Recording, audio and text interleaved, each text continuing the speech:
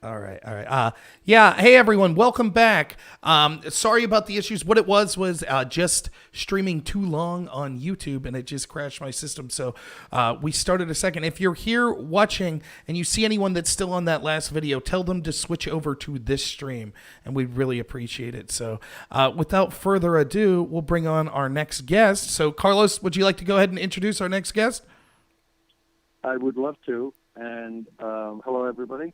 Our next guest is one of my favorite people in politics, and he is the Perry County Republican County Chairman, the great Don McClure.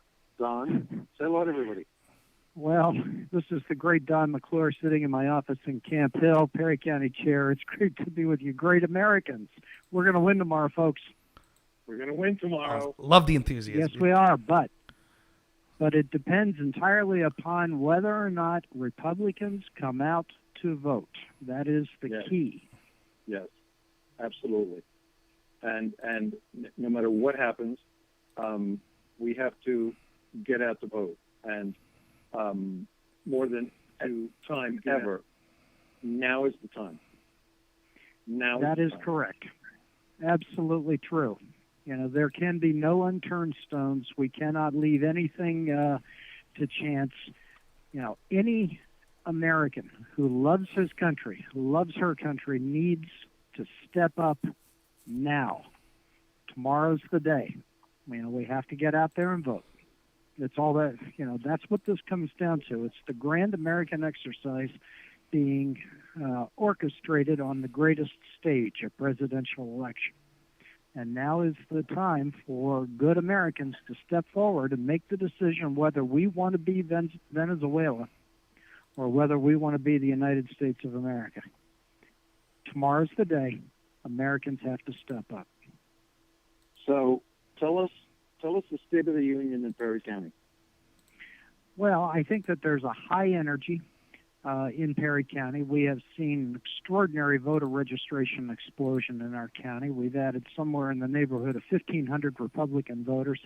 As of about 3-4 weeks ago, on the 5th of October, our county had registered 805 new Republicans, and the Democrats had 5. So we had an edge of 805 to 5 in new registrations since just the primary. You know, we have hit 19,500 plus Republicans for the very first time ever, and we're about 1,500 more Republicans registered than what we had back in 2016. And Carlos, Todd, and Rob, the numbers for the Democrats have effectively flatlined. And I can tell you one other interesting statistic. In 16, we gave away somewhere in the neighborhood of 750 Trump signs. We are upwards in the neighborhood of 4,000 now. That accounts for about 1 in 10 Perry County residents, and it accounts for about 1 in 5 to 1 in 4 households. What do you think is the? Oh, go ahead, Carlos. I'm sorry, real quick. Tony Massar, 4 years ago, said to me, he said, Carlos, there's a lot of indicators.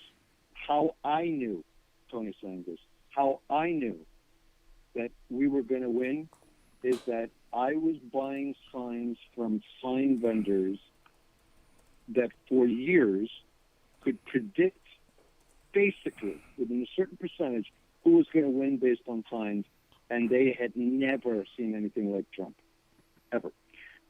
Well, when was the last time we saw multiple roadside stands selling a presidential candidate's swag? You know, for all of the columns and all of the accolades, Barack Obama never had roadside stands. Donald Trump does. And I think that, and the thing is, this stuff is still selling even today. You know, folks are buying Trump paraphernalia. We are witnessing a phenomenon that will come along no more in our lifetime. This is that opportunity to see something like this happen. And, of course, by contrast, the energy for the Biden campaign is virtually non-existent. But it's also all meaningless if people fail to show up tomorrow. We all know that there is a latent, pent-up Republican vote held back to unleash tomorrow. But every good American has to show up. Every good Pennsylvanian must show up tomorrow. It's that simple. This is all about now the ground game and turnout. It's no longer about polls, Carlos. Todd, it's no longer about the media. It's no longer about CNN. This is all about the American people and Pennsylvanians stepping up and choosing between a socialist agenda or an American agenda. That's what it comes down to. Bud? So I have a question for you, Don. Have you seen the breaking news from earlier today in regard to folks that are in quarantine and that want to vote? Have you seen any of this news yet? I have not. So, I have not. I know that your article is out there. I know you broke a story earlier today, but honestly, I've been putting the finishing touches on tomorrow's Election Day operation in my county, and I have not read your article. Okay, so let's bring it forward. After the 11:30 press conference with Secretary Levine that ended quite abruptly after my questions were asked, she and Secretary Buckvar issued a joint press release that the end of the first paragraph says, folks that are currently in quarantine due to COVID-19 to contact the county elections office for an emergency absentee ballot if they were planning to vote in person but now cannot. Those are folks in quarantine due to COVID-19. The very next paragraph says every Pennsylvanian who is registered to vote will have the opportunity to do so, according to Secretary Buckvar. So the first quote is from Dr. Levine. The second quote is from Secretary Buckvar. You're a person that's putting finishing touches on an election tomorrow and all the things that need to go on. What's your reaction to this on the eve of the election?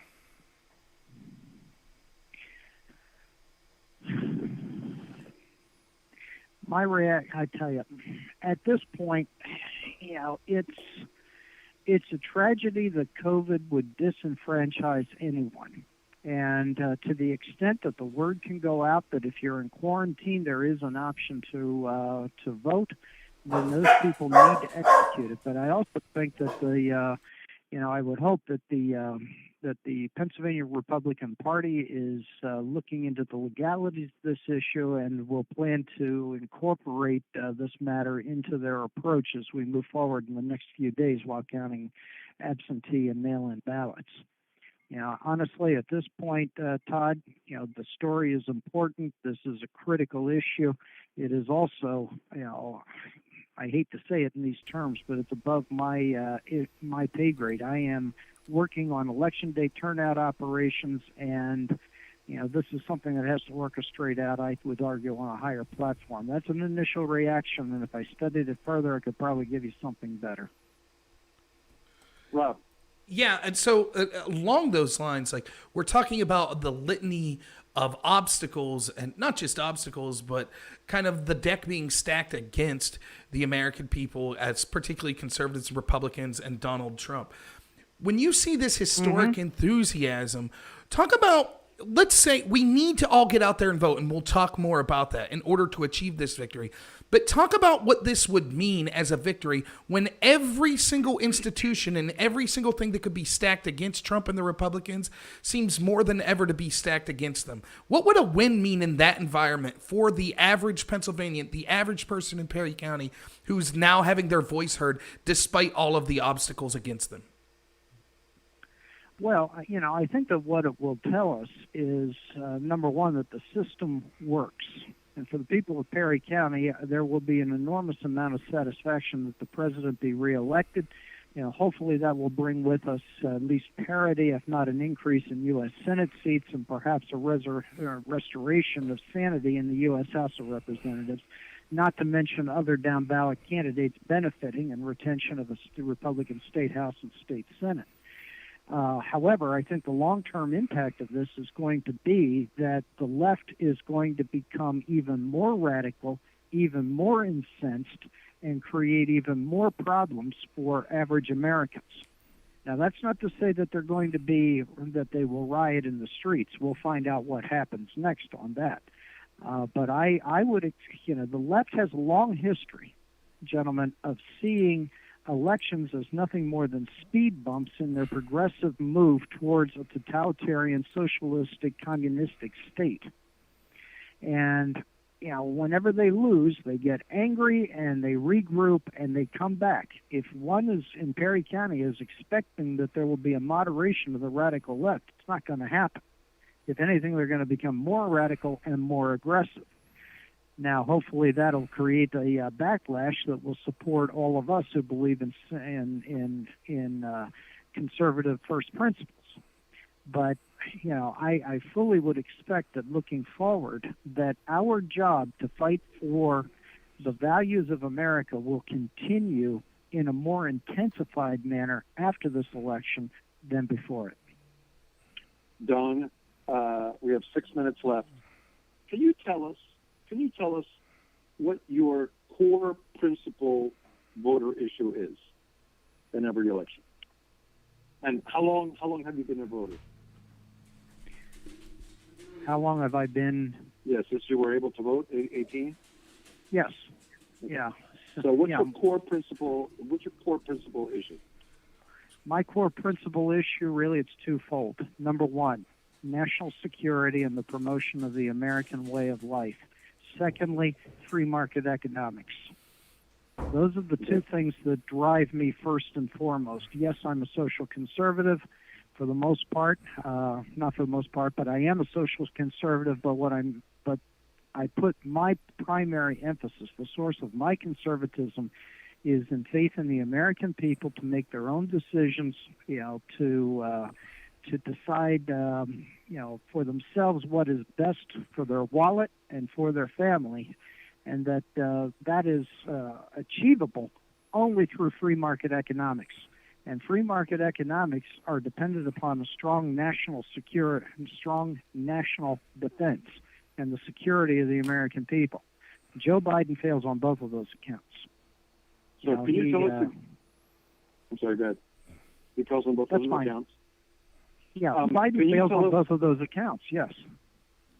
Can you tell us what kind of voodoo magic are you doing in Perry County to get such alarming numbers with respect to the disparity between the Republicans and the Democrats with respect to voter registration? I don't think there's any voodoo involved at all, Carlos. What we're seeing right now is simply the manifestation of energy for a president who has been on the side of Perry County citizens from the day he was elected. Now, we produced a 74% margin for him, a little greater than 74% in 2016. But the people of my county then saw him as, the guy who was most like them. Despite his billionaire status, he was most like them, most reflected their values, gave them the very best opportunity for economic and personal security.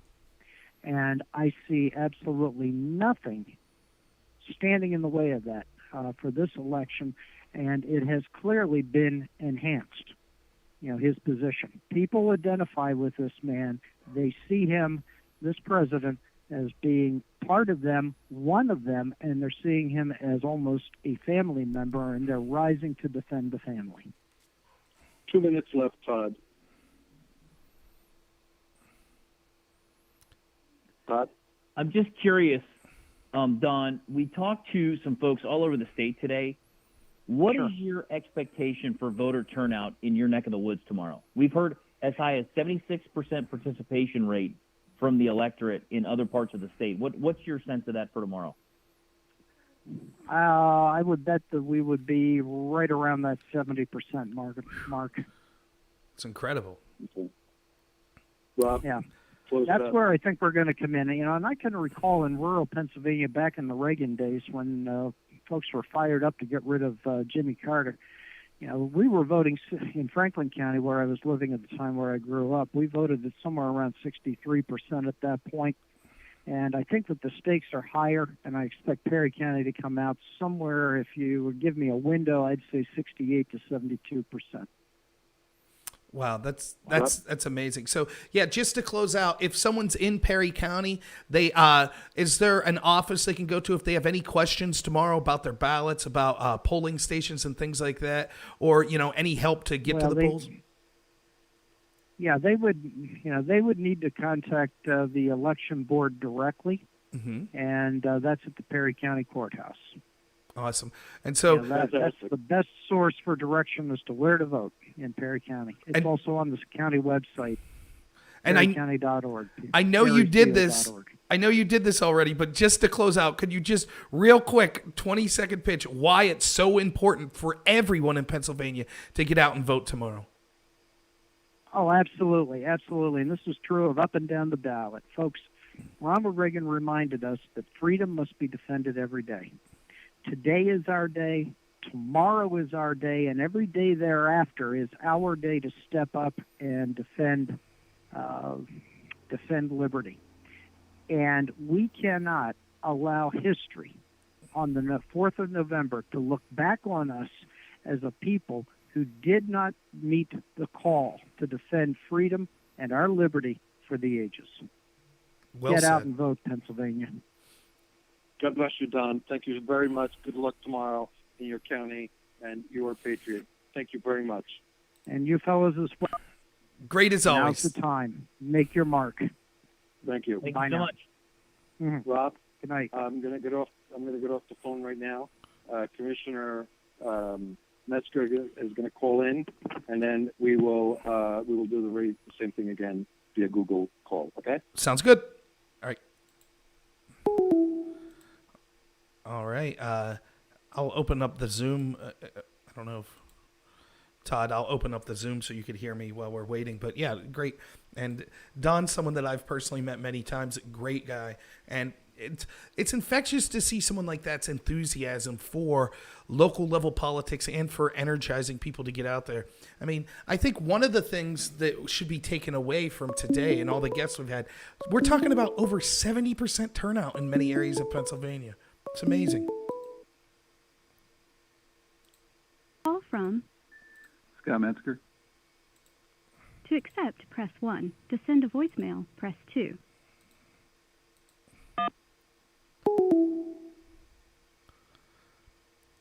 Carlos, you there?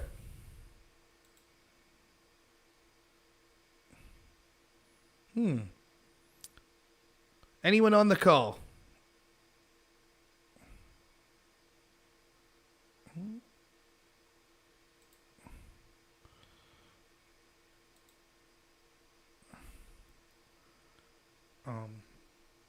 Sorry about this. We're just waiting. Hopefully here, Carlos is going to get that call coming through. So just 1 second. Bear with us. Yeah, and by the way, I am reading the chat. I'm the only one who can see the chat, but thank you everyone who's supporting us right now. I really appreciate it. A lot of people that I know from my real life, a lot of people that are regulars on my show and on the Pennsylvania Patriot live stream. So thank you so much to all of you. It's difficult to have time to respond to everyone with so many great guests, but it is really appreciated. So let me, let's see what's going on here for, wrong.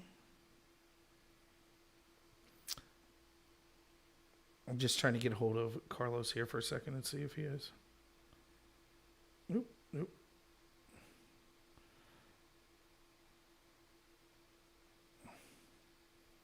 So our next guest is going to be Lycoming County Commissioner Scott Metzger. So I do know Courtney from real life. Oh. Todd, if you could hear, I'm waiting for Carlos to call. Scott called, and I heard him briefly, but then I don't know if the call dropped. So I'm just waiting for Carlos to call him and then call into the show. So, Nope, you must be muted. Or something, Todd. I couldn't hear you there. Thank you, Paul. Yeah, and all donations are greatly appreciated and will go to back into the channel to making more things like this possible. Are you there, Todd? I couldn't hear you. For some reason, I can't hear you when you're talking. This happened that one time yesterday as well. So we're just waiting for Carlos to call in. But yeah, I've been really excited. I'm pleased with how the show's going so far. I think that the guests we've had has been tremendous. When I first started this idea, I thought it would be more call-ins, and don't get me wrong, we might get to some of that later tonight. But with having so many guests like this, I mean, this is really an amazing thing. We're from all over the state of Pennsylvania. We've been able to have county commissioners. We've had a U.S. representative. We've had National Media Emmy winner Wendy Bell. We had Robbie Starbuck, film producer, and we have many more guests that are coming as well. So yeah, I've been really excited that it's gone this well, and I think there's been some fantastic conversations that have been going on about the importance of issues in each of these counties. We're talking about 70% turnout or more in some of these counties. It's unbelievably. Yeah, and I'm lucky, Chris. I have all these connections. So just think, you listen to little old Rob every night ranting and raving about the deep state and about corruption, and these are the people I'm hobnobbing with during the day, actual Congress people and folks like that. So let me try.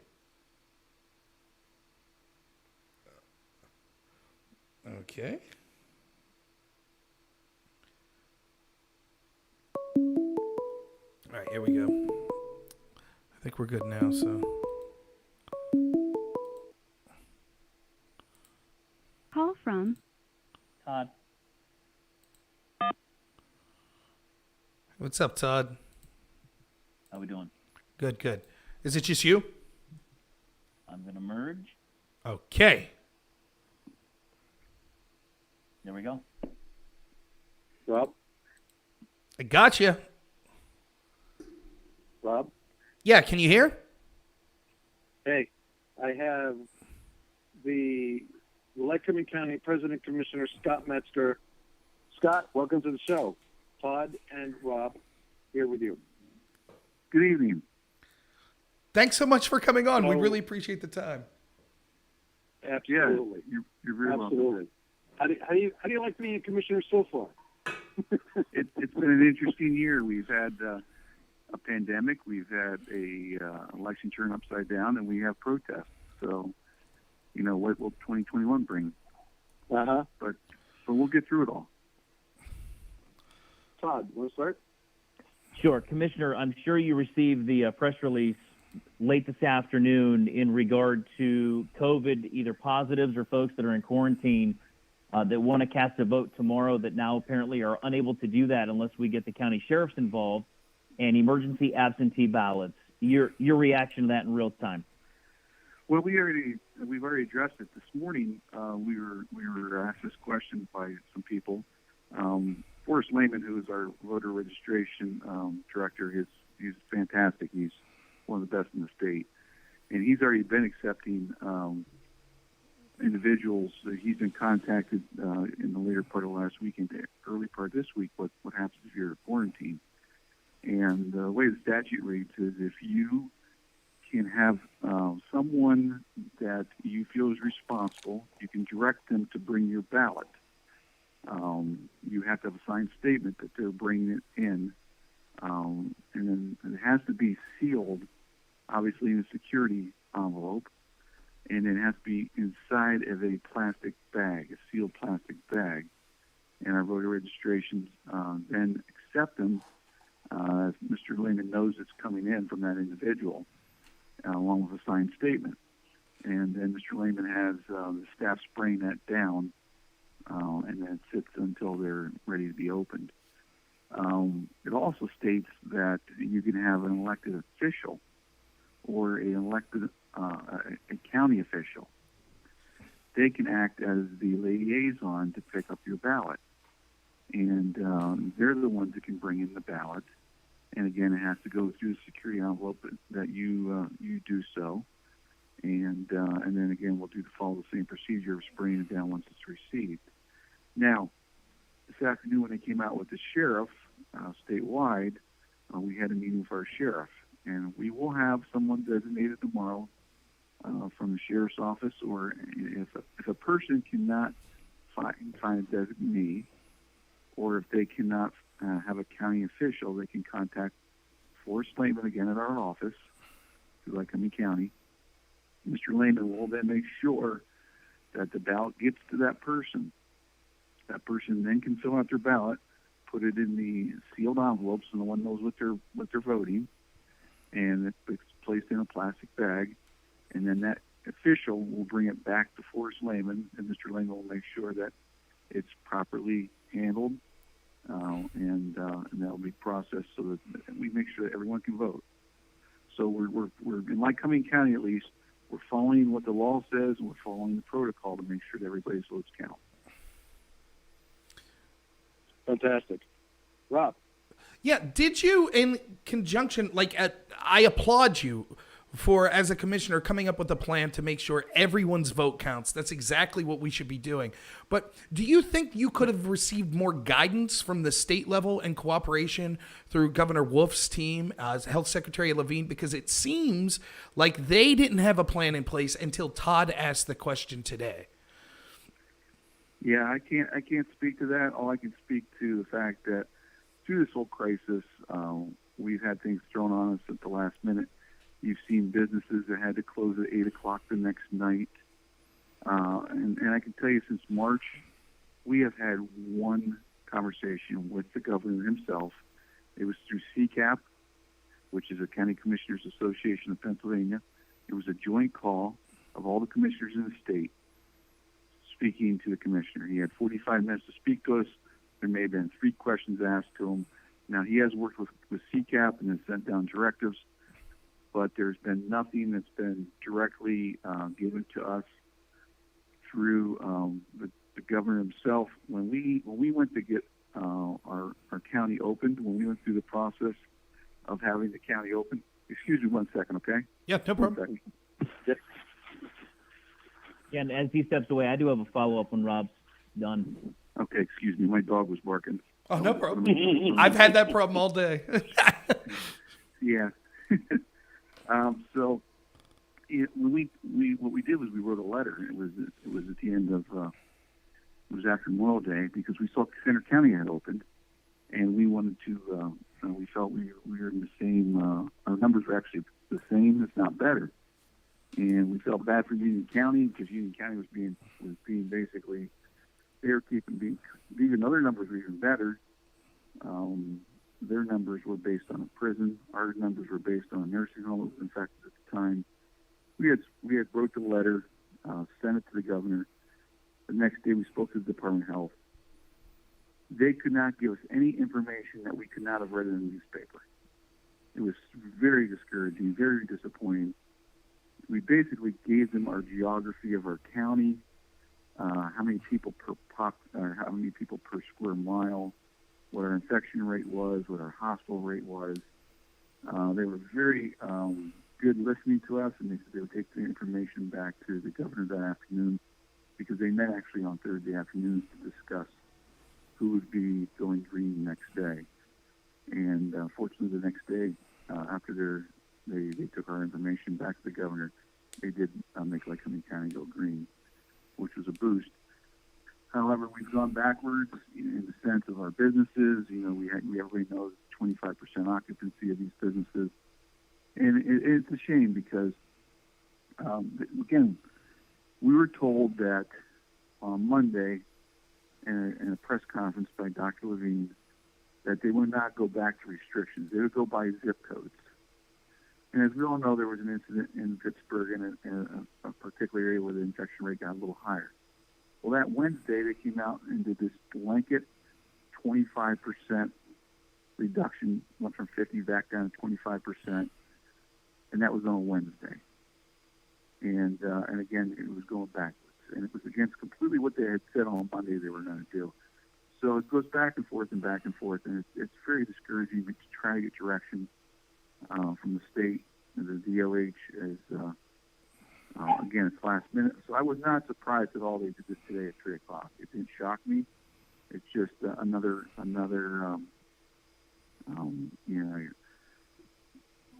it's starting to become normal. Right. And it's discouraging. Which is sad. Yeah. Go ahead, Todd. Commissioner, I have a follow-up question in regard to the day that Lycoming County went from yellow to green. I believe in that conversation with the Department of Health, specific data or information was requested from the Department of Health. To this date, or this day, has that information ever been provided to Lycoming County on the metrics or the data that was used? No, it has not. Wow. It has not. That's They have unbelievable. not followed up, and again, the governor has not followed up. It's been discouraging. It's been very discouraging to trying to get answers out of the state. And if you do ask questions, we saw what happened in Lycoming County. They went green without the governor's blessing, and they were the last ones that got a chance to go green, which is ironic. Yep. They were the last out of all the counties. And then for the COVID monies to be, or the CARES money to be held up the way it was, they had $13 million allocated to that county. We had 10.2. They had 13, and they were the only county in the state where the monies were not being released. And then finally there was a mutual agreement to release it, but they had to take $3 million out of that $13 million for mask advertisement. Now, I'm sorry, 11 counties, 150,000 people. Ours is about 113,000 people. Theirs is 150. To penalize the good people of Lebanon County for $3 million. There's an advertising company somewhere that's awful rich off of mask advertisements. Yes. That's $3 million that could have went to the hardworking people of Lebanon County that really needed that money. And so I felt that was a very harsh thing that happened in Lebanon County and their citizens. So these are the things that are going on across the state. That you have an individual and the Department of Health they're drawing up their own metrics and it's constantly. And I understand that they're talking to different doctors and things are going to change, but it seems like the goalposts get moved further and further back. And as people comply or they start to do different things, I mean, I understand our cases are going up drastically across the state, but the hospitalizations are not. Right. The hospitalizations as of last week were 0.056%. Our youth, it's 99.97% of the youth survive this. We have had one person in our one child in our hospital since March with COVID. Now, we've had hospitalizations. We have no people on ventilators at this time. We get the stats every day from our safety director. Right now, we have, I believe, 11 people in the hospital in Lycoming County. But the people that have died from this, unfortunately, we don't want anyone to die. But the people that have died from this, for the most part, are people that have comorbidities, and they have 3 or 4 of them. Mm-hmm. And I ask our coroner, every day, our cases are passing away in the county, and he says the same thing. There are people that unfortunately have other health issues. We have to protect them. We have to protect people that have health issues. And the masks are good. They're good, but they're a tool. They're not a cure-all. There are people that have got COVID that wear the mask. If the mask was the cure-all and it was so important, there would be red cans everywhere to dispose of them daily. It would be so contagious that we would have to get rid of those masks daily in a red container that would be hauled off by the medical people. And you don't see red cans around. You're not told to throw those masks in your can daily. People wash their masks. They wear it over and over. It helps prevent, but it's not. It's just a tool. And it comes down to where we have to do things safely. The businesses, these people are the most creative individuals in the world. They're entrepreneurs. That's how they're successful businesses. They don't want their friends and neighbors to get sick. Right. Crying out loud. They're going to make sure the precautions are there safely to make sure they can operate and earn a living. They don't want government giving them handouts. They want to earn their own way. And that's what 70% of Pennsylvania is, small businesses. And this is just killing small businesses over and over and over by these constant restrictions and lockdowns. And we can do this. I would have hoped that the governor would visit each county. The Department of Health would. You have 9 months here that we've been in this.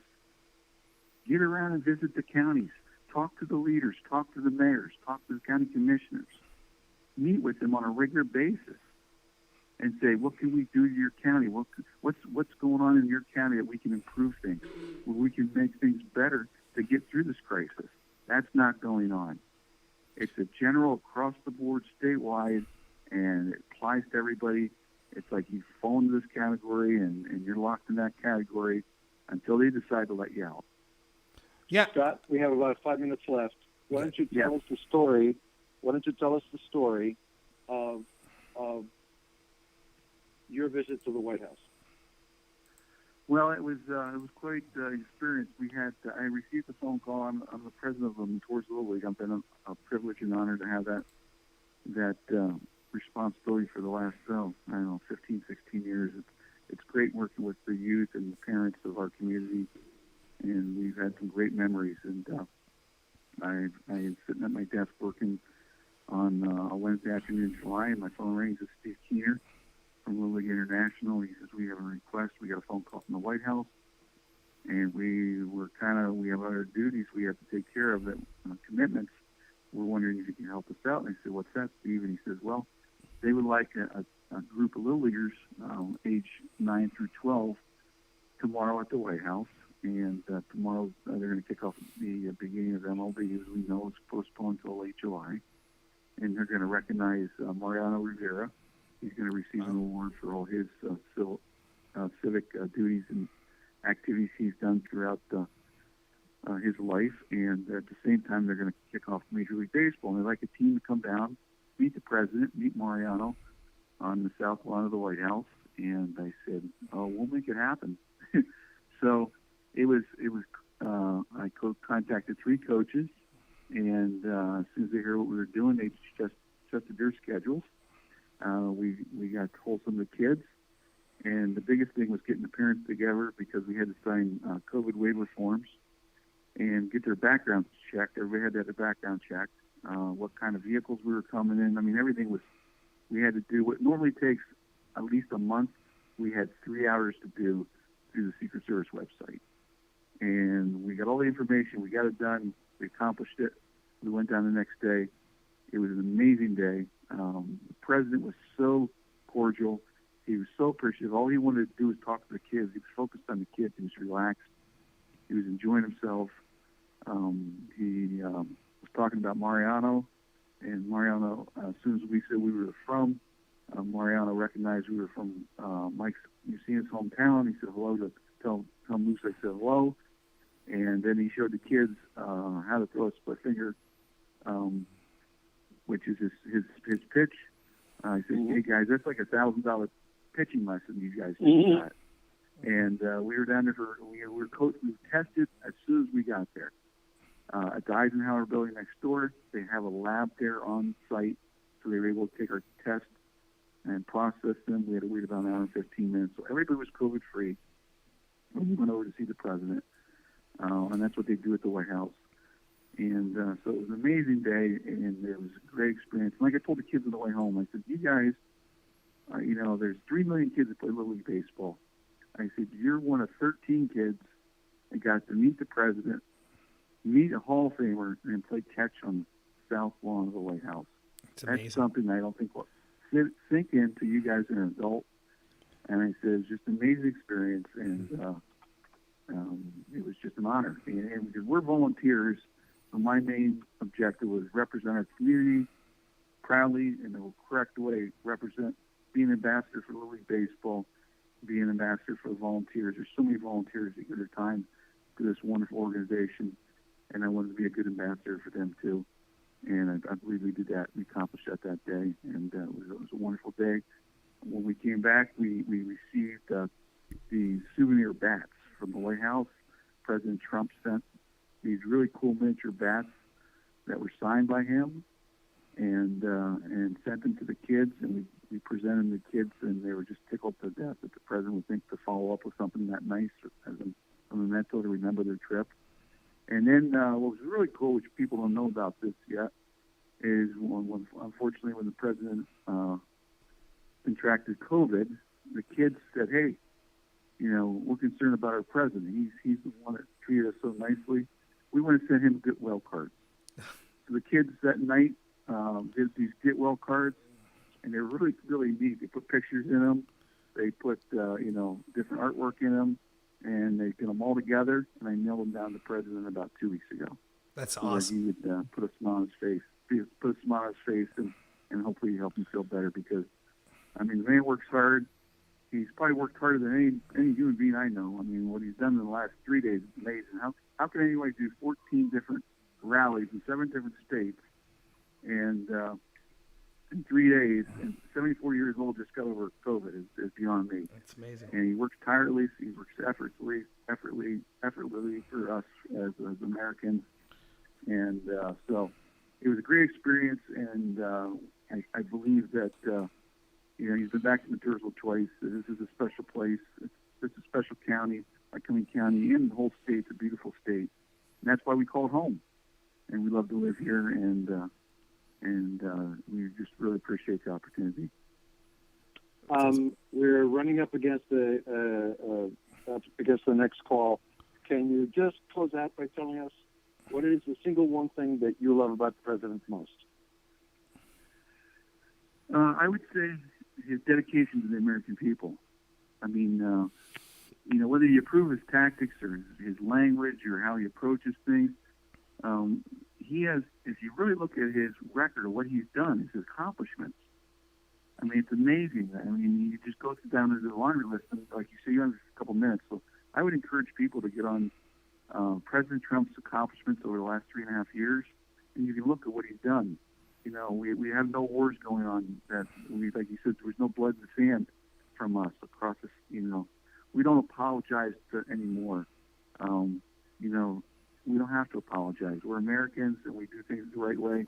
What he's done for Jerusalem, in Israel, and what he's done mostly for the Americans, and he's constantly working for our country and not selling us out to other countries.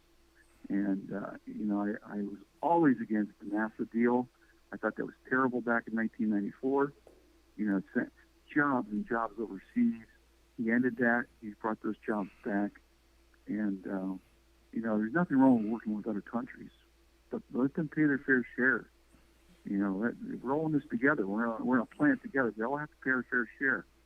And it's so important that he's bringing back things, and he works for the American people. And I can't think anybody has ever worked this hard for us. So that's what I like most about him. That since COVID has hit, I've been to work every day except I took a week vacation in October, and I got elected to go work for the people. I work for the people. I'm a public servant. I'm not a politician like he is. He says the same thing. I'm not a politician. Neither am I. I go to work to serve the people, and he does the same thing. I appreciate you coming on. Have a great day tomorrow. You too. Thank you. I speak for Robert and Todd, and thanking you for coming on. And let us know if there's anything we could ever do. Great, my pleasure. And we'll continue to work hard for Lycoming County. We've got some great things going on, and we're looking forward to bringing some jobs to our county next year, and making it even better than what it is now. Thank you so much. Yeah, thank you. Take care. Have a good night. Yep. Bye-bye. Rob, Yes. We'll go back with Tioga County Commissioner Roger Bunn, B-U-N-N. Okay, and real quick, but it's going to be through phone call? No, it's going to be Zoom. Okay, and I'm probably going to end my video. I'll keep the audio going. I'll still be listening, but I'm going to shut down my video because I'm going to eat my dinner. Does that sound all right? Yeah, that's no problem. Okay. So end this call. All right, excellent guest. Let me make sure I'm unmuted on Zoom. Can you hear me now? Yeah, we got you. So now going very well. Another great guest. And it's really interesting to hear what these county commissioners have to say. I mean, to me, Commissioner Metzger there sounded like someone who's just like, yeah, I'm used to dealing with this crap. This is how bad it's been. And that's astonishing to think in a crisis that we're looking at, like this COVID crisis, that it's on county commissioners to have to pick up the slack because the state level people are so bad at communicating with them. Yeah, I got a follow-up question for you too, potentially here in a second. One of our previous guests may be ready to rejoin us here in the room. I'm just checking in. Wendy Bell has indicated there may be some breaking news that she's received since being on earlier in the day with us in her noon appearance. That's also based off the story that I broke this morning about the whistleblower, subsequently with Secretary Levine, then Secretary McClure coming out with the guidance now for those that are in quarantine, either with COVID or have contact traced, possibly been in contact with somebody with COVID-19, and their additional guidance that, the sheriffs have to be involved, emergency absentee ballot, that whole story we've been covering over the last, I would say, 6+ hours. That's amazing. So let me ask you this, and a totally unpolitical question, but as someone has much more experience in media than me, what is the rule on eating onion rings while we're doing this stream and I'm having this conversation with you? You're more than welcome to have them on camera, brother. That's fine. I mean, there's a hard and fast rule in media. Okay, it's not news if it's not catered. And the ironic twist to this is when I went to Pima earlier today, the catering van was backing up to the front door. True story. That's crazy. But yeah, it's mind-blowing, isn't it, to hear from all these county commissioners? I'll be interested to hear what Wendy Bell has to say on this as well. But to hear from these commissioners, I mean, I'm still trying to wrap my head around the gravity of this. And again, I come back to, what if you weren't there today? What would the guidance have been? It's amazing. I want to go back to being in the room with Commissioner Metzger on the phone with Department of Health the day before Lycoming County went yellow to green. And they heard my name in the room, and there was this dramatic pause on the phone call. And then I said to the commissioners in the room after the call, I said, you understand the information you just asked for? They would rather you go green than get that data. We sit here on November 2nd. They haven't been given the data. That was months ago. I talked to you on the phone. We had this exact same conversation. You said that was the case. I mean, it's astonishing. And do people out there understand what that means? This administration in Pennsylvania, the Wolf administration, here's what happened. Basically, Todd and people like Commissioner Metzger were asking, what do we have to do? What is the criteria to move from code yellow to code green to fully open up our county? What is the data that we would need to meet to reach that? And they basically were like, we'll get back to you. Todd correctly predicted that instead of giving that data, they would have just made the county green, which is exactly what they did. In other words, they're so afraid of admitting they have no idea what they're doing and actually having to provide proof for their decisions that they'd rather just be like, okay, do what you want. Open up. Just stop asking us questions. That's pathetic, but that's where we're at with the Wolf administration right now. I mean, and Rob, to go back to your original question that you just posed to me, the same thing happened today. Yes. We're on the eve of the election, right? All these letters are floating around. The phone calls from the contact tracing folks are out there. It's a pretty simple question. Can you vote tomorrow in person or not? Yeah. And now here we are. I mean, it's really amazing. And the gall of this coming from people of the party of like Josh Shapiro, who you were talking about this earlier. Let's make this story clear, right? What Josh Shapiro, the Attorney General under Governor Wolf, so a Democrat, what he said in his tweet was, if all of the votes are counted, Donald Trump will lose. Right? And then he goes on to say that's why Trump's trying to have votes not counted. We now see the truth seems to be the exact opposite. That it's actually the Democrats and Shapiro's administration that is engaged in voter suppression, whether through incompetence or through malfeasance, as we said earlier, by telling people they're quarantined and thereby leading them to the conclusion, oh, well, then I can't go out and vote. But meanwhile, Josh Shapiro has also, with that statement, laid the groundwork for, well, if Trump wins, that proves he suppressed the vote. So the astonishment of this story breaking today, when we actually have the Attorney General of Pennsylvania all but saying, hey, if we lose this election, it's because Trump suppressed the vote. While they're suppressing the vote. It's truly astonishing to me. The virtue signaling they've had about all votes need to count. And then to see something like this come out, it's unbelievable. I have some information. Wendy can't join us. There's too much going on. I'm sure. My goodness. 5 boys. Yeah. 5 sons. Yeah. There's a little bit going on, right, in the house. Hey. You know, and a husband to look after, right? So there's a lot going on. So she won't be joining us tonight after just a tremendous appearance at noon. But there is going to be some breaking news, I believe, as the program unfolds, relating to Dr. Levine and Secretary Bucknell, that is above and beyond the story we've covered for the last 6 hours. Stay tuned for that. That's awesome. Carlos, do we have a guest lined up here, or do we got to? Can you hear me? Yeah. Okay. I am literally waiting for the call back, literally just now. It'll be within minutes, for former U.S. Representative Lou Barletta. Awesome. That's fantastic. So just stand by. Are you waiting on thunder? Thunder. That's great news. So what I'm So I got a jet at 6:30. Okay. Okay, because I have a business meeting, so I'll be out for an hour, and but Todd will be bringing in a gentleman from Center County. His name is Forshee. Okay. Yeah, Chris Forshee is going to join us from WRSC in State College. He's a radio talk show host, so he'll be joining us at the bottom of the hour. Right, and then at 7:00, Carolyn Conor, Connor, Carolyn Conor, will be zooming in. She is a Union County chair, Carolyn Conor. And then by 7:30, I should be back for Center County chair, Chris Eng.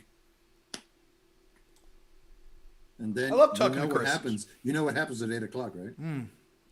I'm well aware. The great Sarah Corrier. Yep. How exciting is that, guys? It's going to be Come great. on. It's Oh, going I to Corrier. can't wait for Sarah to sink her teeth into this story we've been covering today. And then we, you know what? I'll save the breaking news till 8:00.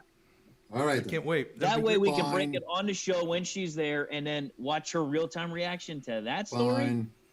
That's great. Fine. So you're going to head out at 6:30 here. So what I'm going to do is, can you two handle the conversation just for a couple minutes while I have dinner? I'll be listening though. I just don't Yeah. want to be munching into the. Yeah, no, you're gonna be monitoring us as usual. That's Yeah. right. Okay? That's right. You The know. overlord that you are. Right. He's gonna crush the evil onion overlord. rings, and he didn't even offer us any. You believe None. this guy? Now, I swear, if you guys were in the room with me, I still wouldn't have offered you any. I swear that. Ah. So don't We worry. know. So I'm gonna mute here, but yeah, you guys go ahead and keep the conversation. I'll be listening. So. Yeah, so Okay.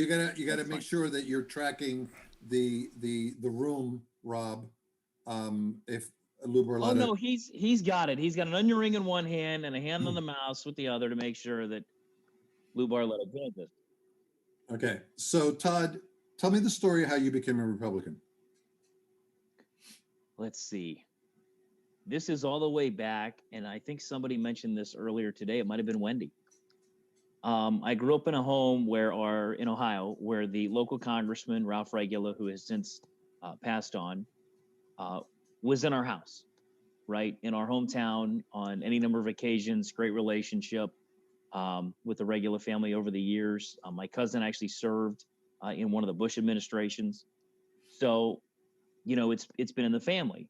But here's the deal, Carlos. It was never jammed down my throat that I had to be a Republican. I was allowed to make up my own mind. And honestly, at 18, voted in my first election in 1992 and voted for Ross Perot. Because Ross Perot, to me, was Donald Trump in 1992. Gotcha. Right? He was saying all the things that back then that resonated with me. Pro-business guy as opposed to the other two establishment candidates, if you will. But again, Ronald Reagan's attempted assassination was big, 1,000 points of light type deal. Watched all that. Then, you have the Clinton years, and then just followed all the way through, the two Bush administrations, the Obama administration. And now we're into the first term of the Trump administration. And depending on what happens tomorrow, we'll see. But what really set it for me, and this is so meaty of me to say, I'm sitting in my dentist's office as a kid, and my dentist in my hometown has since passed away. We ended up playing in an over 30 basketball league. Of course, I was closer to 30 than Doc was. But in his waiting room was a radio, and it had the local Canton station. At the time, they carried Rush Limbaugh. And you hear that tone that's still there to this day, and you just start hearing him talk. And the more I heard him talk, the more I listened. Mm-hmm. And he was talking a lot of things I was thinking. So you could consider me a Rush adolescent as opposed to a Rush baby. And I really gravitated toward the conservative side. Now, let's not get this wrong, folks. I have voted both parties over the years. But I have gravitated more toward the conservative side. And honestly, in this whole pandemic, I've had to put all of those issues aside because the facts and what's going on in this COVID situation kind of take precedent over everything else. So what would you consider your core voting issue? Mine is security. So national security. Obviously, right, with what's happened with our particular situation with having a car firebombed in the driveway at 4 o'clock in the morning, my biggest thing is security. Right. I have family that are first responders and in the law enforcement community. So, yeah, it's security.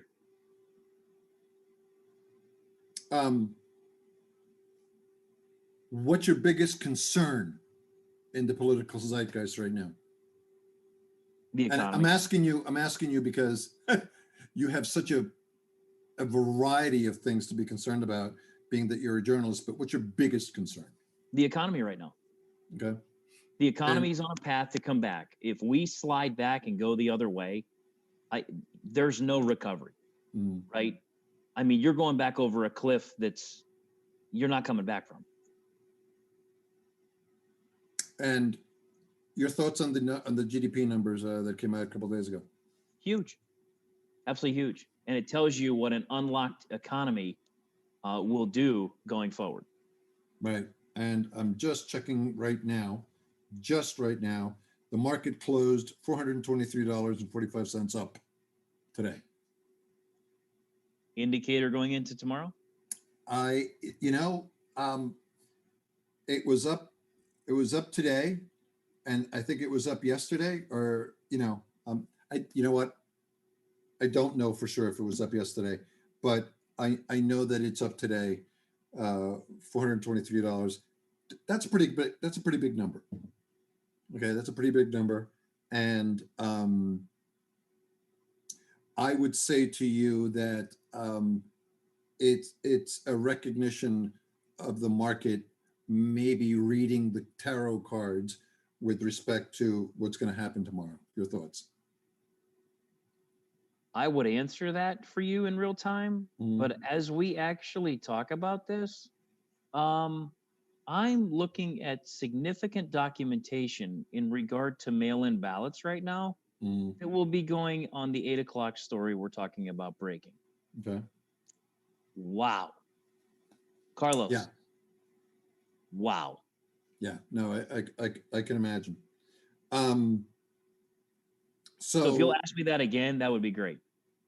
Okay. Single-handedly, the single most important thing that you love about Trump? I'm glad this is a family show. Mm-hmm. He doesn't pull any punches. Right. If you punch at him, he's going to punch back. Right? So when somebody on a debate stage is challenged on the fact that they're not going to ban fracking, and he says, you said it on tape, and the guy says, play the tape, and there it is. Right. I mean, he's kind of a guy after my own heart. With that whole Myrtle Beach thing I'm going and been covering for 2+ years, hey, there's emails. No, there's not emails. No, but I'm looking at them. Hold on for just a second. Why don't you talk to the audience real quick and let me answer this call. It's the representative. All right, hold on. Okay. So as Carlos talks to Lou Barletta, who is commonly referred to, I believe, on the campaign trail as Thunder, as he does campaign stops with former PA-12 Congressman Tom Marino, who is known as Lightning. They both made the appearance in Montoursville at the airport over the weekend. And Lou Barletta is about to join us. And he may be getting a question from me. I don't know if Carlos prepared him for that or not. I'm sure he's focused on tomorrow. However, being the media guy that I am, I like to put people on the spot every now and again and ask him about his political future. Because as you know, once you've held elective office and you're not currently holding elective office, there's always that next race that's out there for somebody to compete in. And with the name recognition that Lou Barletta has in the state of Pennsylvania and what he accomplished in Congress and his political career as well, there may be an opportunity for him to throw his hat in the ring for a couple of different spots that are going to be open in the next election cycle. But tomorrow is a big day, of course, the 2020 election. And as we've covered for the last 6 hours, it's huge. If you're in COVID-19 quarantine or you have COVID-19 as a positive test, Secretary of Health and Secretary of State have said you need to go get an emergency absentee ballot. So that's online. We've actually shared the story on talkwilliamsport.com. The clickable link to go get the ballot is right there. You need to be in contact with your Board of Elections, which then in turn is going to lead to a visit from the Sheriff's Department because they are the custodians of your ballot if you're in that particular situation, or a county official. And as Commissioner Metzger of Lycoming County outlined to us, within the last half hour or so, Lycoming County is poised and ready to take care of you that way. We also talked to the commissioner in Washington County. They've got a plan, as I'm sure all 67 counties of Pennsylvania have a plan, even though it was dropped on them at 3 o'clock this afternoon, that they need to make sure this type of infrastructure is in place for the biggest election in my lifetime. And almost 50 years old. Don't tell anybody. Almost. Not quite, but almost. Carlos Saldivia, Rob Knorr, yours truly, Todd Bartlett. We've had a plethora of guests on this program. It's a 24-hour program leading into the polls opening tomorrow. Polls open at 7 a.m. We'll go off the air at about 8. And the guys are going to be taking you over the midnight hour into the overnight hours with some folks from the West Coast that'll be joining us as well. I will take you up until roughly 10:30, 11 o'clock tonight, depending on the guests and the breaking news as we have it.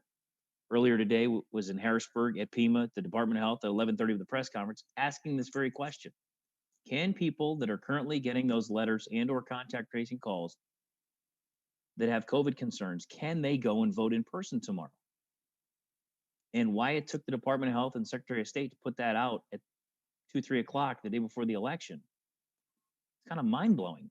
Even though that information had been out there for a while, why it took them till 3 o'clock the day before the election, I'll never know. Okay, Carlos? Here's the deal.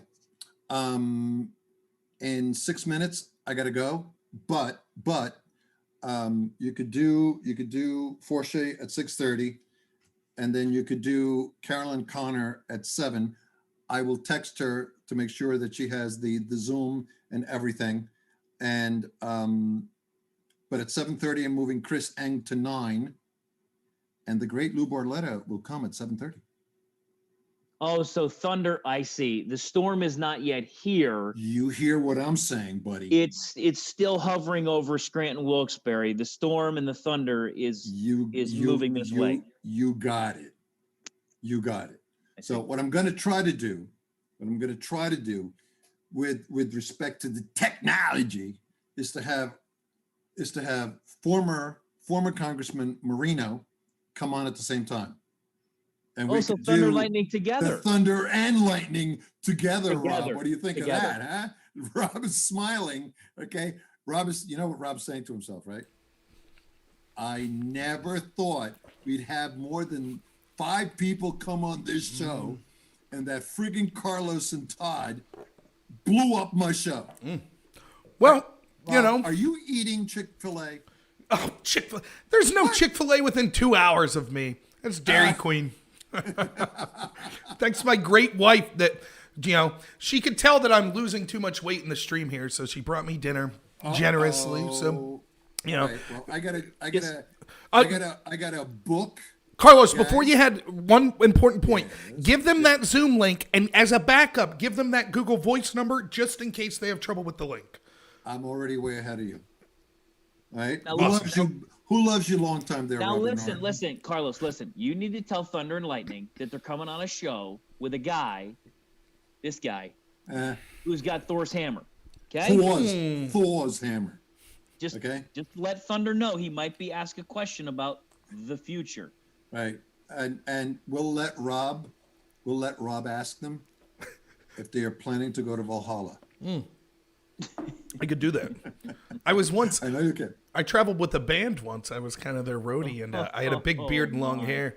And a gentleman told me that he had a spiritual vision that a Viking would visit him, and he thought it was me. I was like, "No, I'm from Clarion County, man, but thank you." It was nice. That is a great story. Well, you got to tell me the best. You got to tell me the rest of it, like at 2:00 in the morning. Yeah, that's behind the scenes. The rest of it. So. Okay. All right, then I'm going to leave you guys now because my appointment is here already, sitting in the kitchen, patiently waiting for me. And so I will talk to you soon. Give my best regards to Mr. Forshee and Carolyn Conor. She's the Union County chair, and she'll be calling in. Okay. And then I'll come back if there's any glitches. All was right? was there anyone at 6:30? I missed that. Conor? Forshee. Yeah. Forshee. So Todd has him though. Okay. Got it. So he should be dialing in any moment. Okay. So the great Carlos Saldivia leaving us. That's okay. He'll be within earshot if something comes up. But no, I do want to say thank you to both of you. One, for leaving me participate in the PA Patriot radio show on a weekly basis anyways. But I mean, this lineup of guests it's incredible. And I mean, it's amazing that this many people are so enthusiastic to come talk to us and our audience about what they see going on in this election. And, it's definitely something that I wouldn't have had the production chops to put together that sort of guest list. So, and Rob, I'll be honest with you. For the Department of Health earlier today, I'll tell you what, they could have run me right out of Dodge, right? Yep. Secretary Levine didn't have to answer a single question. Stood there at the podium, answered those questions, right? And then they put a press release out. I talked to their PR person. She's going to be quoted in part number 2. I think I've been completely open, completely fair about putting the information out in real time since March. That's right. Since March. Well, and that was when I first had met you and I first saw you at these press conferences. One of the first things I said to you was, your professionalism in, if we're talking as individuals, not on the job, I think that you agree, as you can tell, that some of the reactions from our administration here in Pennsylvania has been terrible when it comes to COVID. But as a journalist, you're incredibly professional. You've never been hostile. You ask difficult questions, but that's the role of journalism in the first place. And I think that it's shocking to probably a lot of other people in your field and a lot of these politicians that, we haven't had a real journalist ask us questions in 15 years, so I just think they're dumbfounded. They don't know what to do. I just can't get over it. To ask in real time, are these folks going to be able to vote? It's unreal. And it went pretty much unanswered until the press release came out and said those people are going to be unable to vote now. Why couldn't you say that at the podium? Mm-hmm.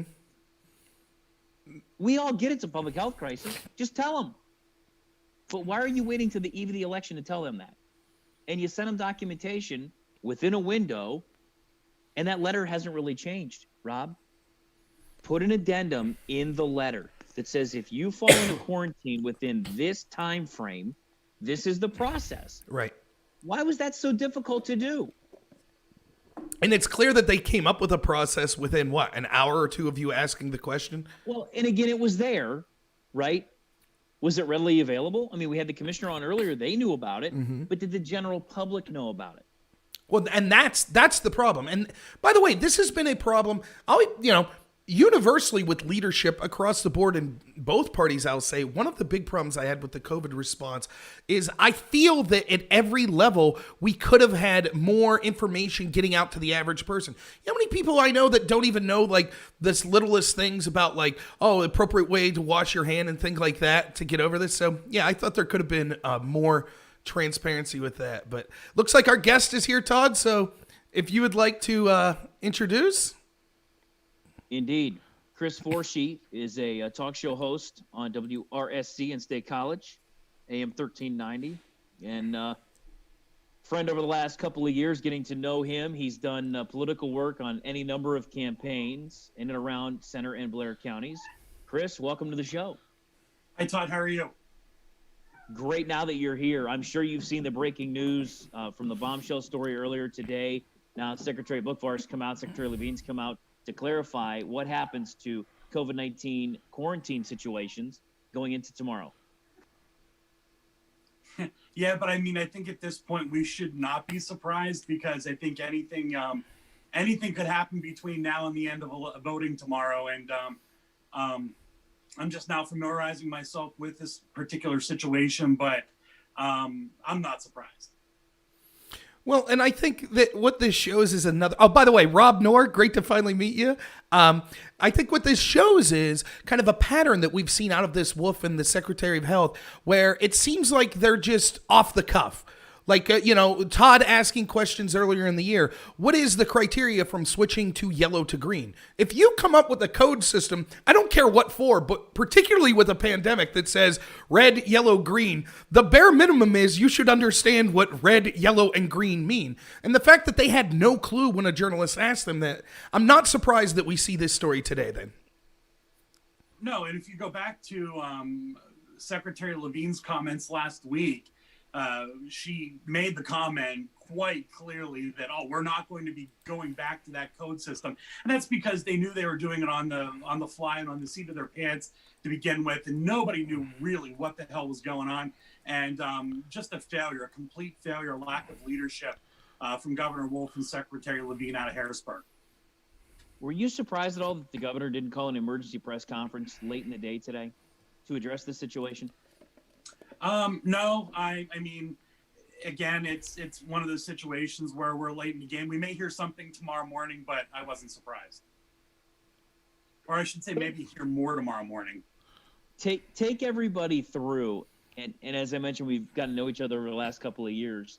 Your foray into politics, how did you get into running campaigns and becoming, lack of a better term, political? Well, in 2005, when I got out of grad school, I earned my master's degree, and it was, do I want to go into the business world, the world of PR? Do I want to continue with this career in radio? And I had an opportunity to go to WRTA in Altoona as the news director. And at the time, we had a 24-hour newsroom providing news to folks in and around Blair County. And one of the first big stories I got involved in from a political standpoint had to do with the midnight pay raise. And everybody was familiar with that. And in the 30th district, which is in the Altoona area where I live, we had longtime Senator Bob Jubileer, President Pro Tem of the Senate. And he was one of the masterminds, one of the organizers of the midnight pay raise.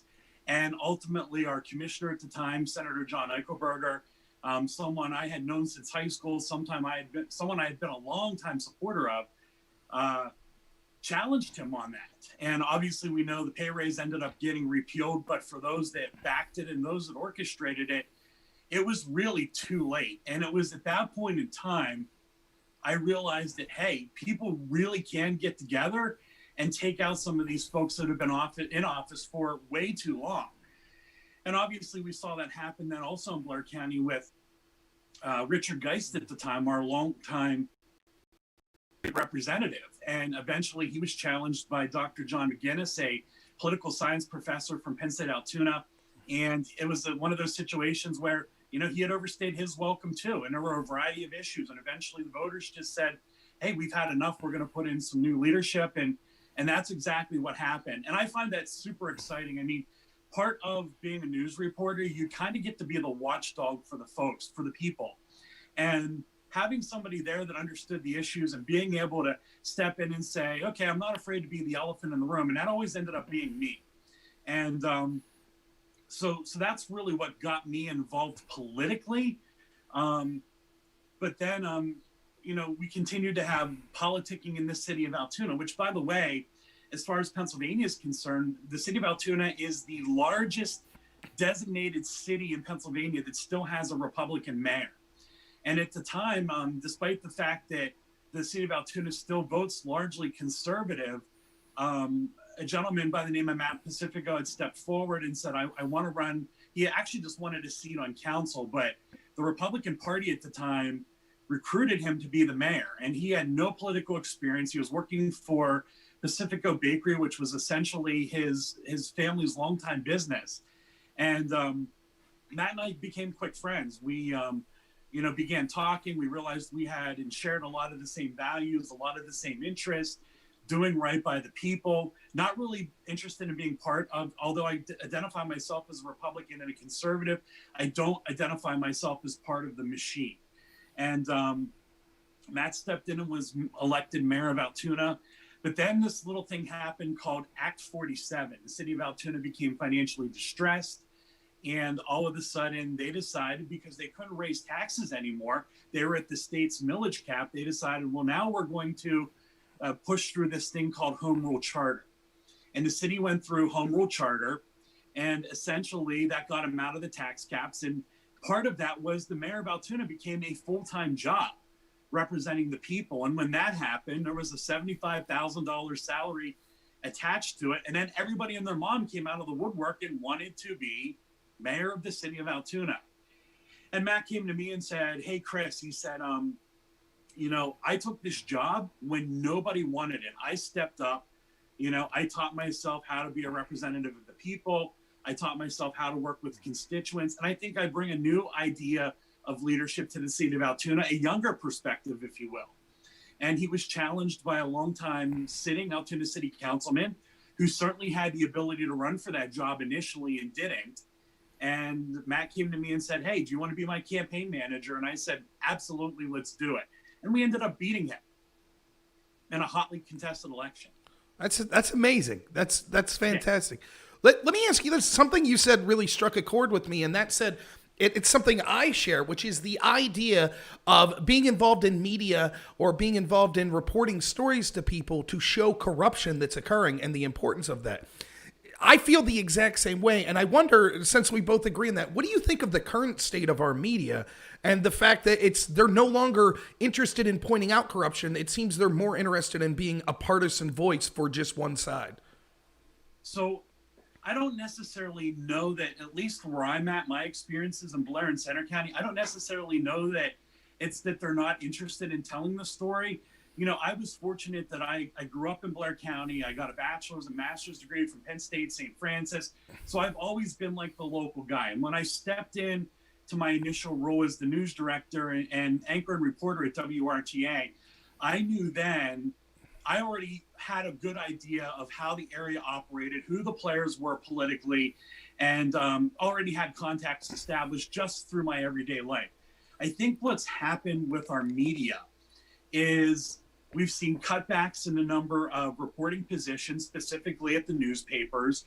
Our TV media has shuttered a lot of the rural bureaus, and largely our folks that are coming here to work as reporters, especially in TV and radio, are really just using a place like Altoona State College as a stepping stone. So they never really get fully entrenched or fully familiar with how things operate, because they're all looking forward to their next big adventure, if you will.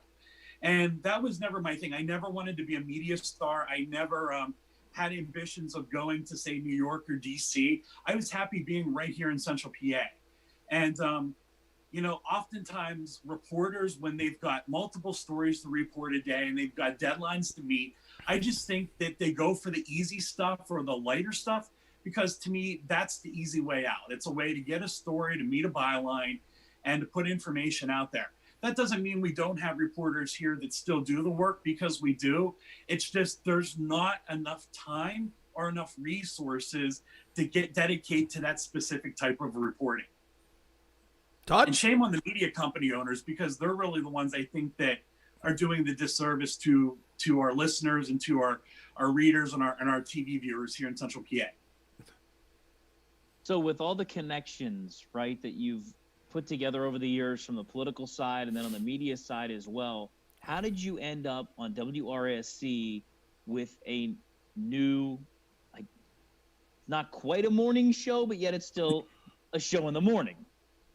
Well, unfortunately, for us, COVID hit us really, really hard. I know going back to the end of March and April, and specifically into May, advertisers just started fleeing. Here's the thing. We were all put into this BS lockdown here in Pennsylvania. Restaurants were forced to close their doors. Businesses were forced to lay people off. Students were sent home. And because of all of that, all of a sudden advertisers, they got spooked and they said, we can't be a part of this. And when you work for a small outfit like I do, not necessarily a small outfit, but you already are stretched thin. And then they come to us and they say, well, we got to have cutbacks. And unfortunately, that happened to be our full-fledged morning show. And the company decided to put Hugh Hewitt on in syndication. But my bosses came to me and said, you've been the chief filling guy. You obviously know politics, the area. Why don't you think about maybe giving us an hour every day and stepping in and, making up for some of that void that we lost because of COVID. And being that I am the program director of the radio station and being that I am also here working because I do creative services for Forever Media, it just made sense. So I added that talk show literally as kind of like a placeholder, and it took on a whole life of its own because when I realized I got on the air, I started bringing my perspective. I started bringing what I think is my common sense approach or common sense ideas to how I think government should work, and really started questioning things that happen right here in Center County with the people that make the decisions. The talk show kind of took on a life of its own. And I think as our listeners got familiar with me and my type of reporting and my particular interview style, now we're getting phone calls all the time and people want to talk about all kinds of subjects. And, one of the things that I've been hitting on, especially in COVID and especially here in State College is, what role does government really have in your life? State College, Ferguson Township, Patton Township, I'm in Ferguson Township right now. They have these mask ordinance where you're required to wear a mask even if you're walking in a park, or you're limited to less than 10 people in a room. And, we're the home of Penn State University. And when you're bringing in 40,000 kids and telling them you must sit in your dorm room or you must sit in your apartment and you can't go out, you can't gather with your friends because now you're worried about being cited and hit with a $300 fine. And, gyms are closed and intramural activities at Penn State are closed and people can't have reunions. Social halls can't rent for gatherings, for weddings and stuff. It's really just impacted a lot of people.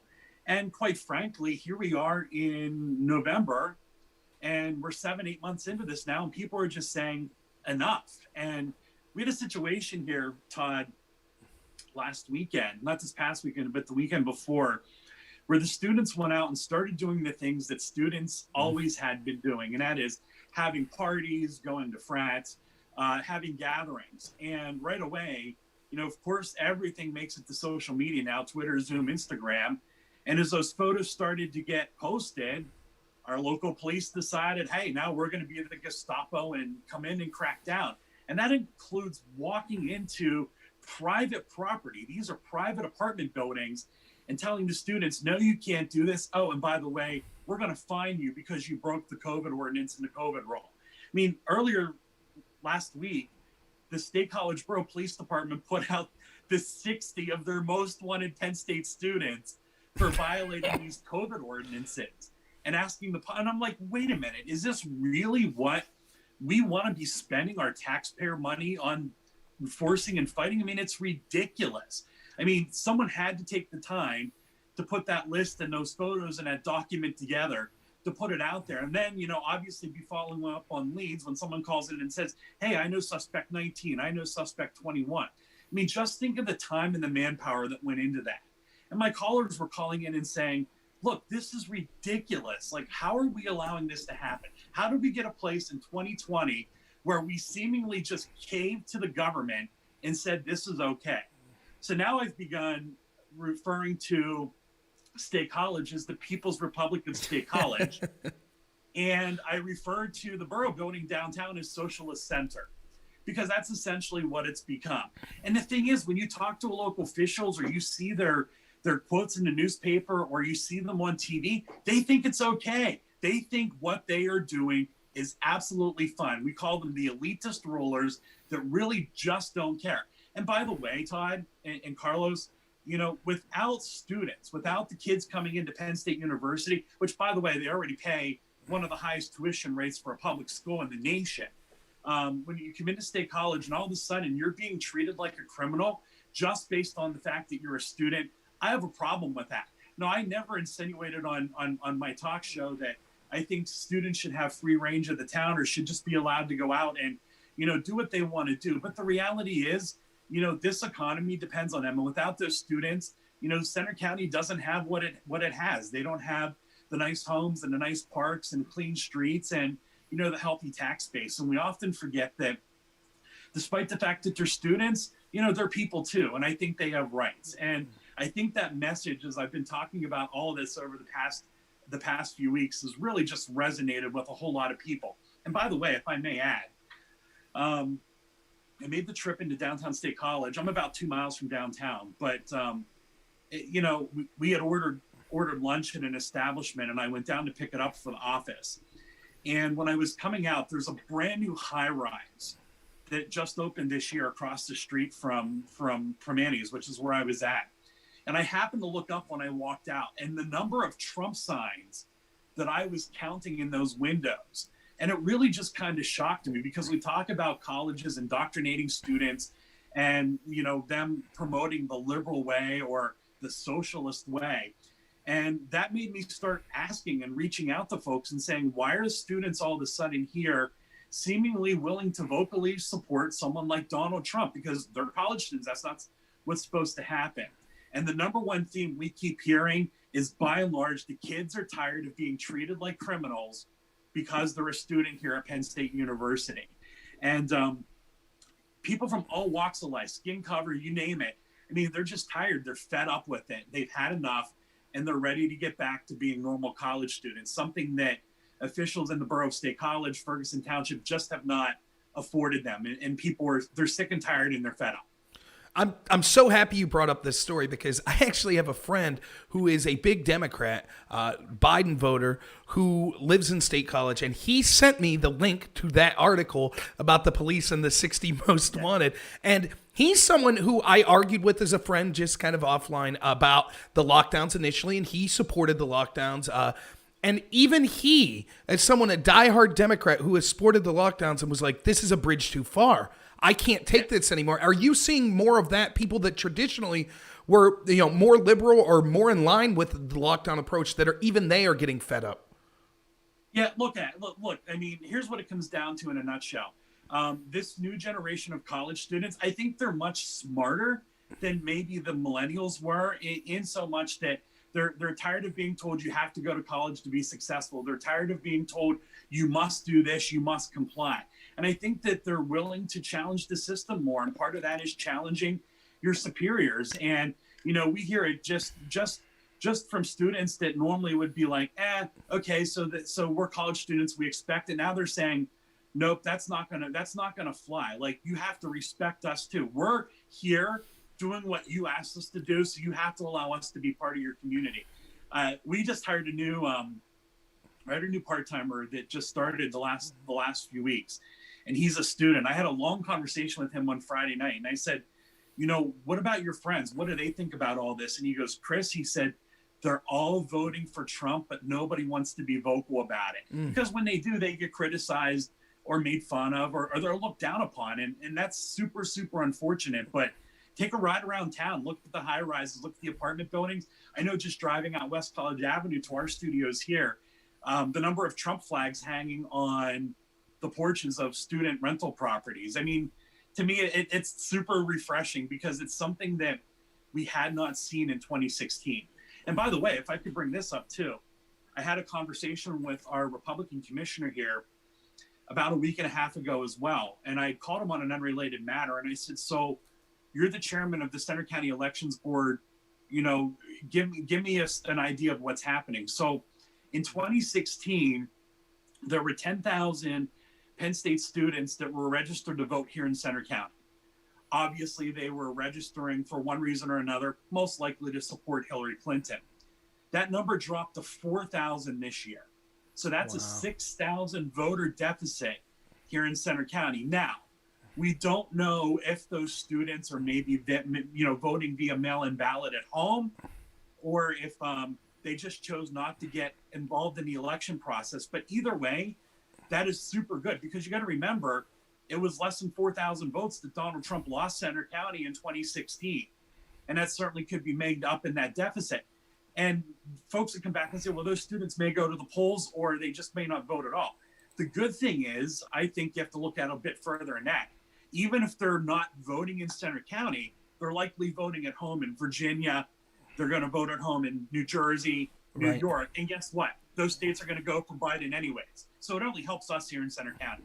Yeah, I have one last quick question, and then I'll leave Todd finish up. Just listening to this story, and someone who's familiar with State College, spent some time there. I went to Clarion University, but I had a lot of friends in State College, and I mean, it was a lot of fun. What is going on with the people that are running this community? Like, as you correctly point out, that is the cash cow of Center County. You would think that there would be someone that says, whoa, let's stop treating the people that makes our livelihoods possible like garbage. Why isn't that occurring? Yeah, well, let me put this into perspective for you real quick. So, and I talk about this all the time too. The folks, especially in the borough of State College, they're interested. So they've filled the mayoral seat and 2 seats on council because of resignations, just I think in the past year and a half.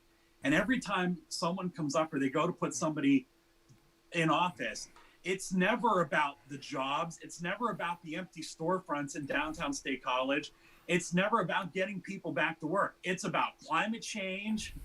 How do we make the community greener and social justice? I mean, you got to realize when they put this ordinance into place that banned all these gatherings and restricted what the students could do, ironically, those same rules and ordinances did not include the marches that have been happening in downtown State College, the Black Lives Matter marches, because seemingly they were okay. I mean, and that was my joke all along. Like when they had that big party that was busted 2 weekends ago, I was like, all you had to do was say you were having a Black Lives Matter march. I mean, essentially that's where, I mean, right? I mean, how are they going to argue with that? Yep. And, you know, the students, they get it. They're not dumb. And I think the only thing I find disheartening is we haven't really seen somebody come out of the woodwork yet and actually go and challenge it, to actually step up and tell the folks in State College, hey, guess what? What you're doing is absolutely wrong. And we're going to go to any means possible so that we can actually, you know, put this back in your face and say, you're not going to get away with it. Todd? We had a commissioner out of Washington County on who's actually taken the governor to court and won. If you want to talk to them, they kind of have a path forward. Chris, what in closing, what has drawn you the most to President Trump? In all honesty, so my listeners, the folks that have been calling my show, largely have agreed with me. You know, I was super skeptical of President Trump 4 years ago. Obviously, you know, it was one of those things, I'm going to vote for him. It was with a grain of salt. I came to like him a lot more over the past 4 years. I still don't like his personality. Okay. In my mind, he is not presidential. I think that he gets encased in this drama and this back and forth with like Dr. Fauci and the folks at CNN. And, you know, the reality is, even if Trump wasn't president, they do the same thing to Mike Pence or anybody else who would be in the shoes. However, I look and I see folks, especially around Altoona where I live, and I just see how well they've done in a Trump economy. And you can't argue with that. Not only the Trump economy, but essentially not being afraid to go out and call China out on all of the crap that they've been pulling, that they've been allowed to get away from. If you go as far back as the Clinton administration, I mean, we had President Bush in there, and President Bush wasn't tough on China. And then, of course, there's the whole idea with energy independence. You know, I know lots of folks that work in the fracking and the oil and gas industry. And for the first time in their lives, Todd and Carlos, you know, they're making substantial salaries. They're able to essentially, you know, have these jobs that are paying them to support their families and kind of live the American dream. And at the end of the day, isn't that kind of what we want for everybody? I mean, that's what capitalism is all about. You know, letting the free market dictate what our course is going to be. And the Pittsburgh Post-Gazette endorsement, which came to a surprise to, I think, just about everybody over the weekend, did a great job at summarizing that and essentially saying, okay, so he's not probably the most presidential or the most ideal guy, but at the end of the day, he made a promise to make America great. and everything that he said he was going to do, he managed to get it accomplished. Not to withstand the fact that we now have Amy Coney Barrett, who I am just a huge fan of. Right. So getting her on the Supreme Court and shoring everything else up, I'm very optimistic, and I think it's going to be a good day for President Trump tomorrow. Finally, what do you think turnout from a percentage standpoint will be in Center County tomorrow? So we know that there were about a third of the county's voters had taken out absentee or mail-in ballots. And I believe as of today, I think the number that I saw from Center County votes was about 70% of those had been returned. I think you're going to see record turnout. I'm actually helping with a campaign here right now as well. I'm not running it. I've just been serving as an advisor, but Scott Conklin is the longtime representative in the 77th year. And he had a challenger from a gentleman by the name of Steve Yetzko. And Steve had been a longtime listener to our radio station. He calls my show frequently. And just with discussions between him and I said, hey, I may be able to help you. I may be able to at least, guide you a little bit. And, he's done a great job. He's knocked on a lot of doors, and he's managed to really, I think, just connect with people, because in the years past, these types of races, it's like, Center County leans Democrat, we're never going to win them. And I just kept saying to him, I don't buy that. I mean, if you look at the overall voter registration, it's 50-50, but generally Democrats come out more so in support of their candidates than Republicans do. But this year, between the door knocking, the outreach by the Center County Republican Committee, and I think just the tone nationally, they've managed to add, I believe, over 2,000 Republican voters. And I think it's going to be record turnout. I think it's going to be close to 70 or 75%. And I'm actually hopeful that President Trump's going to win Center County tomorrow. Chris, appreciate the time on behalf of Carlos and Rob. We really appreciate the time, and looking forward to having you back on the Saturday show as well. I'd love to. Thank you so much. Thank you. Chris Forshee, everybody, WRSC AM 1390 in State College, Pennsylvania. And if you're new to the show, State College, well, that's where, as Chris mentioned, Penn State is. Main campus, Penn State and State College. I know a lot of people get it confused. Happy Valley State College. It's actually State College. We'll see you, Chris. We appreciate Chris's time. Rob. Yep. As we cross over the top of the hour here at 7 o'clock, Rob, again, we're holding the breaking news till 8 o'clock tonight, which is kind of a piggyback story off of earlier today. But in the meantime, we've got Carolyn Conor joining us now at 7 o'clock. Hi. How's it going? So, thank you so much again, Union County Chair Carolyn Conor. Thank you so much for being here. So, how is your day going this fantastic day before the biggest election of our lifetime? Well, it's busy, like would be expected, but it's also very encouraging. We've been doing last minute, getting the information out that people need, strike sheets, poll watcher certificates, and we are getting calls for people who hadn't previously volunteered, asking what they can do for us tomorrow. So that's really exciting, if not a little crunching on my time. Yeah. Carolyn, where you are in Union County, of course, Lewisburg's right there, Bucknell University. What kind of reaction and response are you getting from the campus for this year's election? Well, sure. The campus is actually in somewhat of a shutdown mode right now. The students are required to be in their dorms unless they're leaving to go get food.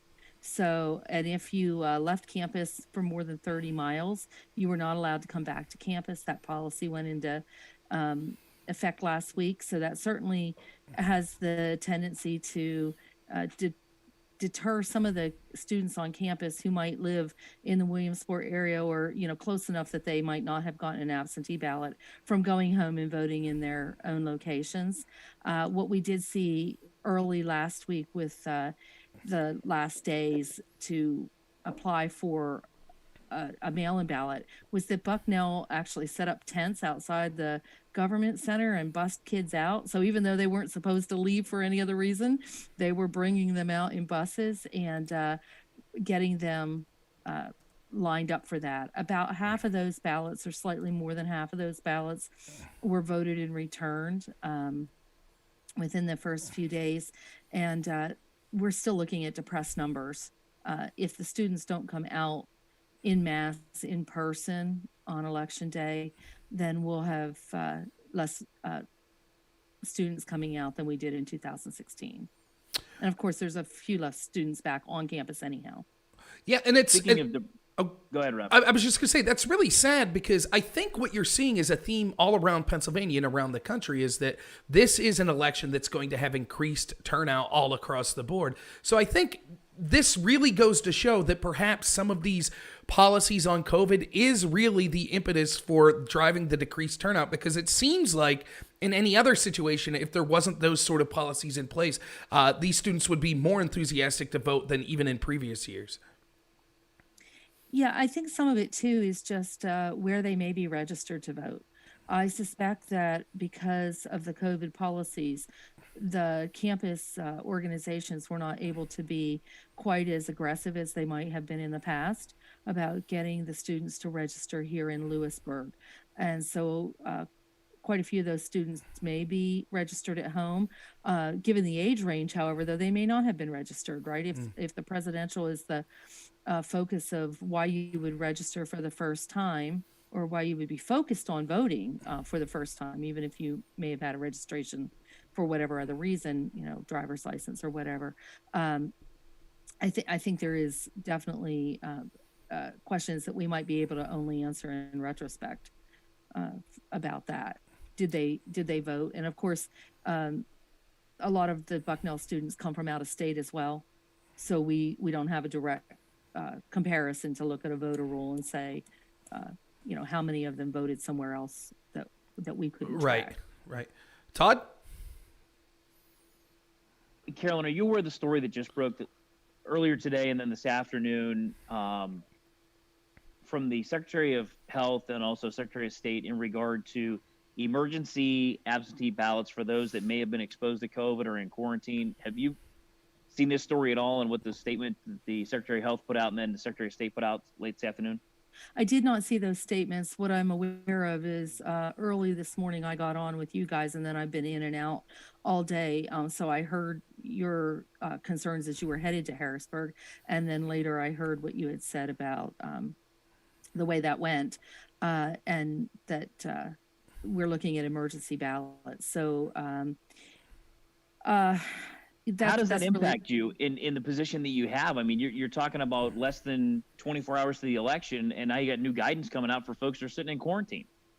Sure, and I think that even with the Department of State for elections, there's been new guidance and clarifications on things even over the weekend. So this has been a changing landscape all along, and we're not used to having that, right? We usually have some hard and fast rules at least, and so there appears and feels like there's chaos. I mean, there is chaos, but some of it might be controllable chaos. Others is just confusion. That's what I think about that story more than anything, right? I assume that at some point we'll get some guidance from state committee as well, just a statement to make sure that all the counties know what the scenario is on that. I guess the bigger thing I think in terms of Union County is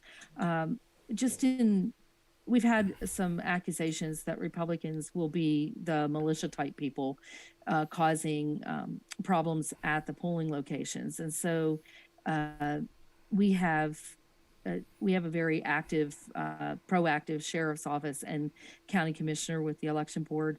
And they have put some extra staff on with the deputy sheriffs in case of any kind of intimidation or violence or anything like that. Hearing the response this afternoon from the Department of Health, I'm hoping that if we do have a situation where we have to go out with emergency ballots, at least having that extra staff may help us ease that problem. But if it's a lot of people, I mean, certainly I have no idea how many people in Union County may have gotten letters and been told to quarantine. So I don't know if it's, a dozen or are we in a couple hundred? I have no clue. So I don't have solid answers. With the president in the backyard twice over the last 3 days, Montoursville on Saturday, and then with Scranton Wilkes-Barre today, what was the response from from the folks you're interacting with in Union County to those rallies? Oh, it was absolutely amazing, and it was invigorating. People were excited anyhow, but when the president comes in, close, and we had some expedited tickets that we could give away. We started that out with the rally was originally scheduled for Sunday mid-morning, and Union County is a very conservative place with a lot of church-going people. So, I would call and people would say, I can't go, I mean, I'd go for the president for most anything, but I'm not going to go skip church to go for the president. And then when it got switched to late Saturday night, it was the flip side. Of course, we had some people say like, oh, really, in the middle of the Penn State football game? And, it's Halloween. I have a Halloween party. But yeah, we had less tickets than we would have had takers. And the people that went were just so excited. He just drives such passion among people. He really catches them and motivates them to do things. And that's very exciting. Most candidates at their best can't do that over the long run. They do it for either a small group that are just loyal and love them to death, or they do it at different parts of the cycle better than they do overall. But our people will go long distances and through most difficulties or hardships to get to a President Trump rally.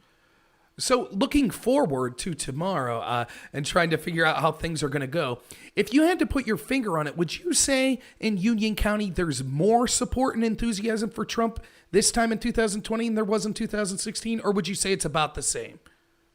I think there's more, and that's not to take away from the fact that we had a lot of enthusiasm for the president in 2016. But this time it's just out there. It's in your face everywhere you go. You can't go anywhere. I mean, you can't even go down to liberal Lewisburg and go into the, all the residential areas. And even in the midst of all those Biden signs, there are Trump signs. And those are people who, when they come out of their yards and their front doors, their neighbors are more than likely to say something to them. So we are saturated. We have more signs and flags and bumper stickers in this county than we've ever had for another candidate or for President Trump in 2016. And there are also places that I know as I drive by their homes, they don't have outward appearances of being Trump fanatics or Trump fans. But I know that they're solid Republican voters. And so we do have some who, I think there's a little bit of a fear factor, right? They feel vulnerable in case there is unrest tomorrow. And in the days after, they also may have family concerns that certainly comes into play. Yeah. And some people prefer to not have the argument and just express their voice and their opinion at the ballot box. Yeah. Todd?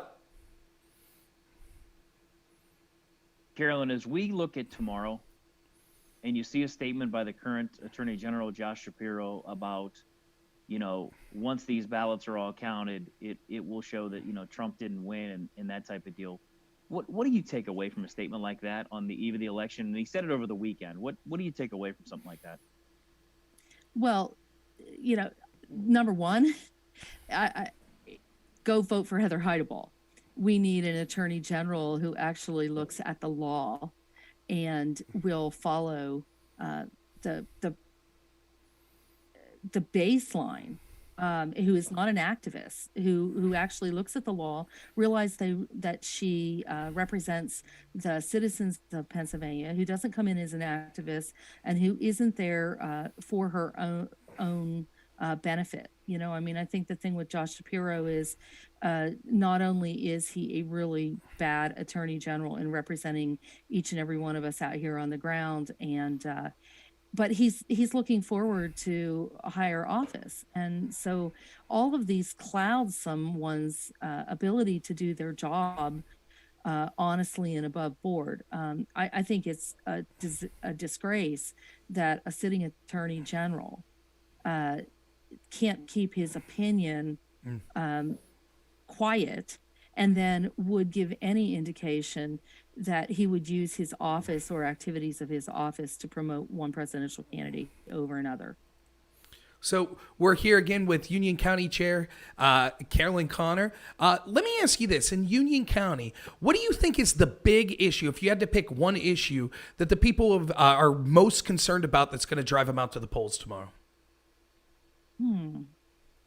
Well, I think there are a number. One, and probably the biggest one, is the economy as it relates to the COVID crisis. Union County has a lot of agribusiness. We have a lot of healthcare. We have a lot of small business. Small businesses are hurting. If you look at the hospitality industry on the 15 corridor related to Bucknell, related to travel, they've taken tremendous hits, right? They've, with the lower capacity for restaurants, now getting into cold weather. We have some bigger restaurants. We have some chains. Absolutely. They have figured out, kind of how to adjust by drive-throughs and takeouts and things like that. But our small businesses, the places that can only seat, 50 customers at a time, they're not going to make it by having outside dining on the side of the street in Lewisburg. And we now have people, that are seeing the crush on their finances individually and as small businesses as this continues to wind down. I'm self-employed, and I'm in a situation where my income was not at all affected by this because I'm not doing direct, client services that I need someone to pay me for. But honestly, we've had, a depressed workforce because of this. We have people who are hurting. They're not making their mortgages. They are wondering how they're going to survive and going into winter. That's probably the most pressing issue. And people feel that President Trump cares about them and they individually and their families, and that he's putting America first, and that will be also, he's putting Union County first. He hasn't forgotten us because we're rural Pennsylvania. Todd? Those sound like reasons that drew you to President Trump. Carolyn, what drew you the most to the president? So, I'm not a great Trump fan in terms of personality and such, but I appreciate everything that he has done, particularly, my number one issue when I go to vote is the pro-life issue. I am a, pro-life from conception to natural death person. I am a adopted mom of 6 kids, mostly with special needs. I have real concerns about how we value or how we lack some value of all life in this country. And, so I have been overly impressed and very, very happy because, in 2016, President Trump didn't have the most stellar pro-life record. He was saying the right things, but we were not quite sure what that would turn out to be. And he's turned out to be the most pro-life president. He has made such a difference on the reproductive rights issues at the UN, reinstituting some of the Mexico policy, dealing with how our foreign aid is spent. And that's just, out of our boundaries. Here, he's obviously put people on the bench that respect life. And he has made other policy issues that have been supportive of life. He's made it much easier for pro-life organizations, pregnancy care centers, to reach out and do their jobs and not think that the federal government is out there undermining everything in whether it's in education, whether it's in sex ed curriculum or whatever. We've seen tremendous down process changes because of his pro-life stance and his ability to speak out for babies and their moms and support them. So I don't want to make an assumption. real quick, Rob, and then you can follow. Sure. I have a question about Amy Coney Barrett. Being an adoptive mom and watching what she had to go through in the confirmation process, what are your thoughts on the most recent Supreme Court justice? Well, I'm a fan of her, and I have been a fan of hers for a while. I was hoping that she might get a call for one of those seats earlier, but I'm also, a political person, so I understand the strategy as well. I do share. I do share concerns with her, and I have two Down syndrome children that are young adults now, so we do have some things in common, and I have children who are also adopted from that are not American, not white, who are bring a different flavor to our family and to this community. I think that we have lost a lot, particularly in Supreme Court nominations and their process through the Senate Judiciary Committee. But I think it's just an indication as well of some of the decency we've lost just between people. I can remember in the 70s, right, with Amy Carter. The kids were off limits, right? We've seen a fraying of that even for candidates as time has gone by. And then when you get into the Supreme Court justice, I mean, the kids, even if they are not directly attacked, or in this case, the New York Times did a deep dive on each of the kids. They weren't up for anything. They're not a public figure. We've lost touch with some common sense and some decency and kindness to each other. And I think those underpinnings or undermining those pinnings also reflects as to why we are so polarized, particularly in this election, but why we don't talk to each other well anymore. And I'm not sure I have solutions for that. But it's a shame. And if we don't find some solutions for it, the country is going to fray even further apart, whether it's along political or ideological lines that aren't strictly political. And a lot of people are going to get hurt in the way. And we're hurting our youth with that. Young people need to be able to grow and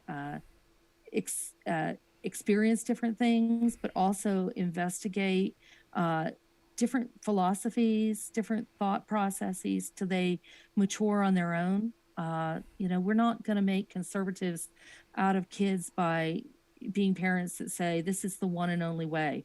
We need to have them internalize the values and principles that we hope they will take, and they need to know what else there is.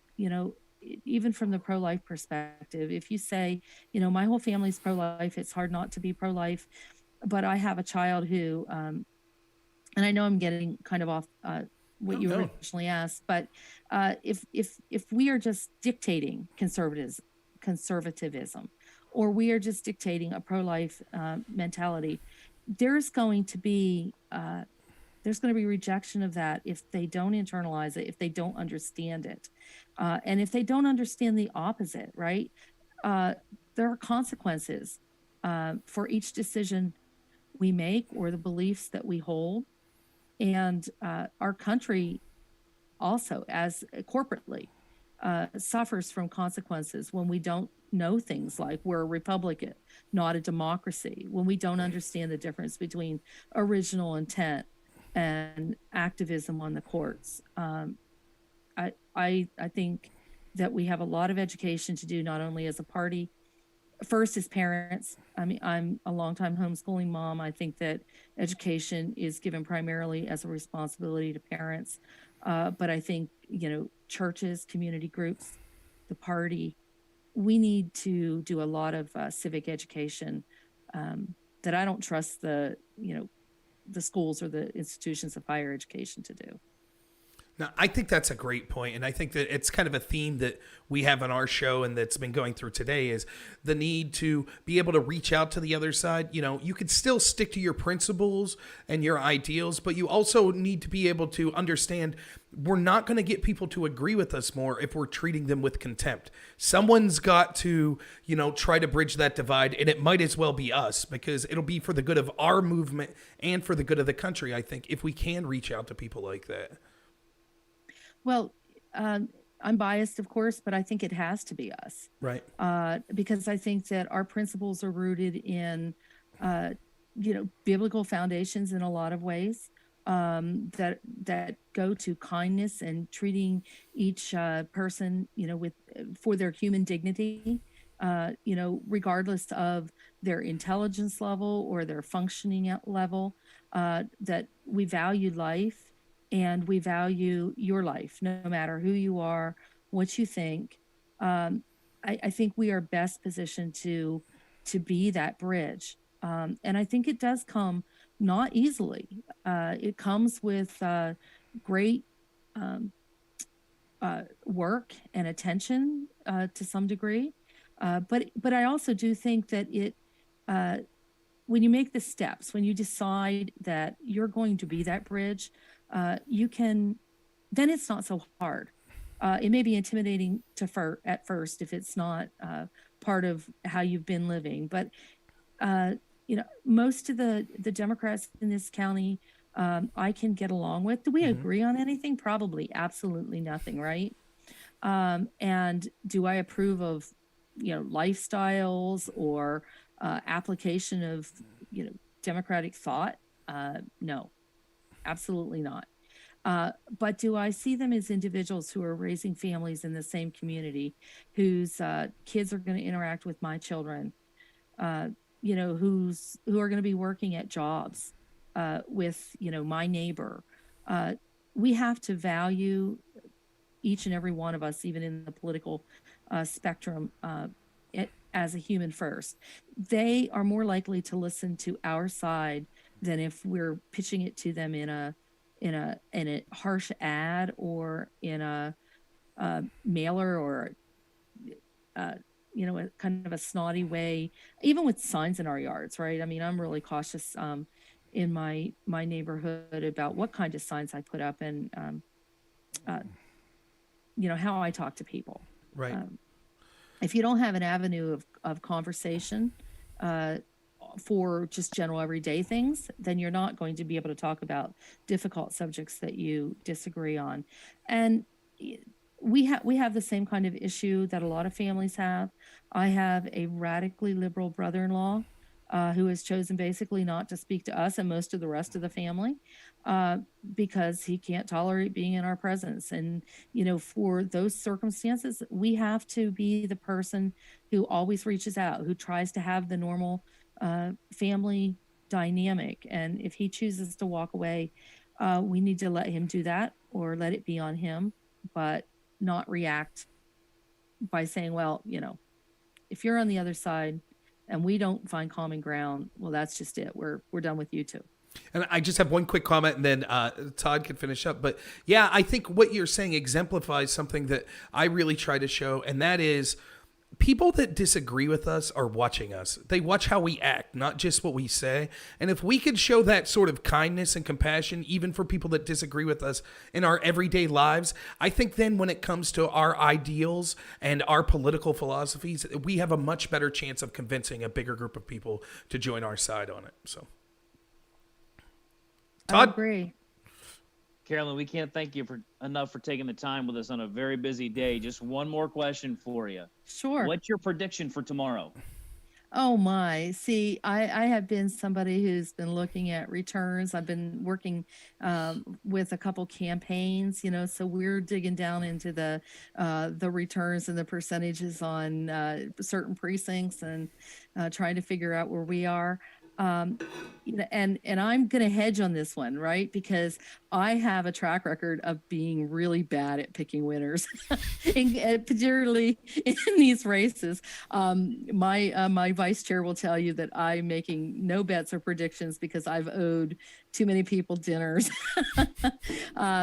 I hope for seriously though, part of this is that I'm sitting in red Union County, right? And I'm reading news reports from everywhere else. But when you are sitting in a solidly red place and you're looking at pushing your percentages up versus winning or turning people's opinion, it's easy to think that the rest of the country looks just like us, because then I would say, oh, we've got it's a groundswell. It's going to be, something like Reagan Mondale, it's going to be wonderful.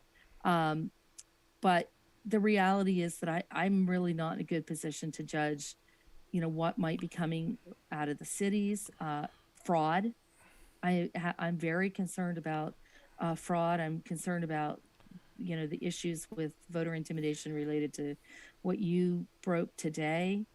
And just a number of things. We still have Butler County with, thousands and thousands of ballots that did not reach the voters.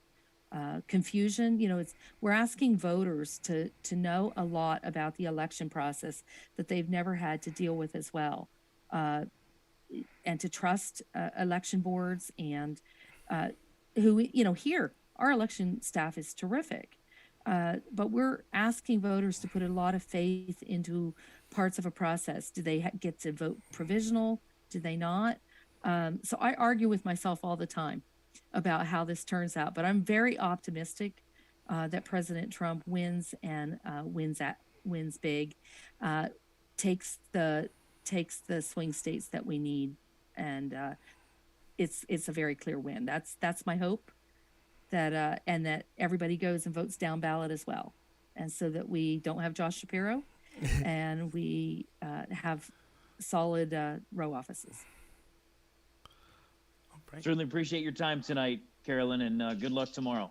You're welcome. Thanks so much. This has been great to watch, and thanks for having me. All right. Thank you so much. Hopefully we'll talk to you soon. Sure. Bye. Bye. All right. Very good. Todd, Carlos, I don't know if you saw that text. He said Lou's going to call in on Zoom and Tom was going to do a Google call. I don't know how to solve the tech issue of how they could hear each other then. Unless Lou's included. I think they both speak loud enough they can hear each other from wherever they are. I've no doubt. That question in real time too. Carlos, if you're listening, what you could do is patch Lou into the call as well, so we'd still have his video, but we'll mute all of our Zooms and just have the audio through the call. But however you choose. I think Lou's on with us now, actually. So I see it connecting to audio. Excellent. So let me write down 207. And there he is.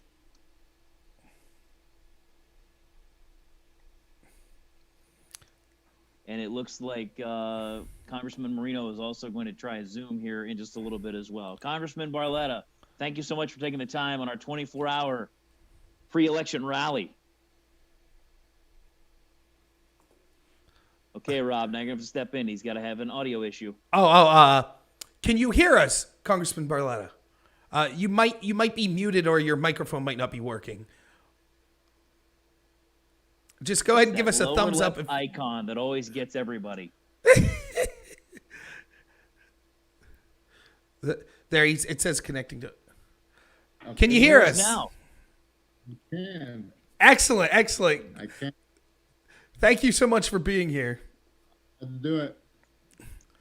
Rob, you got to be careful when the lightning takes out the audio, right? You got to be careful when the lightning takes out the audio for the thunder. I was not ready for this much of a power surge with my production skills here. So I'm thunder, Tom's lightning, so I think you're safe. Tom hurts. I make noise. So Carlos is back as well. Carlos, would you like to start off? Representative, how are you? Hi, Carlos. Lou Barletta. I just got off the phone with Tom. He just got home, and I told him about our quandary. So he's going to get on his computer and he's going to try to Zoom. Oh, excellent. Good. All right. So hopefully he'll be coming on. I might have to mute myself in case he calls me and says, "Carlos, help me." No Okay? problem. So, but I guess the very first thing that I'd like you to be able to talk about is tell the people the story of how you and Tom started all this. It's a fascinating story. I've heard it secondhand and thirdhand from other people, but I've never had the great pleasure of hearing it from someone right direct from the source. Well, we were asked to speak at the rally, and we went up together and sort of did a back and forth. Tom did a little, I did a little, and then Tom came back and I came back, and it ended up being like a show. Sorry about the phone. Oh, no problem. You sure don't need to get that? It might be the president. We can wait. His numbers come up all zeros now. You always know it's the president because it's a number like how did I get a number like this? I never saw 0, 0, 0, 0. And we were nicknamed Thunder and Lightning, and people always question who was Thunder, who was Lightning, and we never really told anybody which one was which. We always kept them guessing, and I think people thought that the T was for Tom, the L was for Lou. But then I told my wife, I said, everyone wants to know who's Thunder and who's Lightning. She said, I know who is. She said, you're Thunder because all you do is make noise. Tom's Lightning because he can kill you. That's great. So, Congressman, let me ask you this. What we see today in all of your years in office, it seems like this may be the most impactful election, at least in my lifetime, and I think possibly in the history of this country. Do you see it the same way? Well, I think it's even more because we always say, when you're running for office, this is the most important election of our lifetime. And, and then, people really felt it this time because what's on the line, freedom's on the line. But, I said something today that I really believe it's not the most important election of our lifetime. It's the most important election of our children's lifetime and our grandchildren's lifetime. I believe that's how important it is because it's an election about two different Americas. And we don't get to redo this election on November 4th. There's no question. This doesn't even resemble a Democrat party that I remember. This is a party that is clearly taking this country on a socialist path. That we may not be able to fix it again. The America we stand for, that I believe in, will be lost forever. So, freedom's on the ballot on Tuesday, and there's one man standing. There's one man left standing, and that's Donald Trump right now. He's the last man standing. If Joe Biden, let's face it, Joe Biden's not going to be president of the United States. Kamala Harris is, Bernie Sanders is, AOC, all these folks that really have a different vision, a socialist vision of America. Right. Beto O'Rourke's going to be our gun czar, right? I mean, they're going to take our guns. Our First Amendment, whoever thought our First Amendment would be attacked where we have Twitter and Facebook and controlling what we can say and what people can hear, and the media ignoring stories they want to ignore and just feeding to the people what they want them to be fed. I mean, this is, we become China on Wednesday if we don't get this right. Yeah. Todd? Congressman, I'm going to reserve my time just for a moment until the former U.S. attorney comes on because I want to break news with you guys in real time and get a former U.S. attorney's take on this, your take as a former congressman, and before I defer my time, before you held the congressional seat, you held local office. To see what's going on at the state level right now as a former local office holder, what does that mean to you in your career and the impact that it's had on folks that you know that you interacted with on the local level before you became a congressman? What does that mean to you? Well, it makes me want to get back in the office again, watching what I'm watching, seeing in a matter of only a few months, we watched a government be able to control everything we do. when we can go out, when we can't go out, what we have to put on. They will determine what business. Governor Wolf was determining what business was essential, what business was not. Where you had to close, but you can open. We had one man making these kind of decisions. Literally, the economy being shut down. You can abort a baby, but you can't go to church and worship God. We have allowed this to happen in like 4 months. And now that they did it, I mean, what's to stop them from another virus or something else to say, we can do it again, because we've already made you do it, and you did do it. So, when I watch what Governor Wolf did to our Commonwealth during the pandemic, and it worries me what the path we're on, and that's why it's not only the president's election that's important. It's making sure we keep the state House, Republicans keep the state Senate, Congress, United States Congress, the Senate, because this Democrat Party, they're not going away. They're not going to turn moderate when Donald Trump leaves. They are now controlled by a radical leftist party that does not like the America we have. They want it to be a socialist country. And so you've got to stop it at every level. You've got to stop it in the mayor's and governor's office, because their party, and we're watching it, Governor Wolf is following the footsteps of this radical Democrat Party that it's become.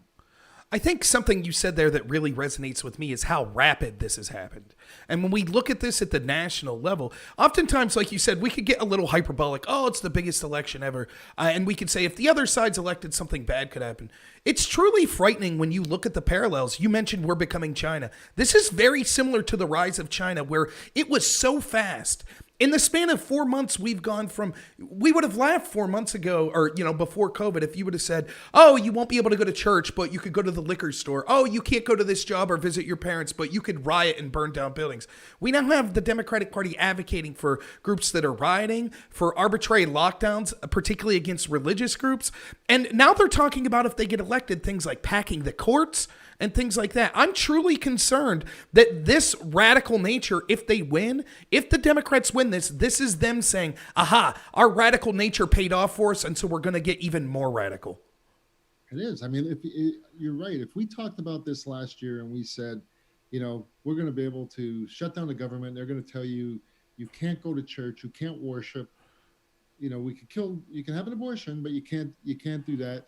But then other things like defund the police. When they first started talking about defunding the police, I laughed. I said, they're joking. They are not joking about this stuff. They want to defund the police. They want to erase our history. They hate America so much. I mean, it started with the kneeling kneeling for the flag and the national anthem. And they just kept going a little bit further. Now we're going to defund the police. Now the police are bad. Now we want to tear down statues. We want to erase history. We don't even teach. Thank you, President Trump, for making children learn history again. Mm-hmm. They want to erase it. They want to erase our history, apologize for what we did. You tell me where there's a better country. And if they can find it, why don't they go there? Right. Listen, is it perfect? No, it's the greatest country on earth. There's not a better one. And they want to erase all that. So they're not joking. They talk about no fossil fuels. That was another one. When AOC and they came out, I thought, I wouldn't say that if I was drinking with my friends as a joke. Eliminate all fossil fuels. Come on. I mean, but they're serious. They are literally serious. Like, how do we power our military? I say, what is Biden going to put our Navy on a sailboat and hope the wind's blowing in the right direction? No cows. I mean, these people, there's moderate Democrats, there's liberal Democrats, and there's crazy right? Yeah. Democrats. And that's where they're at. They're at the bat crap crazy Democrats right now. Absolutely. And when you look, I've never been someone that was particularly a fan of Joe Biden, but I wouldn't have considered Joe Biden even 5-6 years ago to be someone who was a radical. Now he's totally capitulated to that radical wing. And I think that goes to show, if they win, this is going to kind of be, you're going to see those few roadblocks in the Democratic Party that are the moderates and that are opposed to the radicals. They're going to start to fall to the wayside as well, I think. Oh, yeah, there won't be a moderate Democrat. And this is an opportunity really for the Republican Party to grow, because they've left those Democrats behind. They have no party now. And really, Donald Trump has transformed the Republican Party into the party of the working men and women. Exactly. You know, we're the forgotten men and women who had no voice. I mean, who would think, you know, the most unlikely vessel on earth was a billionaire from New York was going to come down that escalator and carry the cross for forgotten men and women who didn't have a voice anymore. And he's a threat. He was a threat to so many Republicans. They hated him. They hated him because he didn't, you know, conform to, you know, he didn't talk like them. He didn't act like them. He said what was on his mind. He said what most people were thinking.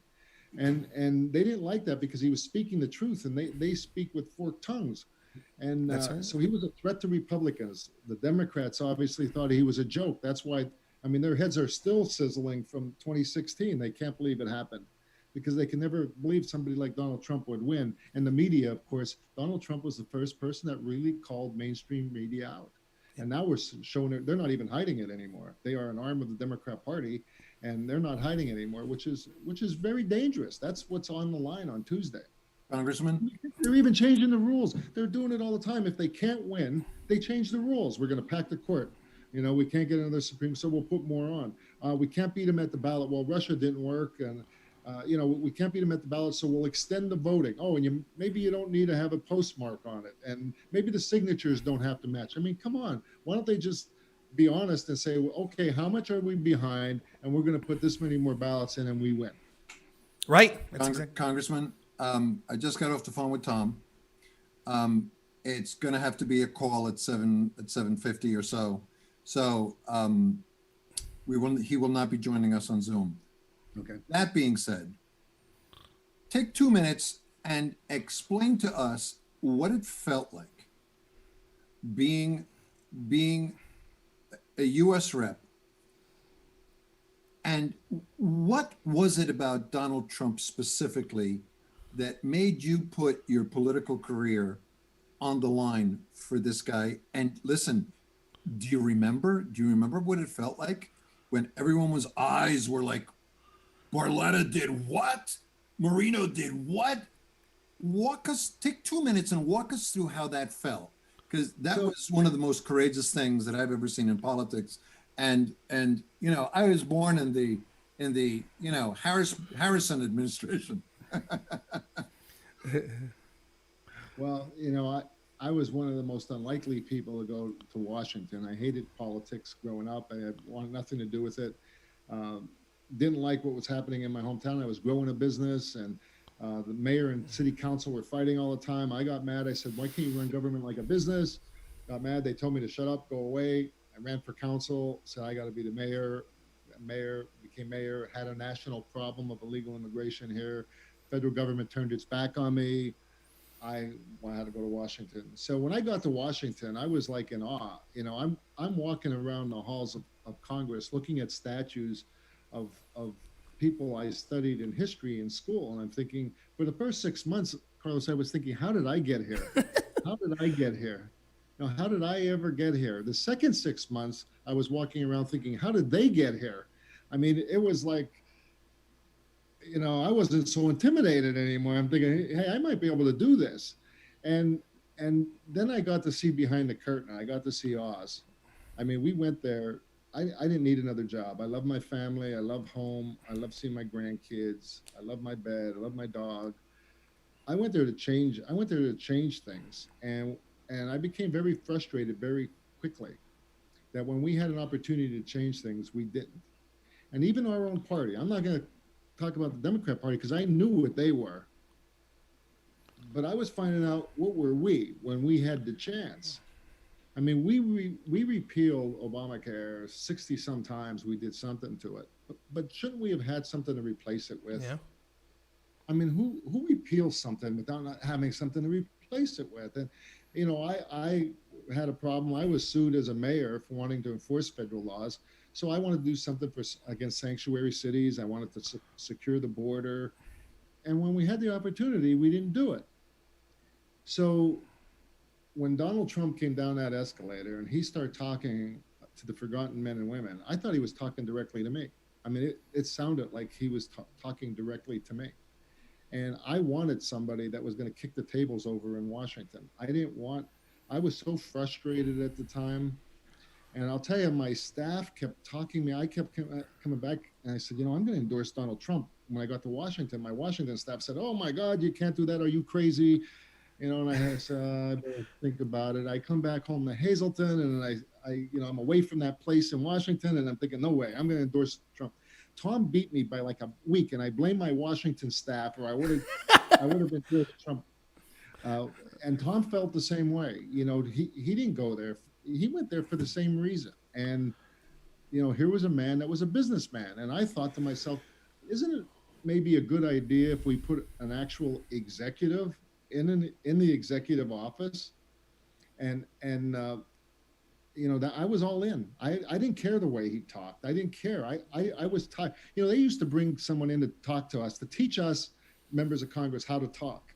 For example, they would say, use the word hardworking taxpayer, because we know that 70% of the people like the way that sounds. Well, isn't that phony? Yeah. Like, isn't that phony? Why should I want to trick you because I know that you're going to like this phrase if I use it, rather than just tell you how I feel? Maybe I don't say it as eloquently as I should, or maybe it's not exactly politically correct. And Donald Trump, he was 70 years old. You're not going to change the way he was, but he was a businessman. He was successful. And the things he was saying is what most forgotten people who didn't have a voice said. So Tom and I both became the first. Our colleagues did laugh at us. They made fun of us. They made jokes. They're not laughing any longer. Right. But I think we saw something long before other people did. Rob? In Washington, not in America, in Washington. Yeah, and I think that's very well said. And it's the exact same thing that I had an appeal with Trump was. Trump is the first president in my lifetime I voted for that won. And so that just goes to show you, I've always had this kind of questioning authority mentality. And I think that one of the things we were talking about earlier, and we can see since you've personally met Trump and had conversations with him, it's sort of ironic to me that the first president to me is just a working class person, never made more than $40,000 my whole life. Same with my family. It took a billionaire to talk to us, to represent us. And I think that that says a lot, that even with his background being vastly different than many of the people here in Pennsylvania, he still stands up for us and speaks to us. And I think that's an amazing thing. Yeah, Mike Pence said something very early on that stuck with me. He said, I got to know Donald Trump, and what I found out about him is you can't fake good kids. Yeah. and if you hear Eric talk and Donald Jr. talk, but they would tell me stories like, my dad would drive us, to a work site, drop us off first thing in the morning, and we would work, we had no car. He would come pick us up at 5 or 6 o'clock. So we had to drywall with the guys. We had to do everything they did. We had to get on the equipment, and we worked all the time. He never let them, because their name was Trump, think that they didn't have to work. He made them work, and they learned that. They learned those values, and they stayed grounded. I mean, that's what I said. It's just amazing. And doesn't God work that way, though? I mean, the most unlikely vessel he uses to send a message. And who would think a billionaire could relate to us the way he did? Yeah. Carlos, muted there? Todd. Yes, Carlos. We got 2 minutes. What do you have for the congressman? What has this experience been like for you, traveling with the president, going to these rallies, seeing the Commonwealth turn out in numbers that have never been seen before, Congressman? What has this been like? I actually saw your Montoursville appearance with the Thunder and the Lightning, pretty much playing to Tom Marino's hometown crowd, if you will, in his former district. What has this been like for you, playing to these crowds? Well, it's just amazing from the very beginning, because when Tom and I got on board, the whole Trump team could meet in a phone booth.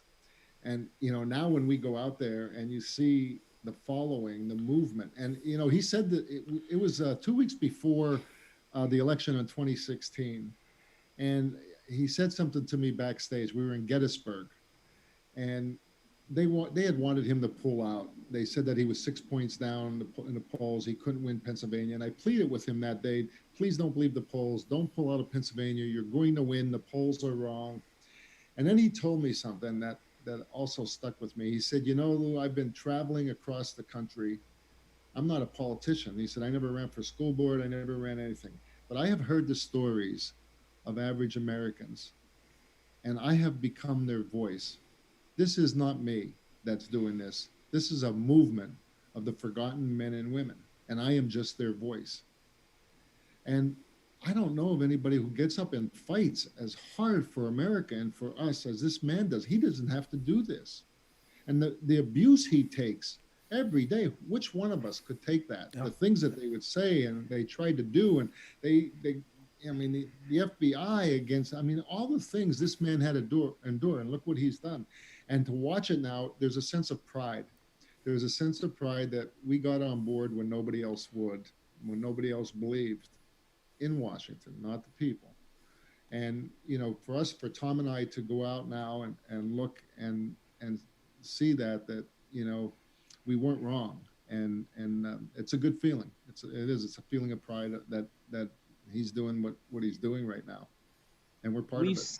We've seen the toll that the presidency takes on the body, right? We've seen presidents age right before our eyes. We have a president that's recovered from COVID. You've seen him from the beginning, Congressman. Has the man aged a day? He's not real. He's not real. They're going to find out that this is not a real person. Last night, after he did all these rallies, I was going to bed. It was like 11:15, and I had the news on. I'm thinking, oh my God, this must be a replay. And it wasn't. They were waiting for him to do another rally at 11:30 last night. And today he said he finally got to bed at 2:00 in the morning, and here he is again in Wilkes-Barre. You know, it's just incredible what this man has done and how hard he's worked for the American people. I mean, if the American people don't think this guy deserves, you know, another 4 years after how hard he's worked and fought for us and gotten results, it's not that he just works hard; it's the results he's gotten. It's just amazing. And I'm scared that that we've been talking that this could be a close election. I mean, let's face it, Joe Biden, you know, he goes to bed at 10, right? But it's 10 in the morning. Yeah, absolutely. You know, we all know he's not going to be able to do this job. Right. We know that, and we know who's going to do it. Kamala Harris will be the president. That's right. Congressman, yep. We love you for coming on. It is just, you've made our day. We owe you a debt of gratitude that we will, I don't think that in our lifetime we'll be able to pay you back for your service with what you did in 2016 and your courage. And when I think of Lou Barletta, I think courage. So I speak for my colleagues because I'm going to bring on Tom, but I got to bring him on, through a phone call. I want to thank you so very much for coming on, and God bless you and your family and your dog. We're dog people, you know. Riley's right around here. He is right here. He's waiting for me to get off. And have a great day tomorrow, and we will talk to you very, very soon. Thank you so very much. Thank you all. Take care. Thank you. Bye. Bye. I'm going to call you, Todd, then I will call Tom, and then you will call Robert. Give me a second, okay? Everybody mute your Zoom so it doesn't echo then.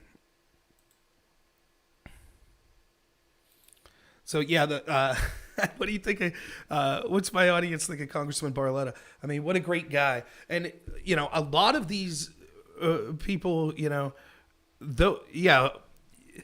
look, we didn't get a chance to ask Barletta, but there are some of us, namely a one Todd Bartley, but myself as well, that is hoping that he decides to put his hat in for governor. I think he would be a fantastic governor. He's someone who's approachable. He seems like a regular guy, and I really like him. And him, along with our next guest here, Tom Marino, both were the first two congressmen to endorse Donald Trump in 2016. So willing to go out of the beaten path and actually stand up for someone who was going to be against the establishment. So Yeah, I'm glad people seem to really like Lou. I could talk to him for hours. I think he's fantastic. Who am I, Lou? Congressman Barletta. Called him Lou. I don't think I'm friends with him enough to be on a first name basis, but yeah, that was a fantastic call. So yeah, his nickname was Thunder, and our next guest is Lightning. Tom Marino represented District 10, which then became District 12. In District 12, he won that seat in 2018 and then had to step down for personal reasons. That was the special election I ran for, was to fill Tom Marino's seat. And in the process of running for Congress for that seat, I got to meet Congressman Marino, who was very kind with me. And so, all right, here they are calling in. So, Call from Todd. You there, Todd? Yep, here we go. All right. Go ahead, Carlos, if you like. Rob, how are you? I am on the phone with Todd Bartlett and former Congressman Tom Marino of the United States 10th District in Pennsylvania. Tom, this is Robert Knorr. Welcome to our show. Thank you very much. I'm excited about this. We're not as excited as we are as having you on here. Thank you very much for taking the time. I know you had a hectic day and you just got back into Williamsport. Give us your thoughts about what happened today and what happened in Montoursville. And just give us your general thoughts. This reminds me quite a bit of 2016 when Lou and I, Thunder and Lightning, were out on the road, first two guys to come out for the president in Congress. People are wound up. They're determined. They're excited. They're angry. They're determined to elect him for a second term because they realize these are blue-collar people. These are people in businesses. There are people in higher positions as executives, seniors. Just what I heard in 2016. I'm voting for him. Or I didn't vote, I'm going to vote. Or I'm registered. I'm a Democrat. I'm going to vote for him. The crowds are just as large, if not larger, than they were in 16. And it's a good movement at this point. We shall see. So we asked Congressman Barletta, what was the inciting incident that made him support the president when no one else would? And of course, you came out a week before Lou did. It took an immense amount of courage. And, I knew you before you went to Congress. And, if you don't mind me saying this, okay, you had a reputation in Lycoming County of being a badass and no nonsense. And I think that's why you got elected. But you took that same tone to Washington, and the courage that it took you to do to go against the establishment, to support the president, was incredible. Give us an insight of the inciting incident that convinced you to do such a thing.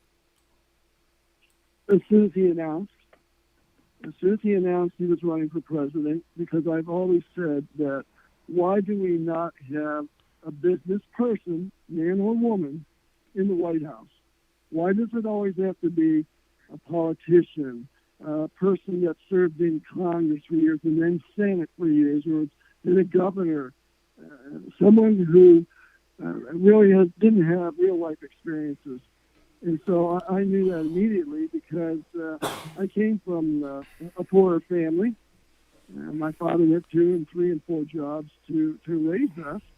And what the president said, or what the candidate president said at the time was, he knows what people are, how they're suffering, and nothing's been done about it. And I mean on both sides, the Republican side and the Democrat side. So that was no problem for me coming out and endorsing him. Was a little bit with some of my staff members, but they know how hard-headed I can be with the Sicilian temper that I have. But but it was the right thing to do. Now I got to tell you, my leadership told me my career was over. They said, your career's over for doing something like this. I said, we'll see. Well, when we went back after the election, it's like, can you mend some fences for us? Because some of them were outspoken and were against him. So now, months before, they were saying I was crazy and my career was over. And then now they're looking at me saying, hey, can you help us out here? And that's the hypocrisy of D.C. So, Todd? Rob? Oh, sure. Yeah, Congressman Marino, it's great to talk to you again. It was my first foray into politics to actually run for your former seat in the District 12 special election, and I had a great opportunity to meet you there. So it's great to talk to you again. My pleasure. Please call me Tom. I'm a civilian now. All right. Well, thank you so much. So, Tom, what do you think about the enthusiasm you see in Pennsylvania for Donald Trump? Do you think it exceeds even the levels in 2016 that you saw? Definitely. And there are more younger people out at these rallies than I saw in 2016. And people from all walks of life. Every shape, every size, every color, you name it. They are out there standing in the freezing cold, waiting to listen to him. And the guy, they had to name an energy drink after him because he never tires, never. Yeah, I totally agree. Todd? Well, I'm going to ask you to put your U.S. Attorney hat back on, former U.S. Attorney Tom Marino, because we have some breaking news. I've obtained additional documents tonight from another whistleblower that's involved with the election and the counting of ballots. And this has come in from the Secretary of State's office. It was dated yesterday, and it's guidance for counting of ballots. And one of the bullet points on page 3 reads as follows. Ballots that lack a postmark or other proof of mailing, or for which the postmark or other proof of mailing is illegible, are presumed to have been mailed by Tuesday, November 3rd, 2020, and are valid and must be counted unless a preponderance of the evidence demonstrates that the ballot was mailed after November 3rd, 2020. Former U.S. Attorney, former Congressman Tom Marino, your reaction in real time. It's outrageous. To me, it reeks of a scheme to rig the election, and that's why we have to have so many people watching at the polls, no matter where it's at in this country. But look, the Democrats are worried. They're scared to death about this election, and it's the U.S. Attorney's responsibility. We are assigned that. We are assessed from as the position that we hold in each of our states and each part of the state to make sure that if there is something that appears illegal, then we as U.S. attorneys, we're supposed to be right there investigating it and moving forward with it if we come to the conclusion that it is clearly illegal and fraudulent. And this is beyond pale what is being done with these mail-ins. Tom, I got to ask you as a follow-up. When you hear the phraseology, unless a preponderance of the evidence demonstrates that the ballot was mailed after November 3rd, 2020, how are you going to get to a preponderance of evidence unless they call the person that had a return address, if they bother to put a return address, on the ballot itself or the envelope they sent it in? How do you ever get there? You hit the nail on the head because you don't have to be a rocket scientist to figure this out. But this is some politician, this is some individual, probably some lawyer telling them what language to use to make it sound legitimate.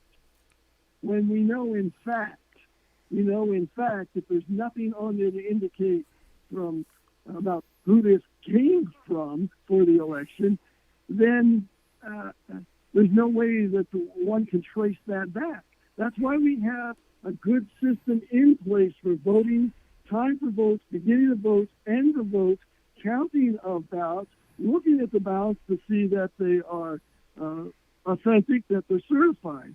I'm telling you, people say, do you think the president's going to win? Yes, I think the president is going to win a second term. I think he's going to do well in winning a second term. What I'm worried about is the fraudulent voting that's going to take place that is sanctioned by elected officials across the country in the opposite party, because this is how desperate they are for the power grab. It's all about power, and it gets back to my position of, and we'll discuss that for another day, is for term limits. I've dropped that legislation 9 years in a row when I was in Congress. I actually can't hear you. Got 8 pieces of legislation passed in 9 years by both President Obama and President Trump, and I couldn't even get my leadership to allow my legislation to go into a hearing for a vote for term limits because they knew they'd be out of a job. But no, this walks like a duck, sounds like a duck, must be a duck. Yeah. Well, Congressman Marino, our next guest is here. I'm absolutely thrilled that you came and spent some time with us. It's really amazing. And I hope that you'll join us in celebrating after tomorrow when we win this historic election, and we could get together and talk again soon. Yep, I will. Thank you very much. Thank you so much. Thank you. Thank you. Thank you, Tom.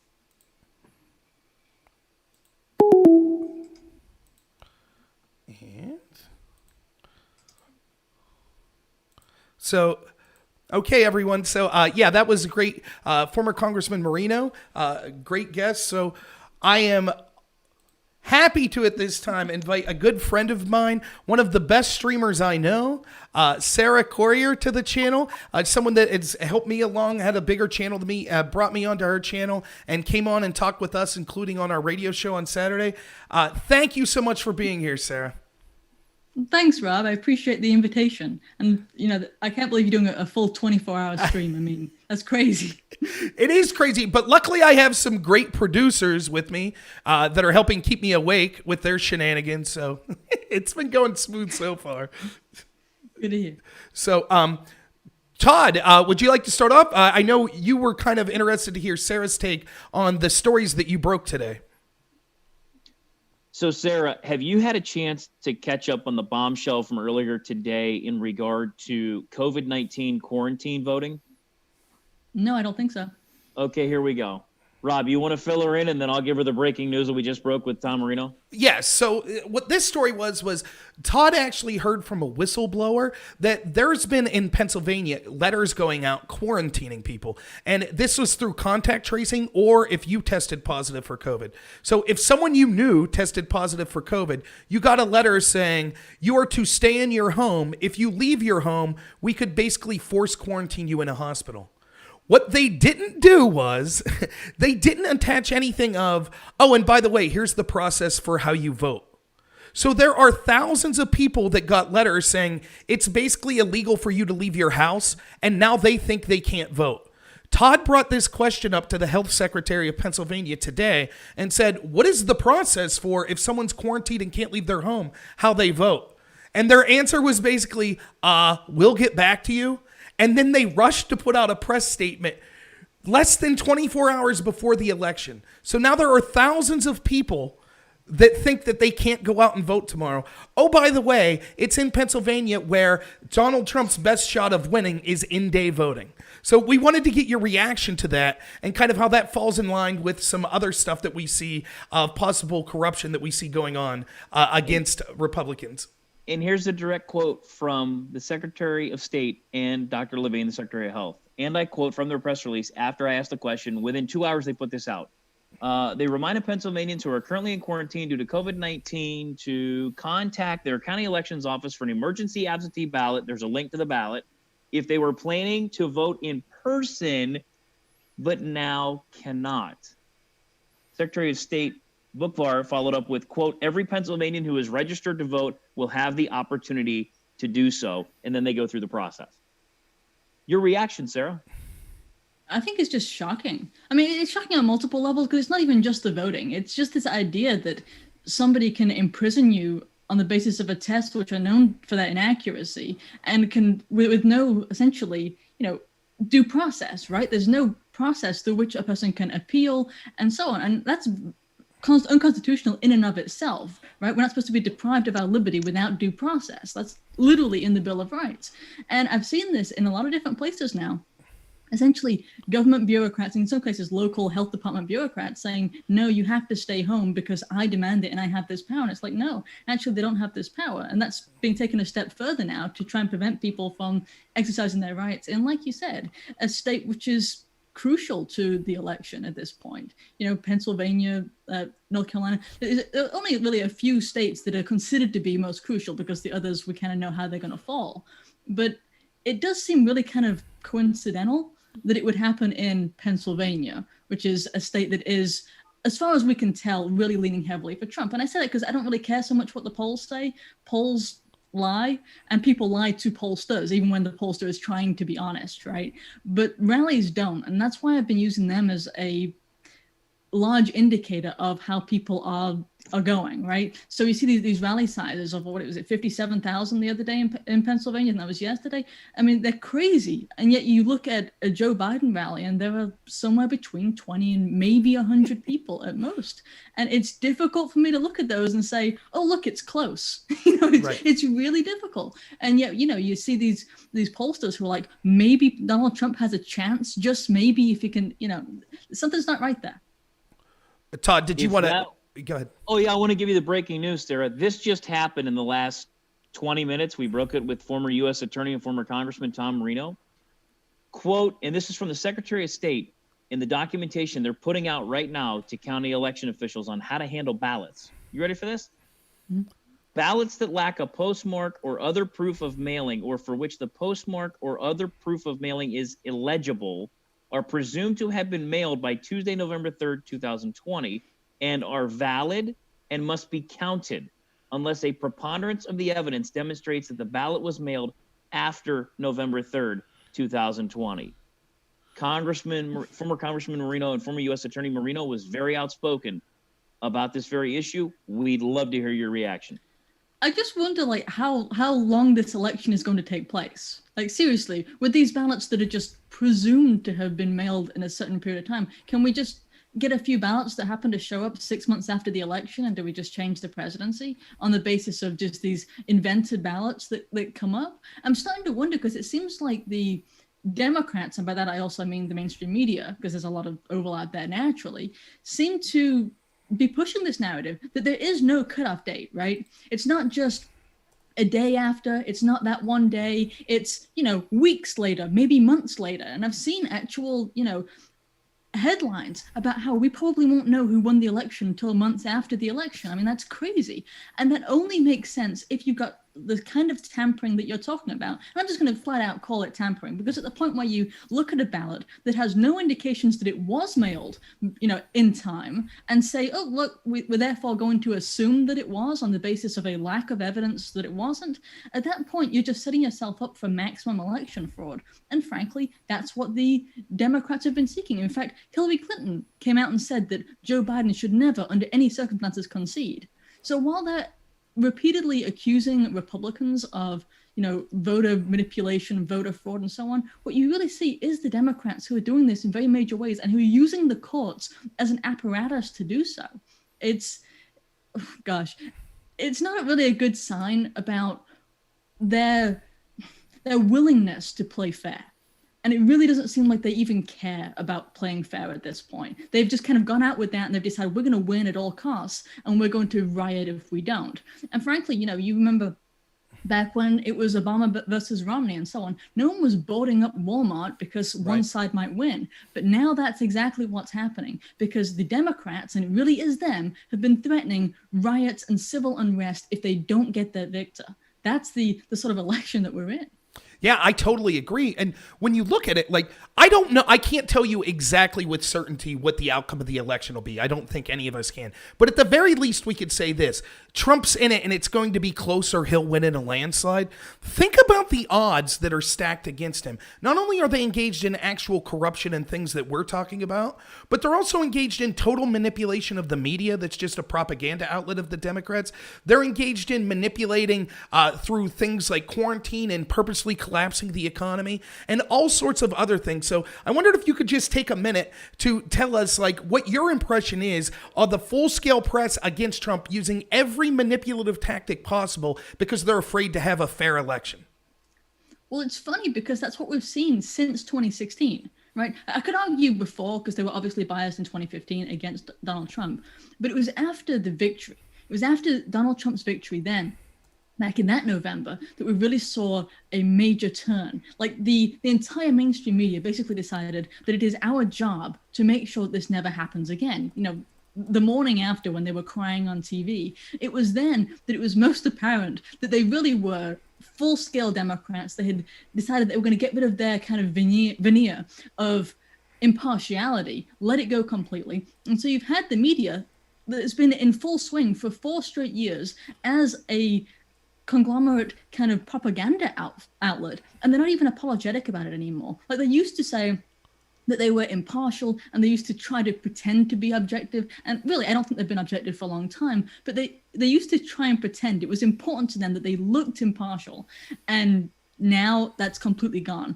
Basically, it's like every time you turn on CNN or MSNBC, you might as well be watching like a Biden rally or something because it's that partisan. It really is. And you've got these people now, I just want to get this in there, that if Joe Biden doesn't win, they're going to go through impeachment again, right? Because that was another evidence of them refusing to accept the results of the last election, was let's remove him from office through any means necessary, for any means possible. And so that's what I think we'll see again. The whole impeachment saga over again, either over the election itself or something else that they manufacture. So this isn't going to be over for a while, the fight to essentially, well, safeguard the republic. I totally agree. And one of the things that I wanted you to be able to talk to the audience about, because I think you're the best person I've heard in the country talk about this. Talk a little, if you will, about the selective way that the big Democrat establishment party is attacking people's religious freedom and how they've been using COVID as an excuse to kind of stop people from worshiping as the First Amendment guarantees us.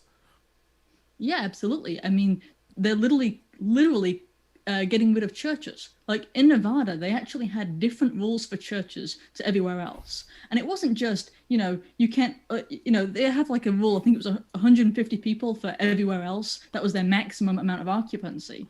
And then in churches, it was only like 50. Why? Why is a church inherently more dangerous? It's not, of course. And that wasn't even just, keep your 6 feet distancing. It was, no matter what, you cannot have this gathering. And, these other places didn't have the religious freedom, the religious protection, I should say, in the Bill of Rights. Of course, they still have the freedom to assemble, don't get me wrong, but churches should be more protected than anything. And in fact, they're not. And you've seen these places in, I think it was Mississippi, where you had mayors that were fining congregants for showing up in a drive-by, church service. Right. So they were sitting in their cars, right? And they tuned the FM radio. It's kind of like old school tech, but they tuned the FM radio to listen to their preacher, to their sermon. And the cops came up and actually gave these people fines, $500 a person in the vehicle. And that was just arbitrary. Like the mayor just literally said, okay, I'm going to come up with this arbitrary amount and enforce it. And that's kind of like in itself kind of problematic. You're not supposed to have, the mayor that has the authority to both, ban your churches, close your churches, tell your preacher that he can't speak, tell you that you can't go and drive in somewhere. But then to just arbitrarily have this misdemeanor violation as if it's a crime. We don't have things like that in America. We don't have kings in America. We certainly shouldn't. It's the same way here in North Carolina. You've got, Roy Cooper, who is the current governor of North Carolina. He's been contested by Dan Forrest. Well, Roy Cooper has been doing the same thing of basically taking these executive orders and then trying to come up with punishments, like executive orders weren't supposed to have punishments, Right. because that requires an actual law, right? You know, you can have an executive order and you can say, hey, I'm going to change the way this agency of mine does its business because it's his executive agency, right? That's the whole purpose of these executive orders. But instead, what they're doing is writing laws that restrict the movements or the activity of regular people. And that's just kind of obscene. Dan Forrest, who's competing against him, is someone who I really want to win because I don't want to live under this tyrant anymore to start with. But because Dan Forrest is one of very few politicians, even Republicans, who are willing to say, let's get back to normal, not the new normal, which is really creepy and Orwellian sounding, but let's get back to normal. Let's open up businesses. I'll never tell a business that they're not essential. Right? Masks are voluntary. Wear one if you want, but if you don't have to, because I don't have the authority to tell you to wear one. Right. And why is that such a novel idea? It's crazy. I know. And some people. Go ahead, please. Go ahead. Oh, I was gonna. I absolutely agree with you. Another issue that I haven't had a chance to talk to anyone about today with this, but I think that you're the perfect person to talk to as a content creator. Could you kind of tell us the dangers of allowing these tech companies to censor our speech, and how if we don't rein this in and we don't allow independent content creators to have a free voice, how this will shore up that the establishment and the Democratic Party is able to control the narrative and consolidate power for years to come? I don't know. Is that safe to say? Yeah, that could end this stream quite quickly. Yeah. No, seriously though, when you look at big tech, really is more like a cartel at this point, and I say that because they work together. If you've been paying attention, it's scary because you'll see one person who offends the big tech companies, and they don't just get banned from Twitter and that's it. They continue on their way. No, they get banned from Twitter, and then they get banned from Facebook, and then they get banned from YouTube, and then they get banned from PayPal and from all these different payment processes, and they get banned from everywhere as if they're just being shut down, as if in some kind of USSR style fashion, they're no longer able to function in society. And I say that because so much of our society relies upon these things. In the modern age, it does. And now, if you don't have access to so many of these sites, you don't have a voice. You in the very most literal sense, nobody will hear you. And that's the kind of power that I don't think we should have, for example, China behind. And that's one of the main problems, is that so many of these big tech companies are owned by China. And they're giving out essentially an internet death penalty for anyone who disagrees with them. It was as far back as the Bill Clinton presidency that the Democrats and China became kind of combined, I guess you could say. China funded Bill Clinton's campaign. Bill Clinton later on let them into the World Trade Organization. They've had a partnership for some time, and I don't think we've seen the end of that. And now we see big tech work so obviously to silence conservatives. Yeah, we're seeing essentially China's hand being utilized to silence conservatives because, frankly, they want a Democrat win because they want their hands in the White House. I think it's that simple. And I don't think many people realize how devastating it can be to get one of these internet death penalties. I spoke to Enrique Tarrio, who is the chairman of the Proud Boys, and he told me about how Chase Bank shut him down, how he can't get a payment processor to sell T-shirts. How is he supposed to feed his family? Or is he supposed to feed his family? There's a Christian group, I'm trying to remember the name of it, that has been critical of Islam, that has been shut down by MasterCard. I mean, that's not even just a regular bank. You can't get many alternatives. There's Visa, MasterCard, American Express, and Discover. And that's it for all of your credit card processing. It is possible in this day and age for someone to be forced to starve, basically. And so few people are speaking out. We need the Republicans to speak out. And frankly, in the very least, to regulate these banks, like they ought to be doing, to prevent them from engaging in political persecution against people. And also, I think Americans ought to have the right to speak freely on supposedly neutral platforms that are defended on the basis of their supposed neutrality. In other words, if somebody goes and speaks on one of these sites and says something that, Twitter doesn't agree with, that violates some kind of crime even, Twitter is not held liable, and that's okay. But if they're then going to selectively choose what gets published, then it's different. When they start exercising bias, they become a publisher under the law, and then they can be prosecuted for the things that they allow to be posted on their site. If I posted something on my own site, on my health site, for example, and it was criminal, I'd be liable. That's the way that it works, because I'm choosing what's being posted there. Twitter's claiming they're not choosing, it's just other people, therefore they're not liable. That's not true. And it's the same for so many of these different big tech companies. And communists want to destroy the capitalist society. So Democrat policies, I think, are sabotaging us. And that's some of what we're experiencing now. And it's, I always say that the reason is the Democratic policies are so bad. They're so terrible that they have to completely control the flow of information in order to basically propagandize people into believing it. That's honestly how I feel. I have a lot of people asking what your shirt's for, and I think it's for Dan Forrest that you were talking about.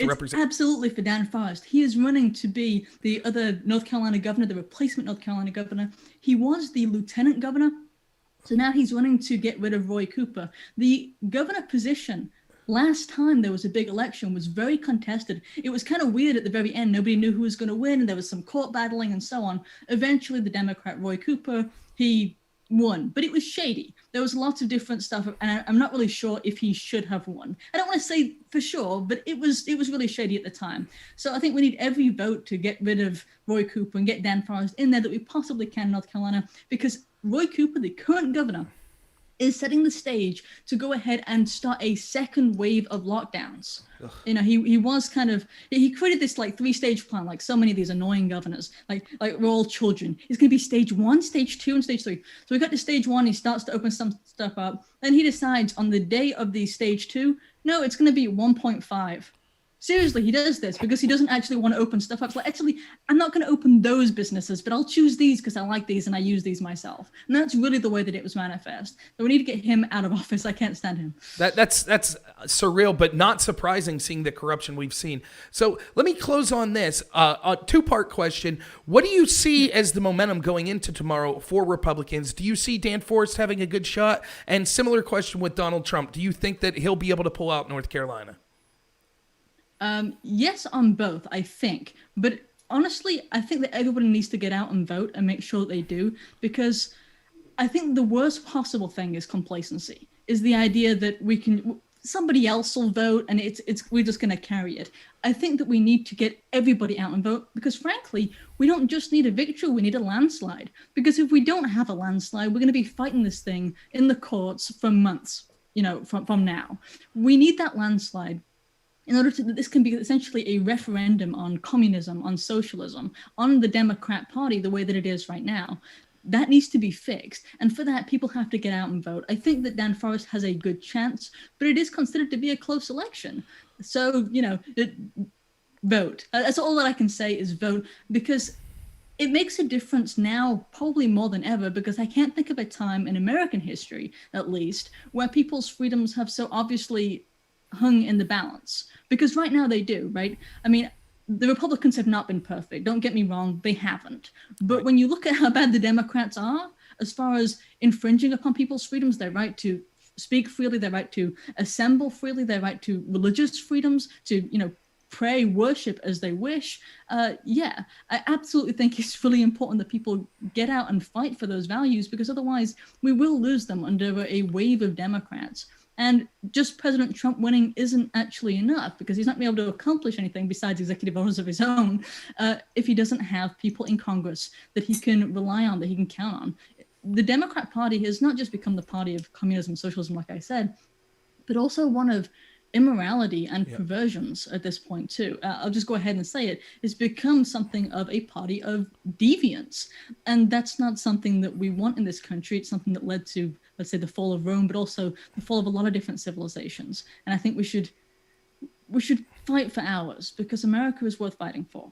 Absolutely agree. Carlos, do we have a guest coming up at 8:30? At between 8:40 is when I told him. Okay, excellent. So we got, Sarah, you don't mind sticking around for a couple more minutes? Of course not. All right, excellent. So what's an issue that I know that we agree on the corruption and the dangers, like you just articulated, of the Democratic Party, but what's an issue that maybe we haven't covered much today that you think's an important issue that people should get out and vote for? Honestly, I would have to move the conversation more toward that area of immorality, because it would be things like Democrats ignoring the fact there are differences between men and women, and then putting boys into girls' bathrooms, things like that. The requirements that many Democrats, including Joe Biden, want to force, and he just came out with this recently. I'm surprised he did so close to the election. But this idea that people who are religious should be forced to do things that is against their conscience and against their faith, such as bake the cake. Right? That's that kind of proverbial thing now. But it used to be, you had this whole argument of, well, give them the right to do this X, Y, and Z, and they'll just leave you alone.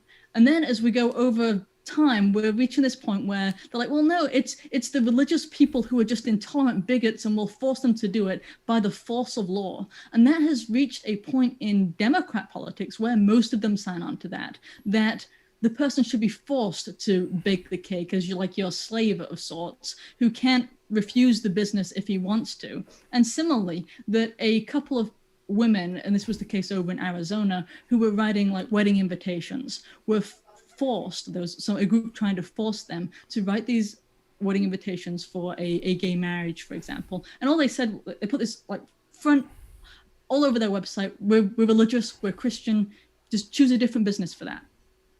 Did they get that kind of respect, that kind of tolerance? Of course not. And so many Democrats in the state of Arizona came out against this like couple of women, couple of sisters, I believe, who were trying to run their own business, trying to leave everyone alone and just run their own Christian business. Increasingly, people like Joe Biden are going to try and destroy the rights of Christians, frankly, and force them to do things that are immoral. And also, like in the recent Joe Biden, I think it was a town hall where he was talking about like 9-year-old trans children.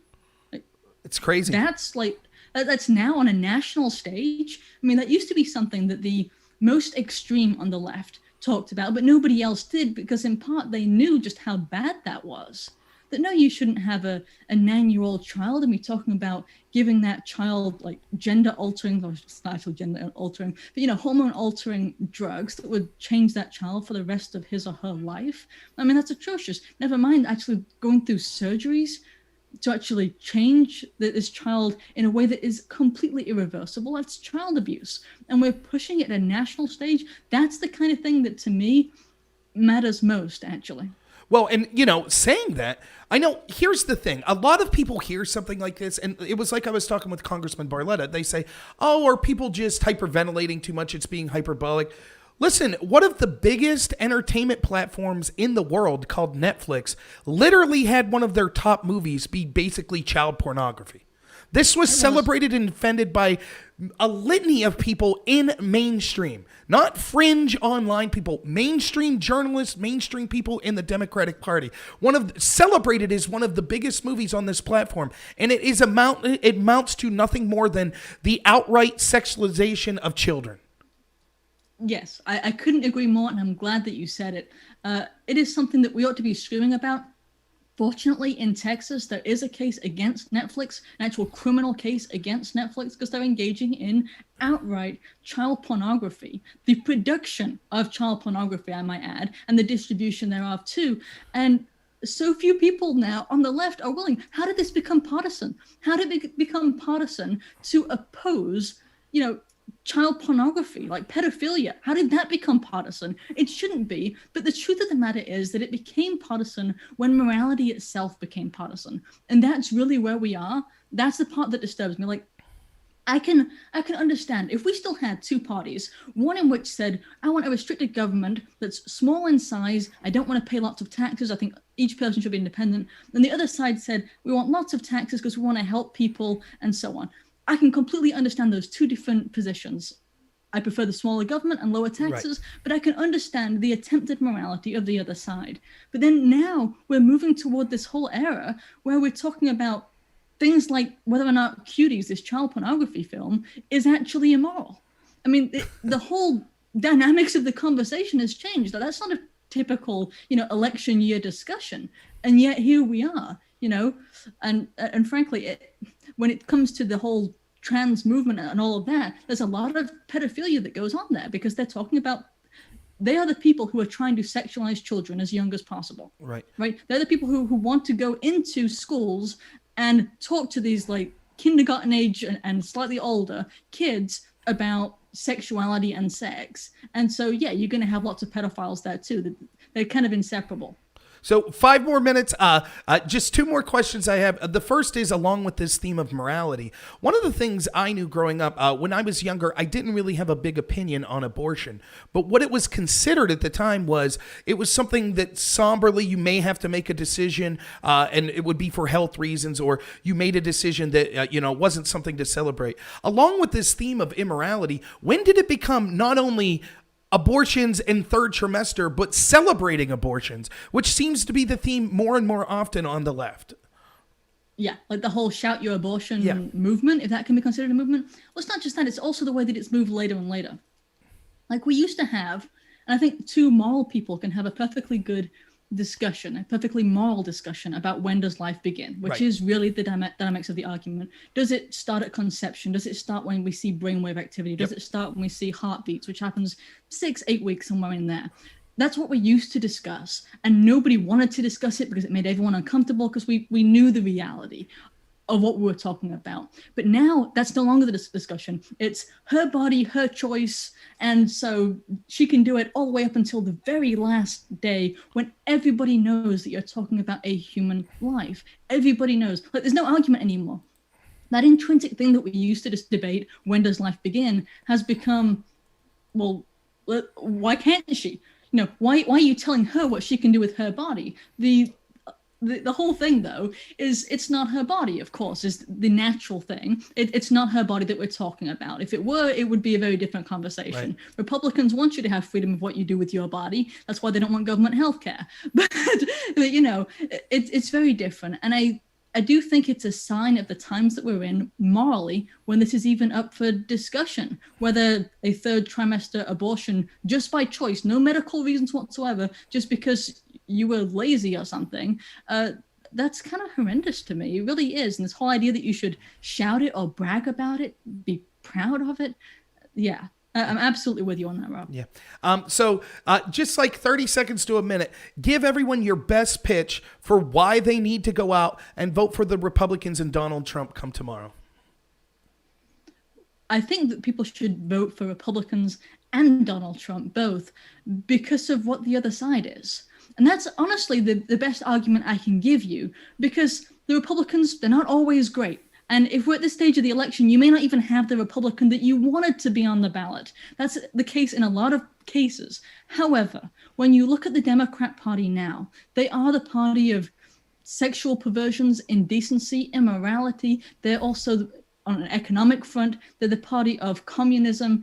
They just essentially want the Soviet states of America. Moreover, look at the states that those people have created. That's probably the best argument I can give you, because when you look at places like California and places like New York, you see people leaving those countries, not going to them. And that same thing is replicated around the world. You'll notice right now that you have lots of people around the world who would love to come to the United States and settle here as immigrants, because it's a great country, because of, in large part, that Bill of Rights that Republicans are trying to defend and Democrats seem to constantly attack. But it doesn't go in the other direction. You don't generally have Americans going to different socialist and communist countries, just as you don't have people moving to California anymore or to New York anymore. You have exodus out of there. And that's the best argument, because when you look at the places that these people create, you need to vote against that, vote against your hometown becoming what it is like in San Francisco. Carlos, you had a question? Sarah, how are you? I'm doing well, thanks, Carlos. Good to see you. Thanks for coming on. No matter what Robert says, I am your biggest fanboy. Thank you. So, Sarah, show me an example of a conservative that lies about their ethnicity to get ahead in the same way that female university professors claim that they are a variety of different races. Does that exist in the conservative world? No, largely because Republicans and conservatives don't generally deal with race most of the time. Right. It's the conservative argument that you should judge a person on the basis of merit, and therefore they don't obsess with race the way that Democrats typically do. They're obsessed with race. And it's interesting that nobody ever pretends to be white. Have you noticed that? Like, that never happens. They're always pretending to be something else, something non-white. And supposedly we have white privilege in this country. And if that's true, then everyone should be pretending to be white to get all these privileges that are offered to all these white people. And instead, I would find that if I wanted to get into the college system a little easier, it wouldn't be by pretending to be white. Absolutely. Sarah, but it's not about race. It's about cheating. Right? It's cheating. It is cheating. It is cheating. But it really falls into their whole identity politics, ultimately. And that's the part that disturbs me, is the fact that they're trying so hard to get people to identify solely on the basis of their race or their ethnicity, and to see themselves as only that, and then to ignore anybody else because you essentially judge the other person on the basis of his or her race. And that's what they do constantly. Like, they look at somebody else and say, on the basis of the fact that he's a straight white male, I don't listen to anything that he says because there's nothing that he can add to the conversation because he's one of those, and that's the way that Democrats argue nowadays. Conservatives aren't generally ashamed of their heritage or the heritage of America. I don't think they should be. I think we have something to be proud of here. And lastly, when they get fired, Sarah, are you ready for this? They get martyred. Right. So they continue to work and they continue to get jobs. And they're hailed as conquering heroes. And there possibly might be some statues involved, no? So that last part again? And there possibly might be some statues involved, no? In the future. Yeah, well, they're taking all the statues down so we can forget our history, and then, well, that's actually something that I know I don't want to go on for too long. I know you guys have another guest lined up, but I do want to say that this whole thing where they're taking these statues down is part of the erasure of our history. And if you talk to any college kids now, like, seriously, if you just talk to college kids and realize how little they know about American history, I think you'll be appalled. And there's a reason for that our educational system is actually trying to reduce the amount of knowledge that people have. And I saw this in England. I saw it in the National Union of Teachers over in England when I was growing up, specifically said that they were trying to avoid nationalist type thinking over in England. And that's why they weren't willing to teach the bulk of English history. And something very similar is being replaced here in both the college system and also in lower educational areas. It's trying to remake the fabric of our country by creating a generation or generations of people who are ashamed of who they are and don't think that anything positive ever came from America. And nothing could be further from the truth. Todd, did you have one question, and then we'll have Sarah shout out her channel and everything? Just curious what your prediction is for tomorrow. I think that, well, it's all about the cheating. Honestly, I think that if there weren't cheating, I think that President Trump would win. That's my main concern, is just how much voter fraud I'm seeing. I'm seeing a lot of voter intimidation that's going on here in North Carolina by Black Lives Matter groups have already showed up. And we've had, like, the sheriff's departments have actually tried to, or had to, like, use pepper spray to break up such crowds. There's a lot of issues like that. I know they always accuse conservatives of being the ones to engage in such voter fraud and voter manipulation. It's just a matter of them doing exactly what they accuse us of, as is so often replicated. I certainly hope and think that President Trump will win if everyone shows up, but don't get complacent. Seriously, I think everyone needs to go out and vote, and don't think that your vote doesn't matter. It does. Not just in the national election, but also in these small elections close to you, the elections that will most impact your life. If you ever go before a judge, before a court, if there's ever want to change anything in your local town, these elections can actually impact your life. So vote. All right. Well, it's our pleasure as always to have you on, Sarah. Again, one of our favorite streamers. I want to give you a chance to shout out your channels. I know you're working with a new platform. I put your YouTube channel up there, but where can everyone find you if they want to hear from you? Well, yeah, I mean, it is Sarah Corrier is my name. I'm on YouTube and also on Odyssey. The best thing for you to do is just go to thecrusadergal.com, and therefore I've got all my list of the different platforms that I published to. So that's thecrusadergal.com, and you'll find me there. And there are lots of different ways that you can follow me. Thank you so much for having me, Rob. Thank you so much. Hopefully you're celebrating a victory. It'll probably take 3 or 4 days to realize it, but hopefully we can get together and celebrate a victory here soon. Sounds great. All right, we'll see you. See you. Thank you, Sarah. Thanks, Sarah. Thanks, Carlos. Thanks, Todd. Like, she's probably one of the content creators I could say that's legitimately better than me. I love listening to her. I think she's so good at it. So There's no question about it. We don't tell you. well. It's funny how how she said what Robbie said this afternoon. Now about how shockingly disinformed many people on the left are. I couldn't agree more. And look at the theme of the people that are saying that. Look at Robbie and the influence he has working on culture. Look at people like Sarah. We're going to have some streamers on later. My friend SJG, his channel, right? He works in parodies and things like that. My friend Drone Tech, he specializes in highly production YouTube videos about the corruption of the media. I think if you're out there and you're listening and you're with a more kind of you've been with the Republican Party for a while, I think that there's excitement to have to a lot of young people that are coming up that understand the importance of culture and that it's no longer that the Republican Party is stuffy. These people understand knowledge and history and the arguments that bring and the ideals of America that make it the greatest country in the history of the world, but they also understand how to have fun, reach people, and use different platforms to do it. So I think it's awesome that we could have a show that's illustrating. We could have Congressman Barletta and Marino, Thunder and Lightning on, and then we could have the Crusader gal right after, and just to show the different ways that the Republican Party is diversifying and how the ideals in the Constitution are being spread by people of all sorts of backgrounds. And Todd as well. So Carlos disappeared there for a moment, but I think he's lining up that next guest. Okay, excellent. So we're running 15 minutes late. I don't know when we have a break coming up. Well, we got Fitzgerald at 9. You don't want to hurt his feelings.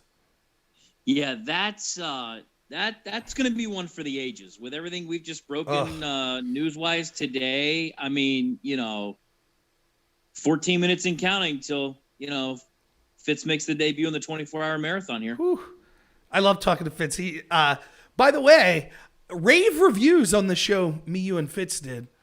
It would have only been better if Carlos was there as well, but I had a lot of people had good reviews for him, thought he did excellent on the show that listen to me regularly. So I did have a little heads up given to me earlier that during the Department of Health press briefing today, the TalkWilliamsport.com story was being shared in the comment section on the live stream. No kidding. Let me ask you this. I had people, the press release that you were speaking of earlier that showed about the official document that you had that talked from the whistleblower that talked about how they're going to default to allowing these ballots even if they don't have postmarks. Is that up on Talk Williamsport right now? It is not yet because I've been participating in the show. So after the Fitzgerald interview, I have some writing to do. Right, and because I know there are a lot of shocked people that couldn't believe to hear that. And so I think they'll be really interested. And by the way, just a shout out, I put it up in the link there, talkwilliamsport.com. You should check that out. That's where Todd's putting all of his material. And even though Todd's a friend of mine, I kid you not when I could objectively say he is the best journalist that I see in Pennsylvania. He literally has broke 2 stories today that no other journalist has right here live on the show. So you should definitely check out talkwilliamsport.com. So. And by the way, I did a little quick search around the state, and the COVID quarantine story just on Harrisburg TV was on one website. It was upper right-hand side, like second or third story down. It was nowhere to be found in another one. Right. Well, see, I was going to suggest earlier, we've been so busy, but this story would have been a perfect 5-minute segment on Tucker tonight, right? Just like... It's right up his alley, kind of the hypocrisy. Well, and the one we're going to put out here probably 9:30, 10 o'clock tonight. I mean, they're going to pick up and run on the news cycle tomorrow in the next couple of days, because if you're going to count unmarked envelopes and claim that, no postage or illegible or whatever, and it's patently going to be counted, how are you counting that ballot? Well, and someone mentioned earlier today. It's magic. It's magic. I forget what guest mentioned this, but they had said that what they were going to do, it might have been Scaringi said that what they were going to do is the ballots that came in after the deadline right? With the 3 days after, they were going to count those separately in case there was a court challenge. My question is, are they going to keep a pile separate for these ones with the postmark issues? Yes, and I'll outline that in a story. The guidance is there's 3 different piles. Okay. There's 3 different piles above and beyond that other one.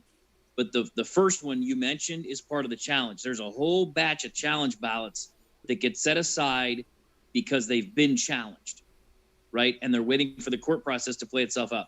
Then you've got the dimpled Chad ballot idea, right? That's a whole nother pile. Then you got this third pile.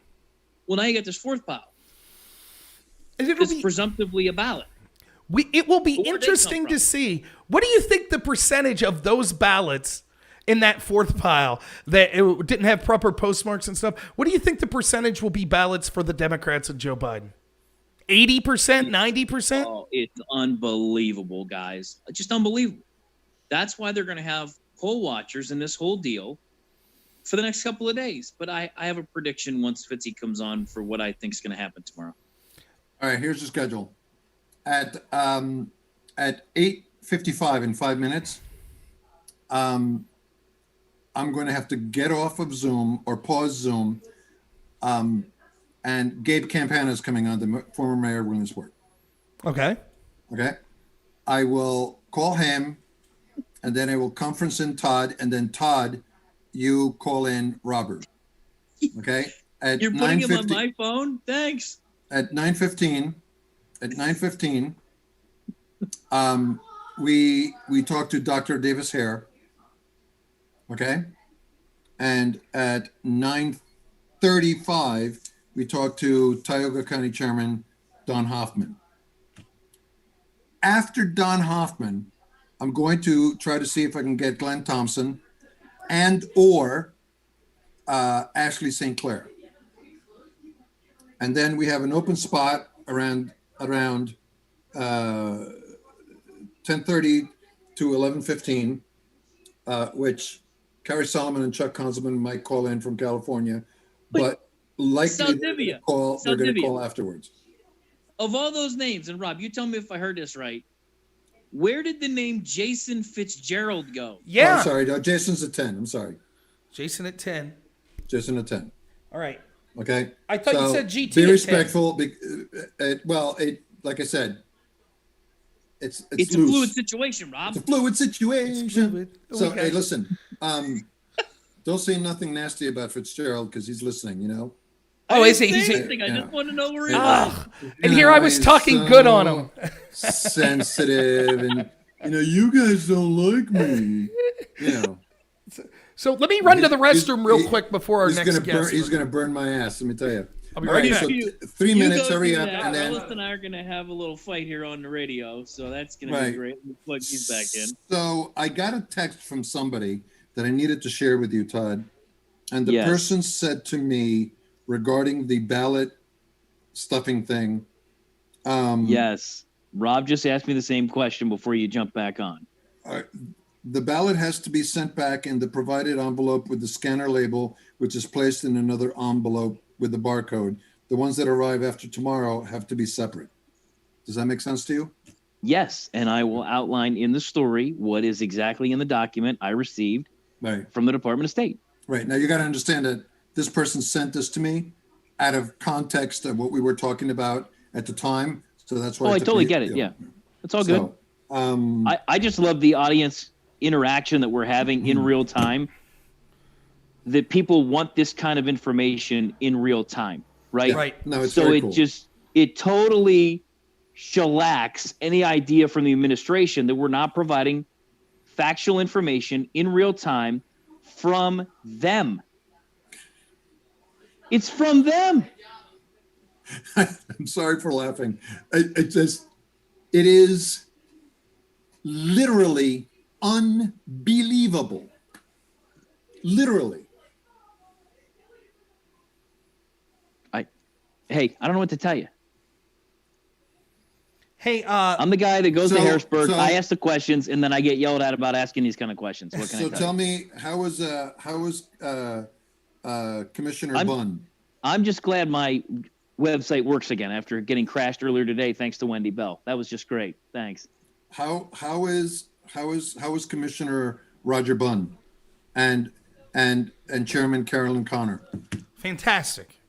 Absolutely fantastic. And I think that both of them bring a unique, like talking to these county commissioners has been fantastic because you could see kind of the different personality of each county, but you could also see the common thread of enthusiasm. I mean, some of the things that I think are the best information I've got all day is listening to these county commissioners talk about how high turnout's going to be. I mean, that's incredible. We're talking 70%, 76% in some counties they're predicting. That is incredible. My entire life, I've been told one of the problems with our republic is not enough people participate. Now we're talking about 76% turnout. I mean, that's really an amazing thing. Right. When it's usually between 25 and 35. Yeah. All right. So let me call Gabe and I'll get back to you. Okay. So, by the way, Todd, so I do have a couple my friend SJG, at some point I'll get him on tonight.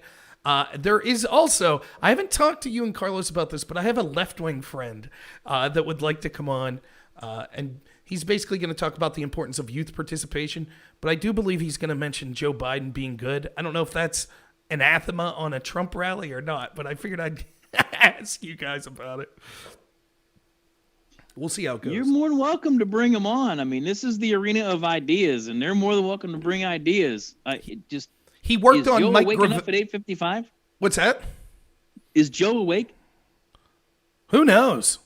That's a great question. It's 8:55 p.m. Just curious. It's,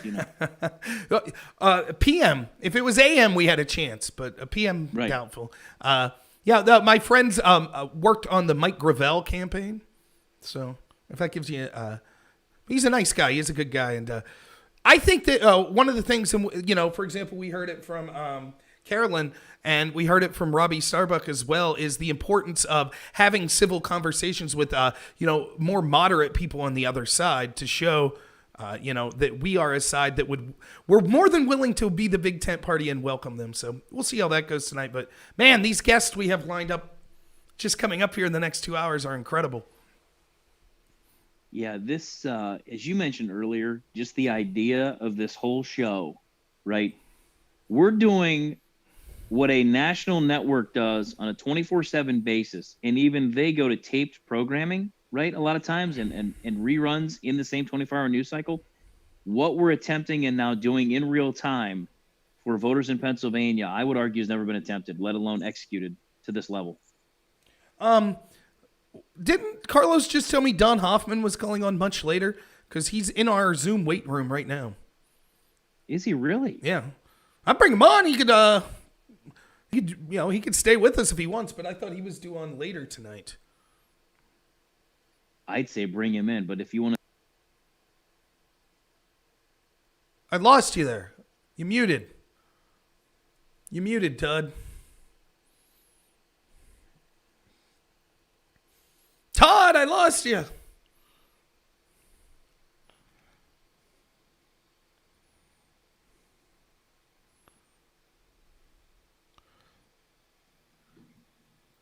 Hello. This is Rob Knorr, Tioga County Republican Chairman Don Hoffman. How's it going? Good, Rob. It's good to see you. How are you doing tonight? Doing great. It's good to see you. So I just got to give you a little forewarning. My two producers ducked out on me. They told me you were coming on like at 9:30 or 9:45. Yeah. So they're some of the people are calling in through phone, so we can't hear them on Zoom. So they might be doing that, but I'll let them know you're here. I don't know who knows? I'm the last person to know any scheduling conflicts, but well, as I said, I'm here, but I know I'm scheduled for 9:30. So do what you have to do, and I'm just going to watch. All right, that's excellent. Yeah. So while we have you here, keep them. All right. So we could go now. Is that good, Carlos? Carlos ain't listening. So go ahead, Todd. I already introduced. Introduced Don Hoffman. We're ready to go. So go ahead, Todd. You got a question? I'm going to defer to Carlos for Chairman, the opener. Chairman, can you hear me? I can hear you, Carlos. Good to see you. How are you tonight? Thank you so very much for joining us. One of everybody's favorite chairman is Tioga County Chairman Hoffman. My co-hosts are Rob Knorr and I'm sure you remember Rob from last year. Yes, I do. And Todd Bartlett is a journalist here in Williamsport. Todd, and we have had quite a night tonight. I mean, quite a night. We've had many guests on, but I guess I would like to have you start by giving us the State of the Union in Tioga and your principal thoughts about tomorrow. Oh, well, I've got to tell you, we thought we saw enthusiasm back in 2016, and I don't think it's even close to matching what we're seeing right now.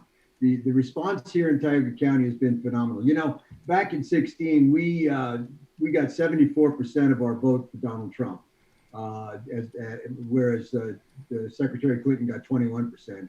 And I think that we'll surpass those numbers. I think that our record turnout in 16 will be again bested in 2020. It's truly phenomenal.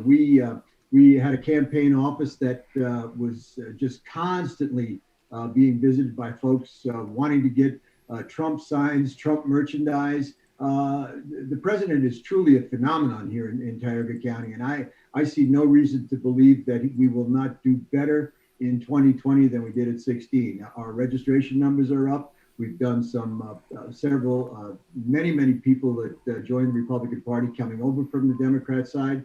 So you can see there's a true, dynamic trend here in Tioga County supporting the president, and I'm sure right down the line, we've been very fortunate with all of our elected representatives, and we are the only county in the Commonwealth with 3 Republican commissioners. So we take a bit of pride in that as well. So I'm glad to hear you mentioned that you see people that were Democrats that are switching over for enthusiasm for Trump. Can you talk a little about that? Because in my estimation, I think a lot of moderate Democrats feel like the party's left them behind. And are you seeing a lot of that? People that think that this current Democratic Party is too extreme for them and Donald Trump actually has their best interest at heart? No question about it, Robert.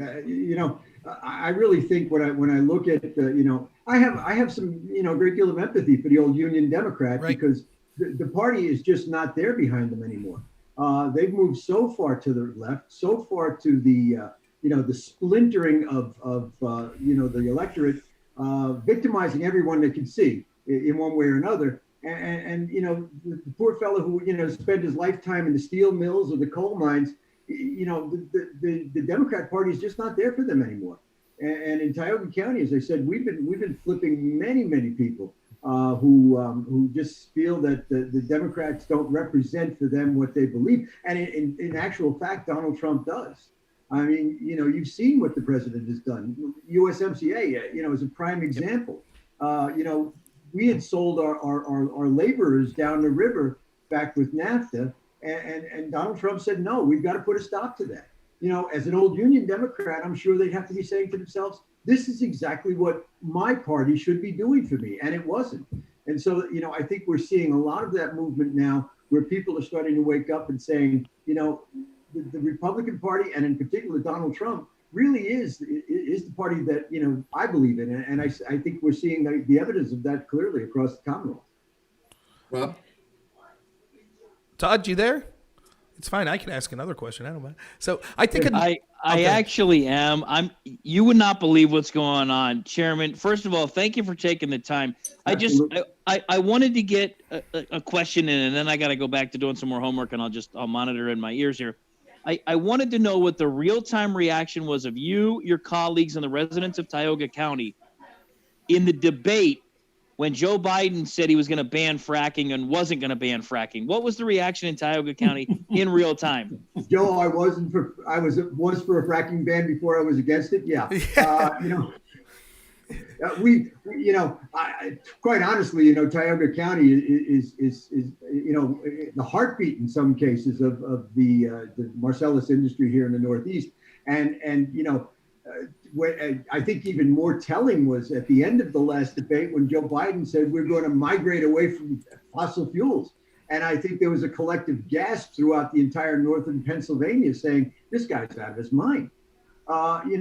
we finally, after decades of being dependent on rogue regimes for our own energy, we can finally turn around and say, look, we are energy independent. Not only do we have enough for ourselves, and where our industries can, operate on a much more efficient basis because of inexpensive energy, now we can sell it to others who need it. And here we have this, this nominee who says, no, we're gonna shut it all down. I think that you could actually almost this true shudder of shock coming through the entire county when he uttered those words. And unfortunately, I'm sure he's tried to backwalk that on many occasions, but that's typical of a Joe Biden response. He puts his he says something out there, and when he gets blowback, immediately, well, that's not what I said, And of course, I don't think the man remembers what he said, but I'm sure he's going to be, I truly believe that that's exactly where he is going, is trying to remove fossil fuels from the planet. And I look at Tioga County, and I look back at the years where literally businesses that were floundering suddenly had a real economic driver here in the county. And granted, things have slowed down a little bit, but the gas is still in the ground, and we still want to bring it up here. And I know that it's only a matter of time before those gas companies come back in full force, and we have all benefited so greatly. I can tell you, and again, this is slightly off topic perhaps, but I'm also a township supervisor, and as a result of the impact fee that Governor Tom Corbett had engineered, as opposed to a severance tax, which Governor Wolf wants to basically reach into everybody's pocket. But the impact fee has impacted, tremendous positive impact. We've been able to tar and chip 24 out of 54 miles of road in my township alone. Things like that. And again, Joe Biden would shut all of this down. So instead of improving the lives of people in rural America, he literally wants to put us back in the Stone Age. And I think that people really realize that this could be the most dangerous man to attempt to assume the presidency. Chairman, how long have you been chairman? Actually, I believe it or not, I became chairman when our former chairman passed away just 4 years ago this month. I'm sorry, 5 years ago this month. So I actually entered the chairmanship at the beginning of the 2016 presidential race. Right. It was a baptism by fire, I can assure you. How did you become a Republican? You know what, Carl? I truly say this with no boast or exaggeration. I've been a Republican since the womb. Literally, my parents, they were not political, but they had their beliefs, and they instilled those beliefs in me, and I hold to them today. Limited government, individual responsibility, those things that, give me opportunity. Don't try to level the playing field, level the opportunity field. Those are the things that I believe in. And I truly believe that's what, the Republican Party has always stood for. So, I've been a Republican. I remember, I grew up in the 60s. I came of age, I should say, in the 60s. And so it was in the time of Vietnam. And you talk about, moments that solidify your beliefs and your thinking. Now, I don't want to get into whether or not the Vietnam War was the right issue, but what did strike me at the time was how the Americans had turned their back on our country at that time. And it truly, it depressed me terribly to see, people looking at this nation and saying what an evil we were, and treating the returning soldiers as if they were just these horrific beings, and it solidified in me this great love I have for this country. We made mistakes. Lord knows we've made mistakes. Any young nation will go through growing pains, and we have. There's no question about it. But we're still the greatest country on earth. We're still accomplished more in the 200 and some years that we've been in existence as a nation than other civilizations have done for millennia. So, when I watched that and I saw how people could turn their back on this nation, I truly decided at that point, I've got to stand up for what is right. I've got to stand up for America. I've got to stand up for what I believe in. And I've got to stand up for, limiting this government that seems to take on a life of its own when it's under Democratic hands. Yeah, and I think that we see a lot of parallels. Now, granted, I wasn't around during Vietnam, but I think we see a lot of parallels now where we see a lot of people that are in positions of leadership in the Democratic Party that seem to have contempt for this country. And I think there's a way, like you said, there's a way to acknowledge we could always do things better. We will never be a perfect nation. We should always strive to get better. But I don't think a nation can survive leadership that despises the country and the people in it. And that's what I see with the Democratic Party. Yes.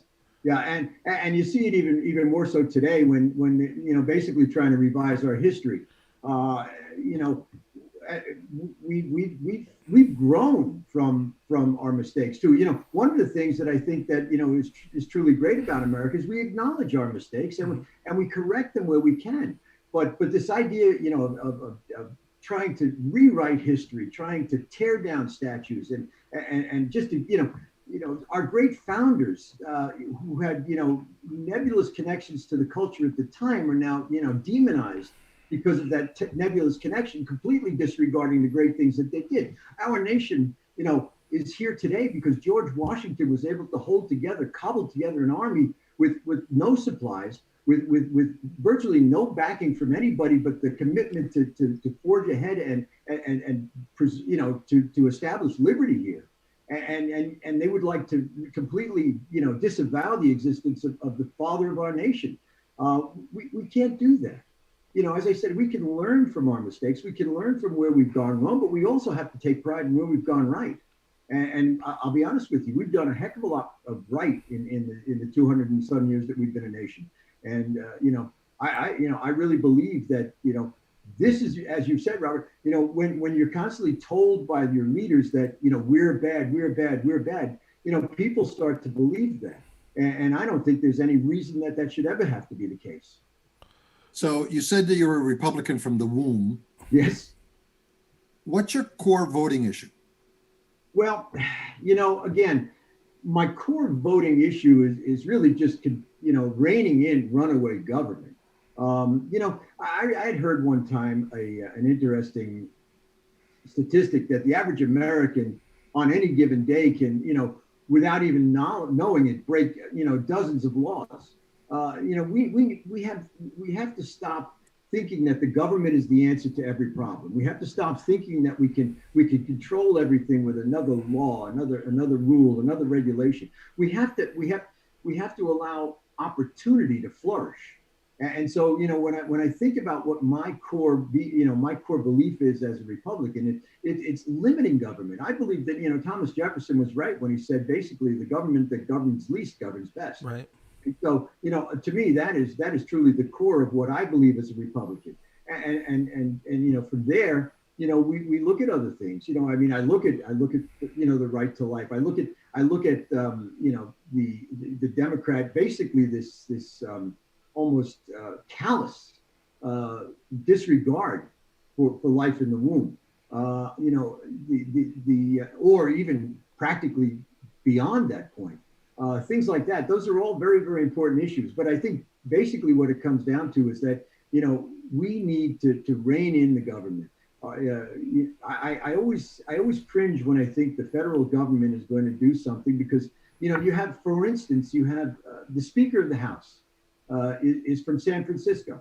Now, San Francisco values have absolutely no application in Tioga County. There's probably not one thing in the world that San Francisco believes in that we do. Yet, if you have a federal government that has this overarching power, those values have to become, imposed upon me. And so, I truly believe that, one of the things that I want and believe as a Republican is bringing government back down, bringing it out of the, this overreaching thinking that it's the answer to everything. Because quite honestly, I think, Ronald Reagan said it best when he said that the 9 most dangerous words you can hear is "I'm from the government and I'm here to help." I totally. 90 seconds, Rob. What's that? 90 seconds. Okay, totally agree. And let me say this. I think that one of the things we see is our ideal, the ideal that you just expressed, is something that people of all persuasions and background could get behind. Because here's the deal. When we're not having the government force our opinions on you, we each get to live our own life to our ideals, as long as we're not negatively affecting other people in an overt way. So I think this is really why this is the preferred system of governance, because it is the focus on the individual and allowing individuals to achieve instead of a government. Exactly. Your final thoughts, Chairman. Well, again, I just want to thank you fellas for doing this. I mean, this is truly, it's an honor to be here with you. And obviously, we're in the fight of our lives right now. And I think that we have to, tomorrow will be a tremendously telling day. I have a great deal of optimism. I really feel that, when people, sit back and think about what's at stake, I think they have no choice. The choice is made for them. And I'm hoping that, we'll see a tremendous victory tomorrow. Awesome. Well said. Thank you so much for joining us. We really appreciate it. Very much. I really appreciate it. You're a trooper, and Godspeed tomorrow, Chairman. Likewise to you all. Thank you very much for what you're doing. All righty. Thank you. Chairman. Bye-bye. Thank you. Okay, Carlos, I think our next guest is ready right now. I think that, so. If you'd like to do an introduction, let him in. Let him. He's in. He's in. Dr. Hare. Oh, he's still connecting to audio. So yep. We'll see when he connects to audio. If you can hear us, Dr. Hare, it's probably, if you go into your settings, it probably is just asking you what microphone you want to use and ask for permission. Zoom problem. I have to say, gentlemen, all things considered, with my meager technological skills, I think we've done pretty well at navigating this, just a couple of small technological blunders. Today it's gone pretty smooth. And we haven't been shadow banned yet. I can't believe it. Yeah, Sarah thought it would be during her. By the way, just so you all know, Sarah said she would be willing to come back later tonight if we need someone to fill some time, which... Oh, that would be awesome. Yeah, so I told her... I didn't get enough Sarah time. Yeah, so I told her we'll keep her posted. So, all right. Dr. Hare, are you with us? Can you hear us? I am. All Dr. right. Hare, how are you? Well, I am good. I am enthused and getting a little tired. It's been a long day, but we've got a long day ahead of us tomorrow. So tell us what's happening in Wyoming County tomorrow, and your overview, State of the Union, of what's going on in Wyoming County. Well, Wyoming County is very well prepared. We've just got a great group of volunteers here. I have to believe, and from my observations, the enthusiasm in Wyoming County exceeds even 2016. And, there's just a great enthusiasm for the president. There's a great concern for the alternative and just what that would mean for us in the future. And I think those are the two things that are really driving this and driving it home. I just think we'll have a really great turnout. We've had good mail-in, but the Republicans have been represented there as well. And we've gone the extra mile. We had 4 cases today with positive COVIDs, but our attorney went to the court and got emergency ballots. Those emergency ballots have been delivered. They'll be picked up and delivered tomorrow, so that we've even gone the extra mile to do that. We've got rides for people that can't make it.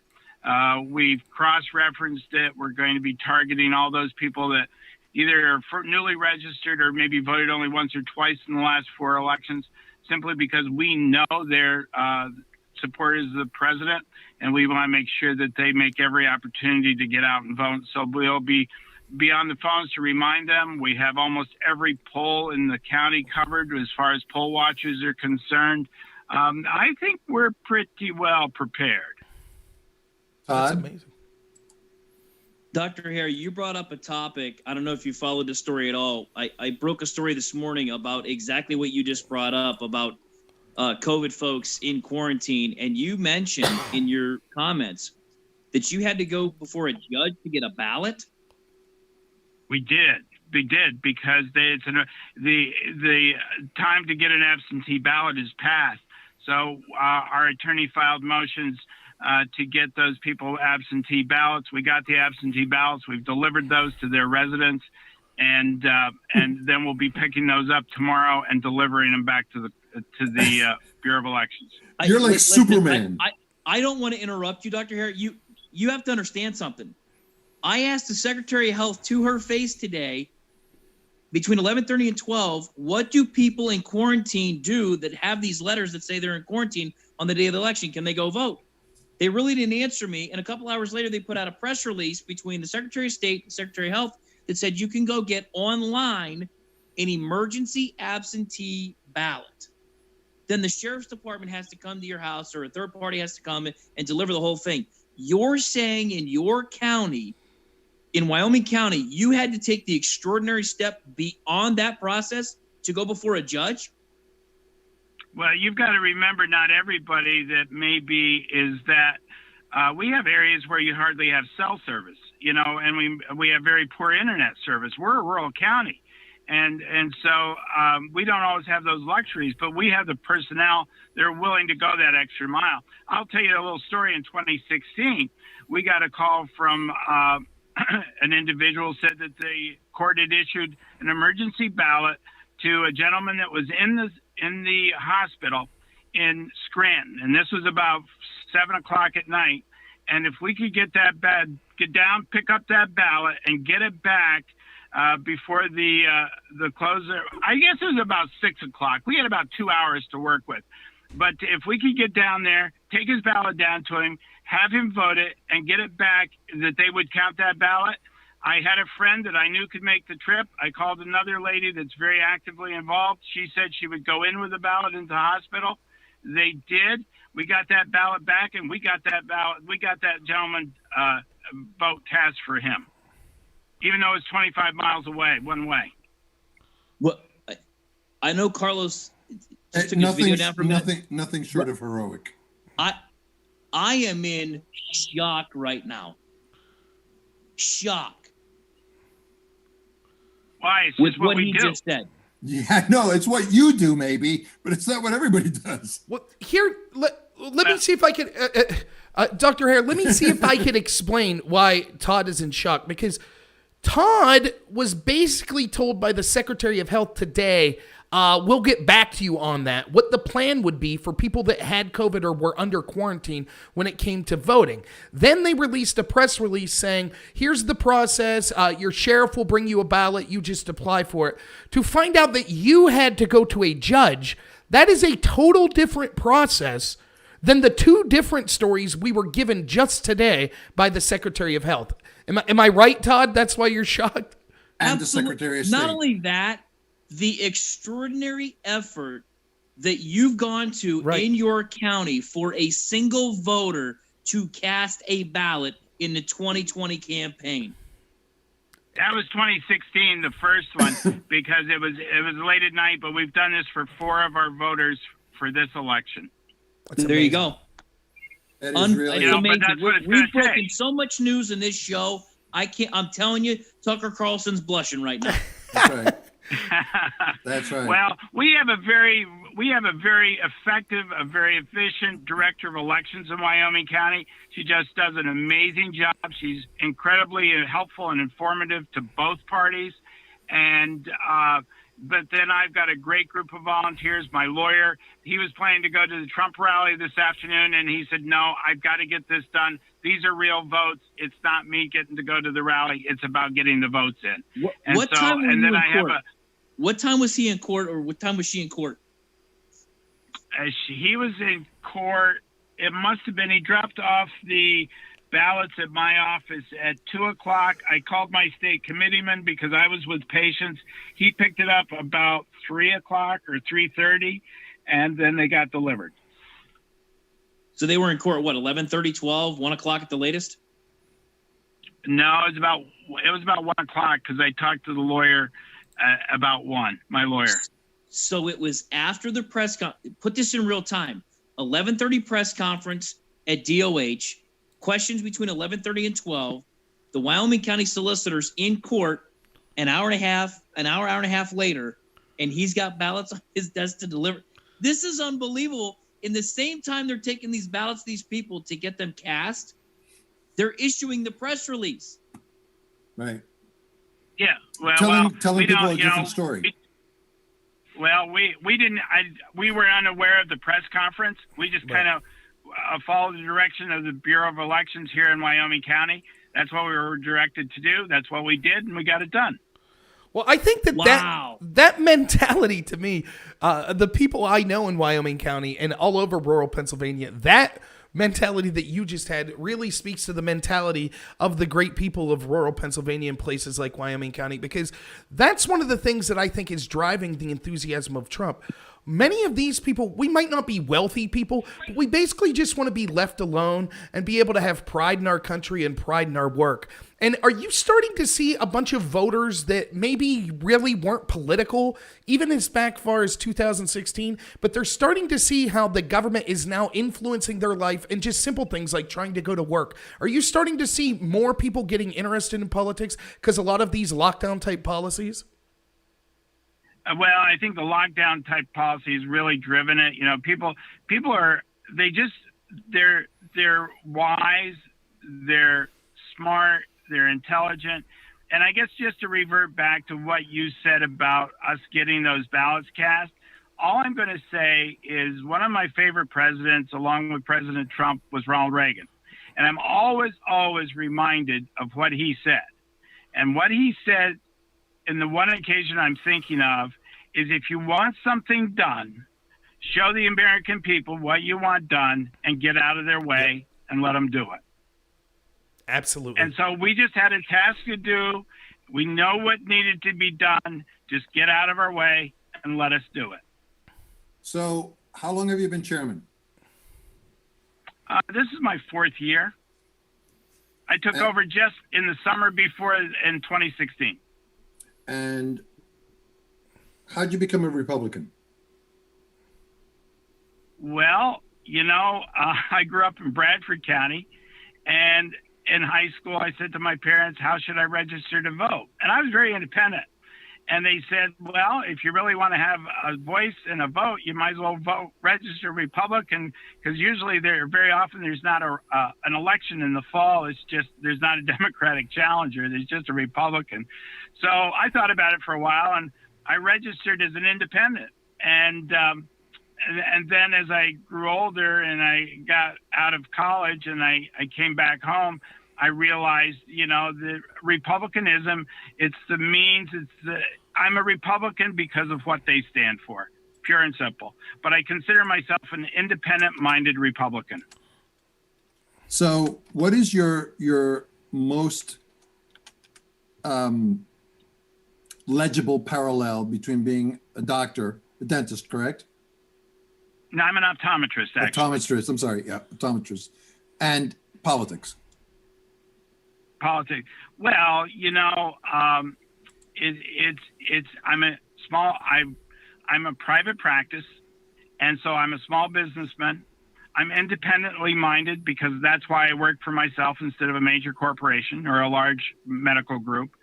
And so my mantra is I'm independent, self-sufficient, and that's the way I am. That's the way I believe my country should be, and that's why I'm so enthusiastic to ultimately see our country energy independent. 4 minutes, Rob. Yeah, and as a doctor, one of the questions, I've been kind of dying to ask a doctor this question. I would assume you got into the medical field because you weren't interested in like necessarily politics or anything like that. You just wanted to heal people and help people with their health. What do you think when you see some of the politicization of medical decisions regarding COVID, and particularly some doctors like potentially Dr. Fauci, that seems to be kind of taking a celebrity status and kind of interjecting politically as opposed to just kind of being a person that seems to be interested first and foremost in the health of the people? Well, you know, if you're a small town country doctor like I am, you do it because you really love it. You don't do it for the limelight. I could have gone other places, I suppose, where I might have been maybe had a little more notoriety, maybe made a little bit more money. But I live with the people I love, and I work in an area that's just absolutely gorgeous. I get to live my lifestyle that I want. I have my farm, and I do some farming on the side where I make hay and sell that to some other local farmers. And I like to hunt. I like to fish. and I like to be my own boss and master my own destiny. And what better place to do that than a place like Wyoming County? Awesome. Todd, final question. I don't know if I'm ever going to recover from what he said about going to court today. Dr. Hare, I got to tell you, go ahead. We've got a great lawyer. We've got just great people in Wyoming County. I've a few lawyers that I could call when I need something for this nature, but they were just really great people. And I always tell the folks in Wyoming County, we're very fortunate. We have all of our precincts in Wyoming County are filled with committee people. We only have one or two where we only have one committee person, but almost all of our committee is full. The complete county is full. I just have great talent. I have great enthusiasm. All I do is I try to follow Ronald Reagan's advice, and that is show them what I need done and then get out of their way, let them do it. And then I always thank them profusely, and I'm so honored and privileged to be their chairman. It's just a great opportunity, and I just enjoyed every minute of it. And our job is to make all the candidates as accessible to the people of Wyoming County as we can, and the people of Wyoming County as accessible to the candidates as we can. Our job is to recruit and support good candidates. Our job is also to hold candidates accountable if they drift away from the basic Republican principles that helped get them elected. And just so I have That's it our right, job. four positive COVID cases. You went to court and got 4 ballots for those people today. Correct. So it's amazing. You're our hero. Wow. We have 2 minutes left. Wow. Tell us what you love most. I didn't do it. All I did was call the right people to get it done. All right. Hey, listen to this. Humble brag guy now. I didn't do it. I just made the phone calls to make it happen. Okay, Yeah, Dr. I didn't do anything. Okay. So the last thing, in closing, we have about 90 seconds. Tell us why you loved President Trump. Because he's honestly, a public servant that does what he says he's going to do, and he delivers in spite of all odds. He's an amazing individual. He's just an amazing individual. God bless, Dr. Hare. Good And luck tomorrow. Thank you, gentlemen. Yeah, and I just wanted to say I was honored to hear you speak and to talk with you at the conferee process, so it's great to hear from you again. Oh, Bob, it's always a pleasure, and you made a real impact yourself. I have to guarantee you that. We all walked away saying we were impressed. We hope he doesn't go away. We hope he stays active. We hope he stays involved. And so thank you for doing just that. Yep, we're not going to let him go. We're not going to let Robert Nord go anywhere. Dr. Thanks, Hare, I Dr. got to Hare. tell you, I am very, and Carlos and Rob can attest to this, I am very rarely speechless. Yeah. The story you shared with us tonight truly left me speechless, and the service that you're providing your community, and don't, folks, pay attention. Dr. Hare, not one time in this conversation ever asked those 4 COVID positive folks what their party affiliation was. He's ensuring their... Oh, you muted, Derek. You muted yourself. Period. Yep. Right. No questionnaire. Your ability and constitutional right to vote. Sir, you have my utmost respect, and I look forward to our next conversation, because the first one, I don't know how you can top it. Thanks, Well, thank Dr. you, Hare. gentlemen. And, it really just isn't anything. You just do what you need to do. My job is to represent the Republicans of Wyoming County. I just try to do the best that we possibly can. I got a great team. Appreciate it much. Appreciate everything you guys do. Keep the faith. Thank you. All right. Thank you so much. Good night, gentlemen. Good night. So I just got texted by the chairman. Hold on. She's in the waiting room. Yep. Bringing her in now. All righty. Man, you can't beat this lineup we're having. Am I right? Look who it is. You got to unmute. Bottom All left. right. You remember us? Oh, absolutely. The fun bunch. How How's you everybody doing? His best. Oh, Robert, tell her how we're doing. Tell her what happened today. Take a couple of minutes. Well, we are having a fantastic day. So, so far, Todd's broke two incredible stories. One showing that our great Secretary of Health, sent out quarantine letters to people telling them that basically they couldn't leave their home or they could be forcibly quarantined, and yet forgot to mention how they could then get out to vote. Todd asked the question in the health secretary meeting today, and she basically said, I'll get back to you. Then 2 hours later, released a press release saying, you have to contact your local sheriff that'll bring you an emergency ballot. So less than 24 hours before the election, there are thousands of people in Pennsylvania that received a letter saying that they were quarantined, that we hope see this press release and understand that they now have to go through a special process to vote. So how do they know that they needed to be quarantined? That's a great question. So this is because of contact tracing, right? So either they, yes, at which we've talked to, right? We've talked of the dangers of this as conservatives, and now that's literally what's happening. Oh, you knew someone that got diagnosed with COVID? Well, you got one of these letters recommended that you be in quarantine. Just right there, waiting for you. Oh my gosh. Well, I heard that there were people that were quarantined, but people kept asking me questions. Well, how do they do that, and how do they vote? And it's like, well, I'm sure that Wolf has that all figured out. I'm sure it's all solved. Not so much, though. Oh, brother. Okay. So, and then there was another story that Todd just broke, and that story was that we got official documentation for the people that are counting ballots, and one of the bullet points on there says, basically, if you get a ballot that doesn't have a postmark or has an illegible postmark, you are to proceed as if it's a legitimate ballot that was postmarked on time, unless the preponderance of evidence suggests otherwise. In other words, hey, you got a ballot with no postmark? No problem, throw it in the pile. I mean, the corruption knows no bounds in what they're trying to do here with this election. Yeah, it is exhausting trying to keep up with it. That has worn me out, I think, more than anything else, is just fighting back, anticipating, and then answering the myriad of questions that people have. And we're doing poll watching inside for what I call procedural poll watching. Mm-hmm. So training people to what to watch for, what to look for inside of identified polls, mostly polls on campus and in the borough and places that we never go as Republicans.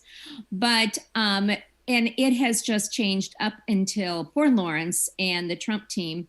It continues to change up until the last minute that they add things to it, and like, oh yeah, we forgot the part about face masks. So let's send out an addendum to 14 pages of that. Now we're going to have 5 pages about face masks. So it is really it is something to behold. Unbelievable. Carlos? So, sorry, there I am. There you are. So, give us the State of the Union in Center County. In Center County. Well, actually, it's going quite well. And it is like every place else. It is just an amazing year of energy and people coming out wanting to support the president, wanting to get involved. So that has been a nice change, and a lot of people who want to help. And so that it's looking, you hate to be too terribly optimistic, but it's actually looking pretty good as far as the election side of it and as far as getting out the vote. And only problem is, again, just trying to anticipate everything that the Democrats are doing. So, what's the voter registration disparity in Center County? That's a really good question, because it's always been like 2,000 difference between the Democrats and the Republicans. And then I started going through the state databases and, all the information you can find there. And I found that the little tab that says active, inactive. And I thought, well, let's see what this says. And basically, we are exactly the same, have exactly the same number of active voters. They have 7,000 inactive voters, and we have 4,000 inactive voters. So when you take those away, and I was wondered how you factor out all the students who register to vote and then move away. And if you're not going to purge the rolls, then how do we know who is what? Well, it's active, inactive. And so truly, we're each at like 39,000. That's amazing. By the way, Carlos, I don't know if we gave an official introduction. So we have Center County Committee Chris Chairwoman. Eng is the Center County Republican Chair. Yeah. And Center County is the county that houses State College. And so the Penn city State University. Right, Yeah. Penn State University, right? Mm-hmm. And to many of us, it's synonymous. Yeah.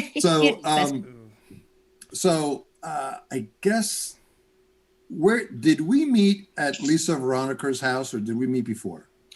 No, we met at when the conferee process. Right. Place. Yeah. We came and visited you. I had Maria. Yeah, you were working with her at the time. And then you were kind enough to invite us to you came to our Lincoln Day. The Lincoln Dinner. Dinner, Yeah. right? Yeah, And awesome. That was a fun time. Yeah. Oh, absolutely. So that's what I wanted to talk to you about. It's on my list. Oh, yeah. Tell everyone why it is that Center County has the very best Lincoln Day dinner. Not even close. Pack your stuff and go home to your mother's basement. Everybody else. True. Go home to mommy. Boy, I have no idea what it is. We have linens. We don't have paper, napkins. We have cloth napkins. That's a big thing to me. That was one of the things that we moved to this area. It's like, what's wrong with cloth napkins? No, I'm just kidding. So, no, I don't know. That was a couple of years ago. We did a lot of changes and added a lot of things to it. So she's being humble. So, it's double the size of the one in Lycoming. Mm-hmm. Oh. Okay. Mm-hmm. And I love Lycoming, but let's face it, you guys have your act together, and you are the preeminent Lincoln Day dinner for my money. Well, thank you. Anywhere, not just in Pennsylvania. Yeah. Okay, I've been to Lincoln Day dinners in California, and I've been to Lincoln Day dinners in New Jersey. Not even close. Yeah.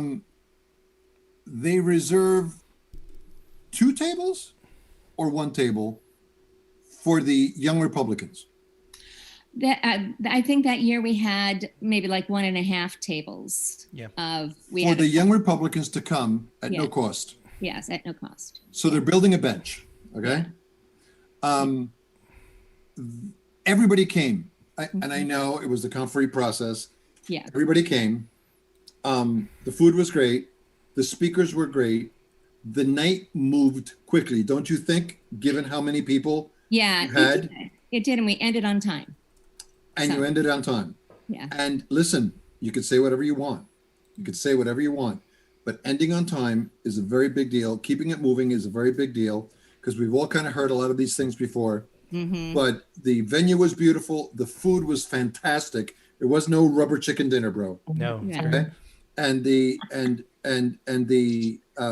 hors d'oeuvres and the cocktail, it was just neat as a pin.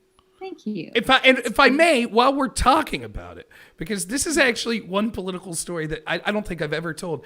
My mother and father had never voted until Donald Trump ran. So they voted for the first time in 2016. And my mom, when she found out I was running for office, she's just like, I was like, you should come with me to some events. She's like, oh, I can't. I just won't fit in. I'm just like a country lady. She came with me to the Lincoln Day dinner, and she had a wonderful time. And since then, they've became that event, I think, in addition to Donald Trump, has spurred them to be far more active in politics. Because one of the things I was trying to tell her, and I'm trying to tell our audience, is you don't have to have some special background. Don't feel like you're going to show up to an event like that and people are stuffy. We had a great time. We sat at a table with Joe Peters, who my mom, thinks is like, straight out of the Untouchables. She just thought he was the cool. I forgot. Yeah. So it was, I at least to one family, it really made a difference, and it made them active politically, to the point where they're helping register people that have never voted in their life for this election. So it's just interesting how something, I always wanted a chance to tell you thanks for that. She really appreciated it. So. Well, and thank you, Joe Peters. Yeah.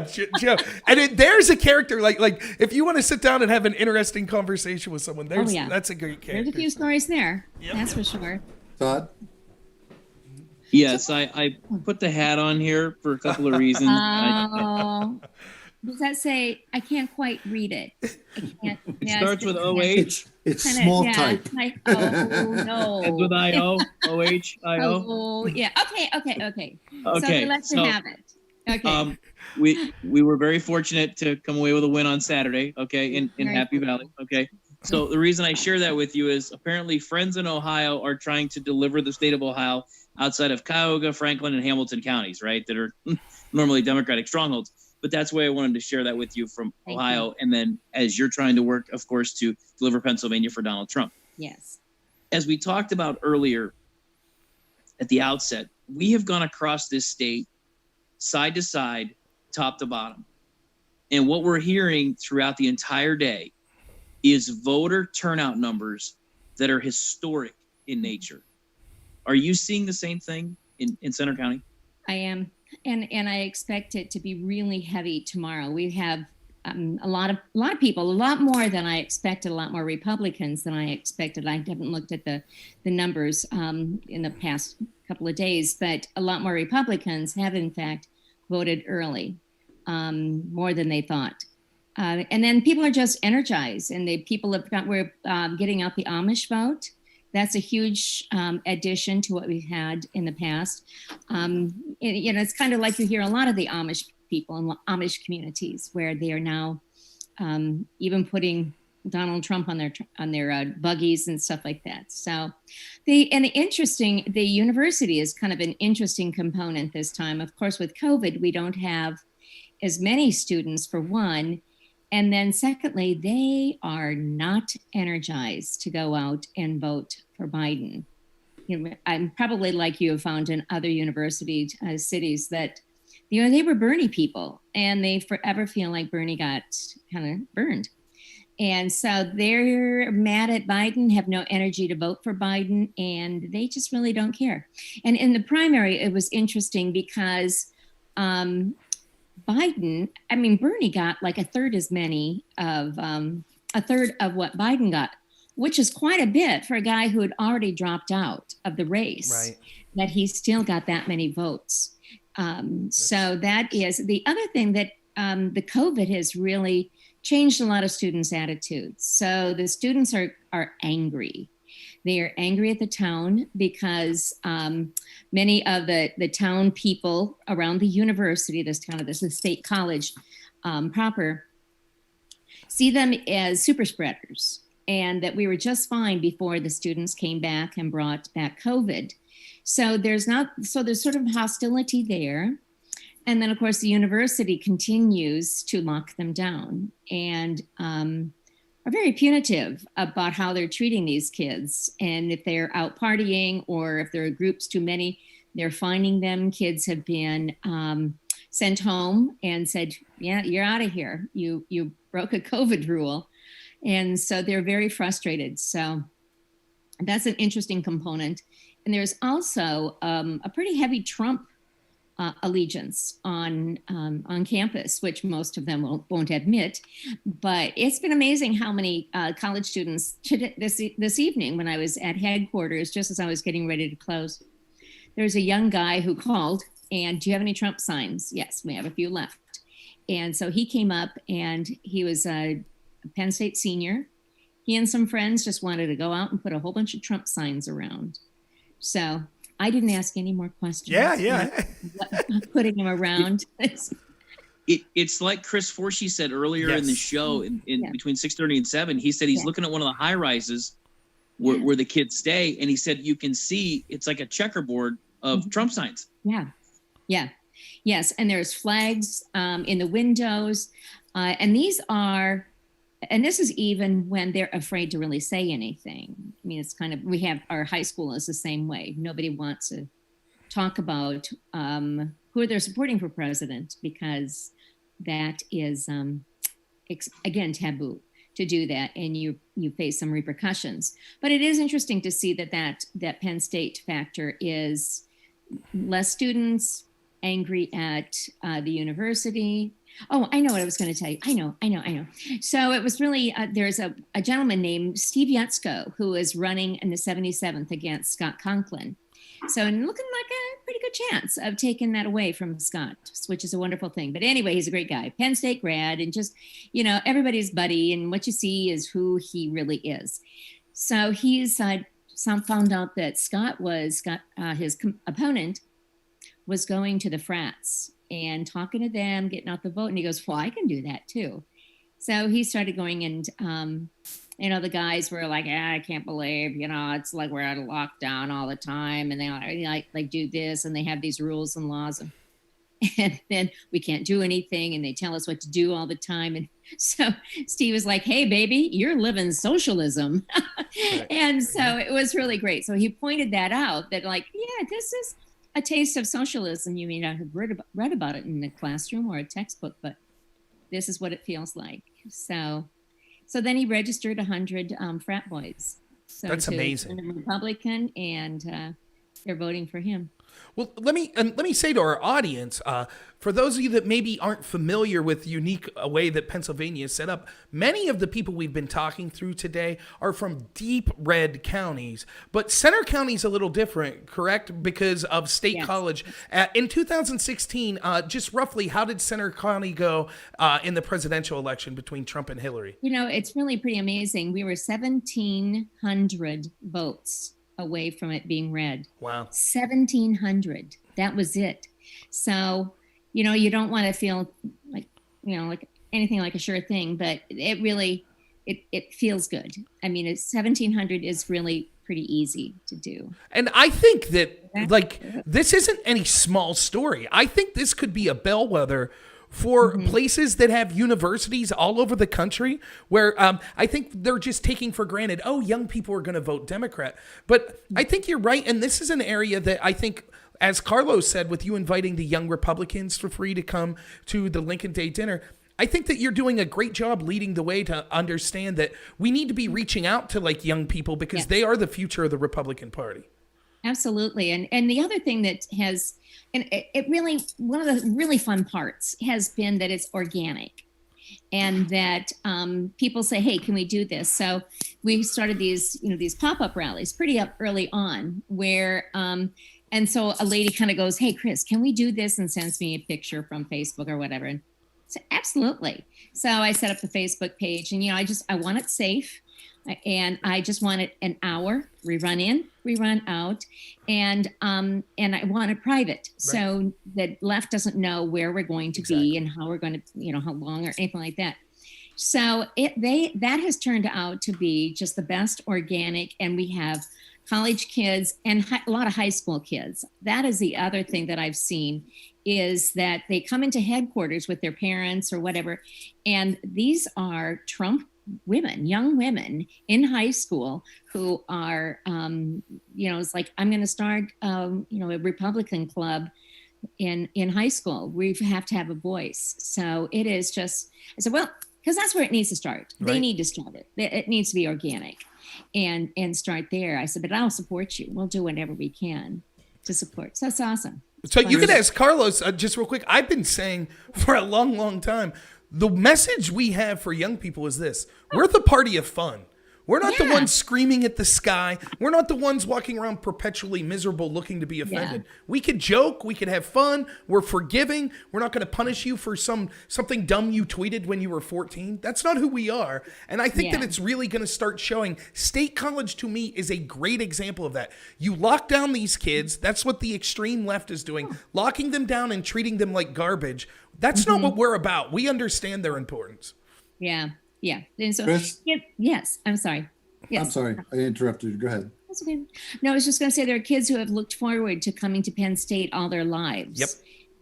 And get there and go, I don't like this at all. So the morale is really low. Yep. So 30 seconds, because we have another guest. Yeah. Tell us why you love Trump. Oh man, I love his single humor. one reason. Oh, single one reason. Yeah, Carla, she would do that to me. Your core reason, yeah. It's that he's steadfast. That's fantastic. That's a great word. It's absolutely true. Yep. Absolutely true. We love you. All Good luck right. tomorrow.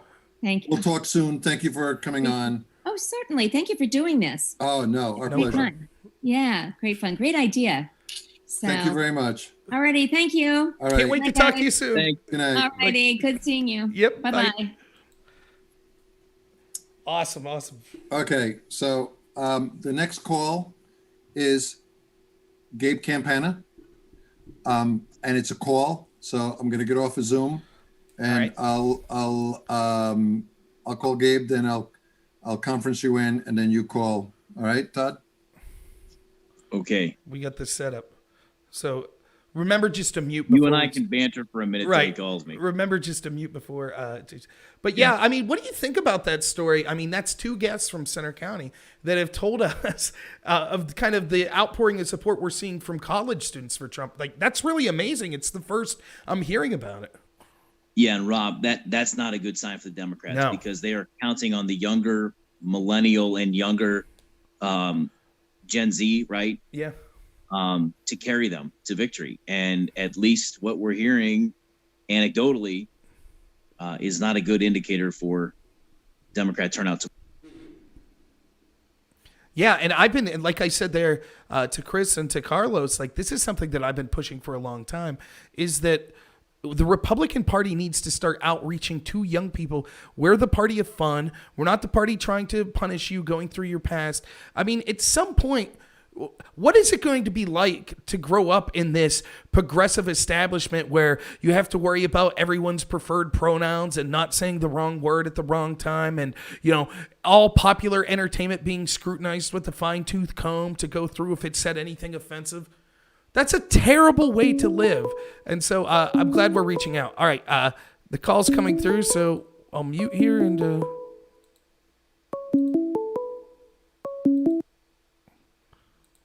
Call from Todd. all right, I'm on. Are you there, Todd? We should all be here. Okay, I'm here. Everybody ready? Hi, Rob.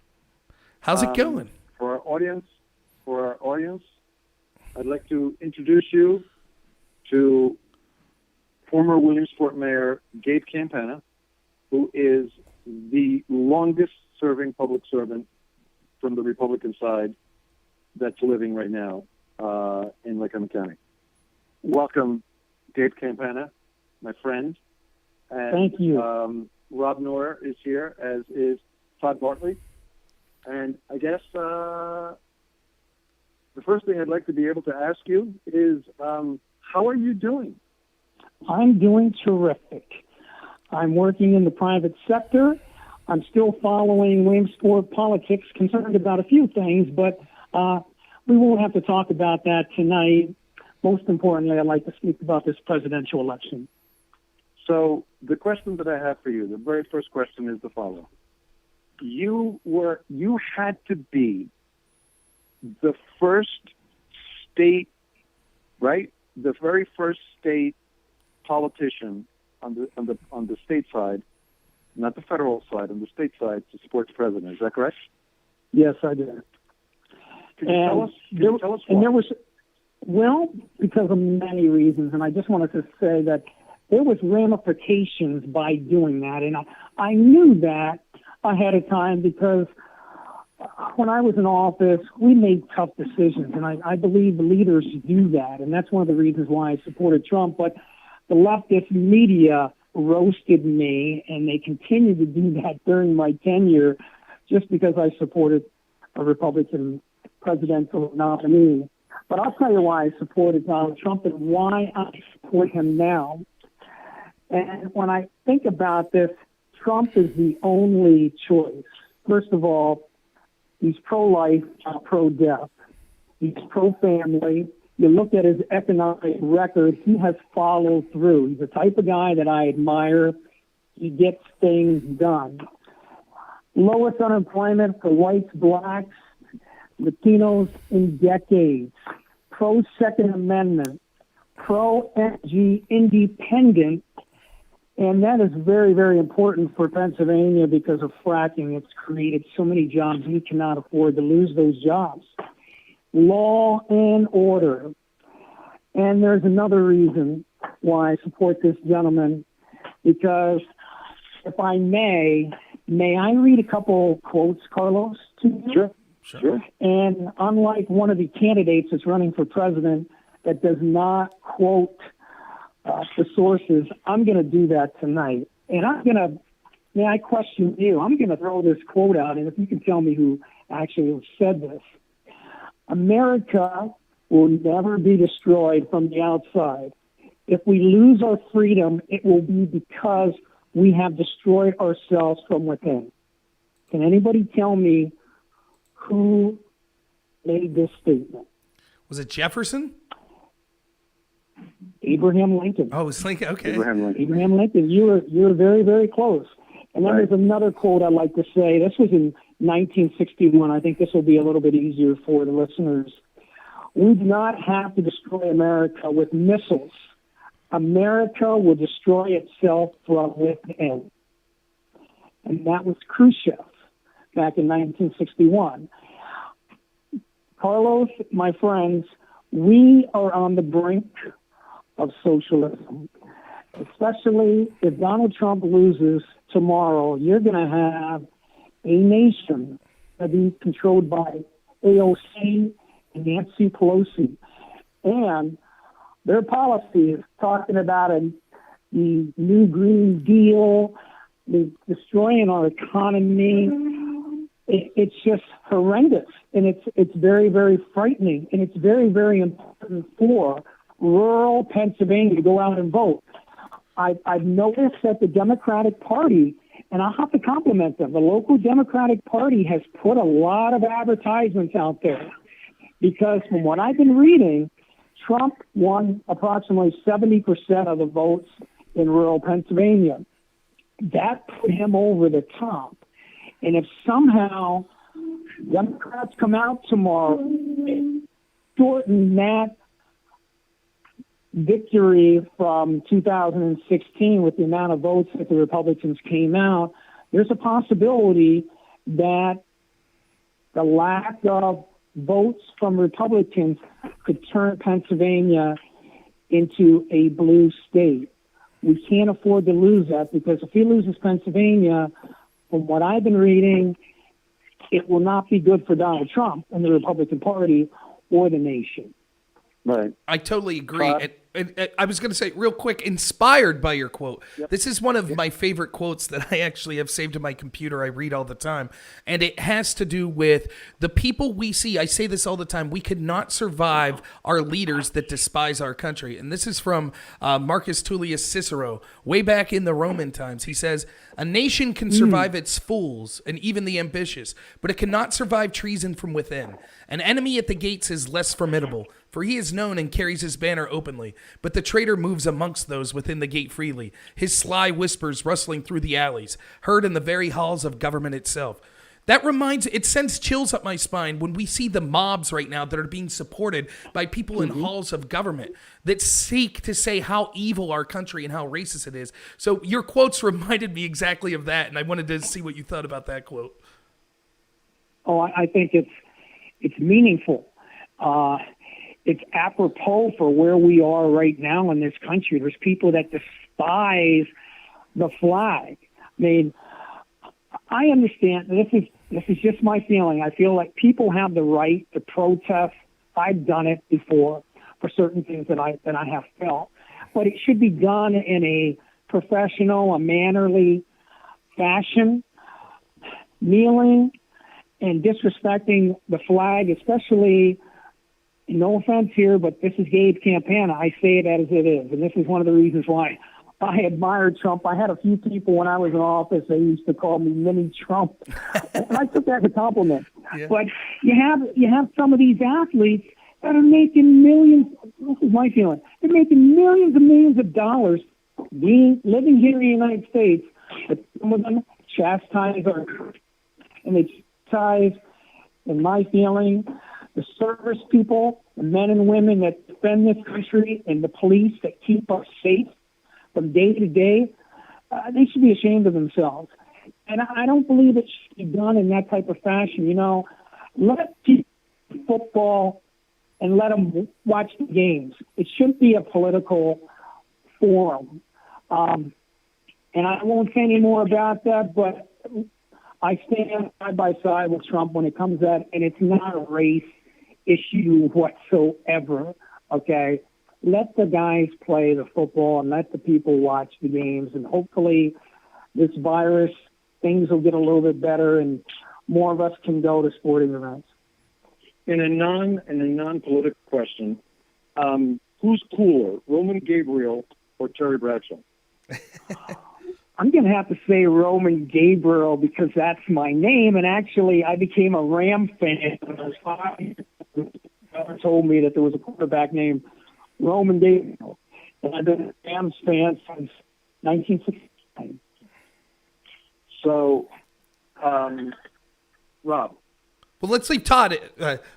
Todd, do you have something? Oh, I'm sorry, Todd. Yeah. Yep. Yeah, in full disclosure, nobody needs to take this the wrong way. Full disclosure. The former mayor and I have not seen eye to eye on several topics. However, we do see eye to eye on this particular topic, and this is what I want to ask him about. Mayor, when you look at the situation right now in Williamsport and Lycoming County from a small business standpoint, and your entire tenure in elective office, you were a pro-business guy. Yeah. How heartbreaking is it to see that these small businesses that have been locked down for months and months and months have either been forced to close or scale back or lay people off? What's your reaction to that? Well, I'll tell you right now, I'm very disappointed. I can say this now because I'm a private citizen. During our tenure, we worked very hard. It was unprecedented. Our team did a great job. We had over $600 million in new construction, and it doesn't happen by itself, okay? You have to go out, and you have to be a mover and a shaker. You have to smile. You have to be proactive. We're not seeing that in the city, and this concerns me. What's going to happen at this year's budget and following budgets to go, okay? So what I'm saying is, as mayor, I wouldn't have been on Market Street kneeling with the black people, okay? What I would have been doing is I would have been out in the street, of course, wearing my mask, and I would be letting people know what's going on a weekly basis. There would be press conferences. If there's any type of shooting, you know, Todd, whenever there's a shooting, I took responsibility. I was right out in front. The leadership that we see right now, people don't even know who the mayor is, okay? I think that's a big problem. But to follow up with what you're saying is, yes, I think it's horrendous what's happening, and I would have bucked the governor, okay? Just like I did when it came to the KKK coming to the city. I said, you're not coming, okay? We're not going to give you a permit. If you want to go ahead and sue us, do it. And they backed down.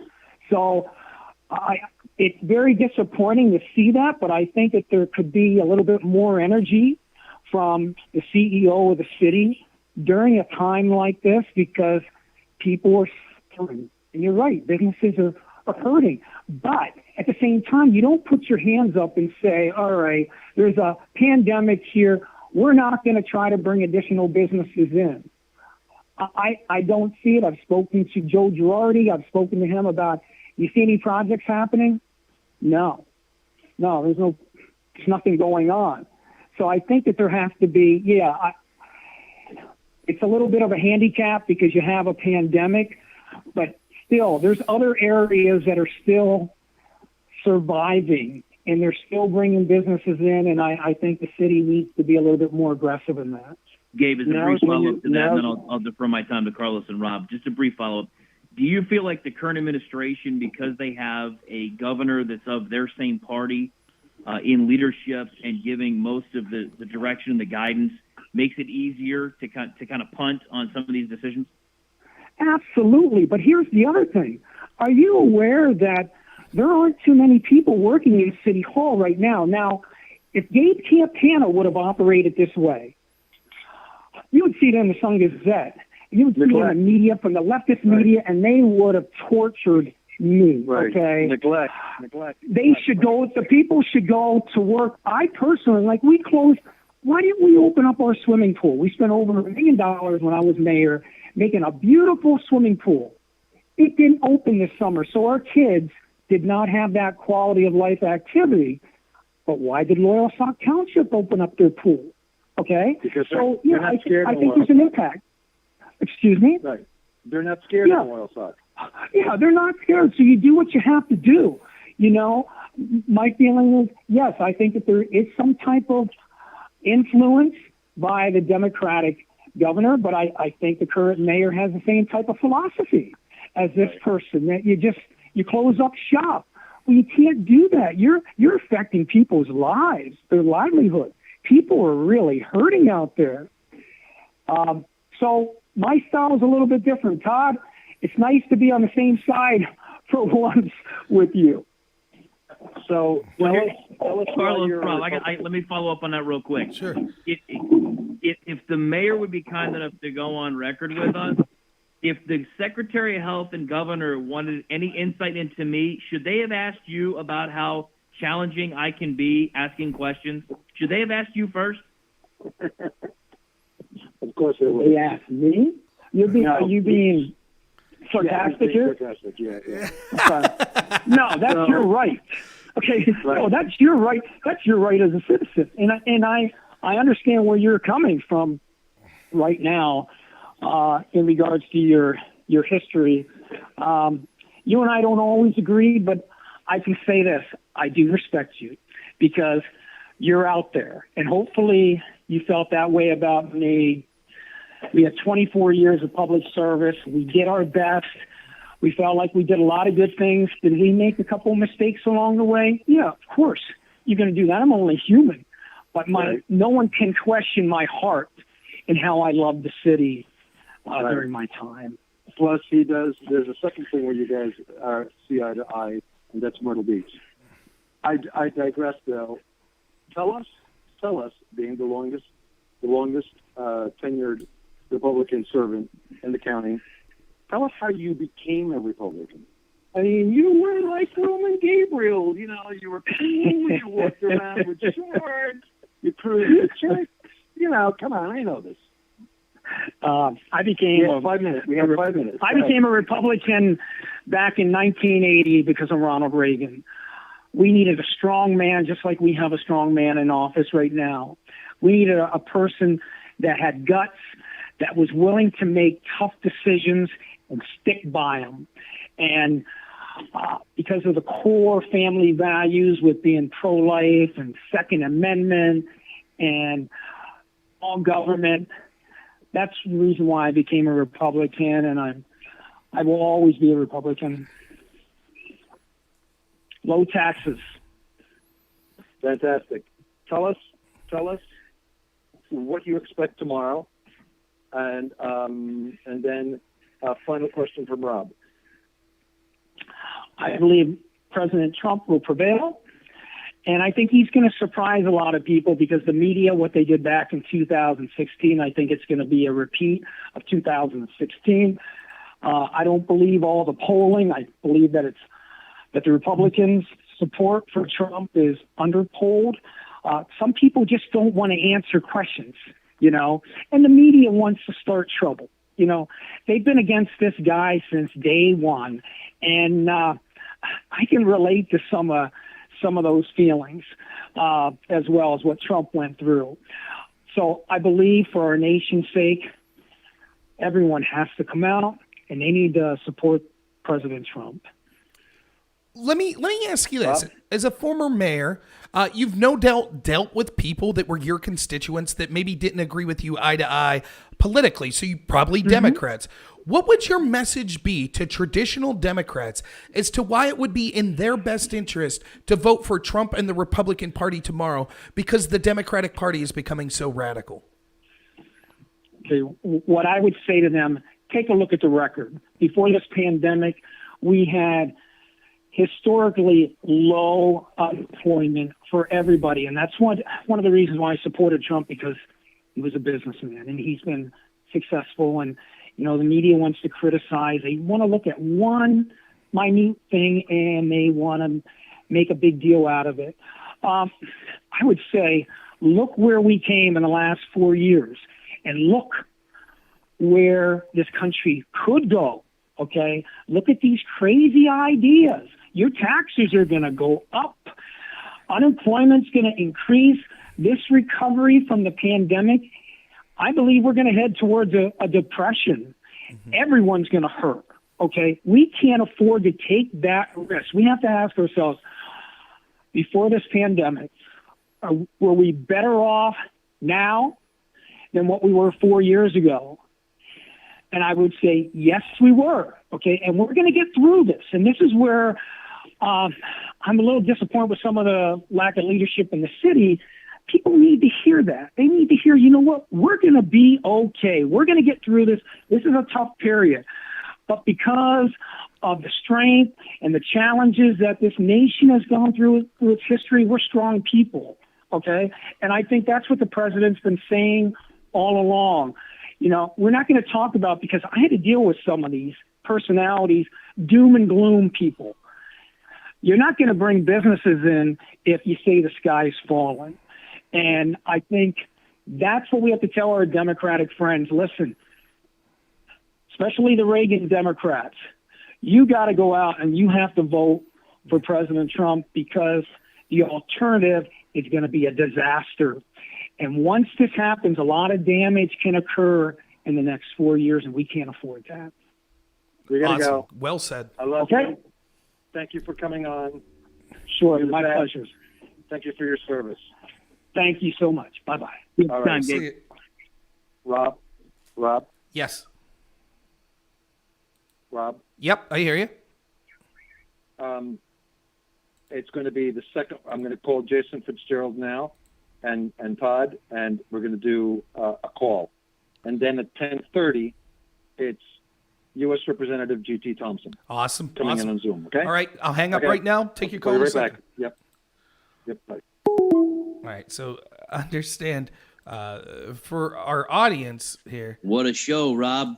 It just keeps getting better. I mean, for our audience, we got Fitzy coming on for 15 minutes, and then Glenn Thompson, my congressman, who has been with Trump all day. He will literally be leaving Trump's side, and we will ask him if he put a bug in Trump's ear. And we need to go rapid fire with Fitzy, because one question could be a 15-minute answer. Right. You ask first. I'll have plenty of time. You talk about filibuster, right? Yep. So, all right. I'm assuming that call just came into Todd, but friend of the show, Jason Fitzgerald, going to be here. Co-hosted with us several times before, so one of my favorite guests to have on. So I'm going to mute here, and I'll answer that call in a second. Oh, yeah, you guys could still hear me, so I don't have to mute from you.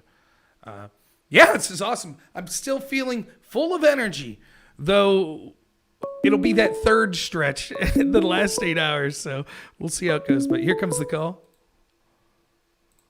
Call from Todd. All right, I'm here. Todd, I like your Todd every time it says call from it. It sounds better every time. You there? Yep, I hear you. Yep. Are we all here? We're here. Fantastic. For our audience, our next guest is lobbyist and president of Defense Strategies out of Williamsport and Watsontown and Harrisburg and Washington, D.C., Jason Fitzgerald. Welcome to the show, Jason. Hi, gentlemen. How are you? You guys had me up a little bit past my bedtime tonight, but I'm glad that you had me on. Yeah, meanwhile, he's got a cigar and he's got a scotch, okay? And I do. How did you know? I know, Jason. How are you? And I'm in Williamsport. I'm doing very well. Great to hear from you. Tell us, give us 3 minutes of the Jason Fitzgeraldian assessment of what the hell is going on in this country. Well, number one, supporter of Donald Trump, and I think that he deserves to be reelected. I agree with the Pittsburgh Post-Gazette, I think, which was a very significant endorsement, maybe enough to put the president over the top in Pennsylvania, that, on the issues that are important to working people, Joe Biden's failed us for 47 years. And Donald Trump's a man of action, and I think that in the closing couple of days of the election here, obviously everybody is descended on Pennsylvania, and I think that Pennsylvania is going to determine the outcome of the election. And I think it's pretty neat that working people are going to determine the outcome of the election, and we'll see what happens.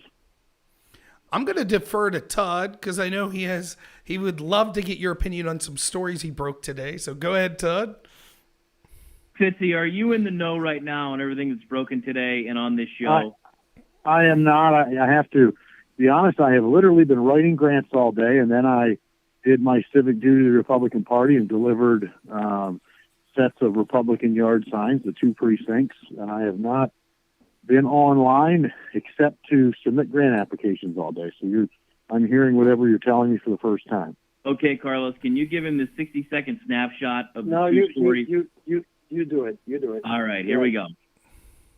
So this morning we had a whistleblower come forward. It was reported 9 o'clock this morning that a whistleblower involved in the contact tracing program said it's fundamentally broken and that any number of Pennsylvanians are getting letters saying that you must quarantine. And there was no guidance on what somebody in quarantine should do for Election Day. So I went to the press conference with Secretary Levine at 11:30 and asked that very question. What do people with COVID or in quarantine do tomorrow? Can they vote? And you'd have thought I asked, anything that I shouldn't have asked. And I was told that the story on social media was false. It was patently not true. And then a couple hours later, Secretary Bucknell, Secretary of State, and Secretary Levine put out guidance for COVID quarantine folks that are now unable to vote tomorrow. Fitz, you have to go get an emergency absentee ballot. You have to have the sheriff's department involved. Then we find out tonight from the chairman of Wyoming County, he went to court today to get 4 COVID positive people their ballots as this is all unfolding in Harrisburg. Then tonight we find out that from the Secretary of State that if you have an illegible postmark or no postmark at all, that ballot submitted is assumed to be good and potentially is going to get counted days after the election. Just with those broad strokes going on right now, your reaction in real time. Well, I mean, that's, obviously there doesn't appear as though there's clear direction. I would hope that the Department of State would, be consistent with how ballots are counted. And, Pennsylvania is not a state that's new to absentee ballot voting. You request a ballot and then the ballot comes to you. That's been shown to be fair. But, hopefully the Department of State will monitor things and the counties will monitor things, and the integrity of the ballot box is critical. Well, one of the things that gets me is this. We are asked to suspend our freedoms and our rights and to take an economic hit, to shut down the economy and make these grand sacrifices because our betters in Harrisburg in the Wolf administration, they're experts and they know what they're doing. Today, that first story Todd broke amounts to this. The health secretary and Governor Wolf never considered until Todd Bartlett, a journalist, asked them what people in quarantine were supposed to do when they vote. They literally had no answer for Todd, then had to leave, and 2 hours later put out a press release. Even if it was not in bad faith, even if that's just something that was done out of ignorance or incompetence, it's startling to me that people that didn't think ahead, that have been telling us that every vote must be counted, oh, this is the most important election of our lifetime, they didn't think as they were sending out letters to people threatening them that they have to stay indoors, oh, wait, that means that they can't go outdoors to vote. I mean, how can we put our faith in people to sacrifice our rights if they don't have this slightest amount of common sense? Well, Todd always asks the right questions, that's for sure. Yeah. I mean, one of the things we joked around today is how many people would not have received the guidance on how to vote had Todd not been at that conference today and asked that question? Because they only released the press release as a result of Todd asking the question. Right. Well, and congratulations on that, because I think it's important that we get every vote that we can out for President Trump, because I think it's going to be very close, and we can't allow any kind of intimidation to keep us from going to the polls. And Fitzy, I've been saving this the entire show for you to be on. Yes, sir. We fundamentally disagree on the outcome tomorrow. Here's why. I think it's a red tsunami. And I've been saying this since July. There is no voter enthusiasm on the other side at all. None. Tens of thousands of our fellow Pennsylvanians showed up in Butler, Pennsylvania. It looked like we were going to a Penn State game. And it has the entirety of the infrastructure in this state on the Democrat side in full panic mode. Would you disagree? No, I wouldn't. And, I'm watching this race from the outside. This is the first campaign in a long time that I haven't been involved in, in a consulting role. So I'm not, a part of any decisions that are made in Harrisburg or anything like that. But I think that, the goal of a rally is to get your, folks out to the polls to vote. Most people have their mind made up. It's just a matter of intensity. And I don't think if there's anybody in Pennsylvania who's a Trump supporter that lacks intensity to get to the polls. Right. And I think that he's going to win Pennsylvania as a result, in large measure because of what he's done in the closing days of the campaign. And I really can't say enough that I think that the Pittsburgh Post-Gazette op-ed really spoke to a lot of people in Western Pennsylvania who were sort of on the fence. And, they realize now that Joe Biden for 47 years was hurting working people, and, these trade deals that have hurt, caused our factories to close down and go to China. This has been devastating to our economy. And I think that, I think that we're probably going to see, if you ask me for a prediction tomorrow, I think that the president will win Pennsylvania, and I think it's going to be a close race with the Electoral College. I think a map that I was messing around with earlier, I think I had him at 279 or something, which of course is more than what you need to win. So, 50, was that with or without Pennsylvania in the 279? That was with Pennsylvania. Yeah. Yeah, I've got him over the top without it. Wow. Okay. Well, let me ask this, Fitzy. You just mentioned the Post-Gazette. We've also seen polling numbers, and take the polls for what they're worth, but this seems to be universal, that communities of color seem to be supporting Trump not only more than they did in 2016, but basically more than they have any Republican presidential candidate in some time. We just had 2 guests from Center County tell us in State College they can't believe the numbers of college students that they now see coming out supporting Trump, in large part because these students are being treated like garbage with these lockdown orders that they blame Governor Wolf and other Democrats for. So if we're talking a lot tonight about enthusiasm in rural Pennsylvania, but do you think that it could be something we're missing in Pennsylvania and perhaps nationwide, that there's going to be a surprise in these demographics that normally wouldn't vote for a Republican that will be more likely to vote for Trump? Absolutely. I don't think there's any doubt that President Trump will increase his numbers in the black community. I think it's just a matter of by how much. And actually, if he does do that in a significant way, he can actually win the popular vote too. Yep. And I mean, that is something that when you look at accomplishments, for the African American community and for minority communities and all communities that faced economic hardship, when jobs were shipped overseas, the president has delivered for them. Opportunity zones and the crime bill, reworking that So, I think the president's going to do very well. And I think that if and when he wins, that will be what is credited with his victory, will be his support amongst African. And again, it's not going to be, 50%, but it may be 20, 22. Even if it's 11 or 12, that's significant. Yep. Jason, a couple of things.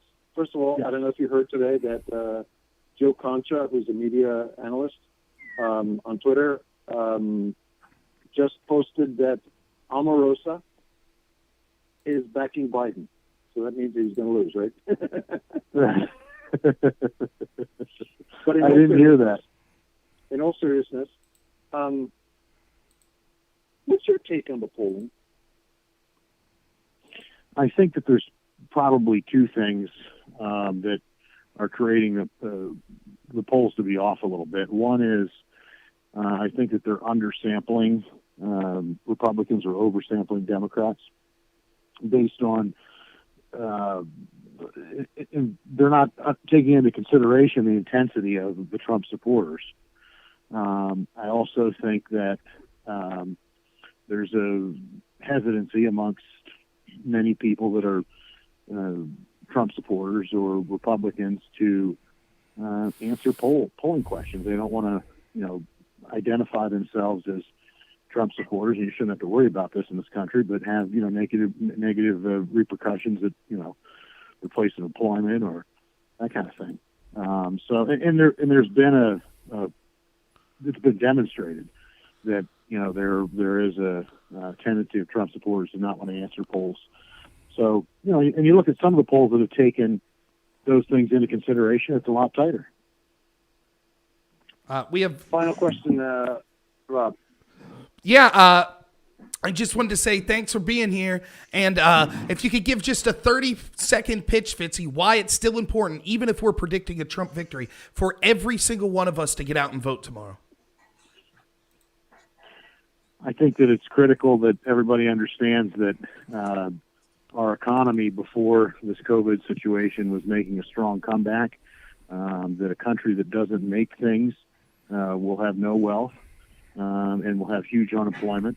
And we need to bring our jobs back from places like China and Mexico. We need to continue to have a businessman sitting at the table when we're negotiating these trade deals and somebody that's going to fight hard and make sure that we win for the United States, even if he hurts people's feelings in the process.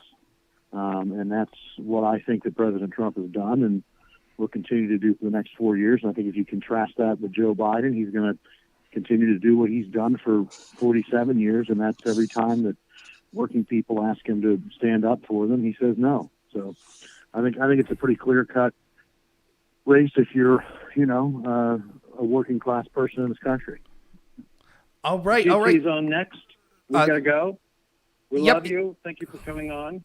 See you guys. Thanks. I don't know if you can hear me. I hear anyone.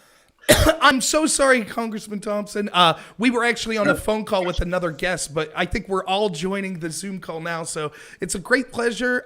We welcome in our next guest, Congressman I get bullied around from all these District 12 people. So finally, my representatives here from District 15, the great Congressman Glenn Thompson. Thank you so much for being here. Robert, thank you. Thanks for the privilege and the opportunity. Greatly appreciated. Hey, GT. Hey, good evening. How are you? I'm good, Carlos. Good to see you. Thank you so very much for coming on as late as you did. We just got slammed, and I'm like, I got a cold, Glenn. So, how you doing? Okay. Hey, I'm doing great. Just got back, probably a little over an hour and a half ago from Scranton. It was great to be in Joe Biden's hometown, reported hometown anyways. I don't know. I don't know. I don't think Mr. Biden ever had as many friends as what Mr. Trump did tonight in Scranton. It was a great rally. Did you see Corn Pop? No. So tell us, you were with the president a lot of today. What's his mood like? Is he optimistic? Is he energetic today? You know what? The president is always optimistic and energetic. And the man's amazing. I drove. Made the 2-hour drive from Scranton back to Center County, and by that time, I think he was in Michigan. Doing it all over again. And when I turned off the TV here just a little bit, he was in Wisconsin. 5 stops today. Just incredible. But his optimism has always been great. I mean, I think it's because he's just an amazing man. I love working with this leader. I really do. I tell stories about about what it's like to interact and to work with this president, to work with this man and his leadership. He's got a leadership style that I just absolutely, truly appreciate and respect. And I know he is optimistic going into this election. And I think that's because he's done all the right things to earn re-election. And that's my philosophy. The first time you're elected, the second, you work hard and you're obviously you win election. The second time you earn re-election. You do that by working hard, doing the right things, and communicating. And he certainly has done all 3 of those. So one of the stories that or one of the subjects that I'm very interested in you telling, as you know, I'm a filmmaker, and what a lot of people don't know is that GT is a huge movie fan, as is the president. So tell us a little bit about the inner workings of your movie nights. Give us a good story about movies. Well, I know the president loves, or at least up until this virus, he loved to host movie nights at the White House. And he's got this great studio there. To be able to great theater, I guess I would call it, where we had a chance to go in there. And the movie that really comes to mind is the one that was made by was the film that really featured those 3 Americans. One of them's actually running for Congress now out on the West Coast. They were on the train to Paris, and it was a great flick. And in fact, these a couple of those guys, they played themselves in the movie, and it was it just I think the president enjoyed that because of my impression was he sat there with us. He actually sat with one of these American heroes. I think it was I don't know if the one that was active duty or National Guard. Watching this movie, and I'm not sure if the president enjoyed it more because it was kind of an action flick, or quite frankly, because he was there experiencing with a guy that actually did that, and they weren't the greatest actors, I will say, these guys. But the action scenes were cool because you knew that they had the action scene down when they took down the terrorist. Those are just the kind of times it's great to get an inside look at what this man's all about. A guy that's going to go down, I think, in history, one of our greatest presidents, quite frankly. Before we go to Todd, give us a perspective that you have personally with the president that we don't see. Sure. Well, I'll share with you one of my President Trump stories. Was one of the times where I'm dean of my delegation, which is hard to believe after just 12 years, actually, dean of the Pennsylvania Republican Congressional Delegation. And we're flying on Air Force One, and it's kind of a short hop. We're going from Joint Base Andrews outside of DC in Maryland, and we're heading to Pittsburgh for an event.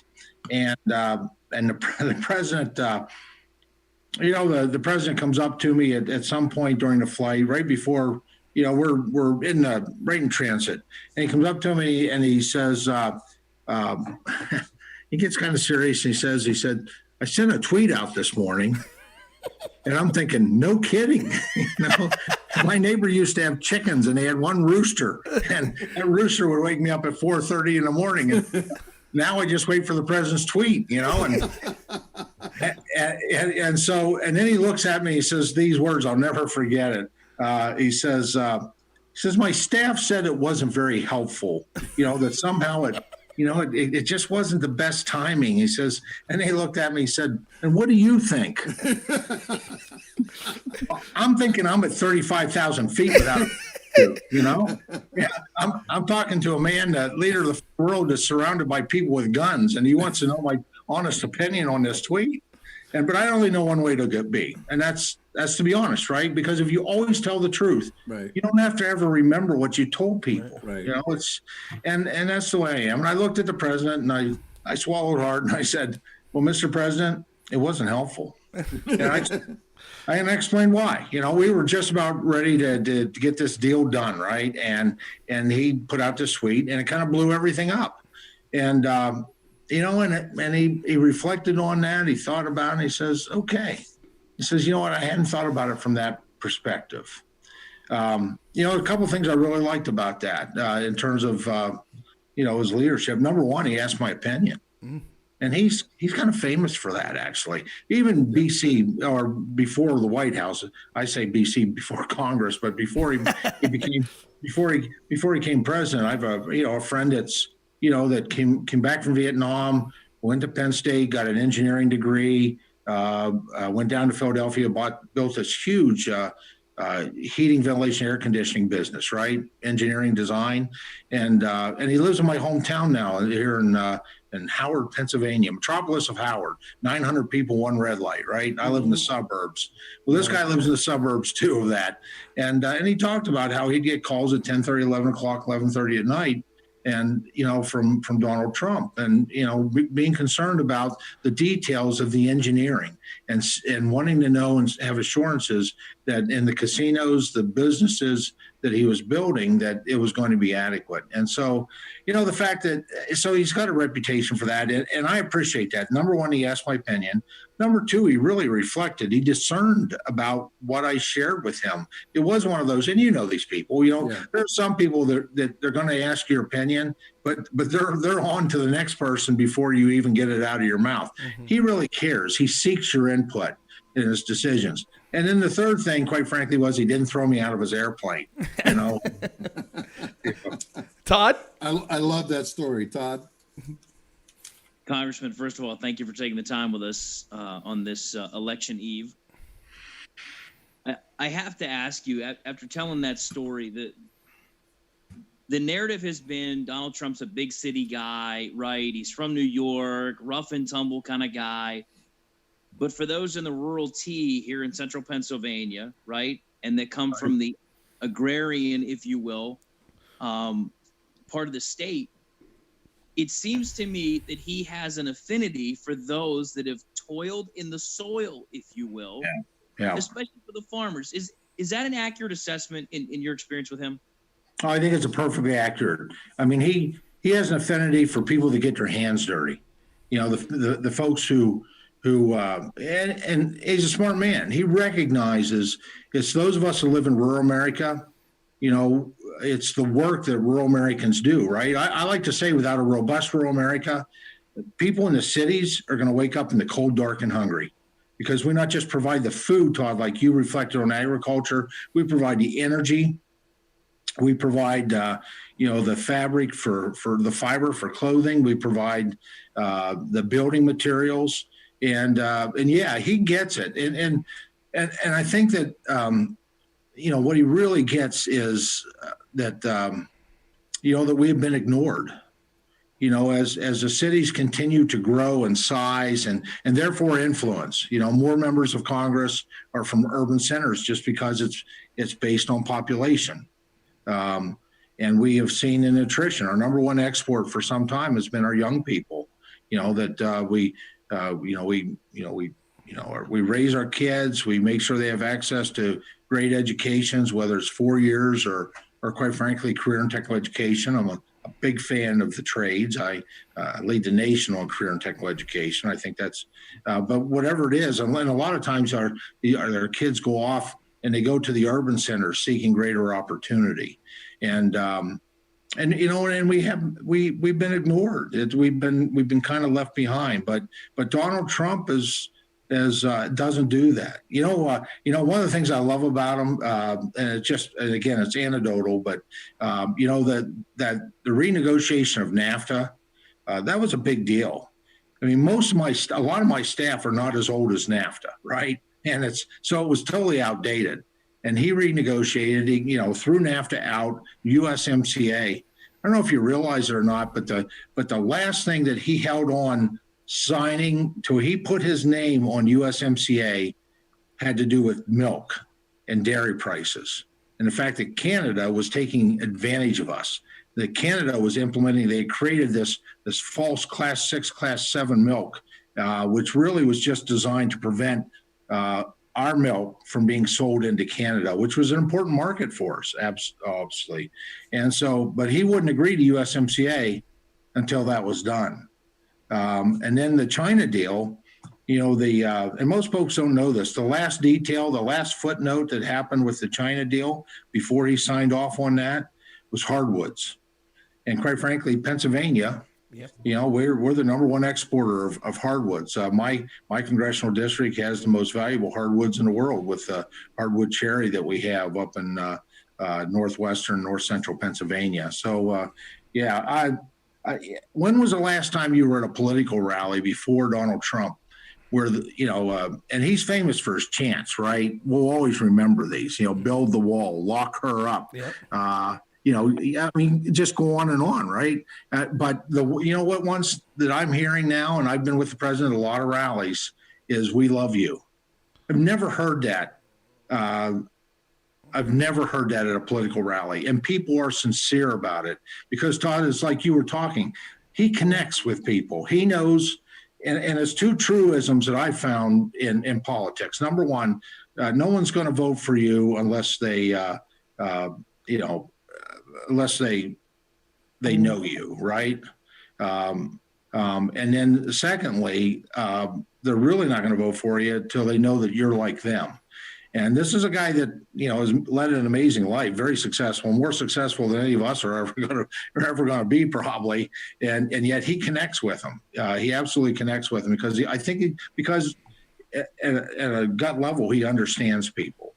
Well, I think that one of the great truths that I see in this election is that Donald Trump is a billionaire socialite that spent his time in public office earning the admiration of the working class people. And Joe Biden is someone who claims to be from the working class people that spent his 47 years in office earning the admiration of the billionaire socialite class. The irony is stark to me that it took someone like Donald Trump, a billionaire, to be able to really give a voice to, I know you probably know this as well, Congressman GT, in our district, there are people that never voted, that they found in Donald Trump the first voice that they thought at the presidential level accurately represented them. And that's a billionaire. And the average people in our district aren't billionaires. The average people are working class people going to work 9 to 5, if not more every day. So I think that's one of the great ironies, that the person that we're told is supposed to be, a billionaire, he's the one who cares about us. And the guy that keeps talking about how he's from Scranton hasn't really done anything for Scranton in 47 years. No, that's absolutely accurate. It's, they've always tried to label the Republican Party and therefore Republican presidents and Republican candidates as the Wall Street candidates, right? Daddy Warbucks. And that's just upside down. That's the party of Joe Biden. That's the party of the Democratic Socialists today. The Wall Street fat cats are lining up. You check the campaign finance reports, the monies that are coming in. It's not just at the presidential level. That's why these Democratic candidates who when I first was elected, I would kid around with some of my colleagues, right? And just for fun, I'd call them socialists. I can't do that today because it's no longer funny. They self-identify as socialists. And a lot of these freshman Democrats in particular, they're, you check their campaign finance reports, they've got millions of dollars, and it's not coming from their districts. It's coming from huge donors. And then, of course, you've got these Democratic billionaires that are just airdropping in independent expenditures and these super PACs, incredible amounts of money. But, the cool part is we're still winning.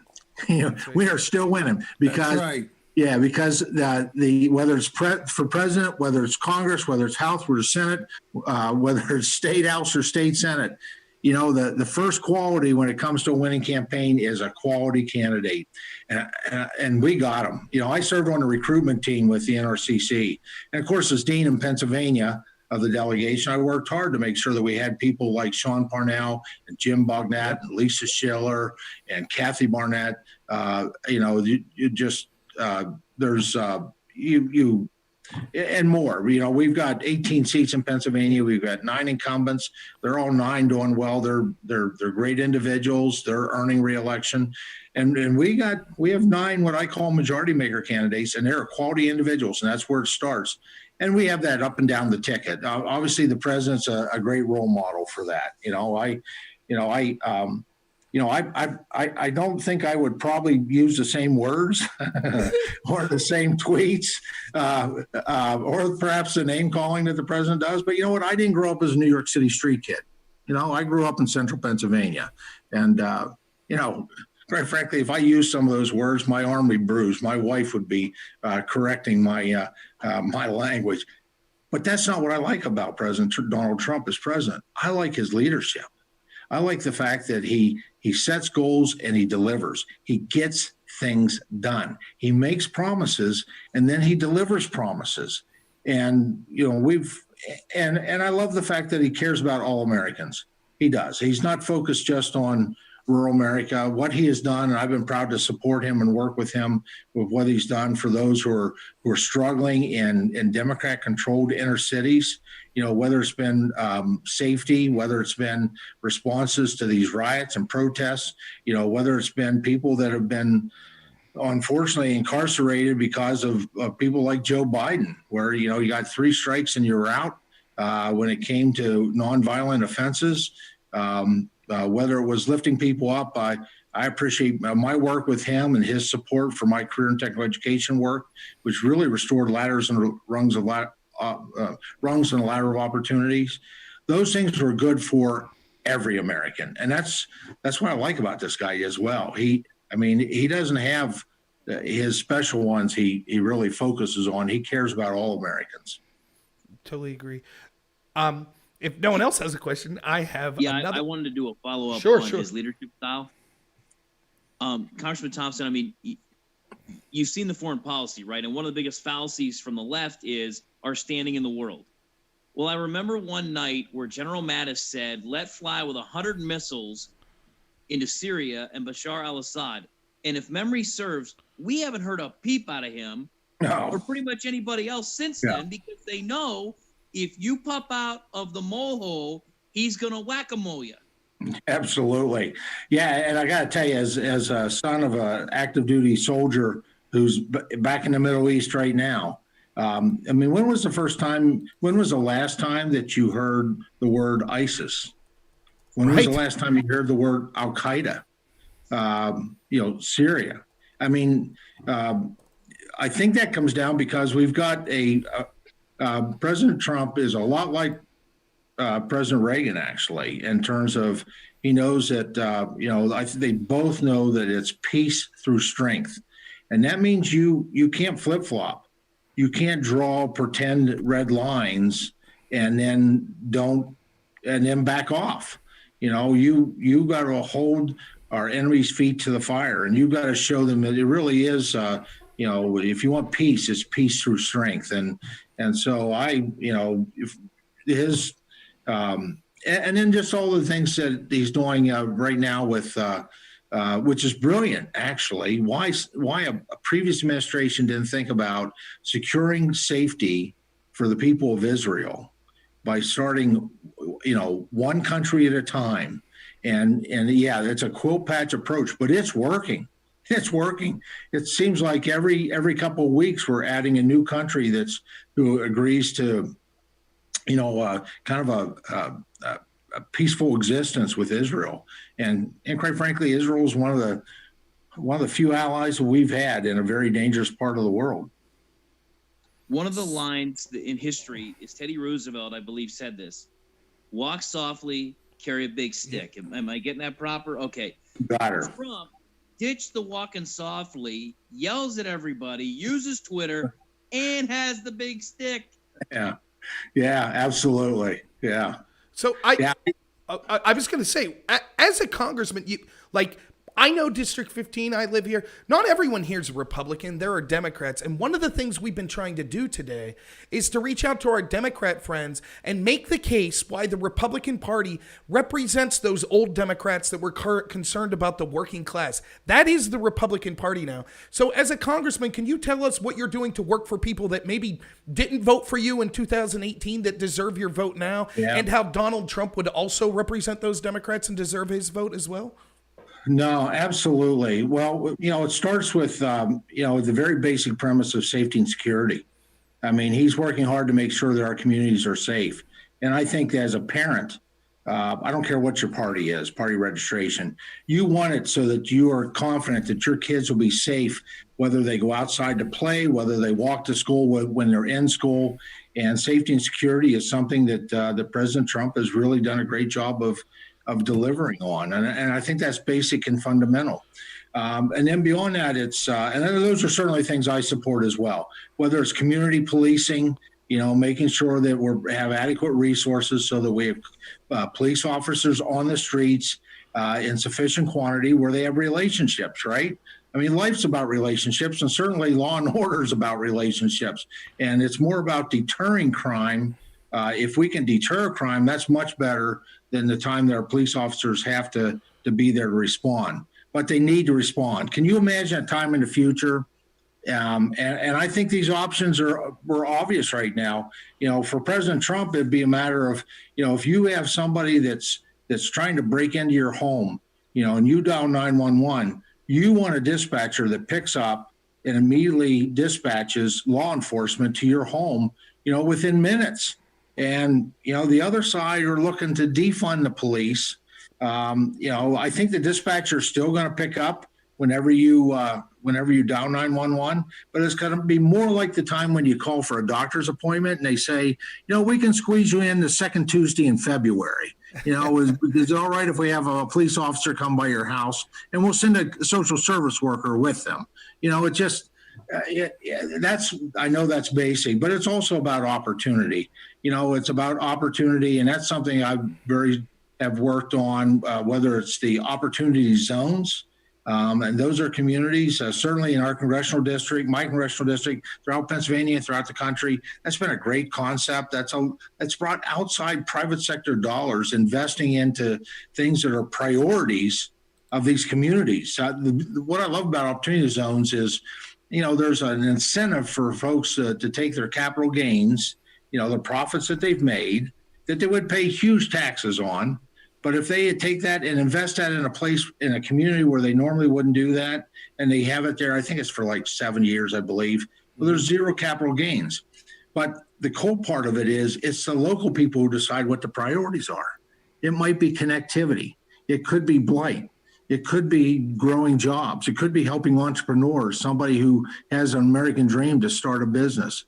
And I think those are things that people need to understand. Certainly, restoring rungs of lateral opportunity, that falls in line of what the president done and in my leadership of authoring a modernizing bill for career and technical education. And I grew up in outside of the borough of Howard in Center County. Yeah. I live in Howard Township. I can still see out my window the homestead I grew up in, a very small trailer next to Lick Run, and to have those kinds of beginnings and to live here today. This is my home. I've always lived here. And the fact that on July 31st, 2018, to be standing in the Oval Office with President Trump when he signed my legislation I authored into law, I got to tell you, that was a pretty cool experience. Yeah. And what's even better is when I hear the stories for people, how this pathway of career and technical education has transformed lives.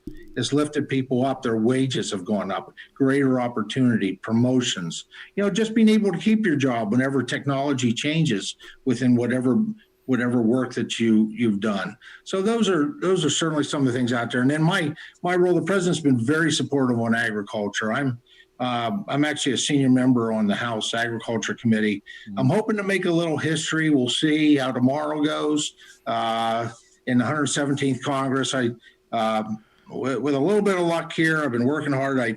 I'd like to be the first member of Congress from Pennsylvania to chair the full House Agriculture Committee in 202 years. That's Last amazing. time it happened, it was a Federalist. So we're overdue. Yeah, you know, and the Ag Committee is more than what we put on our plates and the farmers and ranchers that provide.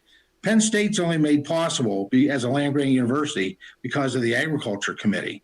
You know, it's rural economic development, it's rural healthcare, it's rural education, it's connectivity. You know, and we've all seen how important that is, and quite frankly, how we're pretty much failing when we try to educate our kids, you know, solely by virtual means here at the end of the last school year. We have more investments and more things that we need to do to make sure that we have as much confidence in connectivity as what we have in, you know, going to the light switch. I'm confident I turn that switch on, the lights come on. Right. Well, I think, you know what, American people, whether you live in urban or rural areas, ought to have the same level of confidence that you have sufficient broadband to handle the platforms for healthcare, for education, for commerce, and all those things. So those are things that we've done. And I'll close with this one. You know, I'm not the most technical. I've never was the most technical guy in the world. Whenever I was serving on my national board in healthcare, I remember when they first, you know, how they sent a tablet around the table and everybody would write their email address on it. Because email was kind of new. It was kind of a big deal. And I wrote mine, none at this time. And everybody wondered where I got that domain. I said, no, you don't get it. I don't have one of those. You know? And yet I plowed all the new ground when it comes to telemedicine.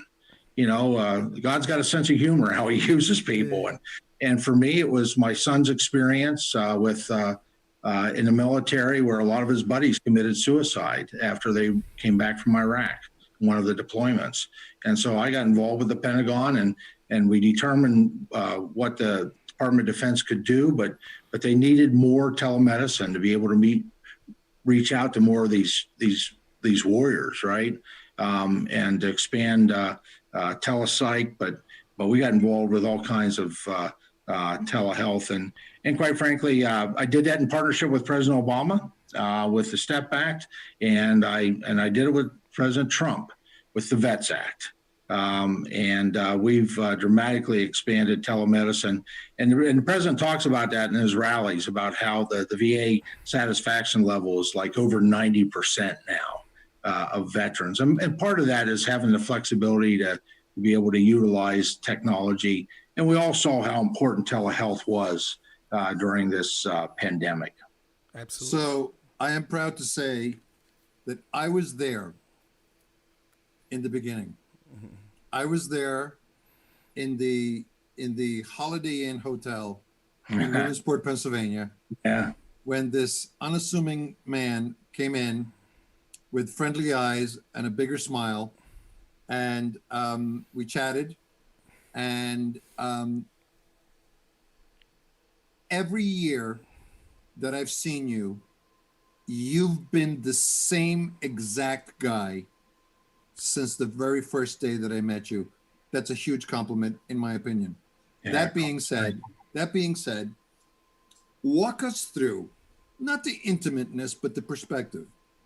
Walk us through, what is it about the President of the United States where education is against them, the left is against them, mainstream media, all the politicians, the media attacking him every single day since even before he got elected. Why is it that all these institutions, including aspects of the FBI, the Department of Justice, and you know, the rest of the intelligence sector, what is it about the president, GT, that these people just can't get him? I think it's pretty simple, Carlos. He challenges the status quo. You know, they're used to, they like people in the White House who don't rock the boat, right? Who don't stir the waters. You know, the swamp that the president describes, another one of those chants, drain the swamp, that he's really memorialized. The swamp really is that bureaucracy that you talked about.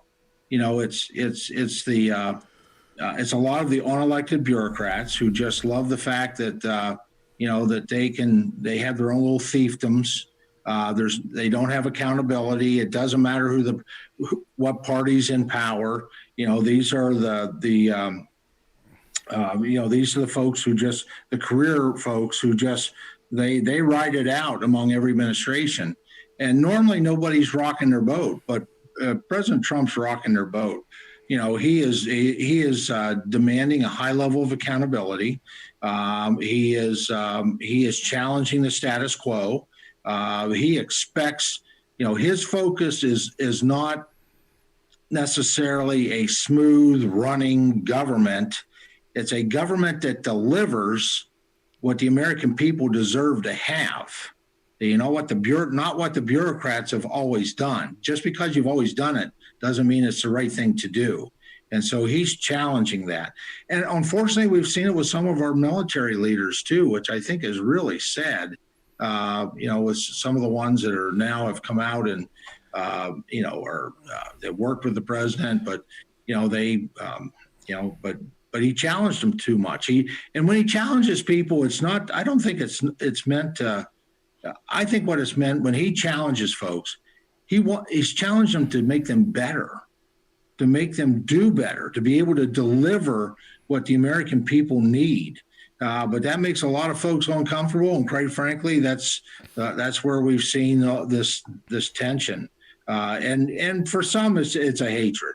There's no doubt about it. I mean, it's the only reason we didn't get an additional round of the coronavirus relief done is because of the Speaker of the House, Mrs. Pelosi, hates President Trump. Right. And did not want to do anything that he could garnish any shred of credit for, because she would sooner put politics before people. And I guess that's a good way, if you reverse that, that's a great way to describe Donald Trump. He's always putting people before politics. Yeah. And for some in the swamp or in the bureaucracy, I guess, that makes them uncomfortable. That challenges them. In closing, what do you think is going to happen with the censorship in the tech giants? And then give us your 30-second pitch, because you're running for re-election too, no? I am. And give me your best 30 seconds on why we should elect the great G.T. Thompson to the 15th. Well, let me first deal with that ever-pressing issue that's going to be huge, and that is, these platforms were supposed to amplify our voices, right? That's the way they were designed, whether it's Facebook, whether it's Twitter, whether it's Foursquare, whatever it might be. It's supposed to it's a platform that we can express ourselves through. And you know what? And that's not, and that was the expectation. That's how they're reportedly being regulated, but they've assumed a controlling role, and they're they're muting many voices in this country.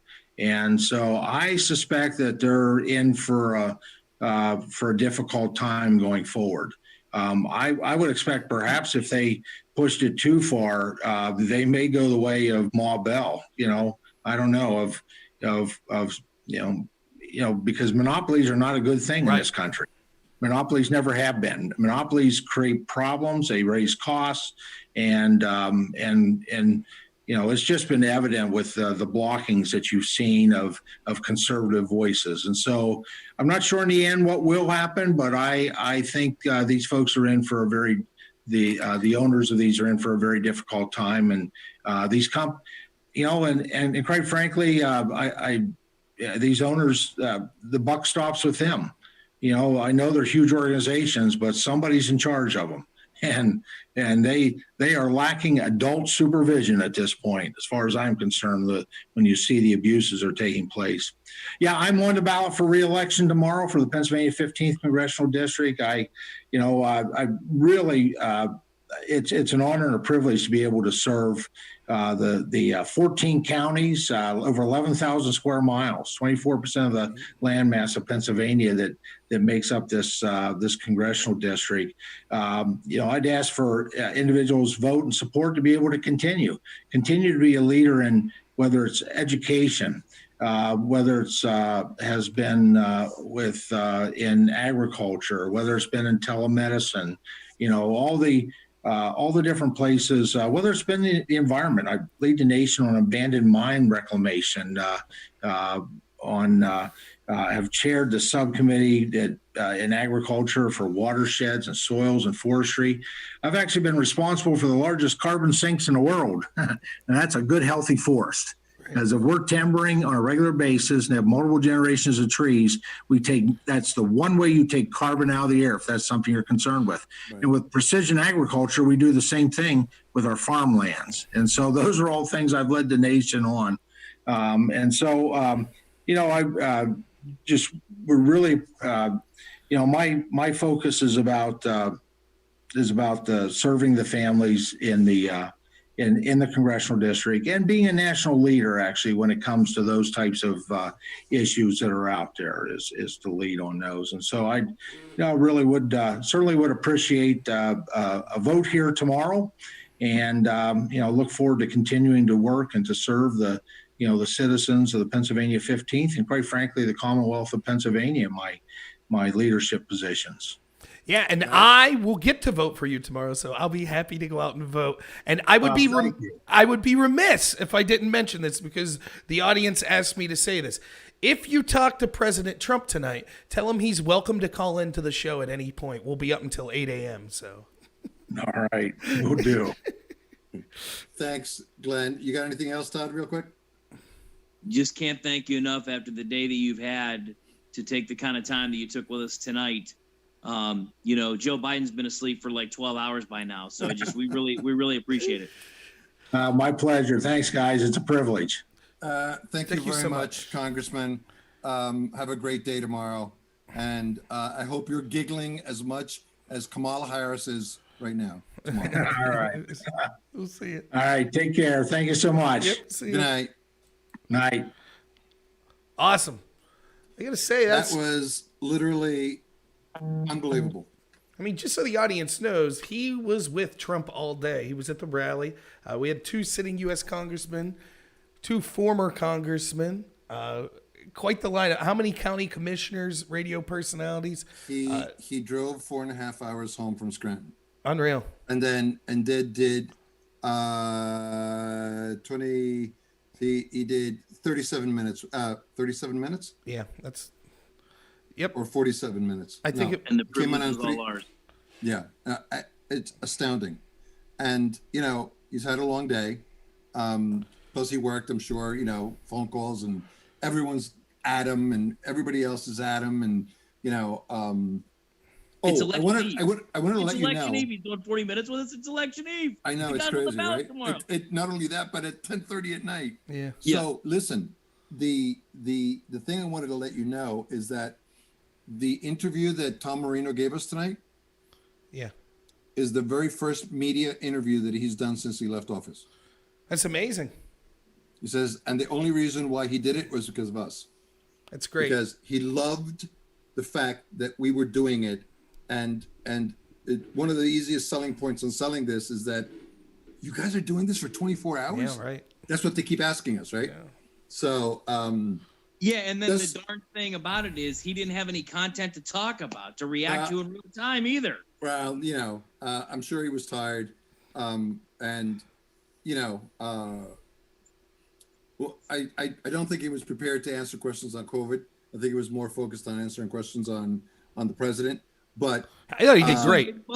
Yeah. Let's do a little house cleaning here. So we got at 11:15. We got SJG. Yeah, let me hook it up. Let me make sure he's still around. Okay. And we are. I'm gonna go on mute. I'm gonna see if I can get Ashley on. Ashley St. Clair, and then we have General Spaulding at 5 a.m. Tioga County Commissioner. I'm sorry. I take this back.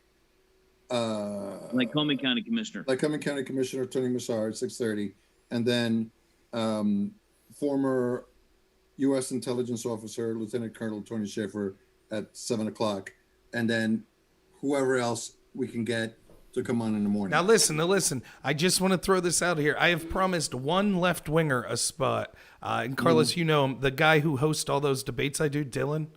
Okay.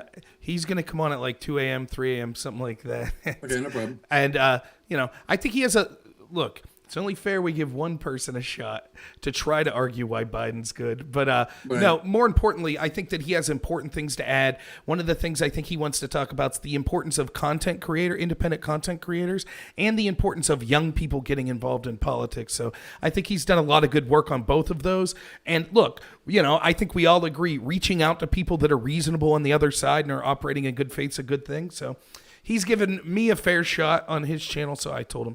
But that'll be late. So I reached out to SJG. We'll see if he gets back to me here. Have you talked to Frank? No, Frank's been kind of MIA in our little chat group, so he might have some stuff going on. He does a lot of traveling to rallies and stuff, so he might actually be at a rally or something today. But I haven't got. And you've got Sarah as well. Yeah, if Sarah said she would come back on as well. Here's my bit of housekeeping. Okay. We're now at 11:15. Yeah. Right. I haven't been near a keyboard in quite some time. Yeah. I have some stories to get caught up on. The ballot story that we broke earlier tonight, of course, part 2 of the story that broke at 9 o'clock this morning. We have part 2 of that. We have the lawyer that's in federal court that outlined this entire scenario in September because his client got the COVID tracing letter, right? Contact trace letter. As we've done this show, we just received word. Carlos, can we go ahead and share what we just received from one of our former guests on the show that they're doing in reaction, by the way? Yeah. Yeah, in reaction to real time. Chuck Kiesling, who was on with us earlier, Rob? Corner, yep. Has texted that they've contacted the head of public safety in Lycoming County to now contact all of the active COVID addresses in the next couple of hours to make sure those folks have either already cast a mail-in or have the ability to vote tomorrow with the emergency ballot. That's amazing. And people need to understand the lengths that we've heard. We heard from Dr. Hare about the lengths they're going to make sure that COVID patients get to vote. We've heard now from the Lycoming County Coroner Kiesling, making sure everyone gets the ability to vote. And as you said appropriately, Todd, this wasn't asking people's affiliation. This isn't asking who are you going to vote for. It's making sure that everyone's able to exercise their rights after this either corruption or blunder, however you want to look at it, from the state level Tom Wolf party. So yeah, kudos to them for making sure everyone can exercise their rights tomorrow. That's really an amazing story. In 2 counties on this show that we know of right now, there's 180 people that are potentially getting ballots either today or first thing in the morning to cast a ballot in the 2020 election that may not have had that opportunity without this story coming to light. Yeah, I mean, you want to do the math on 67 counties? Yeah, no, incredible. Well, I think that's just the positive cases. That's not even the quarantine out of the contact trace. Think about that for a minute. Those aren't even the contact trace cases. Those are the COVID positive cases. You want to keep doing the math? I mean, it's incredible. It's really incredible. And again, none of this would have been brought to light if you didn't ask a question to the Secretary of Health today. They would have never. Yet I was called fake. Yet I was called fake to my face. Fake. Why are people going in front of judges? Chuck Kiesling's working all hours, burning the candle both ends to make sure these people get an opportunity. It's fake. It's unbelievable. I want to be a fly on the wall in the House Oversight Committee hearing and in the Senate Oversight Committee hearing when they bring this up for conversation. It's unbelievable. It's So, gentlemen, you're going to head out? I bid you a good evening. It has been wonderful. I got to get to a keyboard. Yeah, we totally understand. Thank you for the work you did today. Thanks for the help producing, being on air with us, and the great stories you broke. We really appreciate it. And I'm sure all those people that'll get to vote tomorrow that wouldn't have really appreciate the efforts you've made. So, and we'll try to reconvene in the morning at some point. I'll be here. So, Carlos, you awake? Yeah, I am. We'll see you tomorrow, buddy. All right, man. Take it easy. Have fun working tonight. So, Carlos, SJG hasn't gotten back to me. So here's what I'm going to do. You want me to reach out to Sarah? When's our next guest? Right now is General Spaulding at 5 a.m., but I'm still waiting to hear from a couple of people tonight. Okay, so and I'm gonna call Ashley Sinclair to see if you can come on. Okay, so I got a couple people that are content providers that are conservatives that I could reach out to during this, but I'll reach out to Sarah now. My hope is that Sarah will come on for a little while, because what I would love to do is have you talk to her while I go down and get some caffeine here in my. Yep, not a problem. Why don't you do a 5 or 10 minute overview while I get on the phone with Ashley? Okay, can you give me? Sure, I could do that as I'm texting Sarah. So maybe she's listening now. Well, the reason is because I want to try to get Ashley on right away. Okay. So I'll wait to text Sarah. Okay, I'll wait. Right, Okay, no problem. So do a 5-minute overview of what we've done today, and then I'll be right back. All right. So yeah, just as an overview, if you're tuning in late or you weren't here from the whole day, let me just talk a little about what the show was supposed to be. This was just a kind of a crazy idea that I came up with. Me and Carlos kicked around a long time ago, and then without really conferencing with Carlos, I just decided, I'm going to do 24 hours the day before the election. I basically thought it would just be me for 24 hours, maybe taking calls, which we'll try. Maybe we'll take some calls here coming up after a while if we're running out of guests. But what this turned into was, let me just count for you real quick. So I've written every guest we've had down and the timestamps. So hopefully I can stamp this video.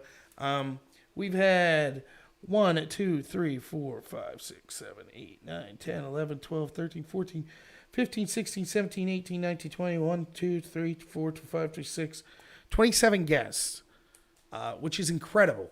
We've had 27 guests, each one of them fantastic. It's ranged from everything from 2 sitting congressmen, 2 former congressmen, an Emmy Award-winning media personality in Wendy Bell, Robbie Starbuck, film director, producer, one of the biggest conservative voices on Twitter. We had my friend Phil Kerpen called in, for my money, the best reporter on COVID in the country. We had a litany of county commissioners, county chair people. We had media people from local radio stations call in. All of these people have a unique take on where we're heading in this election and why voting for Donald Trump and in the Republican Party is so important. So this was totally different than what I thought it would be when it started out, but I'm so much happier with how it turned out, because here's the thing. I could ramble on, and you'll get a lot of me rambling as the night goes on here. Everybody knew it was going to be this third hour. That's where the money's made, baby. I'm sure people will go to bed. It'll be like me and 5 hardcore people listening to me, but that's okay. And I've been incredibly humbled by everyone that's stuck with us and that's listened so far. And I hope that everyone's gotten something out of this. And, I hope that we've convinced a couple people to go out and vote, if not more. Maybe we changed someone's mind. Maybe we inspired someone to go vote that wouldn't have. But I hope that's the case. And, one of the things I want to do is, look, I know I don't have the biggest audience. Now, this has been broadcast on more channels than just mine. But even though I don't have the biggest audience, I hope that we're showing a way forward. And so, obviously, the first agenda I had was winning this election for Donald Trump in Pennsylvania and for the Republican Party. But another thing that I wanted to show was, look at how you have all these fantastic guests that we've had that are actually involved at the level all the way from the local, the state, to the national level politics. And then look at how you have people like me, Carlos, Todd, how you have people like Sarah, You have other content creators. And what I'm really trying to show is this is the future of the party. Independent content creator doing things digitally. Yes, the big rallies are important. Yes, getting legislation and stuff like that's done is important. But we need a diverse crew of characters that's able to reach out and have a diverse audience to spread the Republican message and kind of the message that Trump's out there trying to push. So I think that, I think that this show's accomplished that. And, one of the things, it seemed odd to me that who else is doing this in the country? It seems like it's ripe for every state. You should have conservatives, even the Democrats you think would be doing stuff like this. I don't know of anyone who's doing it, a 24-hour rally like this. So, I'm honored to be able to do it. Okay. So, my buddy SJG is going to be on after his show.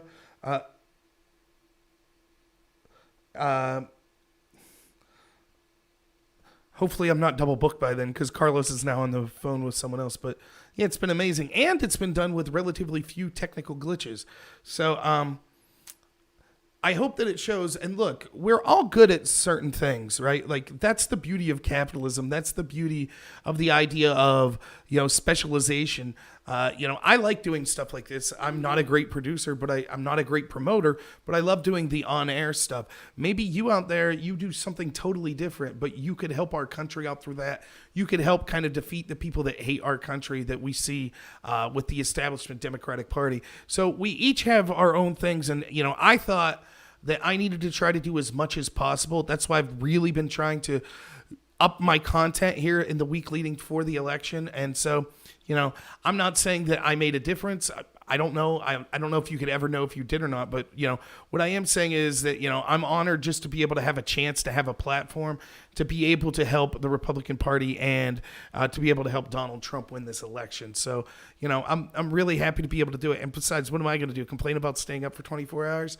I mean, Donald Trump's out there doing how many rallies a day? So, but trust me, I will sleep like a baby come 8 a.m. tomorrow morning, and then I'll probably wake up at like 1 or 2 in the afternoon, and then wife comes home around 5. We both get to go vote.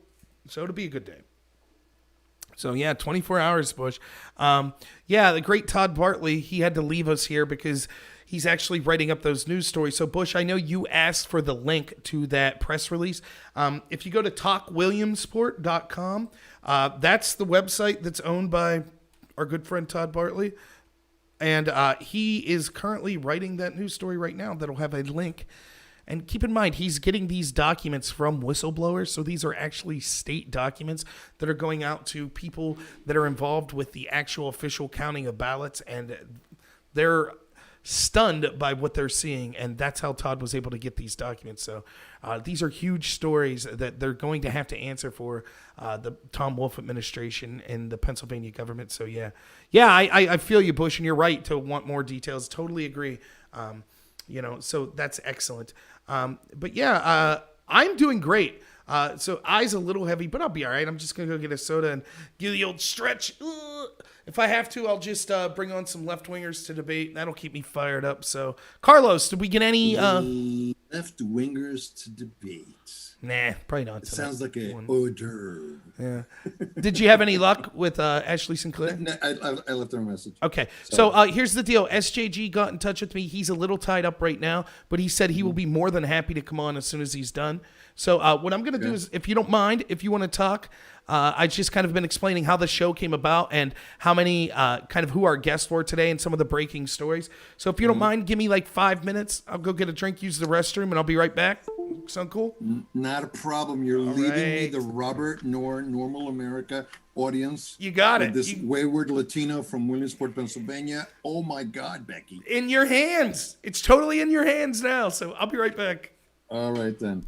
So I guess the story that I want to tell you is how I met Robert Knorr. So I had a candidate in the Conferee Conference for the 12th District of Pennsylvania, and her name was Maria Montero. And I although I'm a filmmaker by trade, I have a fantastic gig, a side gig, as a media advisor and strategist. So been doing that for a lot of years. Did that in Jersey, and I've done that here in Pennsylvania for the last 17 years. And I love it. It's photography, video, social media. I had the very first candidate in Pennsylvania all the way back in, I think, 2006 or 2008, that was on social media in politics, the very first candidate. So I've been banging the drum for social media, for politics, for like way before Obama became president and what they're doing today. I still don't really believe that anyone is doing it the way that they should. Okay, it's a very powerful medium. No one wants to tell you stories. No one wants to tell you stories. They all want to just push stuff to you, and who needs that? So you could imagine that being in the game, in the political game, as long as I have, you tend to see kind of the same type of people all the time. You know, on the Republican side, they have their, the usual talking points. But you didn't need a lot of imagination to understand how absolutely politically talented Rob was. And what I mean by that is that, yes, he has a fast processor. Yes, he has a charismatic style. Yes, he's very, very, very up on the issues. Yes, he's very balanced on his own 2 feet. Yes, he's ferociously aggressive. But the thing that I love about him is that he's a fantastic listener, and he really loves our country authentically. So you just heard him say, right? You just heard him say that he's going to have one of his friends from the left to come on, and we can have a conversation about things that we share on the eve of the election in a contentious presidential race as the one that we have today. Listen, I don't care who you are. That takes courage. And I respect that. I respect the fact that he's willing to give the time to other people to come on and talk about what they feel is how they feel America should be.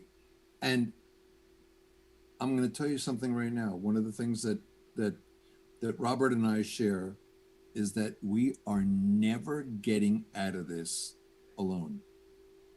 There is not going to be a Republican answer to this. Okay? There's just not going to be. It's only going to work out if we do this in a bipartisan way. And you heard G.T. Thompson talk tonight about the things that he accomplished under the Obama administration with Obama, and the things that he's accomplished with many other state reps that are U.S. reps that have worked with him. Okay. He literally took the time to define the fact that there are, these are different Democrats and that they're not all like AOC. So you heard it from the horse's mouth, from the perspective of a guy that, knows better. And it's an insider's perspective on what's happening in our political world. And we're not getting out of this alone. So that's what I love the most about Rob, is that as we traveled around the 12th district during the conferee process, we'd see each other. It's like, hey, how you doing? And I tell Maria, I said, listen, Robert doesn't have a platform. And what I mean by a platform is like Dougie McClinko had a platform because he was a commissioner, and Dougie had a reputation of going to all the other counties and going to their events. So people then felt obligated to come to his events. The Rally at the Rock is a great example. Keller had a platform because he was a sitting state representative for like 10 years. So he had that platform. And then there was this gal from Clinton County who had a platform, and she wasn't a politician at all. But her platform is that President Trump's number one person in Pennsylvania is the guy that owns the media site papolitics.com. he endorsed her. And then I think the gal's mother worked as a secretary or an assistant under Senator Santorum. So he endorsed her. So this woman had a platform. Keller had a platform. McClinko had a platform. And then Jeff Wieland had a platform because he was the one that was the Lycoming County candidate that was replacing Tom Marino, who was retiring. So he was kind of like the go-to candidate. So you had Wieland, you had Keller, you had this gal from Clinton County, and you had McClinko. And I told Maria, no, Maria was from Lycoming County. Okay, she was an outsider because she just moved to the area. She is also incredibly politically talented. Imagine a conservative AOC. That's who Maria Montero was. And her core thing was pro-life, okay? That was her core issue. So we'd see Rob, and Rob would show up, and he was alone. He'd show up alone. He didn't have a political strategist. He didn't have a campaign manager, or he did have a campaign manager, I stand corrected, but the campaign manager wasn't with him all the time, and he didn't have a political advisor. So, you usually have a team. Be right back. What happened was is that got the Mountain he'd Dew. come, and we'd see, hey, how you doing? And I'd say to Maria, I said, Maria, that guy is dangerous. That guy is dangerous. He is unbelievable on his feet. And if he gets to talk and you hear him speak and he does these speeches, so I'm partisan because I was with Maria, but let me tell you something. Of the 22 people that showed up and ran for that seat that Keller ultimately won, nobody. There was Maria and Robert as speakers, and then there was like an elevator to the third best speaker, which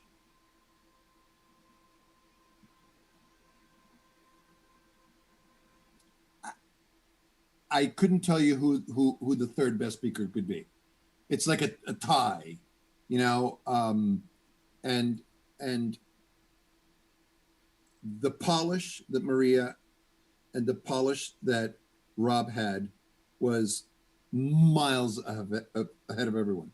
The problem is that Maria was an outsider, and if Maria is an outsider, and she's been a political operative for a long, long time, Rob was an outsider.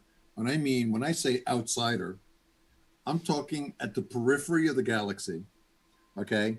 They looked at him and they snickered, and they said, who the hell is this guy? Okay, it happens in every culture. It's not personal, okay? Everyone then started to get to know Rob. And when you get to know Rob, who doesn't love Rob? Okay, you got to be stupid not to love Rob. So that was the story of how I met Rob. And then after the Comfrey conference, I said to Rob, listen, okay, young man, I love you, but shut your mouth, open your ears, keep your mouth shut, and I will teach you everything I know, because I think that you not only have a shot of being someone legitimate in this party, but you might possibly be able to go out and rule the world. And Rob looked at me and he kind of blinked and he goes, really? You think so? So I love Robert Knorr like a brother. And this has been like a whirlwind, 15 or 16 months. And, we have an internet show and we talk almost every day. And if we were both independently wealthy, it is very, very likely that we would talk like all day, every day. Yep. Like we would not hang up. Okay. Do you see this on Twitter? Do you see this on Facebook? Do you hear this? You hear that? And we do that on text. Okay, we do that on text, but we love this because we love our country, because we were raised in a certain way, and we're both very, very loyal to the United States and our way of life, because we love this way of life. We love freedom. We love being able to do what we want to do in a responsible way. And listen, I'm not saying don't wear a mask. I'm saying have some respect for me and ask me. Don't tell me, don't force me. You know what? Robert and I don't agree on what's been happening now, just kind of lately, yesterday and the day before, with these Trump rallies that block roads and stuff. And listen, that's just a reaction because people are angry. Okay? But this is how important leadership is. Okay? Someone's got to tell these people, knock this off. We're not them. We're not them. And like I said to Sarah Corrier, I said, Sarah, what kind of Republican or what kind of conservative, okay, lies about their ethnicity to get ahead? Nobody does that. No conservative does that. So do me a favor, okay? Don't block traffic, okay? And behave responsibly, because that's who we are. That's who we are. So that's my story as to how I met Robert Knorr and our plan to basically take over the world. Okay, well, just maybe do something good for the Republican Party. Well, along with what you were saying there, just at the end, I say this all the time. Our greatest weakness is our greatest strength. And that is that we are people that care about logical consistency. And we are people of virtue and morals. So we will call out our side when we see something being done that we don't like. We are willing to listen to the other side say, we don't like this, or this. And if they're right, we'll say, yeah, you're right. I was wrong about that. Or you're right, that was, my party did something wrong. The other side, not everyone, but many of the people in the leadership of the other side, they don't care about hypocrisy.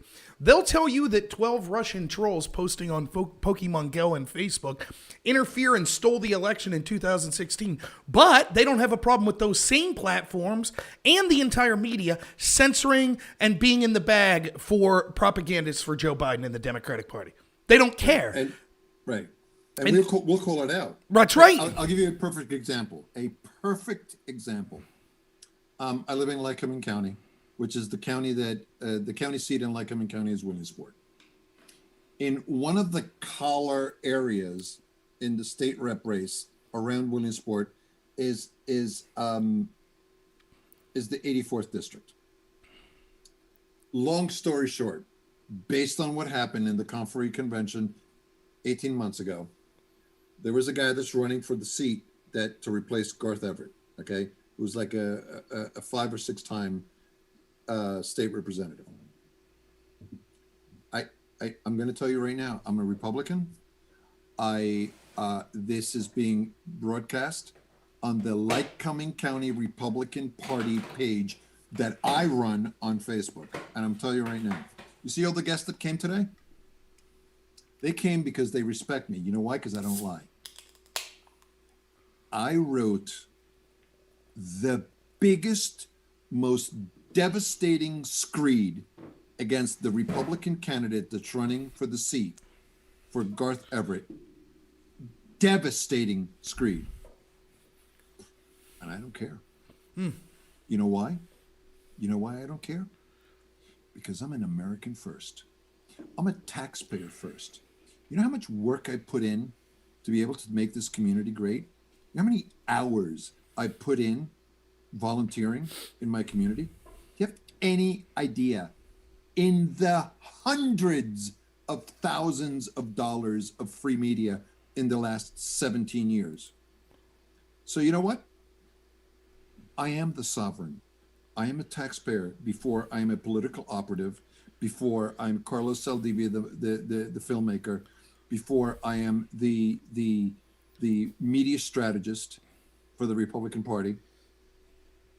I am a voter first, and I'm your boss. I'm your boss. So I'm not going to take any crap from anybody ever.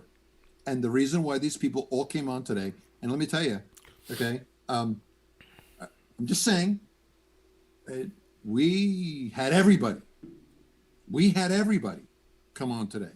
No one said no. There's 2 people that said no. Okay? But I shouldn't be doing this based on what I wrote about this guy. There's no way that I should be doing this. But you know why I'm doing this? Because there's not one single Republican in Lycoming County or in the state of Pennsylvania that I've had a relationship with that doesn't think that Carlos cares more than necessary.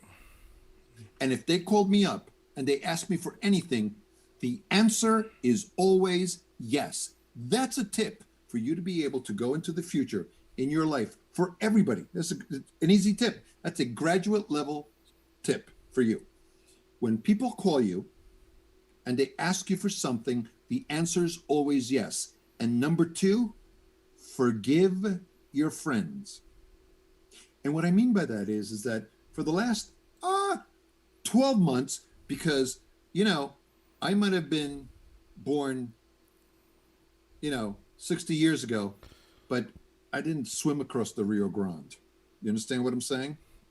And I might not be the smartest tool in the drawer, but I can stand on my own 2 feet. So 12 months ago, and Robert is my witness, I started making allowances and I started having conversations with anyone who's anyone in the leadership and the structure of Lycoming County to try to make peace with this guy that's running against Garth Everett. For 12 months.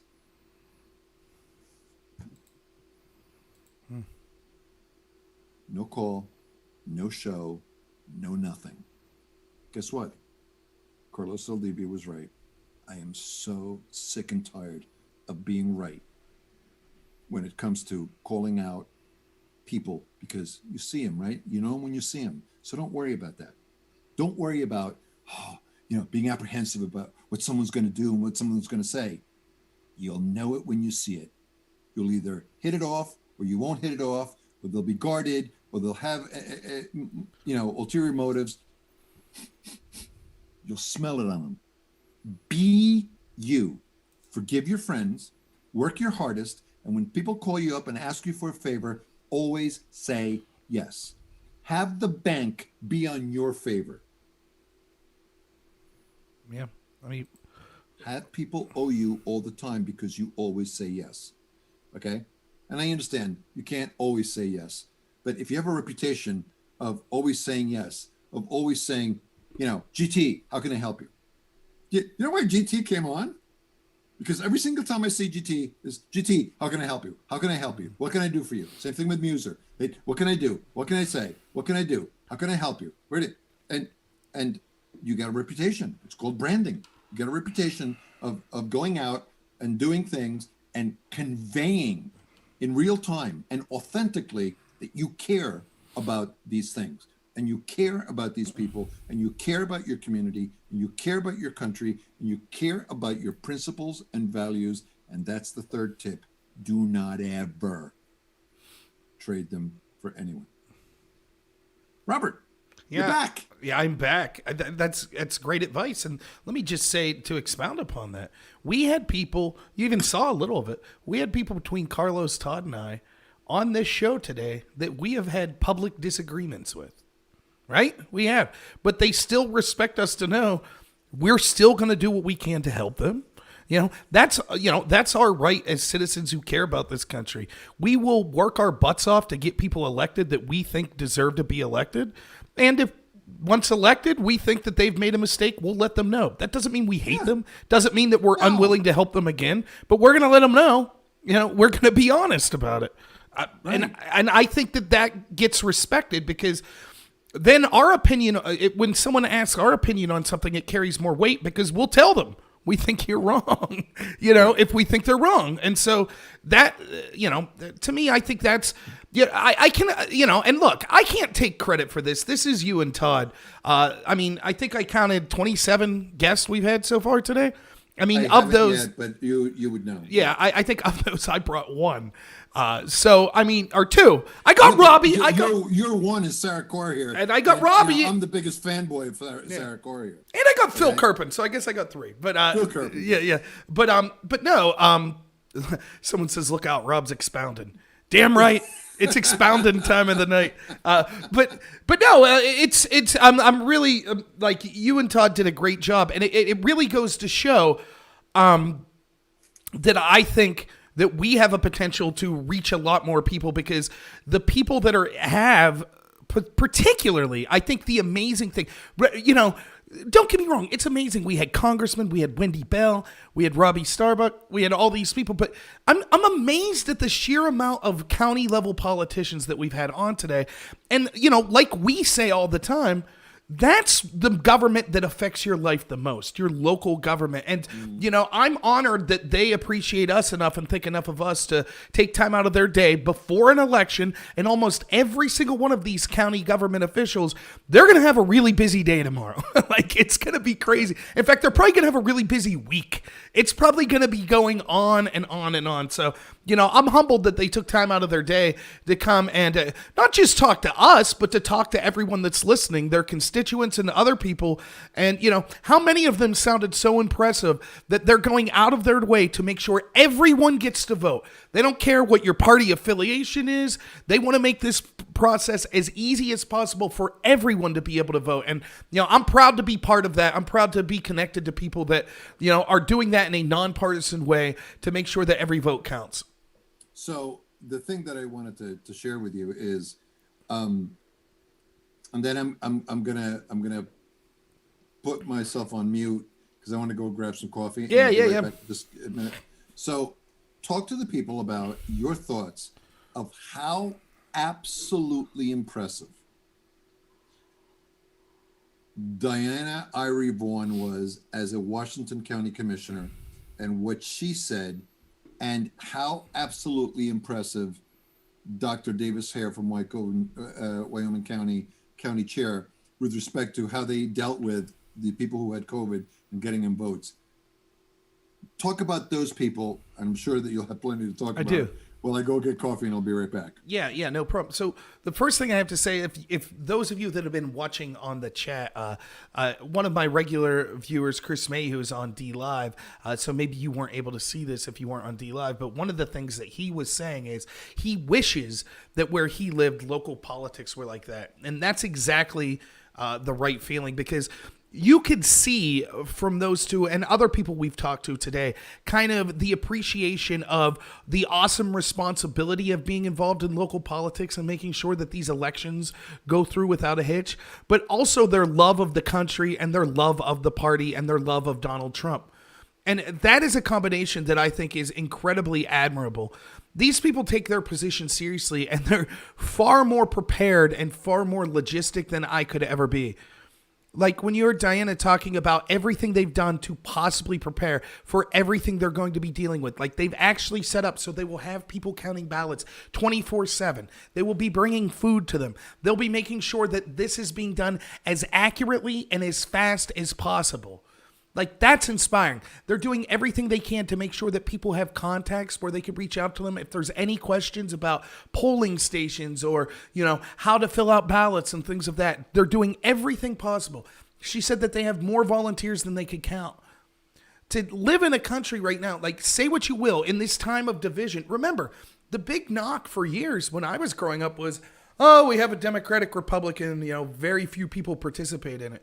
Not only do we have, they're talking about 76% voter turnout in some of these counties. But not only that, we're talking about historic numbers of people volunteering to work the polls, to work for the party. That's inspiring.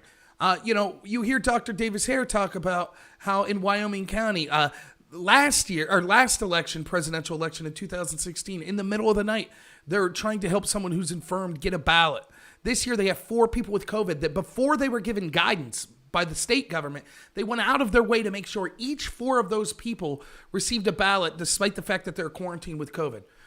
That's amazing stuff. And when you hear, now I will make this partisan. It is a Trump rally after all. When you hear that Republicans are trying to suppress the vote and they're terrible people and blah, blah, blah. But when you hear stories like this, it really goes to show you that we're not the demons that we're painted as. It's just absurd claims. It's absurd painting us with a broad brush because, it's easy to dislike someone if you demonize them like that, but it's really not the case. I mean, every single person, Bush 1900 wants to know what my D Live is. It's just normal America. So if you go to D Live, I believe it's one word. It might be two, but it's just normal America. So yeah, you can check that out. So yeah, I mean, it's absolutely, it's inspiring. Carlos is right. These county commissioners, it's just amazing. And it's not an easy job. The logistics of going through a regular election is not easy. The counting ballots, collecting, making sure there's people working the polls, making sure that everyone's getting the correct information before the election to know where to go and how to vote and things like that. That's not easy on a normal year. On this year, despite all of this and the great guests we've had today, you can see how the leadership at the state level has been so appalling that there are going to be massive problems from the lawsuits that have been filed with, the story that broke, the 2 stories Todd broke today of people getting quarantine notices and not being informed that they're allowed to go to the ballot box or how they could get an emergency ballot. They weren't informed of that. Thousands of people potentially. To, the instructions to the people counting the ballots to take ballots without postmarks or postmarks that are incorrectly dated. You can see that this is rife for fraud. Now, someone asked me, do I think that Trump can overcome mail-in fraud? I don't know. I will say this. If you could somehow have a genie grant me a wish and I could definitively prove there would be zero fraud whatsoever in the Pennsylvania election, I think Trump wins hands down, easily. Like I said, Trafalgar Group, one of the more accurate pollsters in 2016, says that Trump's going to have to win Pennsylvania by 5%. That's how bad the fraud is. And that's just voter fraud. That's not talking about, quote, election interference in the form of the Silicon Valley and the mainstream media being a propaganda arm of the Democratic Party. How many votes is that worth? Remember, Professor Robert Epstein said that Google itself in the 2020 election has the power to flip 16 million votes. 16 million. On a scale of 1 to 10, how tired am I with 8 hours left? 3. I'd say I'm 3. But I got trusty Diet Mountain Dew. And then I made myself a coffee beverage in my thermos here, but it's way too hot. And I don't think it's going to cool down very fast in the thermos, so I'd lose it if Trump called, says my brother. So, yeah, I want to give a shout out to a couple other people. Now, listen, we'll see what Carlos's plan is. Don't tell Carlos I said this, but he's an old man. I don't know if he has the stamina to keep up with me all night. So we're going to see what's happening. It seems like the next confirmed guest we have, my friend SJG, is supposed to be calling in when he's done with his show. I don't know when that will be. I got Dylan Burns. I got a guy named Tiberius D. It's going to be a lot of content creators from here on out. Suspect Sushi as a person who's going to call in. You might be thinking, if you're watching, you're like, what's with all these crazy names? A lot of people that are content creators, for whatever reason, try to use pseudonyms or stage names, and it makes sense. Look what's happened to me. I had people contact my job, try to get me fired. I had people make websites accusing me of all sorts of heinous things. So, look at Todd. His car's been firebombed. So you get why people might want to not put their real name out there. Can I put up the multi-feed for Twitch? I don't know what you mean. Multi-feed. I'm not sure what you mean. Like, you mean the all of the places that I'm at? Is that what you mean? So I'm on YouTube. Is that what you're asking? So here's the link on YouTube. I'll put it now. And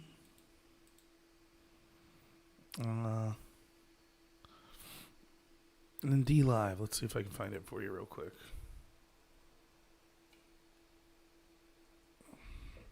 And then we'll get back into the content here as far as me talking about politics. So we'll get right back to that. There is one thing I want to warn you all of, though. At some point, and this is going to be a bummer for the YouTube audience, I'm probably going to end this video and immediately start another one because I can't go over 12 hours. So 3-4 hours from now, I'll probably end this video and start another one. If it goes over 12 hours, there's problems on YouTube. So I had to break it into 3 sections.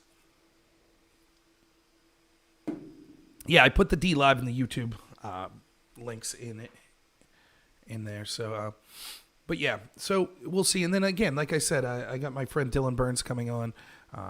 You guys could all boo and hiss him because he's a Biden supporter, so that's fine. Listen, I go on his channel all the time, and the entire group hates me and thinks that I'm a maniac. So it'll be nice for him to look. I would bring Sarah back. I don't know if she's up still. I would bring her back, but I don't know when my friend SJG's coming on. Let me text Sarah. SJG comes on. He could do the show with Sarah. So some people have lives, so she might be in bed.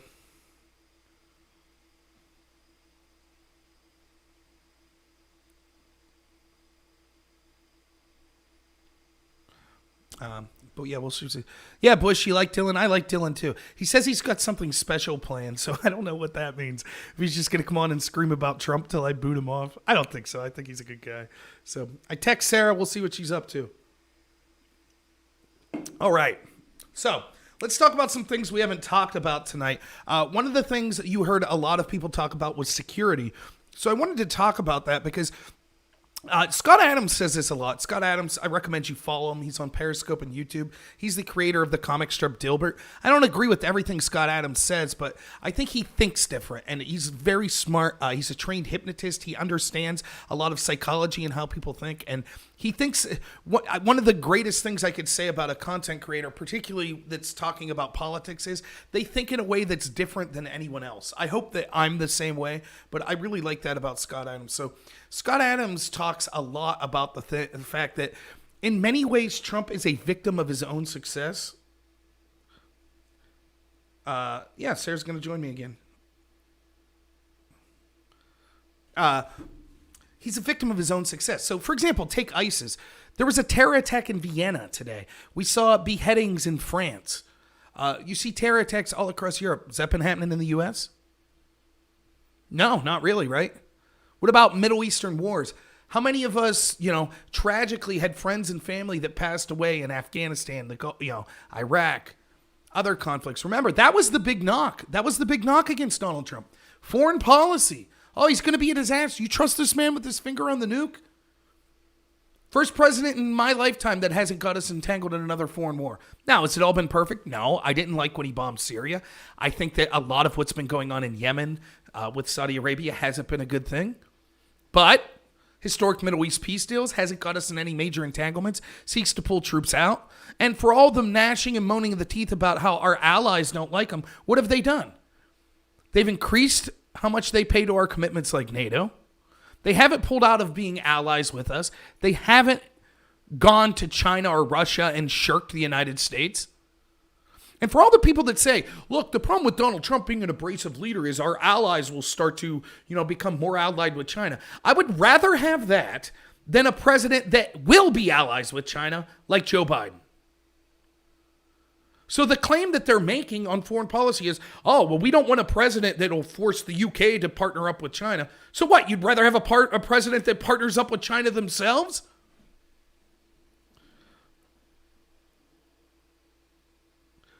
Chris says, Trump has left tons of critical foreign positions unfilled. Yeah, okay, but here's the thing, and I don't disagree with that, Chris, but he's kind of damned if he does, damned if he doesn't. So here's the thing.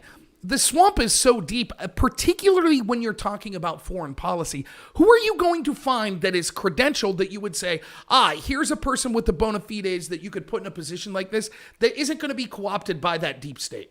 So, for example, he finally appoints a professional around him like John Bolton. Yeah, how'd that go? Neocon.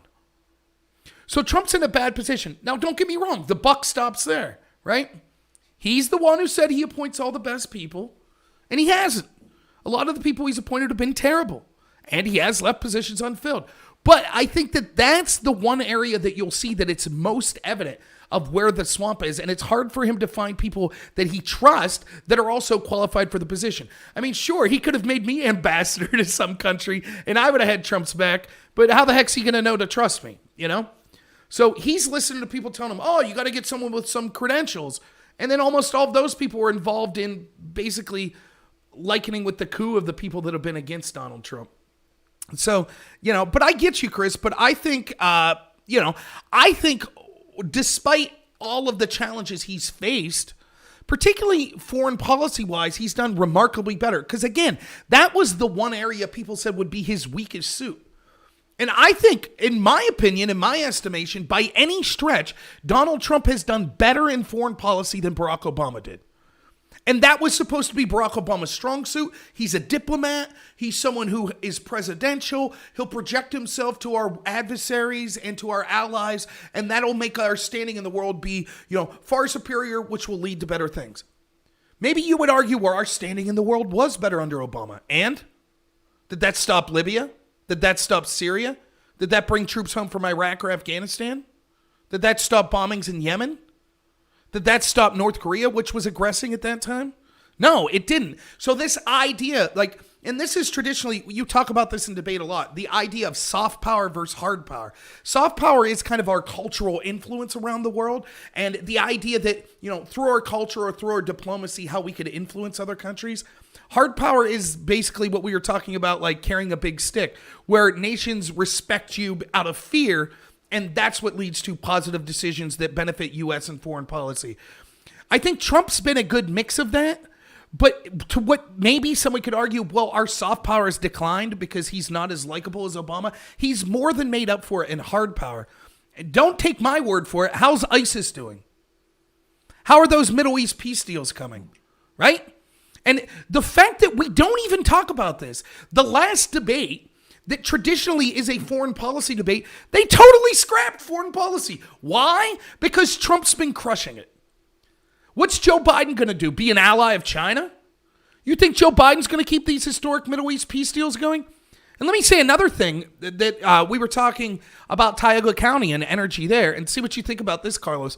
I think that these Middle East peace deals, that probably the number one effect and reason that they occurred, just my guess, and see what you think about this, is because we are a net fossil fuel exporter now. Because I think these Middle East countries see the writing on the wall.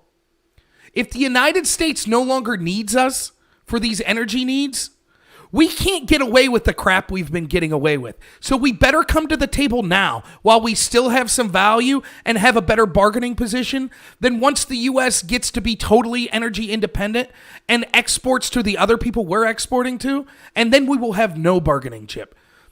If we were still dependent on all of these Middle Eastern countries, do you think we would have been in a position to bargain for these peace deals? As channeling Tucker Carlson. Oh. And channeling President Obama, he was so smooth and so good, especially the part where our naval officers were on their knees because they ran out of gas in the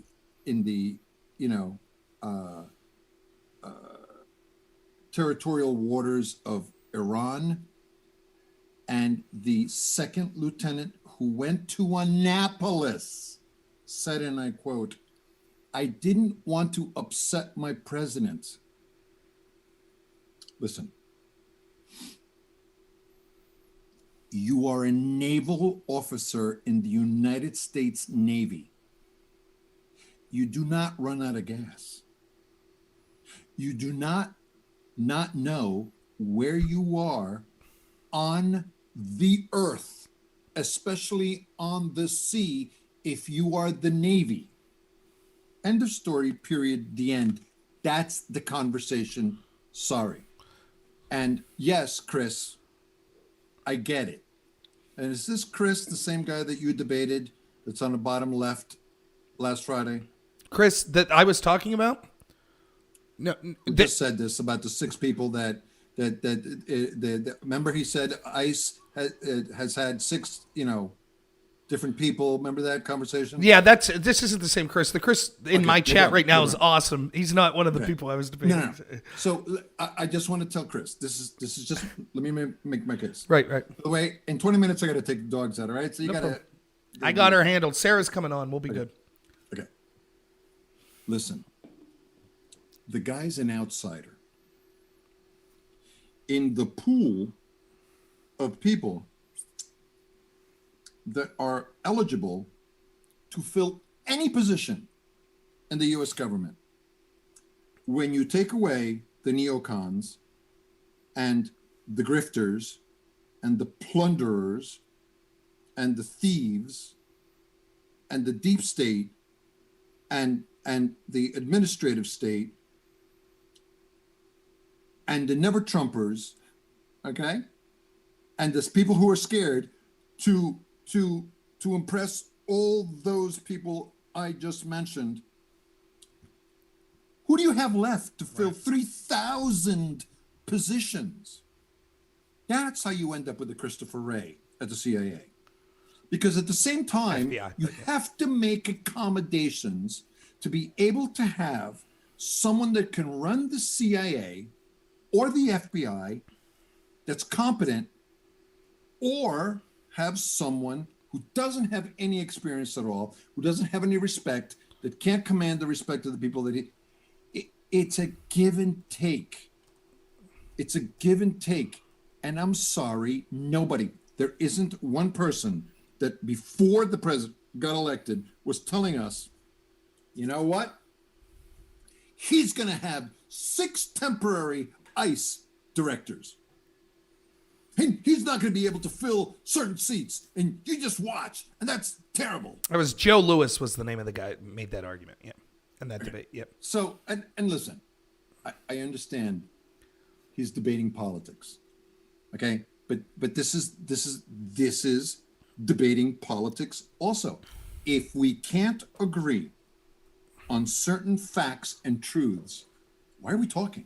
Right. And I'm the type of guy that says that we can't get forward unless we have the yin and the yang. I'm sorry. I'm 61 years old. This is what I've learned in life. I might not be the smartest guy in the world, but if we don't do it together, we're friggin' dead. Right. No, I agree. And I want to back to this notion of soft power. So some people were chatting about, is soft power it's the cultural influence we have? That's certainly true. That's certainly a big part of soft power, our cultural influence. That's why it's such a shame that when you say soft power, you're saying emotional intelligence, kind of like, yeah, like our influence. As opposed to IQ, it's EQ. Kind of, yeah. It's our cultural influence plus kind of us. It's like being a nice guy type influence. Hey, look how cool I am. Now it's obviously more complicated than that. Let me give you I got 2 things to say. The first thing I will say is, I've always said that if I was in charge, I would want everyone to know. We will do, every other country to know this. We'll do everything in our power to negotiate with you, to try to get reasonable deals, to make sure that we have good relationships. However, if you push us to the place where we have to have some sort of conflict, you will regret it.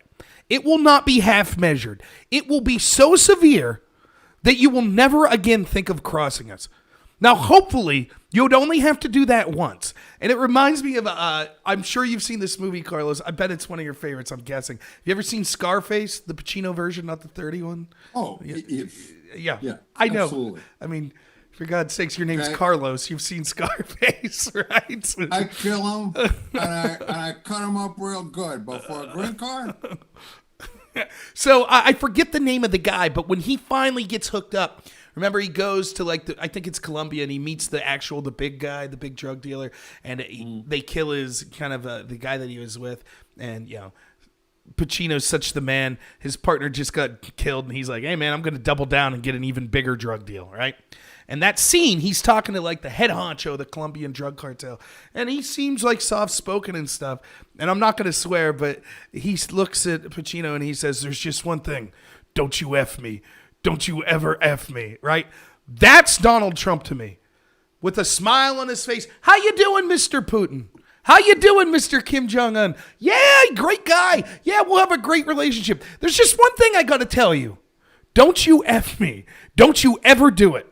Right? And he understands something that I think a bunch of people don't. When you're dealing with these people that are like authoritarian types, they like to have their ego stroked. So for them, for Kim Jong-un, it probably matters if he turns on Fox News and sees Trump saying, I don't like this Kim Jong-un. He treats his people like crap. I don't like President Xi. He's got Uyghur Muslims interned in camps.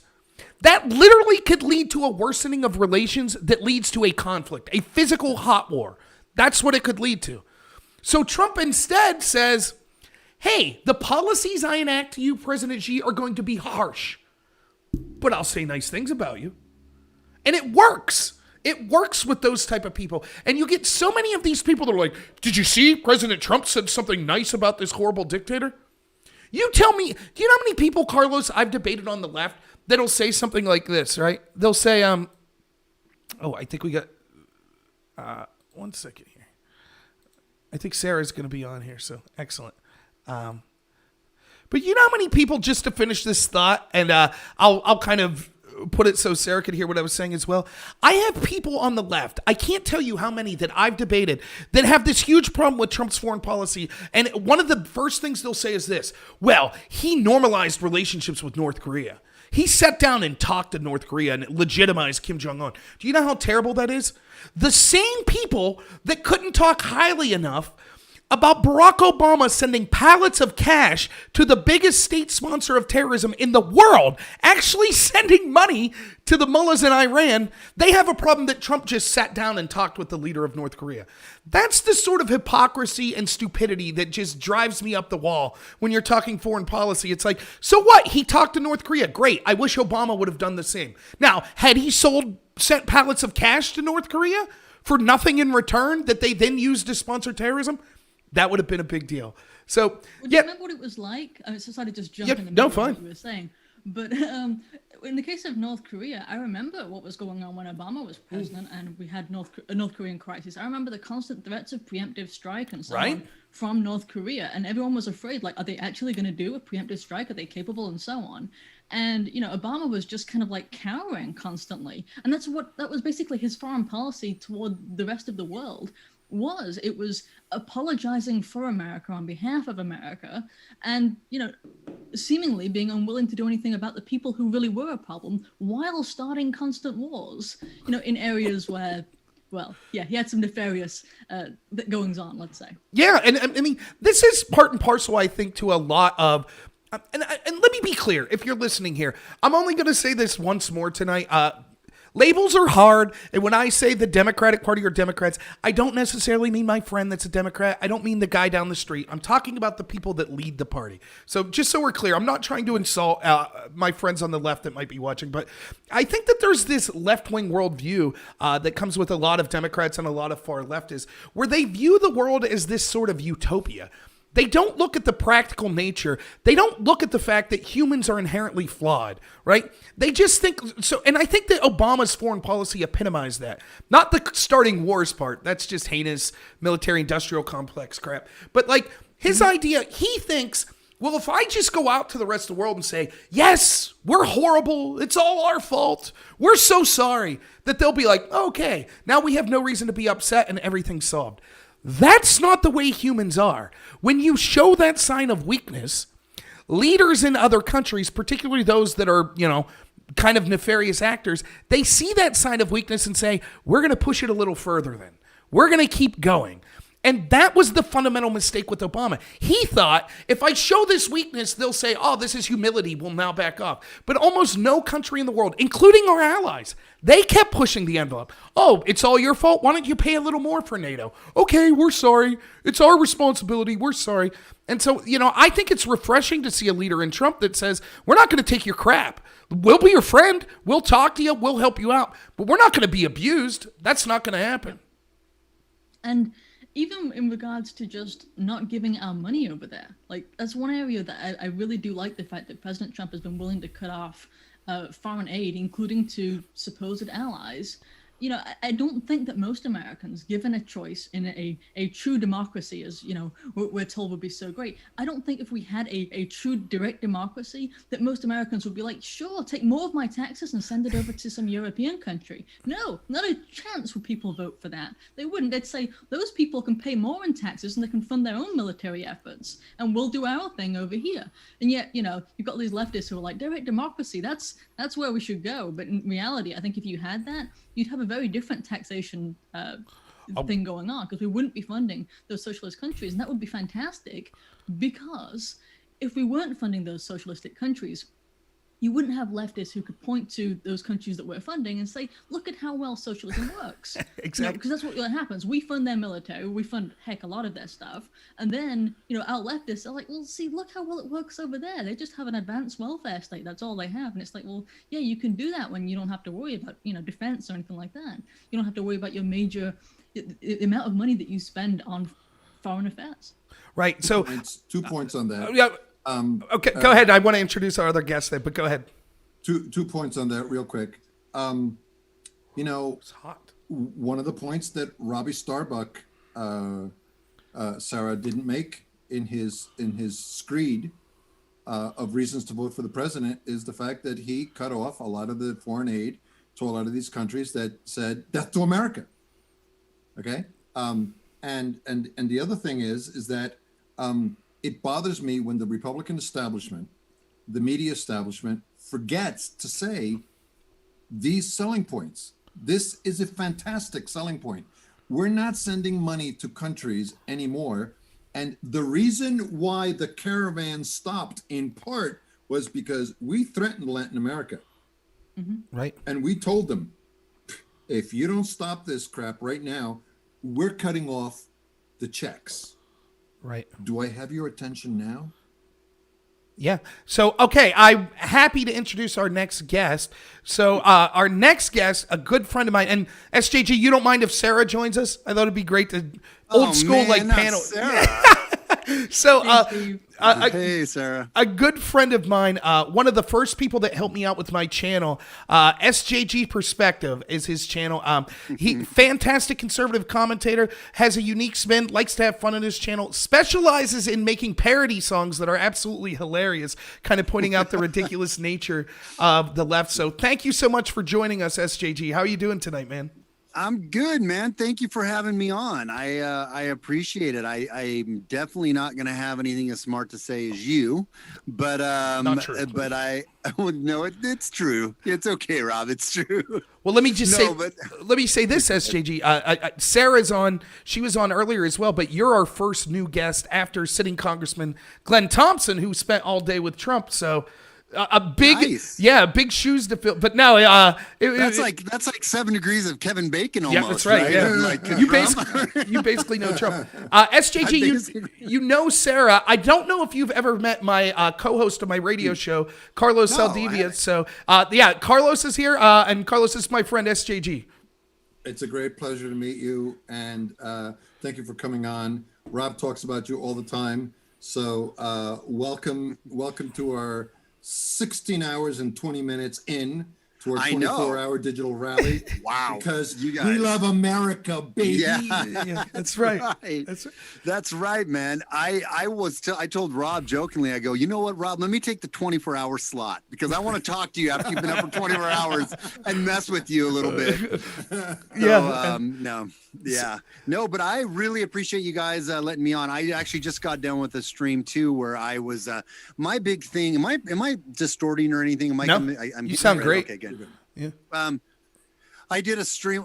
My whole thing. So I got kicked off. I got a strike on YouTube last week. When I was all getting serious, I'm like, this week before the election, I'm going to do a stream on the color revolution stuff, right? Because that's the things I've been reading and following. Been doing a lot of following, like Whitney Webb and some of the Glenn Beck did a really good series on it that got me awoke to it, and I was like, what? And I started researching it, and Maria Albanese is another friend of mine that's a really amazing researcher, very smart lady. Anyways. So I was I was all excited this week I was going to be doing my, series or episodes every night on the color revolutions and read these different articles on the Transition Integrity Project, right? And all the depths of that and how far it goes back to right after Trump was elected. The founders of this that are linked to Soros, literally linked to George Soros, and have CIA deep links and all of these never Trumpers and, Council on Foreign Relations type, really deep state swampy people. All this connection, I was going to talk about that. And then YouTube, I think they knew, and they were like, nope, we're striking you because you talked about the inappropriate thing of and I won't mention, it was a treatment for the CV virus, right? That is like, was in Australia. I guess it kind of ties into what we're talking about. I mean, it isn't just part of the whole reason why we're hoping Trump gets reelected here is because, and I have plenty of, in full transparency, there's things I'm not thrilled about, right? But I ultimately back and support and want him to get back into office. I definitely want that. But I was talking about something that, talk about internet censorship. I was talking about a video, did a commentary video on a YouTube video that was done by Sky News that was up. It's been up for 2 months, got 173,000 views. I did a commentary video on it a little too passionately, as you can kind of see. This is just my normal, the way I talk, right? I'm pretty animated. Sarah knows this too. I think last time I was on Sarah's panel, I got a little animated, and I'm like, I'm sorry, Sarah. She forgave me.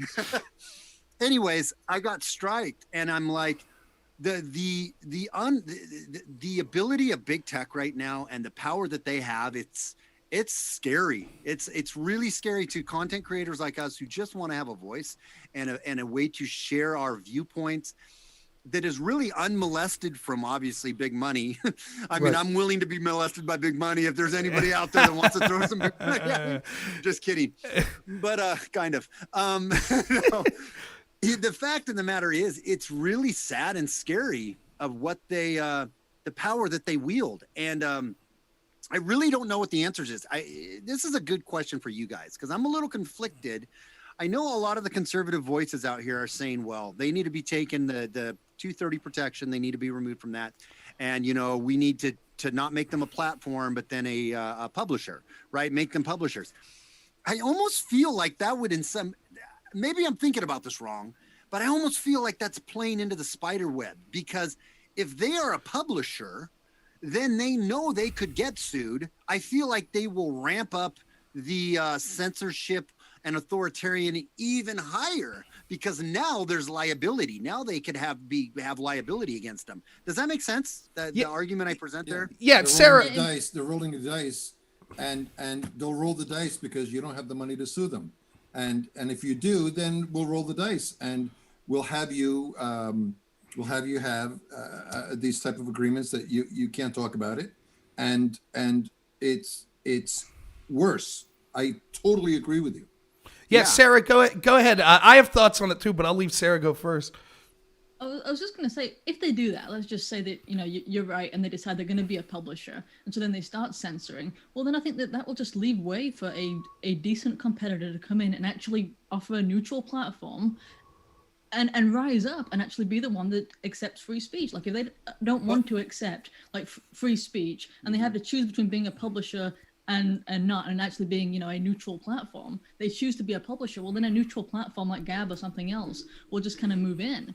But I actually don't think that it's that matters as much as the other stuff. Like the actual obvious antitrust things, such as Google and Apple wielding their monopoly power to keep competing apps out of the App Store, or things like how Andrew Torba, the head of Gab, has had his ability to process credit cards completely cut. But not just him, his wife's business isn't allowed to accept Visa either. Why? Yeah. Because they live out of the same address. That kind of stuff, that has to change. Now, that I totally agree with, and I am 100% behind, but that's different than the 230 argument, right? Yes, that is totally, and I agree with Sarah and USJG that's what needs to happen. It's like, I forget what movie, right? Scatter them to the winds, right? Break these companies up. They have too much power.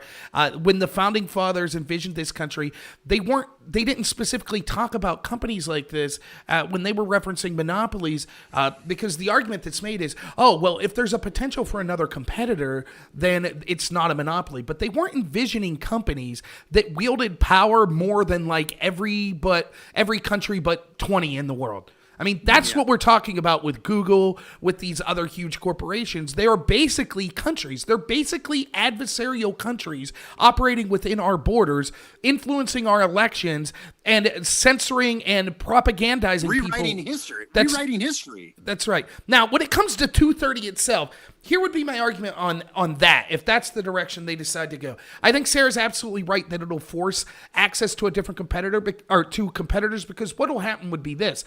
They might say, well, then fine.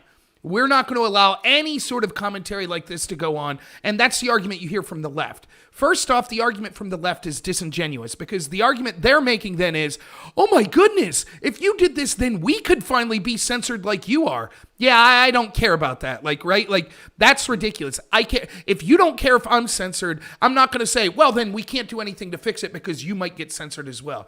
So if the companies decided to go that way, then other platforms would come about. But I think there's a common sense way to go about this. Can I interrupt right there for a second? Yeah. Just so I don't forget my point. Yeah. You said other companies will come about, but here's my question to you is we already have there's other companies that already could come about. I mean, what's stopping other companies right now? Right, yeah. Locals.com. Yeah, or even like Odyssey, which is I've been pushing and Sarah is a very big proponent of, right? Yeah. Obviously, DLive. There's already these other sites that do what YouTube does, right? Or they don't work quite as awesomely as YouTube, if I hate to say that. Right. But they're already there. So why? I mean, that argument is kind of like, well, they're already there. Why aren't we using? But here's the difference, because it's the frog in the pot theory, because they're censoring us one at a time. Right?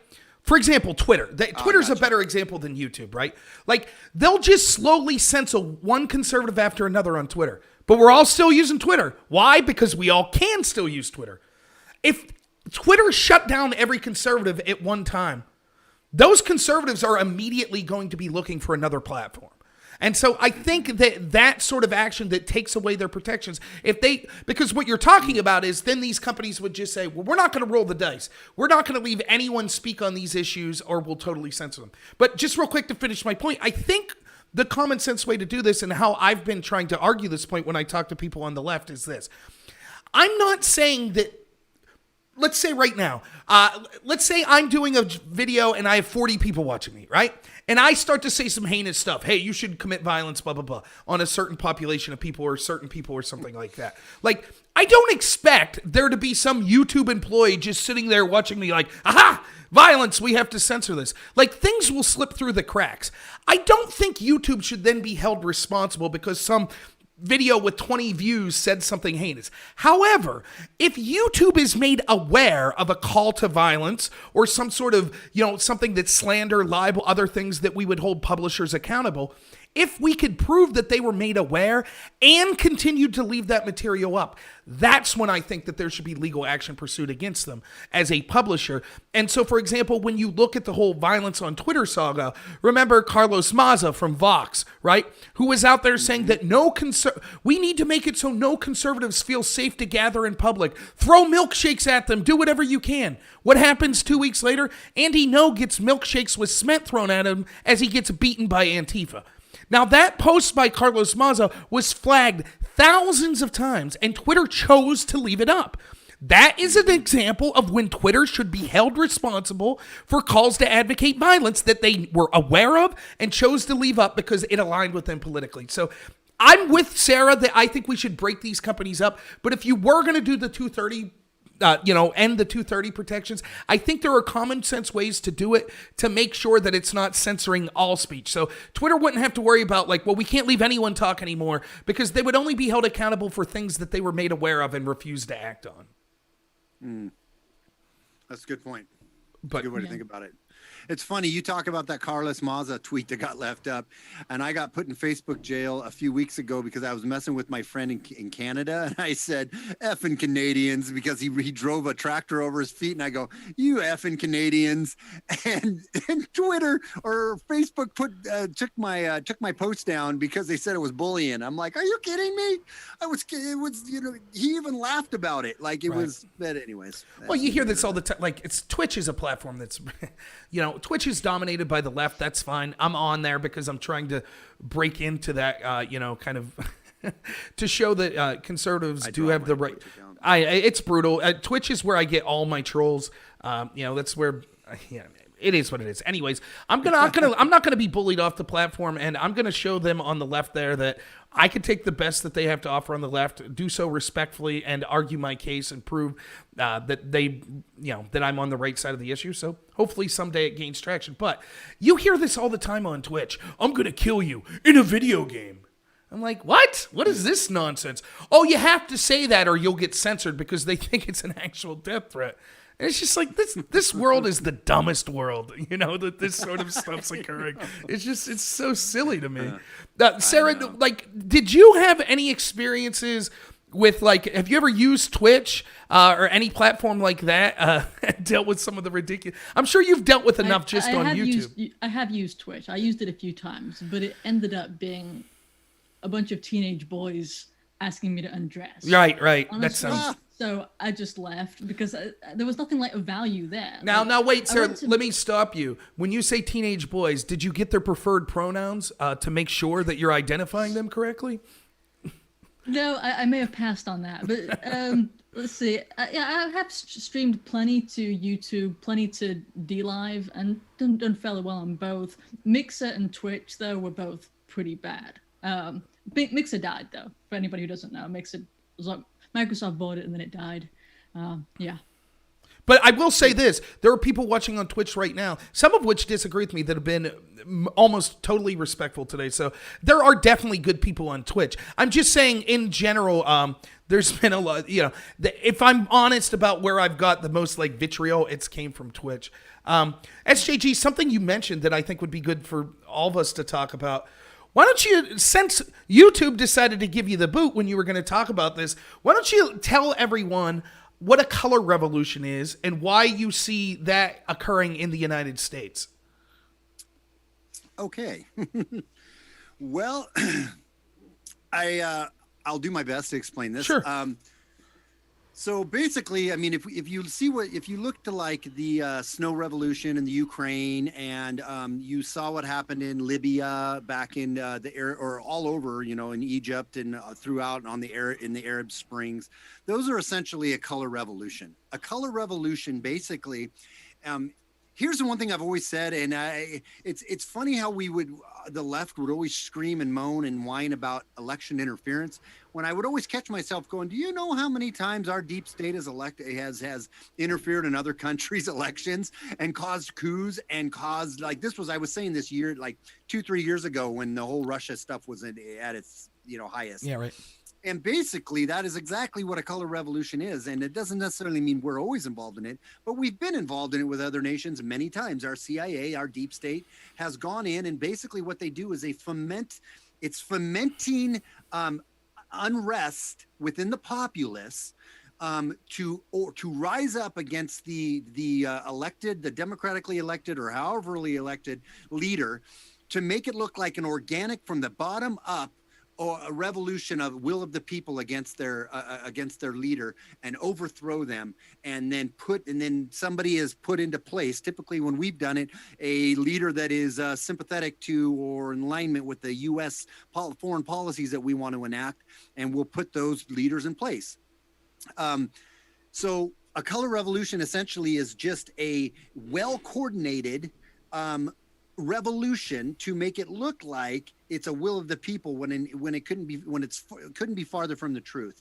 And so here in America, when you have the DNC, the deep-seatedness of the DNC, the never Trumpers, these people in the Transition Integrity Project that are looked at as bipartisan, right? It was billed as a bipartisan group that was elected to, or was put together to game out the election and possible scenarios that would happen, right?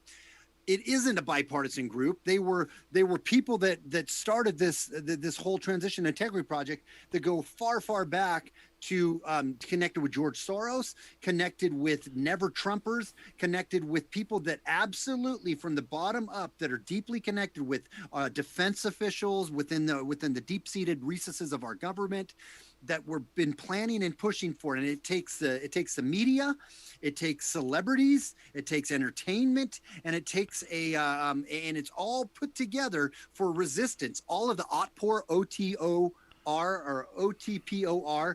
It's basically an organization that is made for peaceful revolutions. All of them show the fist, right? The Marxist communist fist, the rise up, the resistance. We are the resistance. It's all manufactured. It's all manufactured. And what I see happening right now in America with this is they are completely projecting upon what they're doing. They're completely projecting it onto the right. They're saying the right is going to, alt-righters are going to rise up and cause mayhem in the streets, and that it's Donald Trump is contesting the muddy in the waters of the election, right, and of pushing election fraud and illegitimate elections. When in reality, what Trump is doing is trumping, right? He's calling out what he sees, and then the left is saying, "Oh, see, he said he wouldn't concede because." And literally this New York Times article that came out today that I did on my last video, literally uses an example how Trump said he wasn't going to concede. And then they reference when Trump said, "Oh, I don't really see that." He goes, "Well, we'll have to see how it plays out." Right. But I see it more as a continuation. I see it more as that was Trump saying, "I'm not going to lose. I'm going to win. And I'm going to go into my next term." That wasn't Trump saying, "I'm not going to concede." It was Trump saying, "I see it more as a continuation." That was Trump's ego, right? That was Trump being Trump. And then they twist it to say, "See, Trump said he wasn't going to elect or wasn't going to concede." It's similar to when he said that the lie they still push, which I can't believe there's morons out there that still believe is legit, is when he said those white supremacists are good, very good people, right? It's the same type of a lie that they completely take out of context and they push that he said he isn't going to concede. So essentially, the color revolution is basically just a revolution that is top down, bottom up. Basically, it's organized from the very top, but it's made to look organic, like it's happening. And that's what we're seeing happening. And that is what is about ready to happen and roll out tomorrow. Unless Trump wins in a absolute shellacking that there's no contestability to it, we are not going to know if it's close. And I think actually Trump's going to, I don't know how Pennsylvania's been shaping up because I haven't been, today I've been following it a little bit. Looks good here. It does. So. Dude, I am going to wet myself if Pennsylvania turns red tomorrow. That is going to be amazing. But, if it's close, right? If it's just a 20 or 30 electoral votes off or whatever, they will stretch this out into January. If it's a shellacking and he wins 280 or 90 or 300 electoral votes, I don't even know if that's possible, but I think it is, right? He could theoretically win like 300.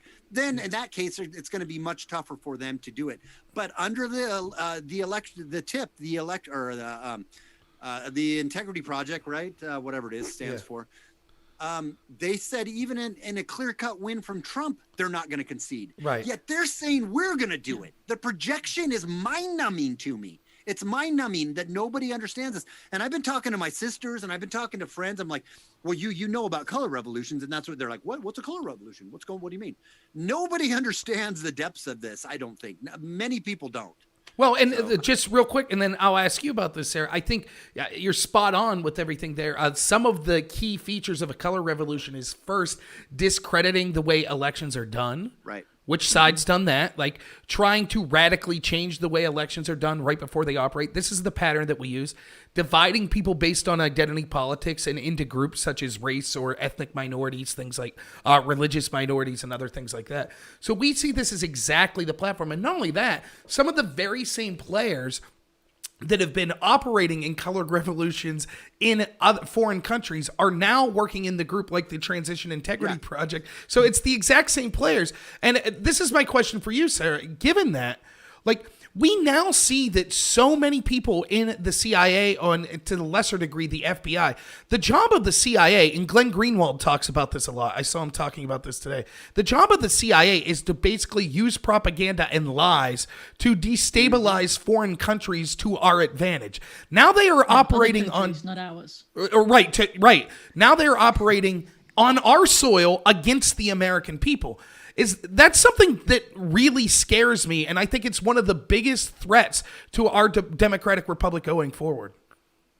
I agree, and I think that if I could criticize Trump for a second, it would be that he didn't really clean the deep state as effectively as I would hope that he did. And I realize that he can only do so much, but if I could, go back and get him to do something more, it would be that, actually cleaning the swamp as much as possible. I don't think that can be understated. I mean, and if you just look at our entire media was bought out, and this isn't some far out conspiracy theory. You can look up Project Mockingbird and see the way that the CIA, the intelligence agencies, got inside of our media and are still there. These people are still there.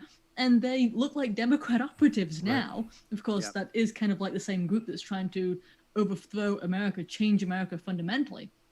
But this idea that the intelligence agencies are working against our interests, or working against the interests of the people, in other words, that's not really that new, but it is to most people. And that's what's alarming, is that so many people will turn on the news, right? And they think that the person who is speaking to them, the news anchor, is some independent person who's really articulating their own independent thoughts, as opposed to the fact that it's somebody reading off the teleprompter who may or may not believe any of what he or she is reading, and which is being influenced by the CIA people who are in the background, who, by the way, are always cheerleading for these Antifa, Black Lives Matter, whatever you want to call the latest set of rioters.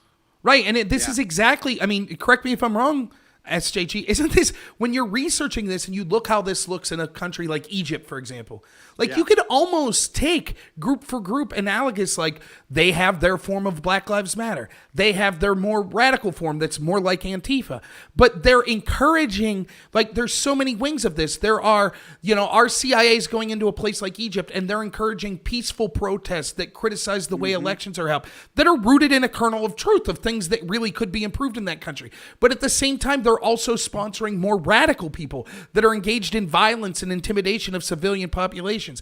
Then there's a mechanism of our official U.S. state government that goes out and says, yes, look, these people in Egypt, this was totally organic and they have a point. Yeah. And they point to that. That's exactly what we see happening. Exactly what we see happening in the United States. Exactly. Some of the steps you talked about, it's step number one on there's 7 stages to color revolution. Step number 1 is a semi-autocratic leader, right? Donald J. Trump, he's a fascist. Everyone says, he's an autocratically, he's a fascist, right? Step number 2, phase number 2, an unpopular leader. Think about Donald Trump. Media prepares election fraud. He's illegitimate. Media is in the bag on it. Election number 4, election fraud executed through the media. Social media is going to push out the narrative, silence the opposition truth. They're going to, the media is nonstop right now with that. Step number 5, independent media will echo mainstream media's election fraud. Number 6, organized, spontaneous uprisings are going to happen.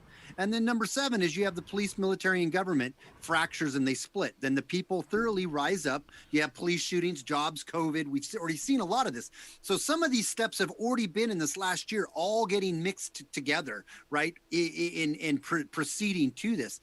Some of the people that are players in the Transition to Integrity Project are Michael McFaul. He wrote in 2005 in a research papers, 7 Pillars of Revolution. He also wrote Revolution Orange. He's endorsed by George Soros. Another person. Where's he working now? He's with this transition project? I believe he's with the Transition Integrity Project. Right. He was one of the people in that. Norman Eisen. He's a CREW, C-R-E-W. Need to research that. He was Obama's ethics czar, ambassador to the Czech Republic, author of the Democracy Playbook, Preventing and Reversing Democratic Backslidings. In this essay, he references, among other things, impeachment processes, notes on votes on no confidence, recall referendums, encouraging strikes, protests, and boycotts. the thing with Norman Eisen is Norman Eisen had already drafted 10 articles of impeachment a month before impeachment was even mentioned by Pelosi. Jerry Nadler hired Eisman when they regained the House. This was the plan all along. They hired the Revolution guy to help with the impeachment. A week after the election, Democrats hired Soros-funded Media Matters David Brock to kick, and his quote is, "We're going to kick Donald Trump's ass." So the crew at Eisman produced 50 pages of a playbook for a conference. I'll have to get the name of the conference that they did. But at any rate, you can just see that when you really start deep, and then you have like the Lincoln Project, you should go and research that. When you dig into these things, you realize, oh my gosh, this has been, I mean, you know this, Rob, better than anyone. The whole impeachment scam and the Ukraine and all that stuff. I mean, you could talk anybody under a table on all that stuff.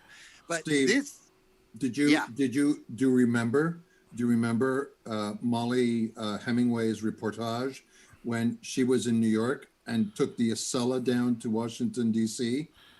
and she sat across, what's the name of that representative from New York? The heavyset guy? Nadler?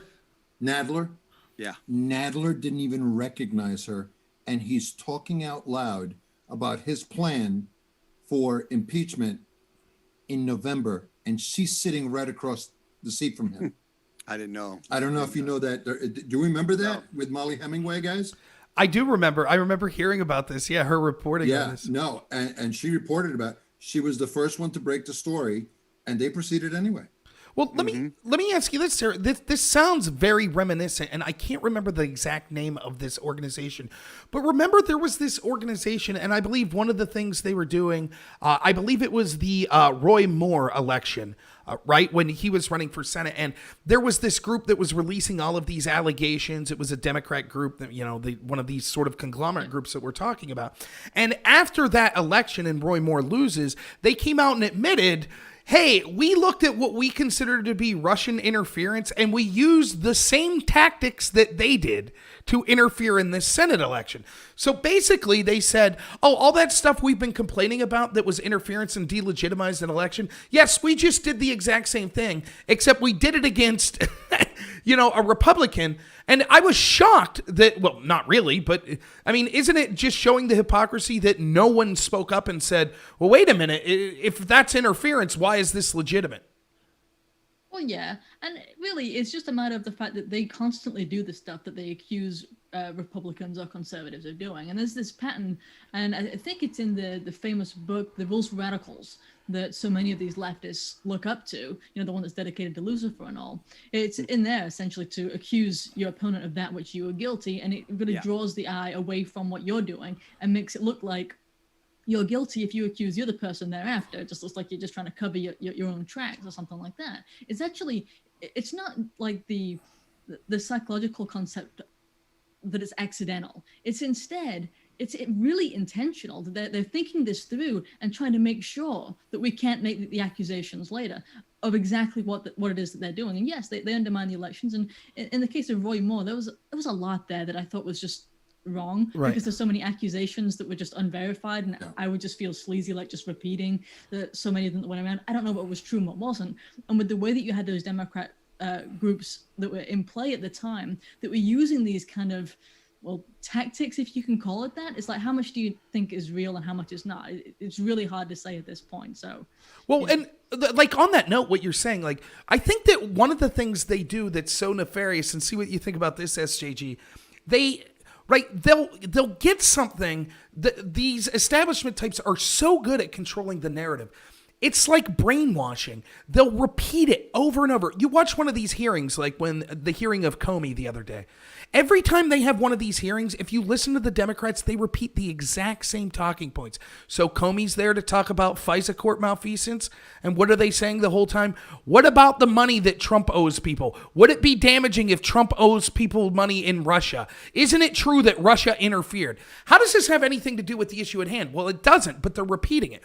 The big mistake that I see Republicans making is giving in to this narrative control. So, for example, I'm screaming at my television screen the entire time during the Mueller investigation when he's testifying, where every Republican is saying this. Well, of course Russia interfered. I'm not saying that. But now, even if that was true, the fact that you have to say that, you have to hedge and say that, you are giving the Democrats a huge win. Why? Because then months later, when we get the documents that prove Biden and Hunter Biden's corruption when it comes to places like China and Ukraine, what's the first thing the Democrats say? This is Russia disinformation. Right. You heard every Republican say, didn't you hear every Republican for 4 years say, yes, the Russians interfered. Yes, the Russians interfered. So now it's hard for the Republicans. Right. Go ahead. Yeah. No, that's. I was just going to say it's predictive programming. Right. That's exactly what it is. You're programming. And I wanted to, I kind of flubbed on that last part that I said. Norm Eisman, talking about Norm Eisman, kind of tying into what you're saying about this psyop and this programming of people. Norm Eisen was one of the most overlooked people on the Transition Integrity Project. And he produced that 50-page playbook for a conference that they had with a bunch of these people that were planning this overthrow, essentially. Quote from page number 2, Norm Eisen says, Trump will be defeated either through impeachment or at the ballot box in 2020. And this is when he was not even in office long enough to have done anything. This was days or weeks after he was in office. Crew talked about damaging flow of information to afflict Donald J. Trump. They had a commission set up with Eisman and the Democrats to take Donald J. Trump out before he was even sworn in. And so if you think about it, yes, you have the Mueller report, that failed.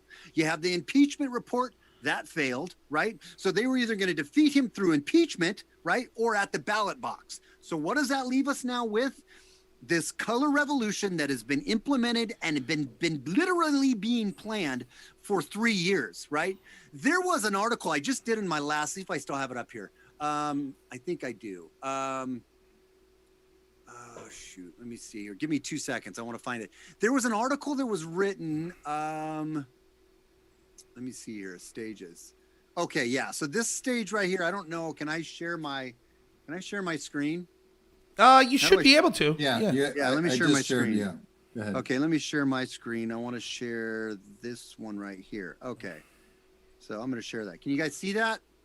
It said yes. Okay, so here. This was written by Edward Foley, whatever, but this was written back in September 2019, and it was revised in March 2020, right? And this was a social science or a political science paper written, and basically the title, as you can read, it says, Preparing for a Disputed Presidential Election, an Exercise in Election Risk Assessment and Management. Why in September 2019 were we worrying there was going to be a disputed presidential election before the COVID, back when we had the good old normal, still we were living under that, when we could actually meet with our friends and go to their house and go to a restaurant, and we didn't have all this insanity about having to wear a mask and all this other BS, right? Why were we worrying about a disputed presidential election in 2019 with an abstract of this paper that says Congress could face a disputed presidential election triggered not necessarily by foreign, right here, not necessarily by foreign interference? Well, you could say that again. It's by domestic interference from our media and our deep state operatives, but by the ballots counted after election night that cause initial apparent winner to fall behind. This was written in 2019, September of 2019. Doesn't that strike anybody out there as like, something that is a little suspicious? Or is that just me and my tinfoil hat brain? Well, no. And I think, Sarah, you could speak to this. Like, this is similar to the revelations we found out. I mean, before Donald Trump was sworn in, FBI agents were contacting James Comey saying they found it very troubling that they had evidence that Hillary Clinton had concocted the Russia collusion story to take attention away from the investigation into her server. So they planned these things out far ahead of time. And of course, our media and everything that's complicit in it, they go with it hook, line, and sinker. Yeah, because the media is essentially the Democrat Party at this point. Right. I mean, seriously, there is no distinction. I'm tired of pretending like there's a distinction because Right. there's just so not at this point. I mean, it's like whatever the Democrat narrative is, the mainstream media just covers that. I said this, I think, before with Rob, was that they used to pretend to be, bipartisan and so on and neutral. Now they're just kind of done with that. They'll just regurgitate whatever the Democrat narrative is. So it doesn't really surprise me at all. And really, I mean, with the whole Hillary saga, it still bothers me to this day that she's not actually, nothing happened, right? She wasn't actually put in jail. She wasn't actually arrested for doing these things that we know that if someone like Roger Stone did, he'd certainly be locked up. I don't think that kind of two-tier justice system should be allowed to continue. I really don't. And I think so. Here's okay. I'm sorry, Rob. Go ahead. Okay. No, go ahead, please. So here's my point. You and listen. We're the 1%, right? We can talk politics 24/7 all the time. What Steve just posted. Do you have any idea how lost the average voter would be? The average person. The average person. Are they a Democrat? Right. So that leads me real quick before you move on to the tweet that Rob's favorite Scott Adams tweeted, and I particularly want to hear from Steve. 2:19 p.m. on Halloween. Having watched the corporate media disappear the Hunter Biden story, what would stop them from disappearing a Trump election victory and collectively reporting it as a Biden win? As crazy as that sounds, they already proved it is feasible. Your comment, Steve.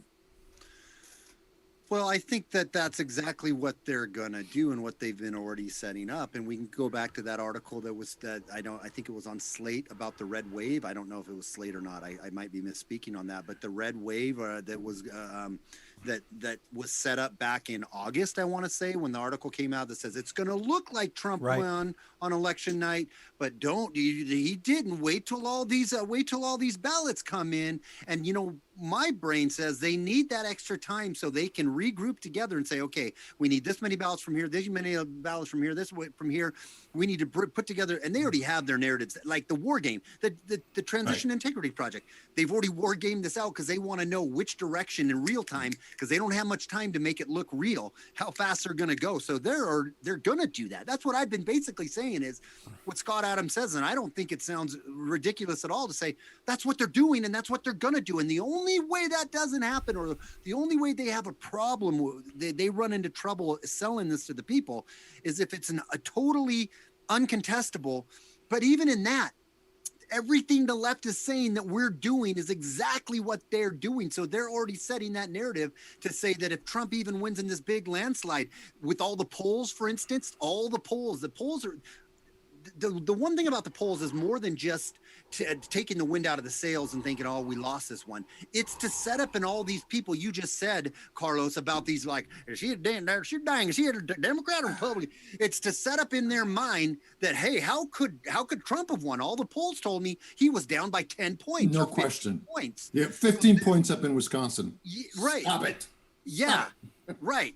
So they're already have set that table completely for the purpose of doing exactly what you just said. And that's why I'm very nervous. I'm nervously excited about what's gonna kick off tomorrow. I'm really hoping that it's just gonna be a shellacking. And Rob is a way better person than me, because he said he's not gonna rub it in anybody's face. I'm sorry, man. You leave that to SJG perspective then, because I'm gonna be doing some rubbing. And I've saved some tweets from people that have lit me up, and some comments on Facebook. They've mocked me. I've saved those because I'm going back to those comments. Sarah, your thoughts on Scott Adams' tweet?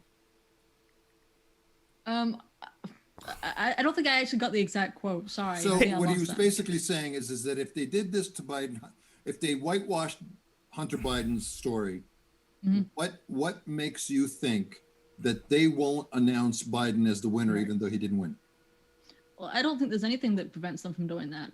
And that's part of the problem with the fact that so many, all of us basically, rely on the mainstream media to report in who won. I mean, that's just what everyone does. They just tune into whoever their mainstream media source is, and they say, okay, well, Fox says that so-and-so has been declared, and that's just about it. I mean, if you had the entire mainstream media that declared Joe Biden won, and then Trump said that, actually, no, I won, I think that would be, well, pretty disastrous. But, there's a lot going on right now. For example, like we're setting up for a situation where both sides are told that they've won, and that's really dangerous. Like when you tell both sides of the election that they've won, and I think that's the most alarming thing, and that's why you've got stuff like gun sales that are, exploding, because people are expecting some kind of real conflict. Because when you tell both sides that they won in a presidential election, and both sides start thinking, well, I should be in power. My guy should be in power. And if not, then we're under a state of tyranny. Well, you're setting the very stage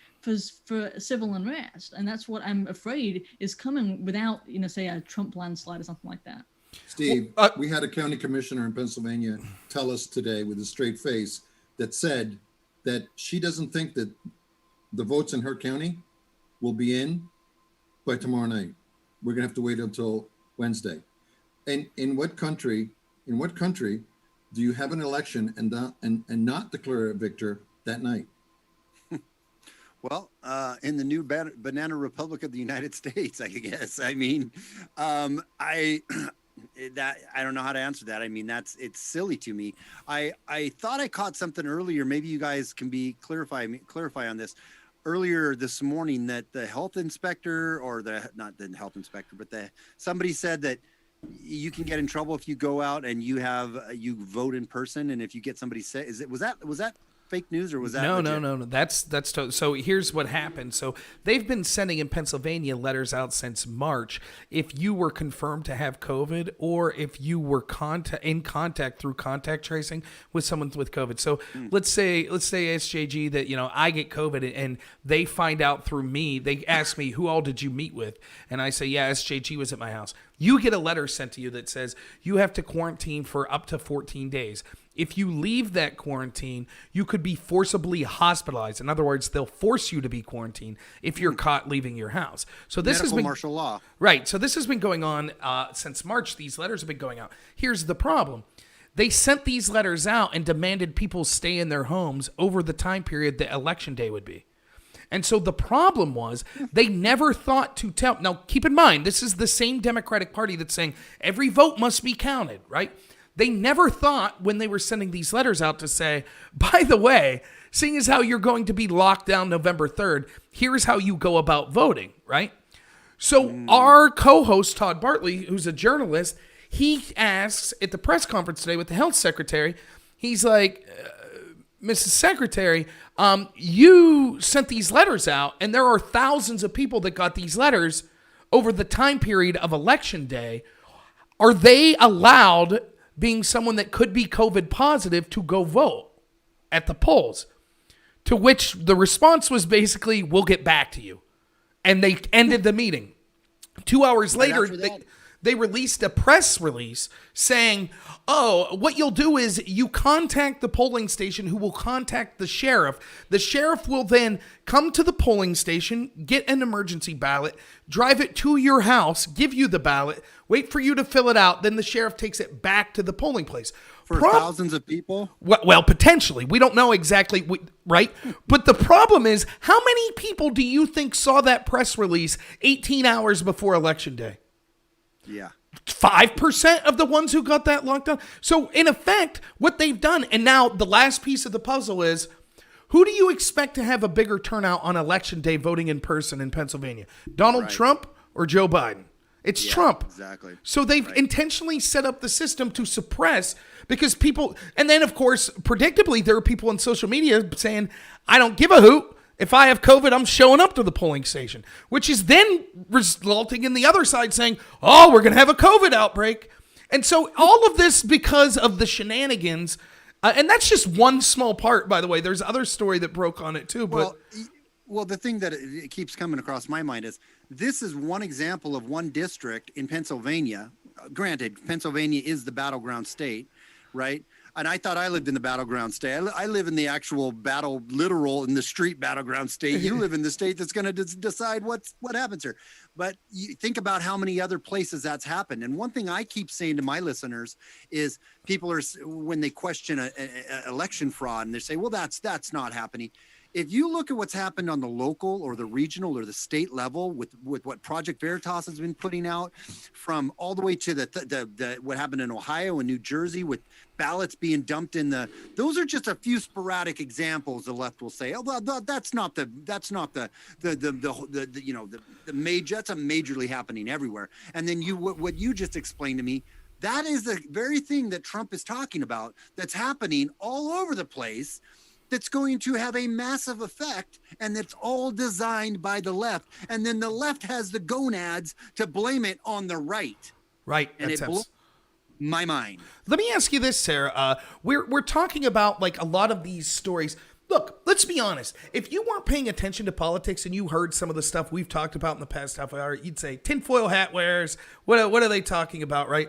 One of the things I like to try to do is show stories of kind of the corruption of the media, the corruption of what we call the deep state or the establishment, that are easy to digest for people. And then saying, look, if they lied to you about this, can you trust them on COVID?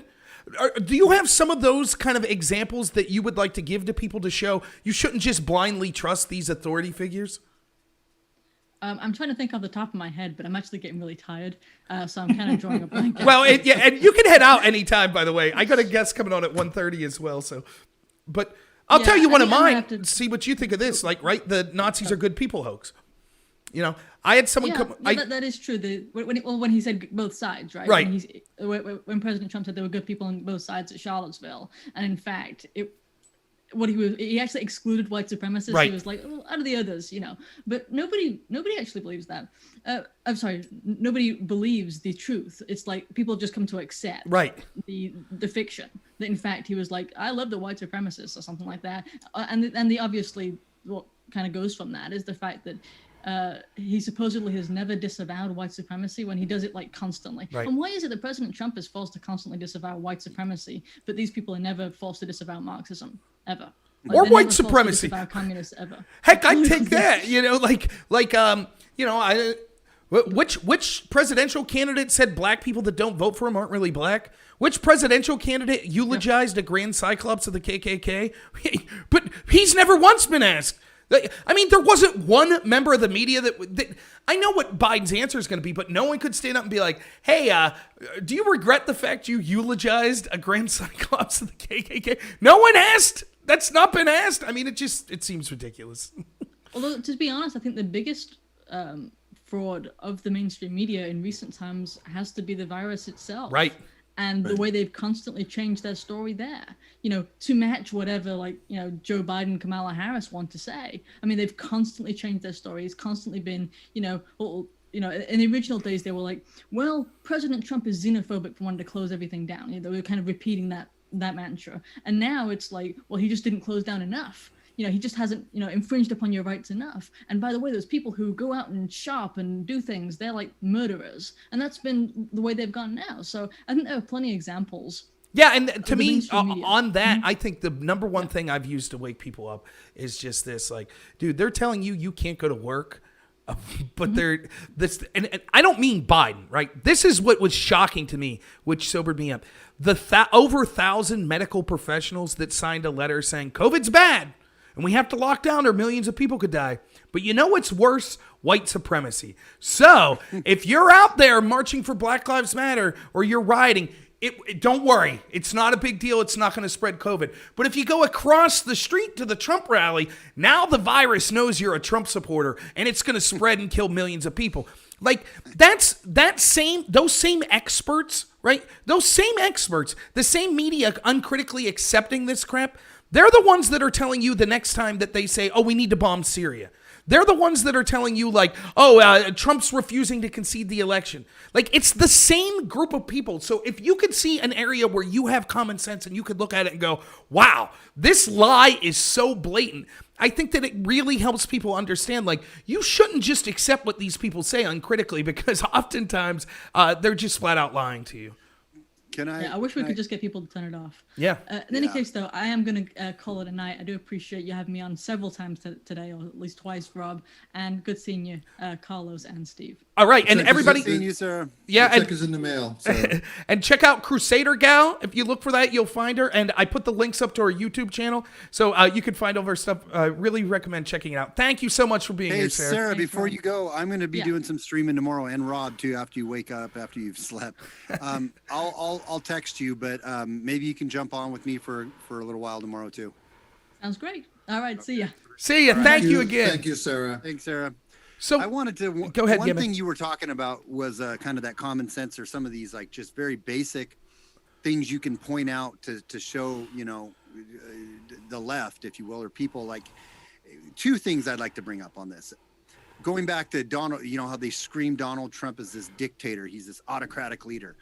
Could COVID exposed, number one, that Trump is not an autocratic leader. He let the states decide. If he was this autocratic dictator, he would have came in and clamped down on all these states and clamped down on all these places and proved without a shadow of a doubt that he was just dictator, right? Number one. Number two, could the left be scheming against Donald Trump as they have been scheming against Donald Trump if he was legitimately a dictator and this autocratic leader? No, the answer is no, he couldn't. So it's like when you look at these things, you're like, if you look at it with just a modicum, just a little tiny bit of common sense, you realize the answer to these things is absolutely no. Well, and it's kind of brilliant how they set this stuff up in advance. Like, you got to give the devil its due. For the stupidity of the Democratic Party, it's like, have you ever met that person that's like, they could solve any math problem, but then when it comes to like, changing the oil or, putting jumper cables on the car, they have no clue. That's what the establishment in the Democratic Party is. They come up with these schemes that you're like, wow, I can't believe how impressive that is. And then they just flub it up. So it's so obvious to anyone having it. So like, they set this up, for example, with the Russia thing that I was talking earlier. They set up that they know they're going to do exactly what they're accusing Trump of. They're going to actually collude with Russia to go after Trump. But they lay the groundwork that you'll be unable to accuse them of that, or that in itself is Russian disinformation. And it's the same way when we see with like situations with like Trump being a dictator, right? So they accuse Trump of being a dictator, and then they send their mobs out to burn the country down. And then if Trump acts, that's proof that he's a dictator. If not, my God, look at all the violence that's occurring under Donald Trump, right? And this is, it's brilliant. It's also one of the morally most reprehensible things that a political party could do, cheering for death and destruction of its own civilians because they think it helps them get political power. But it is brilliant how they constantly try to put Trump in these double bind situations. You just mentioned one earlier, right? Trump should have locked down more. Oh my goodness, Trump should have locked down more. Or Sarah mentioned this. But at the beginning, Trump's an authoritarian dictator from stopping travel from Europe and China, right? Yeah, so they set these narratives up. They create this boogeyman in their head, and then they try to set the dominoes up to force that boogeyman to fruition. But if Donald Trump, as you say, was the authoritarian fascist dictator, like, look, you might say, okay, it's hyperbolic to be like, he would have just put his boot down and been like, no one may, talk about me on social media. But he certainly would have stopped people from rioting outside the White House. Yeah. He certainly would have sent the troops in far sooner in Chicago and Minneapolis, New York, Atlanta, Portland, Seattle. If he was really a dictator, but he isn't. If Donald Trump was a dictator, you think he would have let the Russia coup go against him for so long? Not a chance. Right. He would have stopped it immediately. So, yeah, I think you're spot on with that. Yeah. No, some granola. Yeah, that's good. So I have a question for you guys. Mm-hmm. Yeah. I am not a subscriber to the look how two-faced they are. I don't give a shit. No, really, I'm being serious. I don't care. I think that, and this comes from my training as a media strategist, political media strategist. Why would I ever spend any time talking about you when I can be talking about my client? Ever. Right. So when people talk about what should we do about big tech, and listen, this is, Robert is out front on this all the time. But why should we talk about Google and Apple and Twitter and all these idiots, I mean, we can just move to places like it, and you said, and I'm going to put it up. I'm sorry. Is this, Steve? Is this the one that you were talking about? Just bear with me for a second. Yeah. I'm going to screen share it because I want to make sure that it's right. Is this the place that you were saying about Odyssey? No. Okay. ODYSS or SEE. Hang on, let me pull it up here too. Okay, I appreciate it. Thank you. And Sarah's been actually in communication with like some of the higher ups at Odyssey, by the way. Yeah. Okay. So Rob talks about this all the time, you know, and you know, they get under his skin because, you know, the two-facedness and Rob is a good man. See, that's the difference. Okay. Principles and values and norms and respect. And that's why he's not gonna jump on people if the president wins tomorrow. But what I'm saying is, there it is. Yeah. Okay. Fantastic. Thank you. Yeah.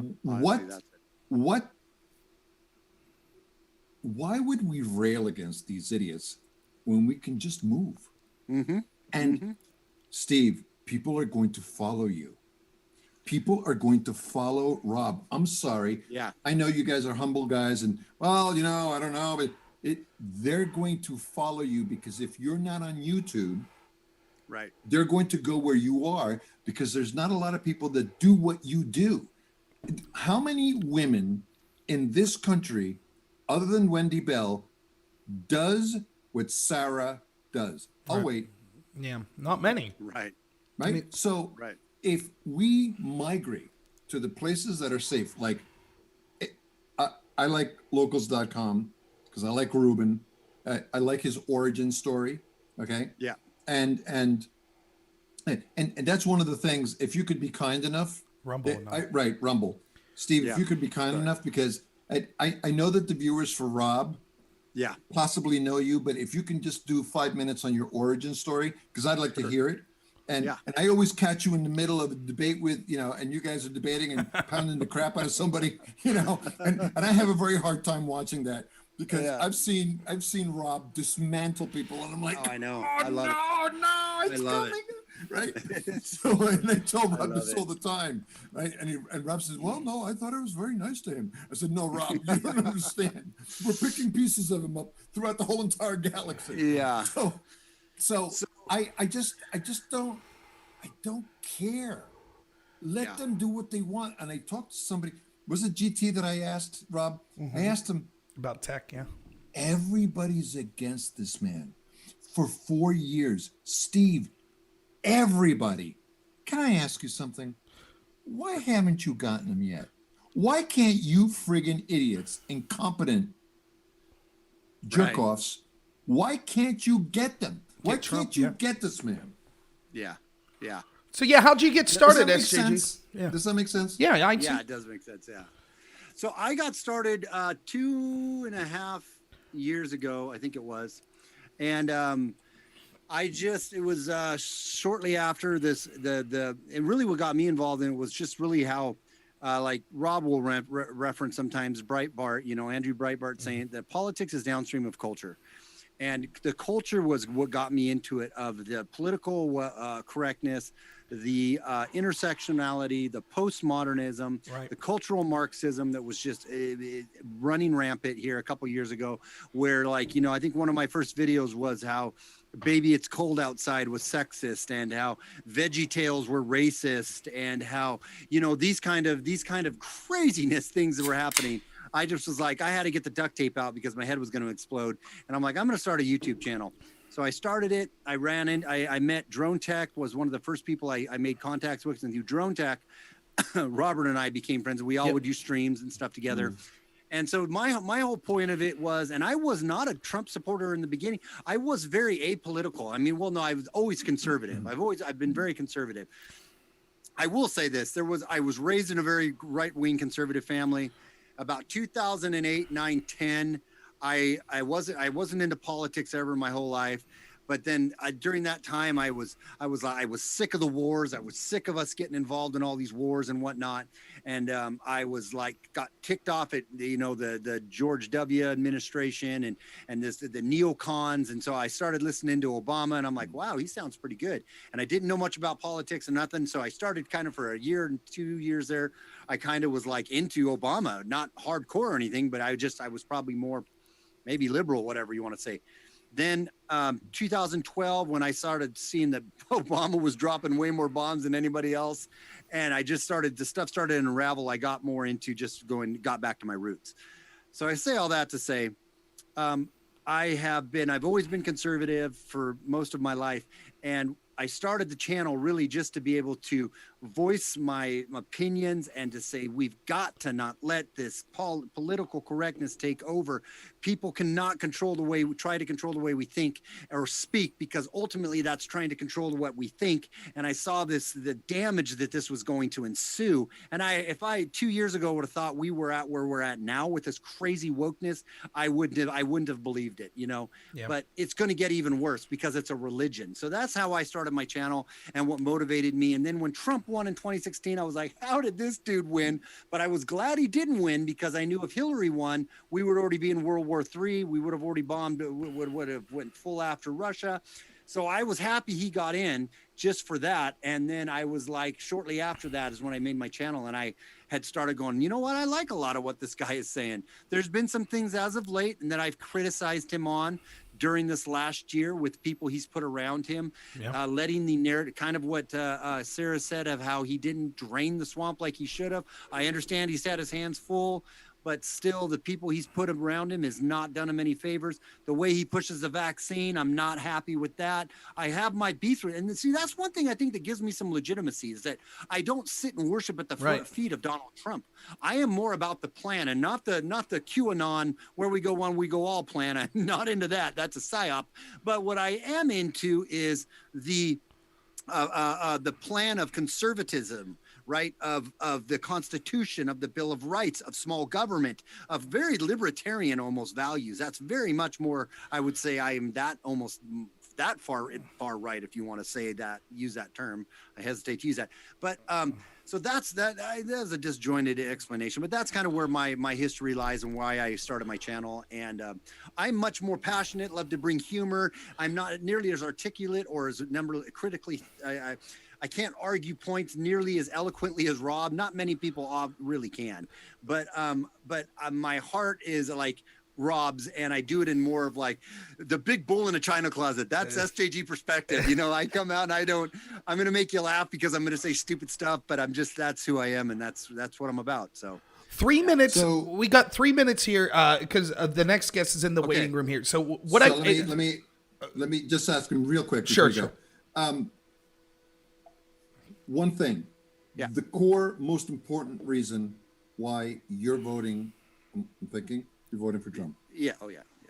Already voted for him.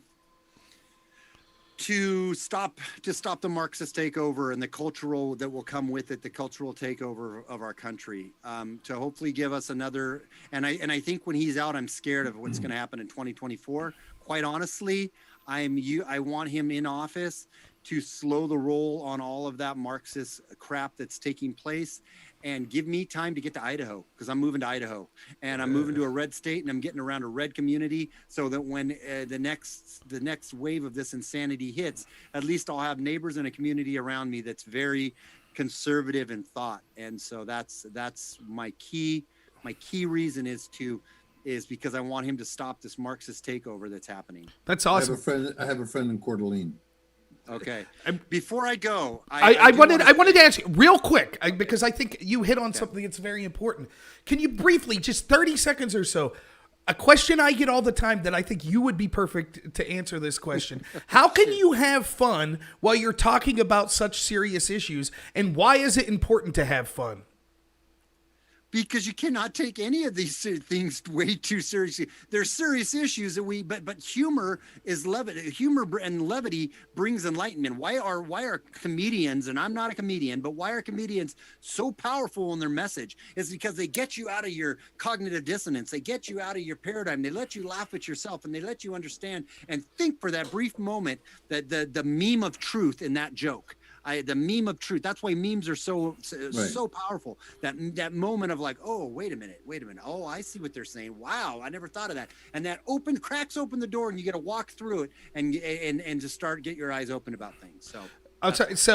So just to finish up, can you tell everyone briefly where they could find you? Yes. What platforms would be best? Yes.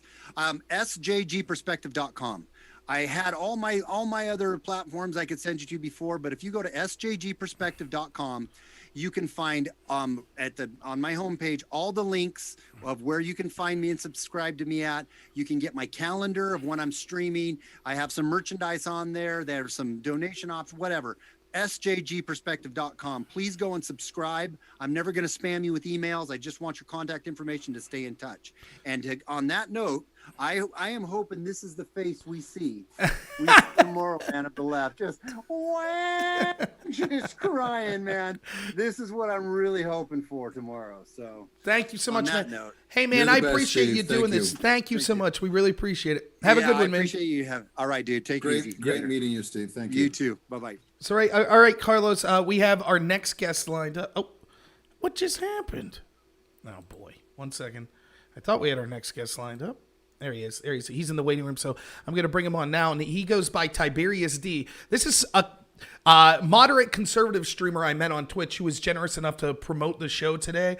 And I knew that he would be up late and would be a fantastic person to bring on and talk to. So let me bring him on here.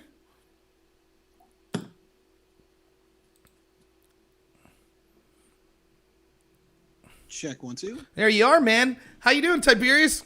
I'm doing all right. Give me just a second here. I should be able to get some video up for you. No problem. Everyone needs to see. We're so handsome, all three of us, so the crowd's looking for video, definitely. So. There we go. Hello, sir. How are you? Doing great. So, everyone, this is a friend of mine, Tiberius D, conservative Twitch streamer. Dipping your toes into those waters in Twitch, where people that aren't left-wing kind of sometimes don't feel so comfortable. I want to do just a slight disclaimer here. I consider myself a centrist or a moderate. Okay. I don't look at myself really as a conservative. I am voting for Trump, although I could have gone really either way. I'm going to be honest, but when I did my calculus, I went for Trump. I think that he is the better pick in this one. Just disclaimer, so everyone's like, "Oh, hey." No. Don't worry, Dylan's on after you, so it's going to get far more left wing. I want to introduce you to my co-host of my radio show, Pennsylvania Patriot Radio. This is Carlos Saldivia, my friend Tiberius. So just wanted to introduce you all. Welcome, and thank you very much for taking the time to come on our 17 and a half hours in to the 24-hour digital Trump rally. Pleasure being here. Thanks for having me. So what I wanted to ask you, I thought that, one, we will get to your predictions because I was very impressed looking at the map that you did yesterday and having you talk about it. But first, I just wanted to hear a little about yourself, kind of in your political beliefs. And after that, if you could give us what your calculus was, why you ended up voting for Trump. I'll take the second one just real quick. Sure. And then we'll revisit that. And that is, I think Trump's going to win. And start to finish. I got introduced to a guy named Peter Zion back about 2015. He's a geopolitical forecaster. He puts like geography, demography, economics, politics, merges them all into this collective whole that is beautiful to behold. If you want to check him out, do so. He's a very insightful person. He kind of like paints a picture. How do you spell his name? I'll put it in the chat. ZEIHAN.com is like a link to him. He's got 3 books out. They're wonderful.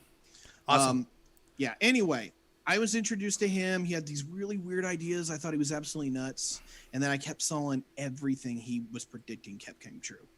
And when I finally started to grasp what he was doing, I came to a more of a greater understanding, if you will, maybe an enlightenment. But let me give you a quick backstory. That is the good guy. That is our guy. Spelled it wrong. Very insightful person. Give him a look. His books are fantastic, by the way. I'll check it out. Yeah. Yeah. Anywho, so big bit of my backstory was Democrat for a very long time. I voted for Obama, voted for Hillary. After Hillary lost, I kind of had a confarction in my head, to be completely honest. And it made me like look out to the world around me and go, all right, I don't understand why so many people would vote for Donald Trump. And it really opened me up. And also, this was a time in my life where, I'm young. I was 25 during that election. And I, just had a bit of a lifestyle choice, Mm-hmm. I'm sorry. Anyway, make a long story short, I started making changes in my personal life where I stopped trying to blame a lot of other people for the problems that I had. And I looked more at my self-responsibility. And that kind of shaped my worldview. I became a lot more centrist, maybe even conservative to a lot of people. Mm-hmm. And because of that, I became a lot more capitalistic. I became a lot more libertarian in my approach. And so when it came down to it, that's just the polls, by the way. He's not putting up his prediction. Right. That's just what he's saying the polls are showing right now, Mm-hmm. correct? Yeah. Yes.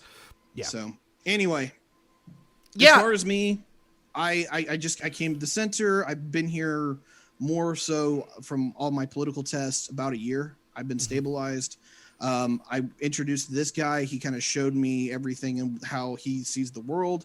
And I want to make a job being able to predict these elections 6 months in advance. Just being like, hey, look, I can already tell you before the major events who's going to happen. We'll see if I get there. Well, I thought it was obvious to me last night when you were like, what do you think about my prediction? Within 30 seconds, I was like, well, you've thought about this way better than I have. I was like comically amateurish where I was just like, I have a gut feeling. But let me ask you this. Something that you do that I try to do, but I think that you actually do much better than me, particularly as a host of a channel, is you really do a great job, I think, of bringing disparate voices together and showing that we could have massive disagreements politically, but you could still have a civil conversation where we work that out. How did you kind of get into that, and why do you think that's an important idea to be able to have those sorts of conversations? I'm glad you asked that. Long and the short, 2018 was around, and the country seemed really, really divided, man. And so me and a few friends got together. I, at myself, was kind of pretty liberal at that point. I was walking away from my progressivism. I got together with a Republican friend and an ANCAP, and we started a show called The Conversation, which we've been doing now for 2 years, which is the show. Started before the election. We just wanted to open the door and say, hey, look, this crap where we're not talking to each other and it's your side versus my side, it's horrible and it's toxic. And I just wanted to bring a community together. It took a long while. We didn't have, for a while there, it was just a center-right crew that was largely part of that community. COVID happened, and I changed up how I operated. I started streaming more on Twitch Politics, and I got a webcam, changed up a few things. All of a sudden, it went from having like 3 or 4 viewers to now having 30, 40, 50 viewers on the regular. So part of it was I just finally figured out like what I really needed to do, hit a stride, and started moving with it. And the show's been growing ever since. So yay. The part about getting everyone together, really, really hard. And I'm not going to say that I don't have my own particular biases, because like dealing with the far left lately has been so troublesome for me. It's not, I'm glad that there's so many of them on Twitch. So like if I make any of them mad, there's always seems to be a replacement. But the long and the short is I do ethically lean more to the right, but my principles kind of go more a little bit to the left. I'm socially liberal, economically conservative, right? And so like when it comes to a lot of these economic affairs, I just tend to make the far left really upset. When it comes to the far right, like they're, whether it be abortion, whatever, I just firmly disagree. But the thing I've noticed is that when it comes to the right wingers, they're like, all right, cool, you suck, I'll see you tomorrow. Right. Versus the far left, they'll be mad and they won't come back for 2 weeks. Yeah. So Yeah. That's just kind of the behavior I'm saying. Go ahead. Yeah, and I really want you to explain what we talked about last night to Carlos, because I have not talked to you about this, Carlos. You are going to absolutely love what Tiberius has been doing. So talk me through what we were talking last night, kind of the election that you're doing on your channel, how you set this up and how it's going. I think Carlos is going to think this is absolutely brilliant. So I needed some content because it's one thing I literally host an open panel every night. Hey, come on board. I maxed it out at 9. Come chat. We have some regular people. Every now and again, a new person shows up.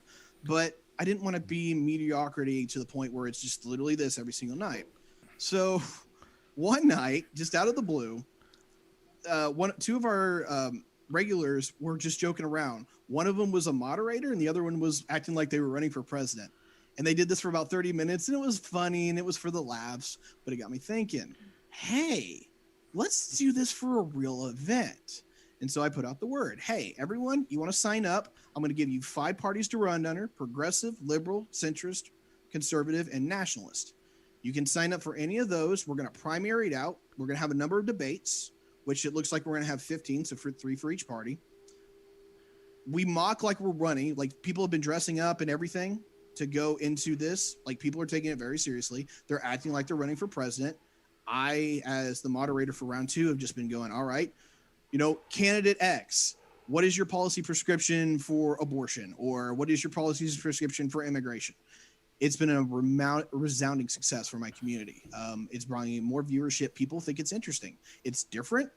It's entertaining, and it's also conveys people's political ideas. So it hits all the boxes for me, and I've had a lot of success with it. I'm very happy. Well, and I think that I really appreciate this, Carlos, because my foray basically into politics was I was a policy debater in college. And I am the kind of like maniac that if you just set me down, we're like, hey, don't you find politics interesting? Why don't you read these couple of books? I'll be like, after I play Call of Duty. But if you're like, dude, it's a game, and you're going to be competing, I'm like, yeah, give me those books. And I think that what you're going to find is that people are going to start to learn, this is how I, develop the positions I have for my political ideology. I'm learning how to argue against people that are pushing back. So in the context of it being a competition, I think that there's, audiences are going to learn an absolute lot, and everyone's going to grow, while at the same time, seeing that you could have a civil conversation. So I just thought that was brilliant. I thought you would love that idea, Carlos. I thought it was so original. You know what it is, right? You know what it is? What's that? It's D&D for politics. Right. Yeah, that's that's it. We actually have D&D political game. I'm the DM every Monday, which is I've been playing the same game based on Middle Earth, about 1,000 years from the War of the Ring. Are you ready for this? Go for it. For 40 years. Jeez. Like level 180 or the highest character that I have is 12th. You don't understand. It is the hardest world ever. And the DMs are brutal. Listen, I'm waiting to hear. One of them is Carrie Solomon, who is the director and producer of Unplanned and God's Not Dead. Those guys I grew up with, and we all went to Hollywood together. So we're all basically dyed-in-the-wool filmmakers, but we've been playing D&D since 1979. July of 1979 is when I started playing, and we're serious. I mean, like, I'm 61, and it's serious D&D, no joke. Can't beat that first gen, man. Can't beat it. But what you're saying is it's political D&D. On a level, I can get that comparison. Is that, you're role playing it out to where you're actually running for president, but on the other level, it is conveying multiple things about your political ideology, and it's literally trying to sell people on it. It's very you better play the character. That's right. I ran in the first round because my moderators didn't want to continue it further. They wanted to jump to the general election. I had to back out. Yeah, they wanted the main 5-party candidates to have out of it. I wanted to slow roll this one. I wanted this to be over online. They wanted fast food, and you wanted to give them a full course meal. Yep. I got it. Well, the next round of it, if you do another round, I would love to participate as the nationalist or the conservative candidate. I would absolutely love that. I think it would be a blast. Love to have you on. So, let me ask you this. If you don't mind me asking, you don't have to give an exact, but how old are you? I just turned 29 back October 22nd. So. Awesome. Good So for yeah, you. I'm 36. If you could talk for a minute, it's someone who's kind of doing a lot with politics. What do you think the importance is of getting younger people involved in politics, despite what their party may be, but why it would be important to encourage participation for younger people? Well, just as a person who actually believes in democracy, if you don't vote, you don't have your say. And even if you are in a in a party locked state or a party locked community, is that this is more political power than 90% of human history has had for 90%, 90% of humanity has had for 90% of history. Is that whether it doesn't seem consequential or not, you actively get to voice your opinion into policy. That's incredible. And, you know, it is a sheer moment of privilege personally to say, if you just think it's not a big deal, you don't understand the context and history. Now, if you're talking about just young people in general, young people want things, whether it's for good or bad. We can talk about the policies and all that. Is that if you vote, you tend to get what you want, or at least you push the needle to where you want it. And one of my biggest concerns is that my generation doesn't vote, even if I disagree with them more on the majority of the issues right now. Is that if you don't vote, you don't have your say. And I have so many people in my generation, Gen X or Gen Y for the win, is that they're upset. They are incredibly upset. And I'm not talking, whether they're liberal, conservative, progressive, whatever, is that there's many problems in our generation. And we're not participating in the system that can even alleviate that. We're just sitting back and complaining. We have 30% of the population in my generation. Only 16% of us voted in 2016. Yeah. 16% of the voter base was us. Totally agree. And let me say, I know that in the interest of fairness, you were kind of discussing earlier how the more extreme left gives you a harder time than the far right on Twitch. But let me go the other way with this. I think as someone who's young, I've experienced this, and maybe you have as well, particularly when I was a little younger. I don't know if I could call myself young anymore at 36. My balding hair doesn't show that. But, how many times have I heard from someone who was older, like, kids these days, they don't know what they're doing, they're dumb. And oftentimes that was from someone coming from a conservative bent. And I think that's a huge mistake. I think it's a disservice because when you look at it, I think that oftentimes we want to write off kids these days don't know what it was like and they're always complaining about stuff. There's a lot to complain about as a young person. And I think if you're interested in getting those people to kind of come to your side of the ideology, you should take younger people seriously and the real problems they're facing seriously. I absolutely agree with that. And I'm going to hit up an opinion poll. If you look at opinion polls dating back forever, that's always what the prior generation has said about the younger generation. Right. You can look up at opinion piece articles from the New York Times or Time Magazine, where they're bashing on Gen X as the misled generation or the boomers as the selfish generation. Irony of that. Our forebears have always thought the next generation was going to be crap. Now there's certain levels where I can say, you know what, millennials have our problems. I'm not gonna disagree with this. Every generation's had its problem. I mean, boomers were the Woodstock babies that were high on PCP. Let's be honest here. Every generation's had issues. As far as where our generation is, I will put us down in saying that we don't engage in the way that I think we should. But I will cheerlead the crap out of my generation in saying I think they're the generation that cares more than any other generation. They're fired up. It's just not being channeled in the way that I think it needs to be done to get anything. Yeah, so. I think that's definitely a fair point. And think about this. Just one thing. Take away the idea of being promised a job if you go to college and then that not really meaning much, but you're in huge debt. These things are common. We see more and more young people being forced to live with their parents because as older people stay in the workforce longer, that's less jobs that traditionally younger people have. But taking all of that out of the equation, just look at this is the first generation that grew up with social media. And look at, like, that's a unique challenge that we still don't quite understand the ramifications of what that does to people socially. So, I'm all for just morally having empathy when you're treating, people, but also strategically. If you're someone strategically who wants to get a group of people to be on your side, insulting them not the way to go. I always try to tell conservatives, hey, when Hillary called you deplorable, did that make you want to run out and vote for her? Of course not. So I think that we could all use that, and that's something that I really liked about your show. I have a feeling that some of the things I've said on your show, and certainly some of the things others have said, you might not agree with, but I've never once seen you treat people with contempt or mock them for their ideas, and I think that that's morally and strategically the way to go. Well, I do appreciate it, but I'm gonna sign myself out a little bit on this one. I just was debating a far leftist on immigration and how it economically affects people, and I was getting heated. And I do probably owe this person an apology, especially that they've been in my community twice now, and both times I've went off on them. And I try to be an open home, but you hear these talking points or whatever, and I mean, I said this I've said this many times.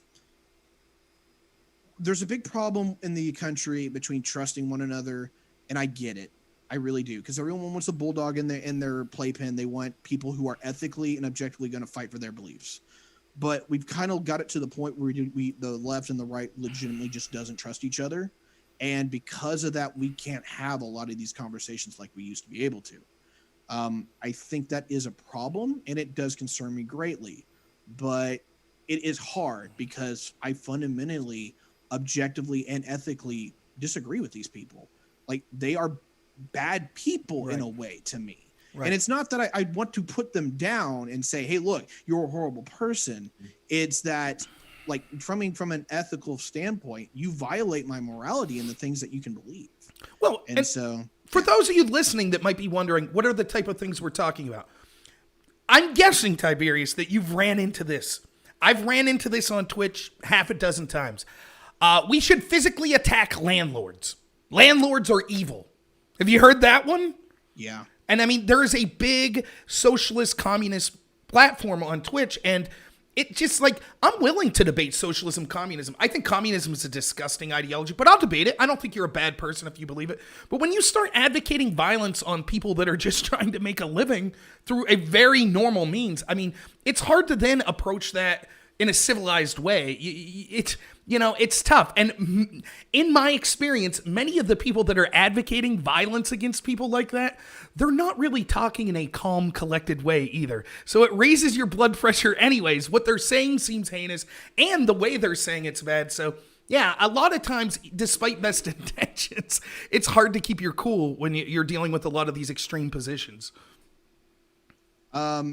Yeah, and I mean, don't get me wrong. I have my disagreements with the far right as well, serious ones. I might offend some of your audience here, but I'm pro-choice, and so I have disagreements about that. But it's the right will fervently dislike me for that, and I don't blame them. I violate your moral compass, but on the other hand, they still give me a fair shake at the end of the deal. And there's a lot of leftists right now that do not do that.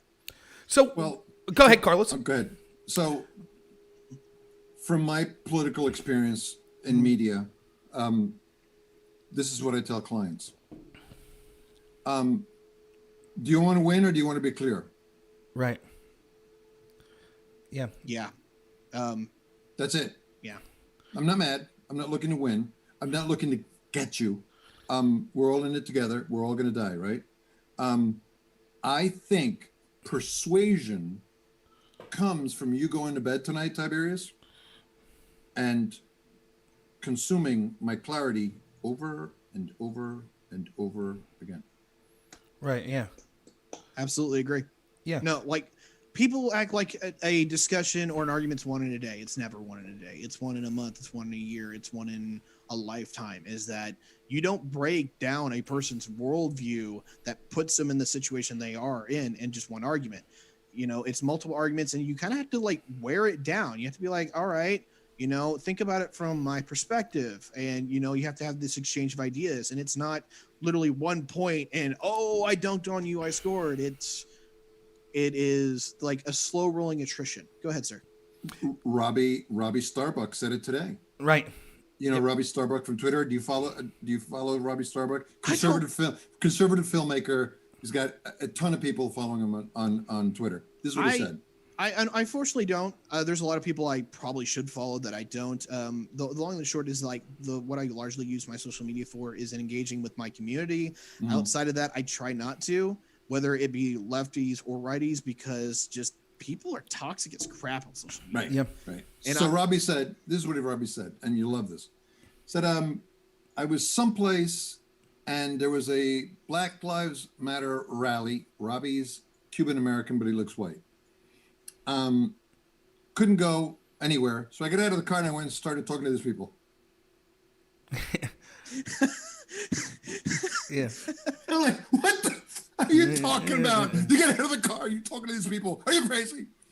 And he says, I started talking to the people and I said to them, I really admire the fact that you're so passionate about this and that you've taken the time to come out here to make your voice heard.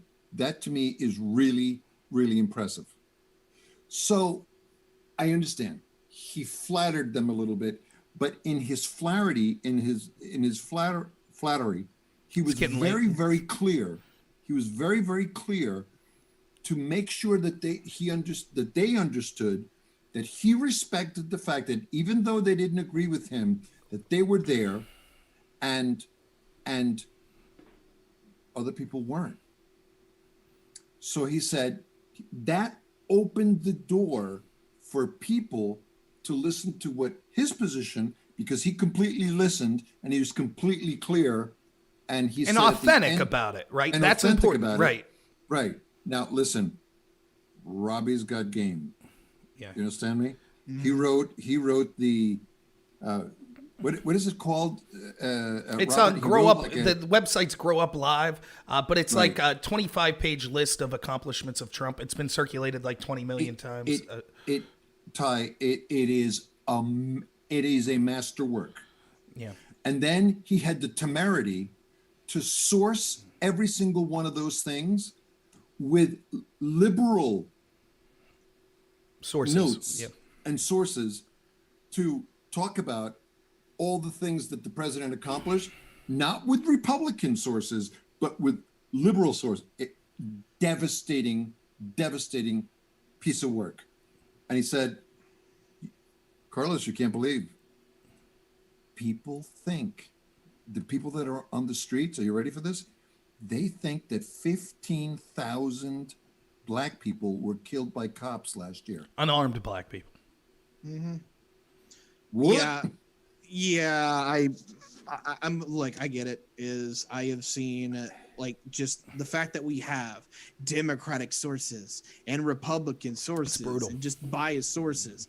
Look, we were going to come here. I'm not going to admit that we were not going to. The technological revolution that we had with social media was exactly like what we saw with mass print back in the late 1800s. Is that whenever we have like a fundamental transformation in how we communicate with each other, everything goes off the wheels. I expected that we were getting here. The problem with that is that we have to go through these growing pains until we literally rewrite the rules on what is acceptable and what is not. Because if you go back to the stories of like the late 1800 elections or even into the early 1900s, you could say anything on paper and it was golden. There was no perjury, or not perjury. I'm sorry. What's the word I'm looking for here? Libel or slander. Yeah. Yes, libel and slander. Those laws don't come up until the Supreme Court literally formats them. And I've said this multiple times. That's where we're heading. We're already having hearings on Section 230 about how social media platforms itself. We will get there, but it will probably take the rest of this decade before it's over. So let me take the opportunity to brag about ourselves and see if I can get you to engage in this. We already talked about how young people, about only 16% of them are actually voting. Overwhelmingly, younger people are using social media, and they're consuming media like you on Twitch, like this show here, and things like that. We just had, before you came on tonight, we had 2 U.S. congressmen. We had people from national media outlets and things like that. Give a case if they're listening. We had 4 U.S. Or 4 U.S. congressmen, right. So give a case and I've been trying to give this case as well, but put in your own words, why, if you're a congressman or if you're someone running an active political campaign, should you be taking people like us seriously? I want to think about that before I put that in a context. Sure. Because there's a level here. I don't want to give a vague generalization. I want to give you something to sell, something concrete. Right. I'm going to play a partisan card here. I'm going to say why, if you're a Democrat and a Republican, why you want to go after young people. Sure. If you're a Republican and you want to go after young people, there are still a lot of young people that have a religious fervor to them.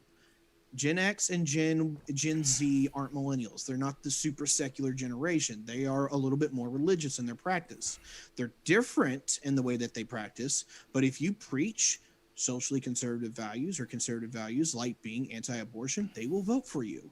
You have to offer something that might be a little different than what you're used to. They're a little bit more economically liberal. A lot of the people that I know that are younger, that are like for Christian moral values, believe in a bit of economic liberalism. They want to have something like UBI because they think as a good Christian, you should put that forward. Right. Now, whether you want to do that or not, that's completely up to you. Right. But I'm saying they will vote for you, but you're going to have to change the way you operate. And if I'm going to be really biased here, your traditional voter base, which is boomers, are unfortunately cashing out. Right. Because they're old. So I think the change is coming one way or another. Do you want to get ahead of the curve or do you not? Let's talk about Democrats. Democrats are in a really weird position right now because their coalition is huge. And so they have a lot of people to play with, but literally the coalition fights. And by the way, Rob, I sent you 2 things on both my election forecast and my political forecast coming up, if you want to look at that. Sure. But anyway, as far as where this is at, the Democratic coalition's pretty massive. And because of that, you have to pick who you're going after. If you want to get 30-year-old millennials that believe in capitalism but strong social safety nets, there is a strong fight for you to have after that because they believe that and they care about it. They don't like your support of Wall Street. And I don't blame them. Wall Street's not exactly popular right now. But if you are willing to cater to, instead of having this whole field that you're going after, but you're willing to go after certain policy groups and try to build a smaller coalition out of that, I think you have a lot of room to grow and have success. You just have to pick which party groups you want because they all fight. Right. And I think, we'll wrap up here in the next 3 or 4 minutes, but I think I have an ulterior motive, which I don't know that I've told Carlos, but it's something I'd like to work with you, Tiberius, and a bunch of other content streamers on the left and right. I would like to end the monopoly that the mainstream media has on the flow of information. And I think if we could credibly make this pitch, even on the left and the right, that why independent creators are so important to reach a completely different audience, I think that maybe we could do a small part to get voices, because at least we're not beholden to corporate sponsors, right? We might be wrong, we might be biased, but we're not beholden to these corporate sponsors. So I think that it's impressive that we have a platform here that we could have a sitting congressperson come on, then a Twitch streamer, then someone from Sinclair Media, so yeah, I would love to keep working with you to kind of spread the influence of independent content creators. I'll definitely support you in that. Did you ever dream in a million years that Matt Taibbi would write this article? Right. I saw that. Yeah. I don't know who Matt Taibbi is. I'll be honest. There's a lot of people out there that are like big names that I don't have an engagement with. I'm really weird in how I operate personally, is that if I don't actively engage with you, I don't have a bunch of reason to look out for you. You have like either someone has to like introduce me to you, or I just kind of stumble across you. Neither your ideas take or they don't. Right. I'm just weird in how I operate like that, but I'm a little on the antisocial side to some degree. So, well, dungeon masters have their prerogatives. True. Okay? Yeah. We got another guest lined up here, so we'll be going out. But I want you to tell everyone where they could find you. And I don't know if you'll say this, so I want to say it for you. If you go to Tiberius's Twitch stream, you literally could be part of the conversation. Like, am I right? You'll bring anyone on as long as they're operating in good faith and following terms of service. So can you tell everyone where to find you? All right, so I have a lot of different handles. You can actually find me on LinkedIn. You can find me on Twitter. You can find me on YouTube. I've got my hands in different baskets, although I use one more than the other. Right now, my primary conduit is Twitch TV. It's twitch.tv/Tiberius D, all lowercase. There's an underscore between the S and the D, but easy to find me. I'm pretty much the only Tiberius person out there. If you want to come by, I let pretty much anyone in. Usually I wait for you to chat a little bit just to say, hey, how are you?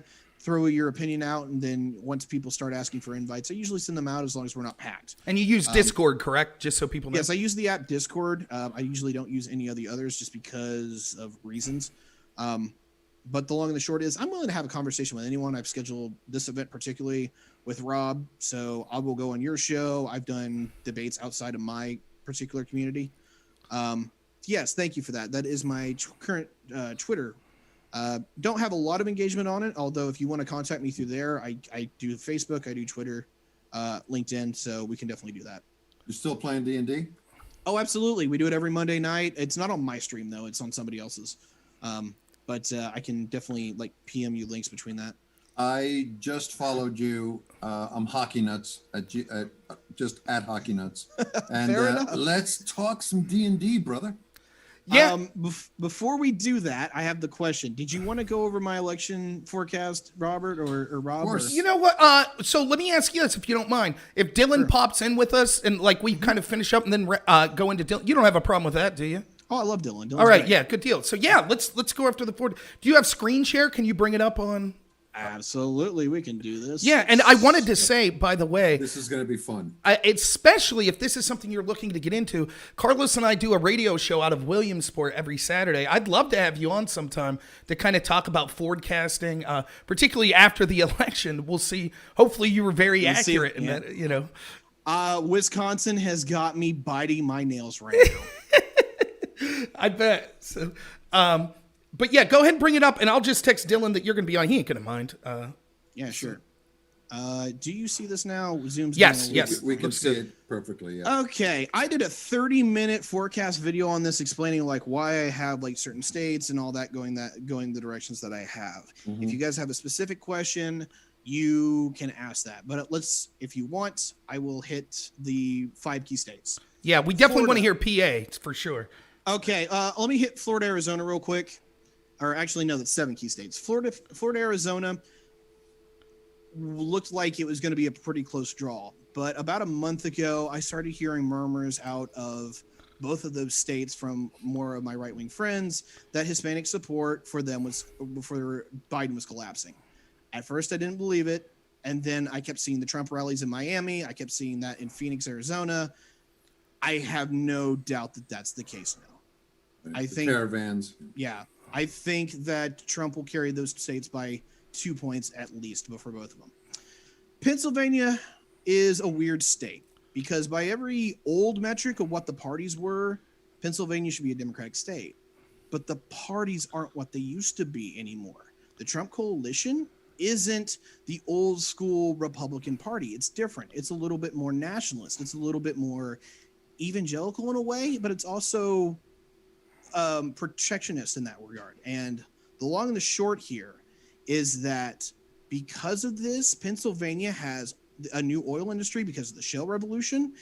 And one of the first voter bloc that is actively starting leaving the Democratic Party is unions. And Trump is the guy unions have been waiting for 30 years. Right. The AFL-CIO hates his guts. But the worker base, the trade membership people, and particularly unions that are involved in manufacturing, their voter base likes him on policy. The only issue is that they're a little stuck up on his behavior, whether you like that or not. I expect that at least 50% of union share will go to the Republicans in this election. It was 40 in 2018, and that used to be the unions used to run the Democratic Party. So that's a fundamental shift just to get here. Mm-hmm. Unions alone, I think, has pushed PA and Michigan into the Republican camp and will continue to do so for the next 20 years. Wow. The PA, I think, was really neck and neck all the way up into the last 2 weeks. Philadelphia got set on fire because of BLM. Yeah. And Biden openly said he was going after the oil industry on the second debate. Outright, getting rid of the oil industry. Yeah. Pennsylvania, it's a big economic transformation is in Western Pennsylvania because of the shale revolution. There is no doubt in my mind that Pennsylvania is leaning red. Wow. The only thing I am curious about is that if the media is right, where it's going to be a complete blue wave blowout, I can be wrong there. Right. But if I'm right and expecting that only the uptick in the election will only be actually 3 to 7% when it's all said and done, because I think most people actually don't vote because they don't care, then what we'll see is that Pennsylvania will go red. The states that actually surprised me more is Iowa, Ohio, and Wisconsin. Wisconsin went Trump in 2016, but it also had a lower turnout than it has had in a long while. So a lot of Democrats clearly didn't show up. The question is, has Donald Trump actually got enough converts out of the moderates to make up for them when they show up this election? And this is the state I am biting my nails on. I called it for Trump, but honestly, it could really go either way. And if I had to second guess it, maybe it is Biden. I'm not sure. But he doesn't need that state. Iowa and Ohio are weird because, in theory, they're the bellwethers for the region, but they're different because the long and the short of it is they've had to have better government. They're swing states, both on government level, both on the state level and the federal level. And so their politics had to be a lot more competent than almost any other state in the Midwest because it wasn't party locked. Because of that, Iowa and Ohio have been the first states in the Midwest to start economically transforming when the shale revolution really started to take off and high tech started to leave Silicon Valley. Because of that, they can literally pick to go either way. And the polls, I think, have actually shown that, even though I'm really skeptical on the polls. Trafalgar Group is probably the best one, honestly. Long and the short, I actually am more confident that Pennsylvania will go red than I am for Ohio right now. Wow. If you guys have any questions, feel free to ask. That's the synopsis. Well, I go ahead, Carlos. Yeah. So I want to make sure that you understand that you are the 1% with respect to political opinion. Mm-hmm. The average American, you know, she a Democrat? You know what I'm talking about? Mm-hmm. This is what they're asking. Wisconsin, Kenosha. Yep. Minnesota, Minneapolis. Washington, Seattle. Oregon, Portland. New York State, New York City, and the COVID deaths. And the other 4 that I mentioned with the riots.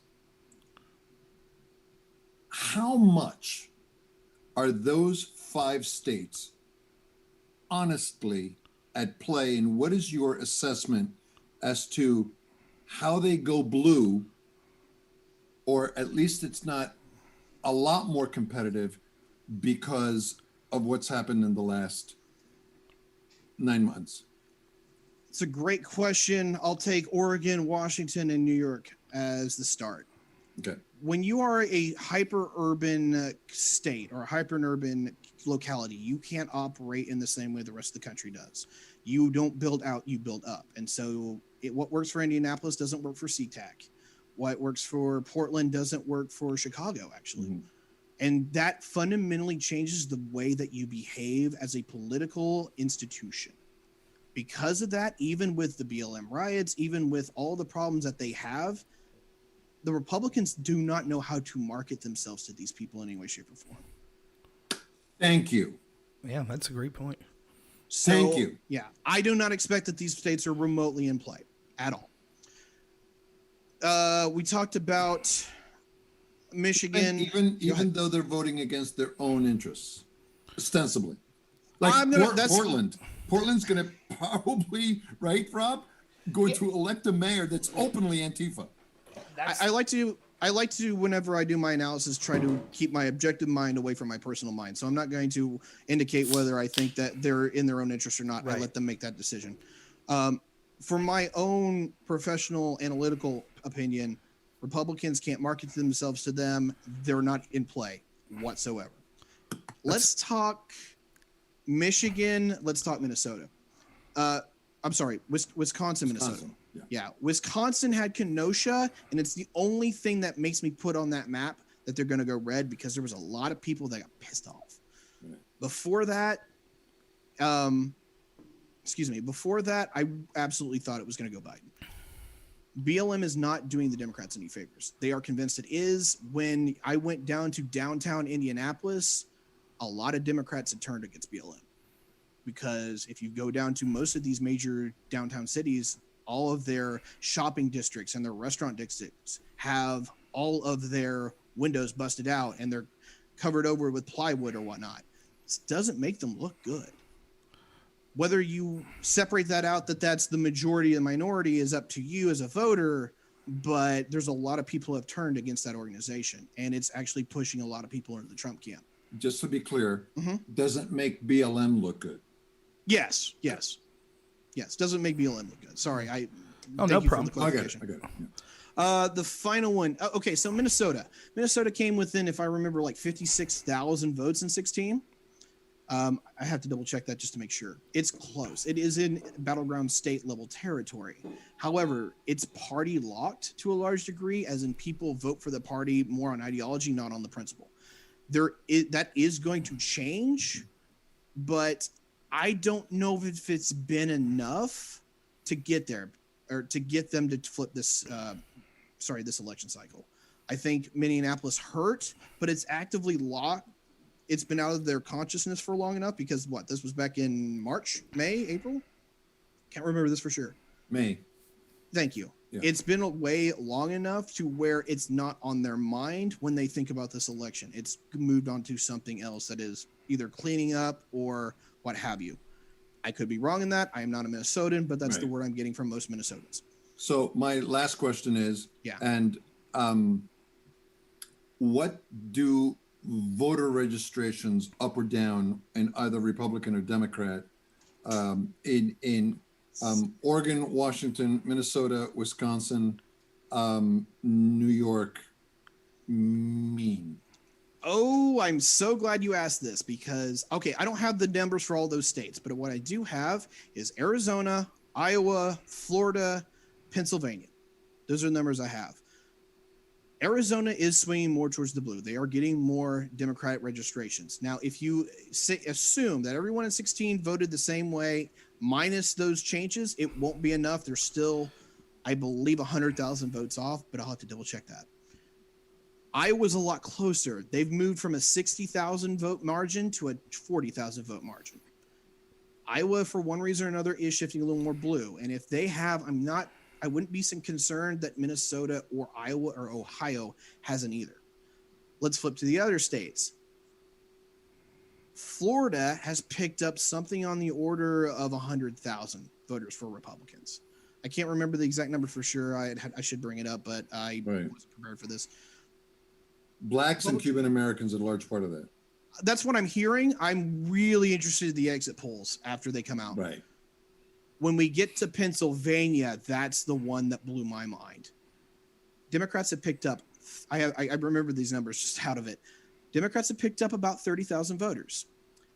Independents have gone up almost 100,000. I think it was 99,000. Wow. Republicans have picked up 169,000 registered voters since Donald Trump's term began. Wow. In Pennsylvania. And that is numbers from the Pennsylvania Department of State. Yeah. That's amazing. Yeah. That is amazing. That is a beautiful analysis. We are definitely putting you on the list to come on and talk about Pennsylvania and all these states. Just an amazing analysis and really fantastic masterwork, Tiberius, really. Well, yeah. I appreciate that. I'm biting my nails all the way up into tomorrow evening. We'll find out if I'm right or not, because I fully admit there's plenty of room to say that I could be wrong. It could be a blowout for both sides. Right. It really, yeah, go ahead. Your take is so interesting though, as opposed to, and what is it? The other pollster, Rob, he wrote the book. It's not what you say, it's what people hear. You know what I'm talking about, right? Yeah. It's 2:15 a.m. I'm not going to dredge that name. Yeah, he's the guy that's always on CBS and all the major networks. Luntz? Luntz. He's a Dr. Luntz. He's an I did it. I got it. Right. Very good. And And I learned more from your take here in 10 minutes than I've learned from Frank Luntz and his bullshit for the last 4 years. And he's the guy that said, well, if we're wrong again in 2020, we should all be fired. We got the guy to replace you right here. Thank you. High praise. I just hope I earn it. Now you guys are putting all the pressure on me. You'll be fine. You'll be fine.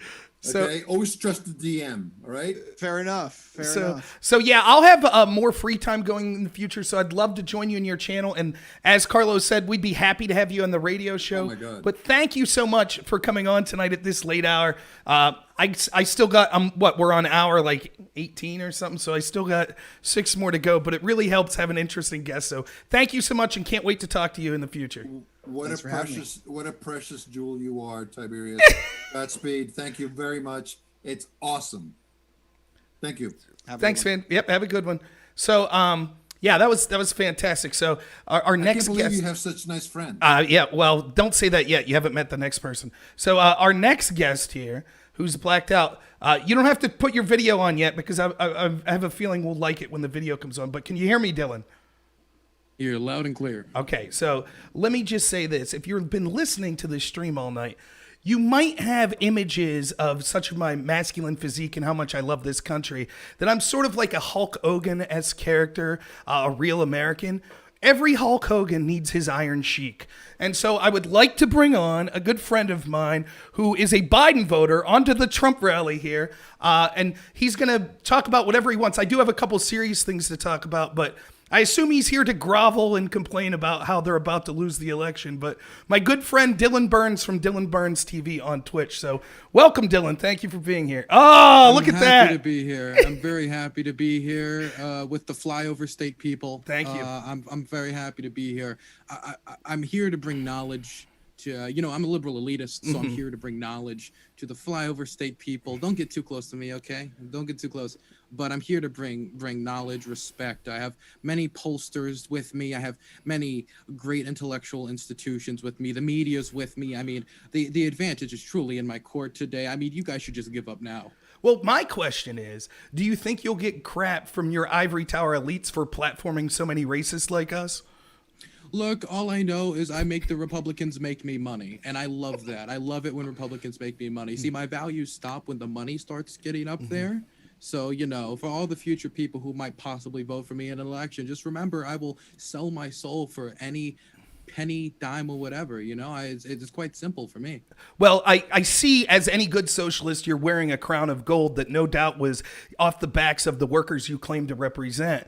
Do you see your prediction that your socialist wave, do you see it actually being successful come tomorrow? Look, I mean, I could get my Communist Party USA card out. I mean, as every good liberal has. I mean, it actually came with the Biden merch that I have. It came with it. So it's actually, if you look here, I have my wonderful Biden merch. I mean, it was great. It's wonderful. I mean, it came with Communist Party USA and Antifa Molotov making instruction manual. It was wonderful. Well, that's fantastic. And I also like that, as clearly a Bernie supporter, that you capitulated and went with the corporatist Biden and are going with him as well. Have you and Bernie collaborated on how you've sold yourselves out to go with a corporatist like Biden? Well, simply, as we all know, Bernie's too moderate for me, so I had to go for the radical like Joe Biden. True. Way too moderate. I mean, honestly, he's center-right. He was the Republican of the 1970s, Bernie Sanders. Joe Biden's the Democrat of the 21st century. He's going to bring a Maoist, anarcho-communist revolution, and that's why I jumped on board with the Joe Biden campaign, and I just needed to be more radical. Well, I'm glad you mentioned the name Joe, because I thought from hearing you previously that actually you were voting for Hunter Biden. Yes, I'm going to be. I did a write-in for Hunter Biden. After I heard all of the activities he was involved in, I just had to jump on board with Hunter Biden. Actually, what I'm thinking, though, is 2 terms of Biden, then Hunter for another 2 terms. That's what I'm thinking. Yeah, and, I think that we could probably work that out, though. I'm sure that Hunter wouldn't want the actual, monetary wages that he gets. He gets more than enough of that from China and Burisma. But maybe we as Americans could donate crack cocaine to Hunter, and that would be a good, incentive for him to be a great president, I'm sure. I mean, yeah. I mean, he really doesn't know how to pull out that type of lifestyle. I mean, honestly, I hope he recovers dutifully. I know we all here want him to recover. I mean, Trump has obviously been much better at pulling out of like third world countries that we've been involved in wars for so long. I mean, he's pulling out of Iraq, he's pulling out of Afghanistan, pulled out of Syria. Great thing. I mean, I just wish he pulled out of Stormy Daniels as well. Well, I don't know that pulling out would be Hunter Biden's strong suit. How many kids does he have that are court ordered to, pay for them? I've lost track. Maybe you have that number. Yeah, I also hate when politicians like women. Yes. Yeah, it really I know that's something on the left that probably aggravates a lot of people. So let me ask you this. Are you looking forward to going to the polls and using violence and intimidation to keep Trump supporters from actually voting? Yeah, I mean, personally, I think, surrounding a bus with a bunch of trucks and flags is petty stuff. I think blocking off highways. I mean, I don't know why the Republicans are using our tactics now. We should sue them for copyright infringement. Personally, what I'm going to be doing is I'm going to do some Wile E. Coyote. I'm going to be like swinging the sign around and pointing it in the other direction. I actually have a ticket to go down to Texas tomorrow to do that, and I'm going to be doing it personally with the Beto O'Rourke. Oh, with Beto. So good. Then if anyone does arm themselves to be able to vote, I'm sure Beto will be there immediately to take away that weapon. Of course. I mean, I'm coming for every gun, basically. I'm coming for AR-15s, 1911s, 1812s, 1942s, 99, 47, 89s. I'm coming for water guns, marshmallow guns, really any gun you could possibly think of. Carlos is telling me to tell you you're out of focus, which I would have said earlier, but I didn't know if that would offend liberal sensibilities, and that was somehow akin to me, misgendering you or something. So, well, it's just I think it's simply you just can't see the bigger picture here. I mean, I think my hope is that the blurriness will confuse people enough so that when they go to vote, they're still rubbing their eyes, so that maybe they'll fill in Biden. Yeah, well, more liberal tactics can't show the clear truth and transparency. You have to fuzzy up the picture to actually try to win. Of course. So, Dylan, we can keep going. I'm actually having a lot of fun with this, but thank you so much for joining. You can keep joking around if you want, but just for everyone, just so you know how I know Dylan. Dylan is someone who streams on Twitch, who is on the left. I think that's fair to say. And I think he's the best moderator I've seen in debates. He has 4-on-4 panel debates, and I've never once seen him leave his actual personal opinions affect how he moderates a debate. So I thought it was important to have someone on to give another perspective that I knew would give a good faith perspective. I didn't expect the LARPing as much, but I guess I'm as guilty as well. It's helping keep me. Oh, I'm sorry. I mean, him showing his true colors as much. I thought he would be in his normal faux moderate character, but I'm glad to see that he came this way. But thanks so much for joining, Dylan. How are you doing today? Very happy to be here. I'm doing okay. I just had a really good stream today. I did election coverage, and I had the most natural viewership I've ever had on Twitch, just from natural, no raids, no nothing, which is great. I had over 330 live viewers, which was great for me. Seeing that, I think political Twitch is going to have a real place on Twitch after the election. I think a lot of people think it's going to die out. I disagree with them. I think it's found a permanent spot there. Well, let me say this. I know you're on the left, but if I'm trying to convince people on the right to join Twitch, can you tell them the importance? Like, if political Twitch becomes something big, if you were advocating for someone on the right, wouldn't you tell them that it's a strategic mistake to give up that platform to just one side of the ledger? Yeah, I mean, if you're a Republican, I mean, when you really think about it, Twitch is like a treasure trove of content, really. Think about it. It's where all the lefties are. It's where all the bigger lefty online content creators are now. If you want to go online and battle with other ideas and like get yourself, I mean, by just saying you're a Republican, you can get on many different shows. I remember Sushi, for example, was at 800 followers, and he was able to get on the Raj Royale. And a lot of that was due to the fact that they didn't have any conservative voices to bring on. So there's a big gap when it comes to conservative voices on the platform. And I know I personally would love to bring on different voices of different opinions on my show. And I would also say that at the end of the day, if they don't do that, Twitch is going to continue to grow. And right. If you don't go there, then the lefties will just continue to dominate the space. I mean, just because you come on doesn't mean necessarily you will as well. It just means they'll have some resistance. Yeah, what is unsaid and what is unseen counts for nothing. Rule number 6. 48 laws of power.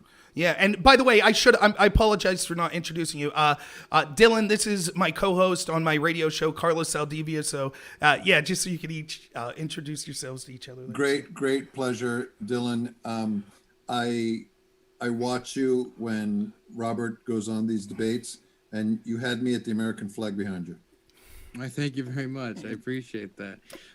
I think the left wing should do a lot more with the American flag, because I think a lot of our values are actually patriotic. I know a lot of people have tried to twist them like, oh, the lefties are communists or socialists or they're evil, like people who want to tear down American values. But I personally have always thought that providing for your fellow man is an American value. Making sure everybody has decent opportunities is an American value. Our nation was built on some of these fundamental values. And so I always thought that a lot of the values that I try to fight for every day are American values, even if some people would disagree with that.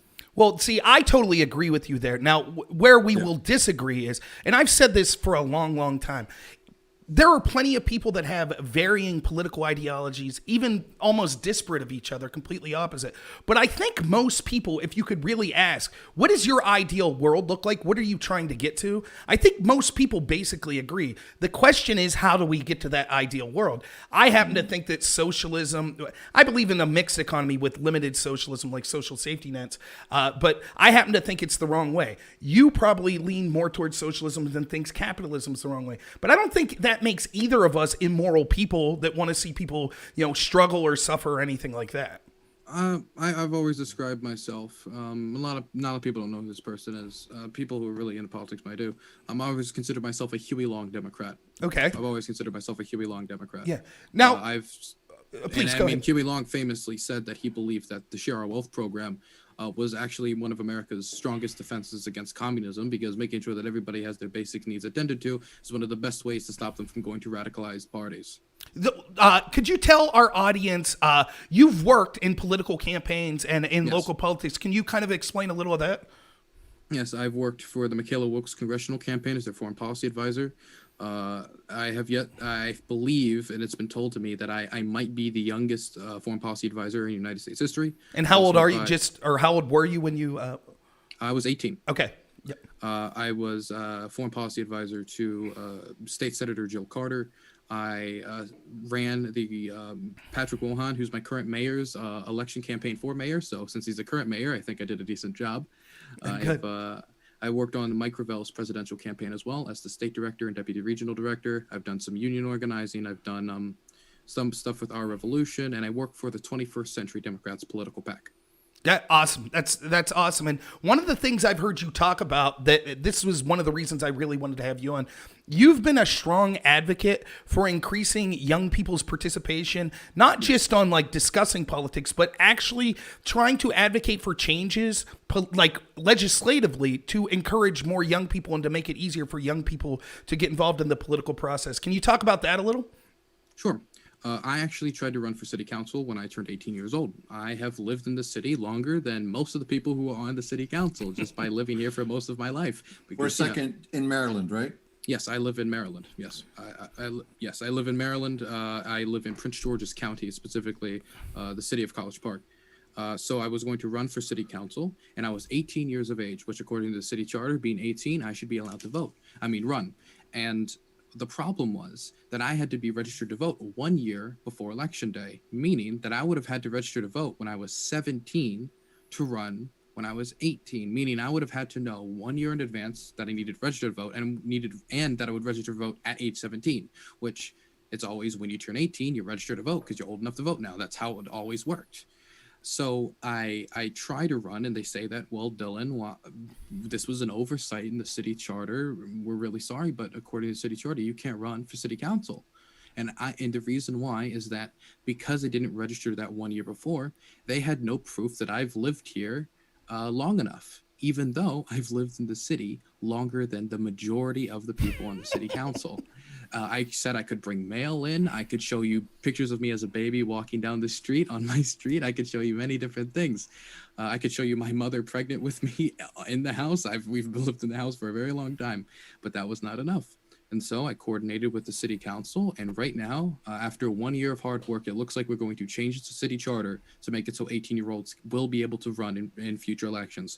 That won't help me, because I'm already older, so I can run whenever I want to. But I wanted to make sure that the people following me would be encouraged to run in city council runs, because there's already low youth participation in politics. But when it gets to local politics, it's even worse. Yeah, and I think that's absolutely amazing. And I mean that in all sincerity. That's when I was 18, I was more concerned with someone to buy me booze. And so to see you taking an active interest that young, I just think that's amazing. And I think that it'll benefit a lot of people that come after you that have every right and every bit of knowledge to be involved in politics as much as people that are, 3-4 times their age. So I honestly commend you for that. I think it's fantastic. I wanted to ask you, we were talking about kind of, right-wingers coming on Twitch. You host panel debates you call the Hippy Dippy podcast that's every Friday. Can you talk a little about how you came up with the idea to have these 4-on-4 debates and maybe some of the challenges that go along with trying to get those panels filled out on a weekly basis? So I host the Hippy Dippy Roundtable every Friday, and I've been doing it for months now. I've only missed one Friday, and that was after I had a personal dilemma I had to deal with. But every single other Friday, I've been consistent in getting this out, and it's usually 4v4 or 3v3. Sometimes more leaning towards 4v4. So I have to get 8 people, at 4 of which disagree with the other 4, into a room so they can talk about 3 issues over the span of 3 hours and a half. Obviously, that is a difficult mission when I have 1 week to organize it, and I want to make sure that everybody has time to research. I usually make sure people have 5 to 7 days to research a topic before we have the debate, because I don't like dropping a topic like last second or the day before. I want to make sure people are able to take their due diligence to do this. So it's quite difficult because there's a lot of last second cancellations. There's a lot of people who show interest, but then midway through the week they drop it, or a lot of times the main person will cancel and then the replacement will cancel as well. And it's very difficult to consistently get this out there, and it's also difficult to convince a lot of people that it's worth their time to engage in a panel show of this manner, because a lot of people don't think minds can be changed in this manner. Well, so first let me just say, I at one point was scheduled for your show, then dropped out, and then was the last minute replacement. So I might be the only one who dropped out and was the replacement. But I was going to ask you, it's funny you mentioned about minds being changed, just out of curiosity. Now, as the moderator, you're never kind of giving your perspective on things. Yeah. But just by listening, has there been a topic that you were surprised that, maybe you went in thinking strongly one way and then you were like, hey, these are some good arguments the other way? That's a difficult question. I will say that I've probably become more moderate on gun control. That would probably be something that has happened to me. Besides that, I would say gun control is the biggest one. Definitely gun control. Yeah, I'm more moderate on gun control. Yeah, but that's also, as I've gotten older, I've become more moderate on it. And so let me ask you the opposite question. By listening sometimes, do you come up with arguments in your head that you're like, and that ends up buttressing your position so that you're a more effective advocate for that position later? Yes, and anytime I hear anybody else on Twitch talk about foreign policy, I immediately just be like, man, I don't want to say a lot, just a lot of people, I feel like more people need to be able to come into a conversation saying, I don't know a lot about this, so I'm just going to say what I think. Right. But a lot of people come in and on every topic, they feel like they got to swing. Right. I remember a while ago, I was watching a panel show and somebody said the statement, it was right after the Soleimani killing. Somebody said the statement, well, Iran can't do shit to us. And I was thinking to myself, well, the reason why we were conducting proxy wars against them is because they did stuff to us. Yeah, I mean, they've killed Soleimani, famously, who was the person of the topic, killed over 600 American troops in Iraq. There's also the famous example of right after they ended up sending missiles and attacking American troops, and American soldiers did later get killed afterwards by Iranian proxies in Iraq by sending missiles over. So obviously, dead Americans is something to me. Right. I'll give you a funny story. I debated in college, and I judged debates after I was done with my eligibility. I judged a debate once where there was a debate about Vietnam and possible naval cruisers and stuff being off the coast of Vietnam. And the other team stood up and said, Vietnam's landlocked. And the other team was just like, oh. And that was it. So like as a judge, I was like, okay, that argument's conceded. But I mean, it's just funny to see this. And these weren't dumb people. It was just there's a million arguments going on in the context of a debate. And that just someone like didn't have time to think about it clearly was like, oh, okay. So yeah, I know. I will say this. I would be happy, and maybe we'll do a little foreign policy discussion here before you go. But I will fully admit, and I think in my conversations with you, particularly in Syria, I've admitted that you were far more well-researched than me. So I hope that that's true, or that comes across as I'm being genuine about it. But I still have reasons for my position. I don't think necessarily that you have to know everything about it, read volumes to have a credible opinion. But what you need to do is understand that if someone's talking about a specific situation and it's clear that they're more well-read than you don't have to necessarily assume that they're 100% right, but you should have a little dignity to not make a fool of yourself and say, well, let me go look at that and make sure that's right for another date. Because I agree with you. And I've been guilty of that. I've made a fool of myself spouting off, and then I was just absolutely wrong. So I'm sure as someone who really specializes in foreign policy, you hear an awful lot that you're like, geez.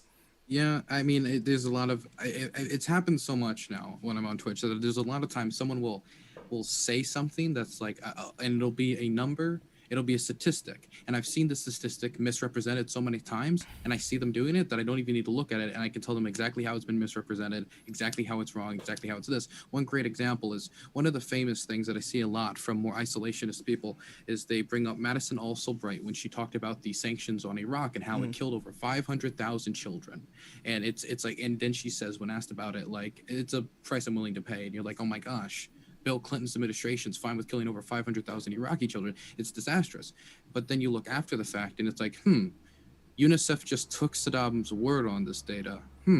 Also, the British medical reports of Iraq after the fact have shown that the childhood fatality of Iraq was actually the same during the sanctions as the rest of the region. And then after learning this over time by me making mistakes sometimes, I remember once I talked to someone who was a North Korea supporter who brought that up, and I was like, no, I know you're wrong. This is stuff I've heard from, like, this is just complete conspiracy theory. This is literally just Saddam Hussein propaganda. Right. Just curious, I've never asked you this. What was it about foreign policy that drove you to that being the thing that you really like to focus on? So me getting into politics was completely unrelated to foreign policy. So it is an interesting story where I was I followed the Syrian civil war day by day by using live map technology, basically just watching troop movements and finding it very interesting. And slowly I grew a slight interest in it and I started to learn more about it. And I remember I talked to a government teacher, someone who's supposed to teach me about government. And I was expressing how I didn't like a certain candidate for office stance on a foreign policy issue, that I thought it was way too hawky for me, that they wanted to bomb this and that, and they were okay with this bombing operation. And they said to me, well, at the end of the day, no one cares about foreign policy, so I'm voting for them anyway. And I got that from a government teacher, basically just completely throwing that out of the way, even though we have the most military bases around the world. We have the most powerful military in the world. We spend the most on the military than any other country in the world. We have a huge foreign policy apparatus. We send so much money to the Pentagon, and it's not important to a government teacher. And all polling seems to suggest, though, the vast majority of Americans view foreign policy in the same way, even though at the end of the day, foreign policy should be seen as a kitchen counter issue, because trade, foreign relations, this all affects us. It can affect oil prices and how much it costs to fill up your car. It can affect the industries that we have at home, and when it comes to imports and tariffs and trade with the world, it can affect whether young men and women die overseas. Of course, it has an impact at home. And I think maybe having a family member come back in a casket is something that I would say is very kitchen table to me. All right, so we've been nice to each other. We've been agreeing on some stuff. I think we should get a little contentious. So give me your story why people should go out and vote for Joe Biden's foreign policy over Donald Trump's foreign policy.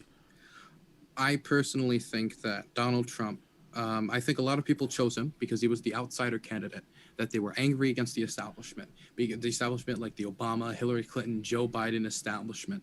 And I understand that rage, but what also happened when they voted for Donald Trump is they voted for somebody who didn't really have much, if any, foreign policy experience. And through following his work overseas and the different things he has done in office, I think that has become self-evident. The lack of ambassadorships, how he still 4 years into his term hasn't filled up all the ambassadorships. The fact that when he went, his decision on the Syrian Kurds was probably the most disastrous decision of his administration. I think that is the number one worst thing Donald Trump has done in office. And that was all, I mean, that was something that was very personal to me, as the Syrian civil war was the thing that got me into foreign policy by following the SDF, YPJ's troop movements. And I think that that action was, I would call it treacherous in nature, by feeding the northeastern Syrian SDF to Erdogan, and his caving to an authoritarian like Erdogan on this issue, when he says, like, I'm going to talk big on NATO, I'm going to pressure NATO, but then the one nation in NATO that has been the most rambunctious, the most authoritarian, the most out of line, he caves to. At the same time, he talks about holding NATO accountable. I think that his deals in North Korea have failed. I think he took large risks and gave a dictatorship a credibility. I don't want to bomb rush you, but I would also bring up the fact of his statements, which things he have advocated for that would amount to also war crimes, like killing the families of terrorists or bombing Iranian cultural site. And he had a list. So he didn't only just say it offhand, he had a number of how many Iranian cultural sites he wanted to bomb. And I would, another big thing for me would also be his continued support for the war in Yemen, even though it is now bipartisanly opposed by a majority of the House and Senate. And he vetoed legislation to end our support for the war in Yemen, even after the Jamal Khashoggi killing. Okay, so if you don't mind, if I could push back on some of it. First off, with North Korea, right? One of the things that I question, first, if you look, I think Barack Obama was quite clear that North Korea was his biggest concern foreign policy-wise at the time when he was leaving office. And the criticism of Trump was he was such a maniac that he was going to provoke some sort of conflict with North Korea. Not only do we not see that conflict, things seem to be more stable, in my opinion, right now with North Korea, as far as it seems like I'm not saying we're in the clear or anything like that, and North Korea is always provoking, but it seemed like tensions were higher during the Obama administration than during right now. And the main criticism I seem to hear is, well, he legitimized the regime by sitting down and talking with them. But why isn't that same sort of criticism applied to the biggest state sponsor of terrorism, allegedly Iran, when Barack Obama was sending pallets of cash to them? It seems like merely sitting down and meeting with a dictatorial or a corrupt leader that's engaged in bad behavior is far less of an egregious step than actually giving money to that leader, especially when John Kerry, who was Secretary of State, admitted that much of that money that we sent to Iran would actually be used by Hamas that would then be targeting U.S. interest. So, sure, go ahead. I would just like to respond to that. So I would say that my criticism of somebody's North Korea policy is I'm not like a radical one way or the other, right? I'm not like, let's give North Korea everything they want and let's all be happy and dandy. And my other position isn't, and I'm going to be debating somebody next week on this, whether we should nuke North Korea. I'm going to be debating somebody next week who legitimately thinks we should drop a nuclear weapon on North Korea. He's a neoconservative type, big George Bush fan. Yeah. So my problem with him isn't the fact that he took a risk to sit down with him. I am willing to look at anybody who's willing to do that. I think we should. My thing is, if we do that, we need to make sure that we acknowledge we're taking a risk here by giving him legitimacy, number one, and we acknowledge that if we put anything down to sit down and have the discussion, which was the suspension of military drills, which is very important for South Korea's military preparedness if there was to be a conflict, that we're going to get concessions. There was really no concessions given, and the eventual offer from the Trump administration, and I'm going to kind of dumb it down a little because it's a little complicated, but almost amounted to, I'll put a McDonald's on every street corner, economic investments, baby, and the trade was, give us all your nukes, which that was a non-starter. That was something the North Koreans were never going to accept. So my problem wasn't that he talked to them, is that he talked to them, kind of wasted the opportunity and gave up things that I didn't think he should have gave up. When in comparison to Iran, which you brought up, which is you'll be like, well, we talked to them and legitimized the Iranian regime. My response there is I am willing to recognize the government as legitimate if we can get a deal that I find satisfactory and we can, take a risk that is well calculated. And I think the secret negotiations, which were in Yemen, since they were secret, that kind of reduced the idea for giving them legitimacy. And I think that what we got out of the Iran deal was benefactory to security of the Middle East by preventing them from getting a nuclear weapon. I believe when it comes to the nuclear arms inspectors, I think the rules are stringent enough. I think the time period and the period for renewal that we'd be able to do was stringent enough. And I think that when it comes to the idea that some of that money would be used for terror, of course, any deal we would make with North Korea, that money could go to a nuclear weapons program that they do in secret. We take risks with this. And Obama openly acknowledged that some of that money, which was some was awarded in an international court due to a fighter jet program. The other was frozen assets, which was Iranian money.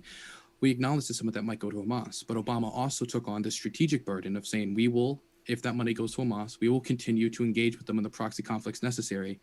But we believe that the security threat of a nuclear Iran is large enough. And I agreed with that security assessment.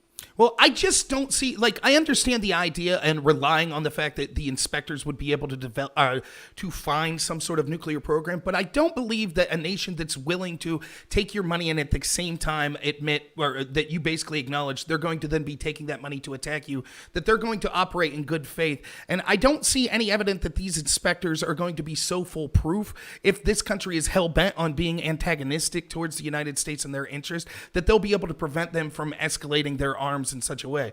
When it comes to North Korea, I guess my question just specifically with that, and I honestly don't know the answer to this, so I'll take your word for this until I would research it more.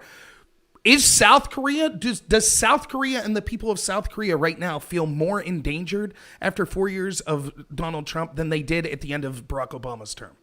I'll put it this way. Barack Obama has a much higher approval rating among the South Korean population, a much higher approval rating. And when you actually look at Donald Trump's approval rating in South Korea, it's one of the lowest it's ever been. I would also say that when it came to Trump's cost-cutting measures and other things that he tried to push to strategic changes in South Korea, it had wide disagreement among the South Korean populace when you look at any like government-approved polling data. So this isn't just like this like rinky-dink pollster, but this is data that the government uses to figure out what the populace believe in. And when it specifically comes to the relationship between South Korea and America, South Korea widely believes that American troops need to be in Korea for the defense. They widely support America when you look at polling data. Yet when it comes to specifically to Donald Trump, it seems they do not have a very high regard for the man. And they had a much higher regard for President Obama. But that doesn't necessarily translate into are they safer? For example, most people find Obama to be a likable guy, and many people, particularly around the world, because Donald Trump advocates an America First policy, many of our allies actually are less inclined to like Donald Trump because they would rather have a president that they think is looking at them as more of a team, as instead of America First. They want someone that's like, oh, I'm looking out for the UK and South Korea. So I don't know that just the popularity of the two men speaks to the relative safety of South Korea. But maybe if I change the question to be something like this. Let's assume Donald Trump loses the election. In your estimation, is the situation at the end of Donald Trump's term then with North Korea worse than the situation with North Korea at the end of Obama's administration? It's a hard thing to analyze. I mean, that's a hard question. You're going to have to give me a second because they just released the new images of the new larger nuclear weapon that like Intel analysts had to spend their weekend doing that instead of spending time with family. I know a few of them and they were so pissed that they did it then. You're like, oh great, now I have to spend my weekend looking at this dumb big missile instead of going home and eating family with food with family.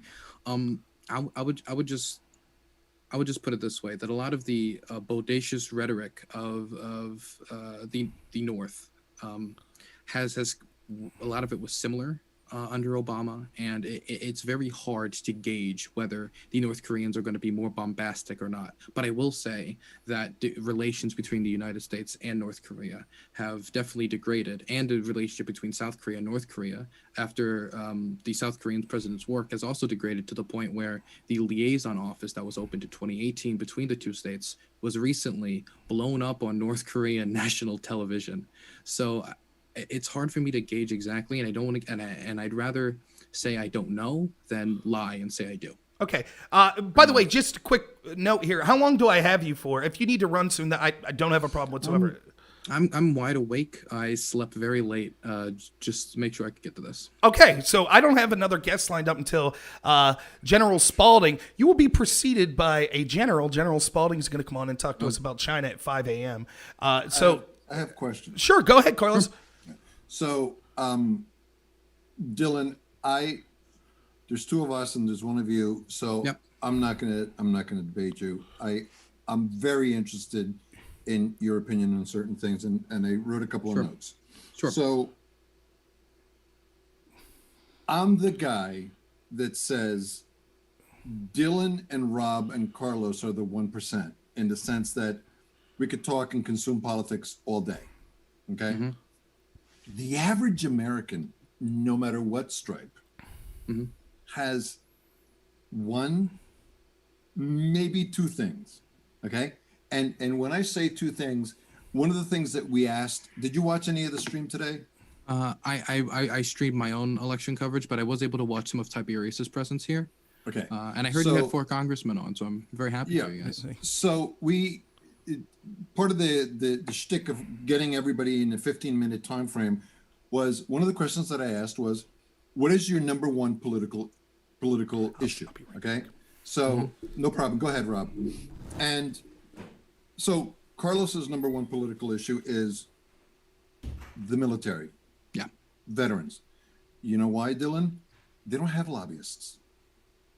And my son was a scout sniper in the Marine Corps. My father, who was born in Venezuela, was educated in the United States, went to VMI and the Florida Military Institute, then graduated there, went to the University of Texas, and then went back to Venezuela and did 35 years in the diplomatic corps. At 4 years old, he sent me here to the United States to live with my mom's sister. Okay, so that's how I ended up here. So number one is veterans, and number two is foreign policy. So I'm very interested in what you have to say. Wonderful. So I agree with you with the Syrian Kurds thing. And I know, I don't want to keep you here the whole night. Could you give me your very best 2-minute wrap up on the 30,000-foot analysis of what happened? I'm not so much interested in what he did wrong or right, the president, but just give us an analysis of what actually happened so we have a foundation to people, the regular voter, to understand what the hell happened. Yeah. So basically, as many people know, there was this little well-known indie group called ISIS that did some stuff in Syria, and it was not very good. There was also other organizations. There was the FSA, which is the Free Syrian Army. There was, of course, the Syrian National Army, which was the government of Bashar al-Assad, Russia's involvement. There was a lot of, basically, a civil war was occurring.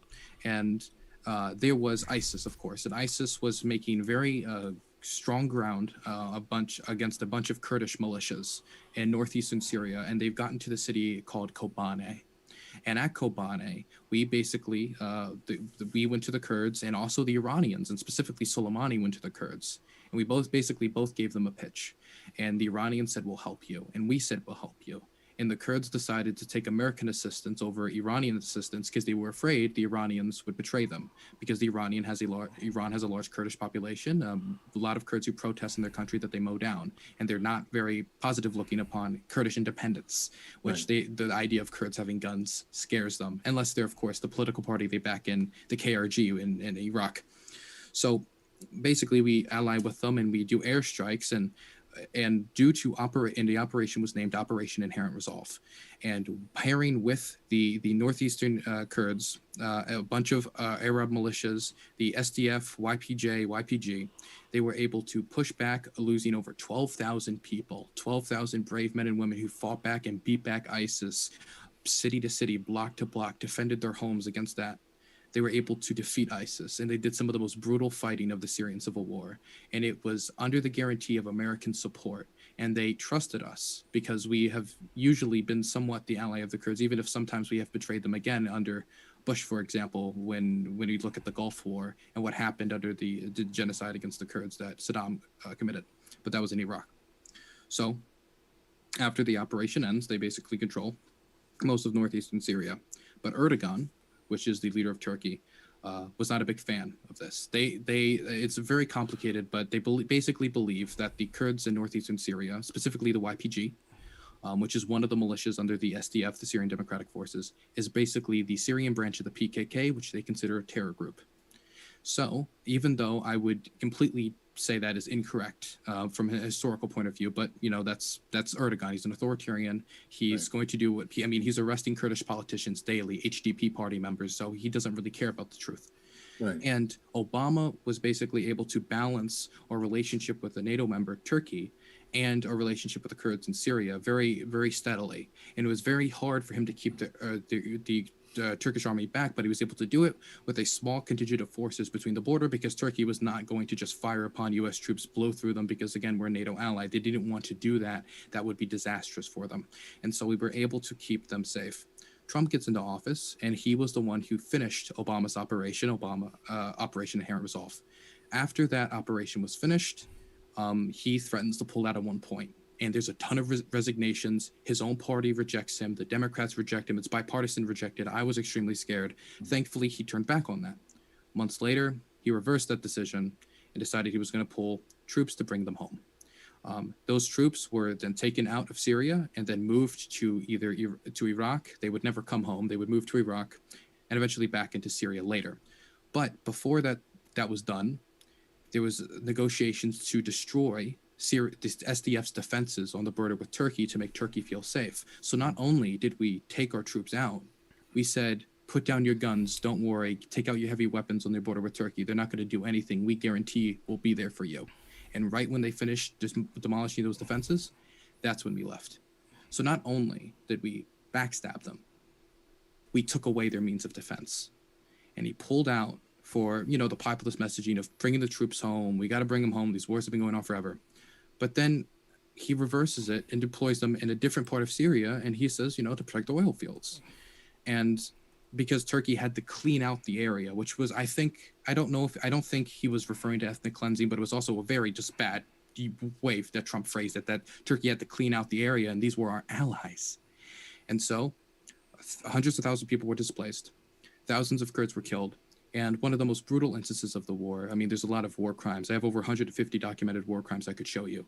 But one of the most brutal instances is when a Kurdish politician who was a friend of the United States was dragged out of a car by a Turkish-backed group, beaten, a female politician, then thrown on the ground and shot by our so-called allies in Turkey, by our so-called humanitarian saviors of Syria. And that is what I would think was one of the worst moments of treachery in modern American history. And that is something that I had a deep emotional investment in. And that's something that has made me decide I can never vote for Trump. So let me ask this just to clarify. And again, let me be honest. Even if we come to a disagreement on this issue, I'm fully acknowledging that you know more of the specifics of the situation. So I'm asking this in good faith. So my question is, what I'm slightly confused on is, what is the nature of I'm not really there's a lot of names of the specific organizations, but with the Kurds that are our allies there, they are our allies and they're fighting ISIS. Does that mean that they were also aligned with Assad, these Kurds? No, they were not aligned with Assad. They specifically did not like Assad because Assad has never been particularly friendly towards the Kurdish population. And so not to mention the fact that when ISIS came running, Assad's army left. They abandoned them. They went to the coastline to defend the main capital area. And so they were looking around for allies. And, a lot of people offered it up, but they took us because they trusted us. But no, they're not friends with Assad. And currently, Assad is rejecting them in the idea that, hey, do you want to negotiate with us? And he's now saying, no, since now you're in a weaker position, we don't even want you at the negotiating table. So there's like an anti-risk game. So there's basically three major groups then that were disparate in the Syrian conflict. You had ISIS, and that's fighting Assad. And then you have the Kurds that are fighting ISIS, and they're not necessarily fighting Assad, but they're not allied with Assad. Is that, I know that's probably a gross oversimplification, but is that in general? I would say there's a lot of foreign actors involved in a lot. I would just add one more, and that would be the FSA, which is the Free Syrian Army, which they split off into a lot of different splinter groups and different things. But now a lot of that is like Turkish-backed militias because a lot of that's fallen apart under Assad's onslaught in Idlib and Aleppo. Where is Aleppo? Well, it's now in Assad's control. Yeah. And now the Free Syrian Army, now perhaps this is misinformation that I had, but I haven't read the specifics of this in a while. Wasn't there accusations, we'll just put it that way, and you could tell me if you believe those are true or not, that we were arming the Free Syrian Army, and there were groups such as Al-Nusra that were part of those groups? So we had a operation called Timber Sycamore, which was a CIA operation to basically funnel munitions to the FSA. And we kind of hand chose what organizations we were going to give weapons to, and we were this is a lot of where the accusations that we funded ISIS came from, like the idea that Obama funded ISIS. That's completely inaccurate. What happened was, once we gave weapons to a lot of these groups, since it's a civil war, a lot of the weapons started trading hands and eventually landed up in the hands of organizations like ISIS because it's a civil war. I mean, if you look at the Spanish Civil War, I'm pretty sure some Soviet guns eventually landed in the hands of Francisco Franco, because that's just how civil wars are. They're hectic. Their cities change hands all the time. So doing any CIA op in these certain areas can lead to eventually these weapons trading hands. I'm sure when we airdropped weapons into France for French resistance, a few Germans found one of those crates and picked them up, but that doesn't mean we funded Nazi Germany. That just means that some of the weapons eventually landed in their hands. But okay, I understand that answer, but let me ask this. Hasn't our CIA had a rich history of backing rebel forces that end up then winning, that end up then becoming an excuse for us to invade that country 18 years later? Isn't that like kind of what we saw with, overthrowing the Shah in Iran, installing Castro in Cuba, and like now we're seeing the fruits of our labors in Libya, where we backed extremists that Gaddafi was telling us, these are Islamic extremists that you're backing. So what was our guarantee that by getting involved in this conflict in the first place, that we wouldn't have ended up just installing another regime that ended up being antithetical to U.S. interest? I would say that when we talk about guarantees in foreign policy, they never truly exist. We can look at incentives, right? Like someone is incentivized to not do something. For example, when we were working with the SDF, they're very incentivized not to backstab us, because if they do, they lose their support. So most logical conclusions would come to the idea that they're not going to betray us because it would be against their interests. Then again, that also assumes rational actors, and in foreign policy, since we're human beings, there's a lot of times not very rational actors. And a lot of times what will happen is, for example, one of the best examples is the Mujahideen. This is one of the best examples that people like to point to, is that eventually the Mujahideen, some of the forces that the Mujahideen turned into Al-Qaeda, the Taliban, and they killed us, and they 9/11. So we funded 9/11, and that's, I think a lot of times when you look at these historically, that number one, a lot of these things I wouldn't have backed groups. For example, I wouldn't have backed the the Contras. I would never back the Contras. They were brutal murderers, even in the context of the Cold War. Even though a lot of the idea was we can back evil organizations, because the idea is if we don't do this bad thing here, the Soviets will win and they'll do the worst thing. So we have to do the bad thing to stop the worst thing imaginable. Vietnam was a lot of that example. We backed Vietnamese dictators because, well, Ho Chi Minh is so much worse than that, because then communism could fall over all of Asia. Or isn't that the example though that you're talking about in Syria with the Kurds? Because the bad thing is Iran, right? Now, I'm not saying. Hey, listen, I feel the same way about the Kurds. Okay, we should have never betrayed them. Right there's the flag, Syrian Democratic Forces. Right. So the bad thing, right, is Iran. It's a question, not a judgment. Yeah. So the analysis here when it comes to the SDF was that we backed them because the real bad thing was like ISIS. Operation Inherent Resolve was ISIS was bad, but also that a Syria completely only aligned with Bashar al-Assad, who is aligned with Hezbollah. Hezbollah sent troops to back Bashar al-Assad. Right. Soleimani and his replacement currently actually also organized militias that ended up executing children in Syria. So they've obviously done some not very friendly things. And Assad also has a better relationship with Iran, and Iran has been very supportive of the Syrian government. So the idea is that it's twofold. We wanted to use Operation Inherent Resolve to destroy ISIS, number one, and number two, it would give us a foothold in northeastern Syria and another dedicated ally. That would mean that Assad would either have to come to the negotiating table with us somewhat disadvantaged, or that, of course, that maybe one day the SDF, and this was a pipe dream, would take over all of Syria and turn Democrat. I was more in the camp of negotiate. Get the foothold, negotiate with them, maybe create something like the KRG, which is the Kurdistan Regional Government in Iraq. That was something I was more in favor of. See, but this is where I think I'm going to differ with you, because I think that we've seen foreign policy blunder after blunder in the past 40 years where we came up with some reason that said, no, we need to have a foothold in this country. And by getting involved in those quagmires, whether it be intentionally or through a series of unforeseen events, we end up then having excuses excuses for why we have to keep troops and why we have to be involved in those conflicts for decades. We see the same in Afghanistan. And so I think that there becomes a danger when we say, well, look, here's this country and we don't like what they're doing, so now we need a military foothold there so that we can force some sort of negotiation. And it seems to backfire more often than not, which ends up causing all sorts of U.S. troops deaths and increased deaths in the area. Now, I won't disagree with you. It seems as if, I'm taking your word, that we left in a very ham-handed and a way that I think was very... in an ignoble way. Right, an ignoble way. That's a good way to put it. But the idea that we should have been there in the first place is something that I criticize. So I would say that I worked on the Microville campaign, so nobody can say, Dylan, you're a war hawk and you just want to invade every country, right? Nobody can say that. I got Bernie Sanders above my head, right? I mean, you can't exactly say that I was like I would have championed the Iraq War, for example. I think the Iraq War was a mistake. I think the way I would agree with many Barbara Lee's criticisms of the Afghanistan War, who was the one person who voted against it. I think after going through the Afghanistan papers, the Afghanistan war has been done in a butcherous, dumb manner, right?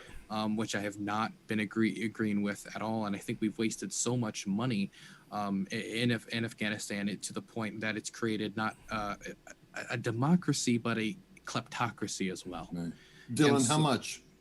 How much money have we spent? You know, I'd have to go back, but I remember just ballpark. I remember reading that we spent the equivalent of $150 million in about the size of a normal U.S. county for every U.S. and the size of a U.S. county in Afghanistan every day. So, like, if you were to take what your county is and place it in the middle of Afghanistan, that plays $150 million every day. That's what I remember from the Afghanistan papers. I might be off, but that's what my mind's saying. Let me ask you this. I legitimately don't know this. Has Joe Biden taken a stance on Donald Trump saying he wants to pull troops back from Afghanistan? He hasn't taken. Well, can I answer your yes. Yeah. I'm before? sorry. I jumped. Yeah. So I agree with you that we need to be extremely critical when we go to war, but that doesn't mean that we should hold ourselves back in situations where I feel it is a moral right thing to do or strategically beneficial thing to do. For example, I don't think any American would ever say that South Korea is a failure. It is a nation that is economically prosperous. It is a democracy, and it was, I would believe, one of America's best successes in Korea. And hey, Kitty, how's it going? I would say that even though a lot of bad things had to happen with the South Korean dictatorship and the war, and I would think I would make a lot of decisions better. No Gun Re was a disaster, a humanitarian disaster, but I would say that it's a success. Japan would be another modern American success story, even though we occupied that country for a very long period of time. I would point to, of course, one of the better examples, one that I didn't want to bring it up, but Germany would be another example. So there are examples of this working. Now, I thought that we did the impossible and we made northeastern Syria one of those successes, because what we did there is we didn't say we're going to deploy millions of American troops, we're going to do this, we're going to do that. We said, you know what, we're going to provide support on the ground for the people who want it. They want our support, they're asking for support, we'll provide them support, we'll give them weapons, we'll give them munitions, we'll give them support. They have, out of all the parties in the Syrian civil war, they are the most humane. They're not perfect, but they're the most humane. We're picking the best option, and it's to fight a force which is also our strategic enemy, ISIS, an organization that goes into our nightclubs and shoots up our people, that we have a very good strategic interest in disabling. And up to that pullout, I considered a strategic success. And we did that strategic success while balancing our relationship with Turkey. And that's why I considered Operation Inherent Resolve to be one of Obama's greatest achievements. And the ending of it, I was actually going to say during the early Trump term, if Trump continued it, would have been one of his greatest achievements in my mind as well. And the fact that he pulled away from it later, I think it was more just a reach for populism or what's popular compared to what's right and what's the best thing for the future. See, go ahead, Carlos, if you... Real quick. What's the calculus with respect to what the president, what 45 was thinking about at that same time with respect to Iran and the wild card, Russia? That's the thing that confuses me the most, is because it made no strategic sense whatsoever with his maximum pressure policy. His policy of maximum pressure is basically the idea that we can't negotiate with Iran. unless they completely give up the nuclear plan and agree to all of these demands that they're not going to agree with in the current government. We can't negotiate with them. We need to apply maximum economic pressure, maximum military pressure, and as we saw from the Soleimani killing, they're willing to go pretty far. As we saw from his announcement about after the drone was shot down, he was willing to strike within Iran. He advocated, and the Pentagon eventually distanced themselves from these statements, to bomb Iranian cultural sites, which is a war crime. That's against not only international law, it's also against American law as well. So his pressure, he was obviously not very friendly to the Iranian government. The SDF specifically chose to work with us over Soleimani. They were gaining leverage over one of Iran's strongest allies, the ally which they got Hezbollah to go help, which the deputy commander of the Quds Force, I forget his name, but he's now the leader of the Quds Force now, organized militias to go fight there from Afghanistan and from Pakistan. It was like over 12,000 people they sent from Afghanistan and Pakistan combined, so much that they had to split it into two separate organizations, just one for Afghanistan and one for Pakistan. They sent so much support over there. And we had gained leverage in the northeast of the country. And so for me, that's why I always thought that operation was bipartisan. It was where the Democrats had a reason to support it because they thought it was a best way to advocate for the people who lived there. It was the most moral force, and that it was good to negotiate. And the Republicans wanted it because I would think of the strategic stronghold against Iran. So it was bipartisan. And that's why when Trump pulled out, Lindsey Graham was against it. So was Mitch McConnell. His own party was looking at him like he was insane. And that's the thing that gets me is it doesn't make sense to me. And that's what scares me a lot about Trump when it comes to his foreign policy is a lot of it doesn't make sense. But then there's one instance in Trump's foreign policy which I think enlightened me to why I think he did it.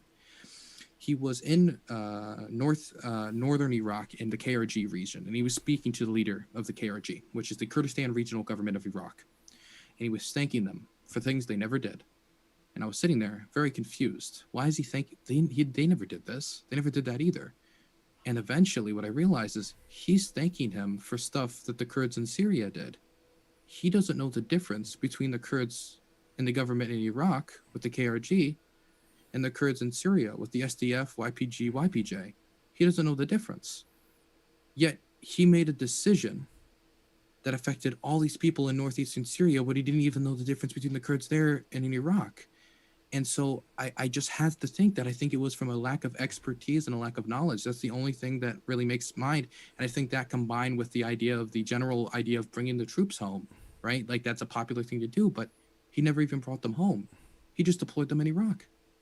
Well, so let me say this, and I think that a lot of these decisions, for a very similar reason what you just said, are ham-handed, and I think it's because I was enlightened and thought that this was a good comment, and I'm assuming you'll disagree, in the second debate that Trump had with Hillary Clinton, where we were assured the entire establishment, Republican and Democrat, was worried that Trump signaled overtures to Assad and to Russia in an effort to collaborate with them to fight against ISIS. And so in the VP debate, we saw Pence and Kaine. Pence was assured America, oh, no, we realize the dangers of Assad. We would never do that. And everyone, finally, you saw MSNBC and Fox applaud, say, yes, that's presidential. That's what we want. Then in the second debate, Trump came out and was like, I don't understand why we're not working with Assad to fight ISIS. And so I think that his gut feeling, and I don't think this gut feeling's wrong, even if it was done in a ham-handed, non-logistical way, was that why, if our greatest enemy is ISIS that requires the stripping of our rights, of our Fourth Amendment rights, because Islamic terrorists is such a danger, why are we advocating for forces that stand against the country, the leadership of the country that's fighting ISIS? And I think that ultimately the rhetoric we've seen from the Democrats since, including from Hillary Clinton, that suggested a no-fly zone over Syria, seemed to suggest an aggressive posture towards Russia that I think would have been incredibly dangerous to set up to have a strong foothold in Syria, setting up an aggressive posture against Russia, a nuclear-armed superpower. So I would say that, now Partisan Girl would disagree with me, who's somebody who has me blocked on Twitter, but she's also somebody who's been on David Duke's podcast. Oh, well. So she didn't like that I brought that up. So what's her reason for that? She just didn't know who he was, or she went on to it to advocate for Assad on multiple occasions about how great Assad was. she's not I'm not a huge fan of her. She also blamed the Lebanon explosion on Israel because, you know, the Jews just everything, you know, that's these are these type of people. Who would have thought a friend of David Duke, but yeah, she's a disaster on Twitter. Yeah, she's terrible. I don't know her. She's not you, dude. Not even close. So the thing is, for me, is I would say the SDF was the best force in fighting ISIS, more effective with Assad, who was more busy fighting the FSA, the Free Syrian Army. They also fought ISIS, but when they took more territory from ISIS, but when you look at the territory they took, it's vast expanses of desert, right? Like if I said I captured 20 miles of Arizonan territory, you'd be like, wow. But if I said I captured half of New York City, right? I get you. Yeah. One is a lot more strategically important and a lot more difficult to capture. And when you look at the territory the SDF captured, I would say that. And I would also bring up this. The invasion of northeastern Syria and the betrayal of the Kurds was the biggest possible gift to ISIS Trump could have done. Anti-ISIS operations in northeastern Syria decreased by 75%. 75%. And they started assassinating tribal leaders again. They started spreading propaganda again. So they started mobilizing again. They were advocating against these policies of kind of women's liberation that were being done in northeastern Syria, which I'm a huge supporter of. And the camps where they hold like the wives of ISIS fighters, the former wives of ISIS fighters, the riots increased, the amount of rioting they were doing and like stabbing people who might work with the SDF. But the big thing that scared me was the huge amount of escapes from SDF prisons of ISIS fighters, and particularly foreign ISIS fighters. These are people who went halfway across the world to kill and slaughter and enslave. And they are escaping from prison. And the reason why was because since the SDF was being invaded, they basically would call prison guards up and say, hey, we're short troops. I know this sucks, but we have to use some of our prison guards and send them to the front. And they would. And then they would escape because there's less prison guards. And not only that, but many of Turkey's bombs would literally hit the prisons or hit near the prisons, causing chaos, allow more to escape. So if your main thing is, well, we work with Assad to beat ISIS, my counter would be the SDF was more effective in combating ISIS. And well, let me add just real quick on that point. Were they more effective before the U.S. was backing them or after the U.S. backed them? I would say that since they were the one holding them back in northeastern Syria, I would say then it would have been more debatable. But after we gave them the support, we did that because they were the force that were holding them back from Kobane, and we needed to start pushing them in that direction. So I don't see I would advocate working with everybody to fight ISIS. But I think out of all of our options, even though I think we should also work with other people to fight ISIS, they were the best option to fight ISIS, number one. But I would also point to, the fact they just brought up is that these escapes from prisons, those are fighters back out there, back doing attacks. And those reductions in anti-ISIS operations mean that we're removing the pressure that was going to be the final, going to help be one of the final nails in the coffin for ISIS in Syria. And sadly, that will no longer be the case. And their operations have increased by, I think last time I checked when I was reading information for the Rojava Information Center, by about 33%. Well, so let me so I still, and I don't disagree with any of that, but I still don't know how that answers the fact of the aggressive posture towards one of Russia's strategic allies in Assad and being stationed so close to Russia then. So to me, I look at it as analogous as, what would the United States say if Russia all of a sudden was like, we're going to back a group of people that is against the Mexican government, but we're backing them because they fight the drug cartels in Mexico. And then we're going to do this though. What's that? Do this. Russia does? This. Yeah, one of the best examples would be Ukraine, where Ukraine is an ally, was a nation that turned more towards the West, and so in response they invaded Crimea and have backed organization in the Donetsk region that are trying to perform separatist actions. That would be one of the, now the counter would be, but Ukraine's so close to Russia, it's strategically important to them. Yes, but Ukraine's government then started turning towards the West, and once it did that, it obviously became an issue. Oh, here's another example: Latvia, Lithuania. These are nations, and Estonia are nations that are important to NATO. These are free nations who are democracies, have constantly felt a threat by Russia's actions, strategic positioning on the border. And I mean, I would say that there are examples, most certainly examples I can point to where Russia has done things that are similar to this. But again, I would say that, and here's my peace branch, that I'm not against working with Assad possibly or Russia possibly to find a peace deal to the Syrian arrangement. But we removed all of the leverage that could have gotten the Kurds the freedom that they wanted and the future that they wanted. And that's something that it's just hard for me to forgive Trump for. Okay. Because you can't find a reason as to why he did it. Exactly. A logical reason. And even if there was a logical reason, most likely I disagree with it, but I'd at least like to know why. And I just can't seem to find a decent I agree reason with you. other than lack of knowledge. Right, and I do agree that there needs to be more transparency when it comes to these foreign policy decisions, though I would default towards bringing troops home as a default if I didn't have transparency, as opposed to placing or keeping troops somewhere if I didn't have transparency. And again, I think the difference is, I understand the situations you're saying, Latvia, Lithuania, Ukraine, and those type of situations, but those were considered by many foreign policy experts in the United States, if not the establishment political powers, as very aggressive postures that were antithetical to the interest of the United States.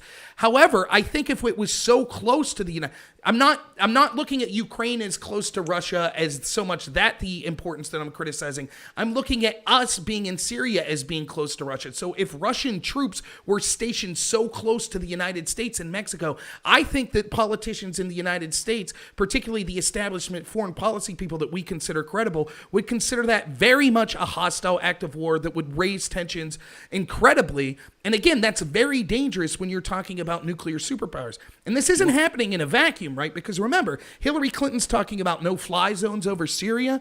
There's all sorts of stuff that's going on in the Ukraine that was already seen as aggressive posturing towards Russia with Poroshenko and what we were doing with that administration. So, I mean, to me, it seems to me like I have questions with the establishment foreign policy that's so aggressive towards Russia, making excuses, although I completely take your word that for a noble people and helping a noble people out that we incredibly let down in a terrible way. But the fact that we sent those people, I guess the argument I'm making is this.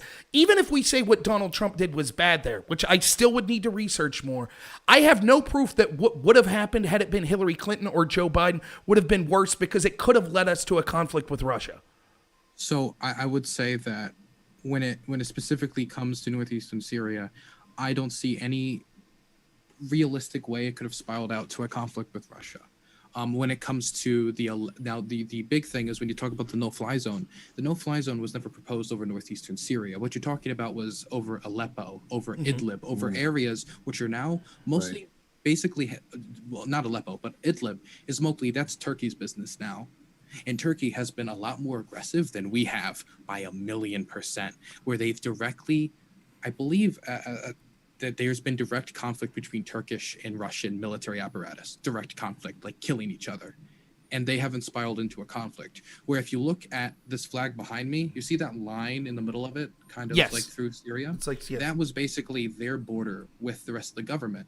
But it was also a huge river, meaning they had basically a kind of basic line between where they were, where the rest of Assad government were, and they'd have some scuffles on the border, but nothing large scale, nothing really big. There was certain instances where we did strike, but there was almost a essence of stability that could happen.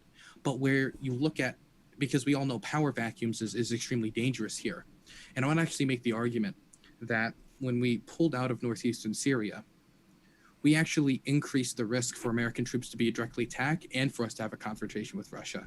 And we actually are currently having confrontations with Russia because of it. And here's why. When we pulled out of northeastern Syria, our troops were fired accidentally a few times, like kind of attacked by the Turkish government by accident, because they were trying to move in so aggressively because they didn't know if we'd reverse our decision, what they would do. But now we have Russia's doing patrols along this area with Turkey, and we're also doing patrols, which means our cars are regularly kind of meeting, and our troops are getting in yelling fights with Russian troops. And I've heard of a few instances where firefights have broken out. That never really happened until this, because we've created an area that's very tense, where there's now Turkish patrols, there's Russian patrols, and now there's American patrols, all in this small area. And Turkey's not friendly with the Syrian government, which also is friendly with Russia. And you can see the kind of confrontation we had there, where before it was a lot more strongly defined and there was less of a power vacuum. But due to Turkey taking advantage of the power vacuum and moving in, and Russia actually having to jump in to kind of help the SDF against them, and us also still having a position with the SDF, it just created a huge mess. And I think, not to mention the breakouts from ISIS prison camps also adding more chaos.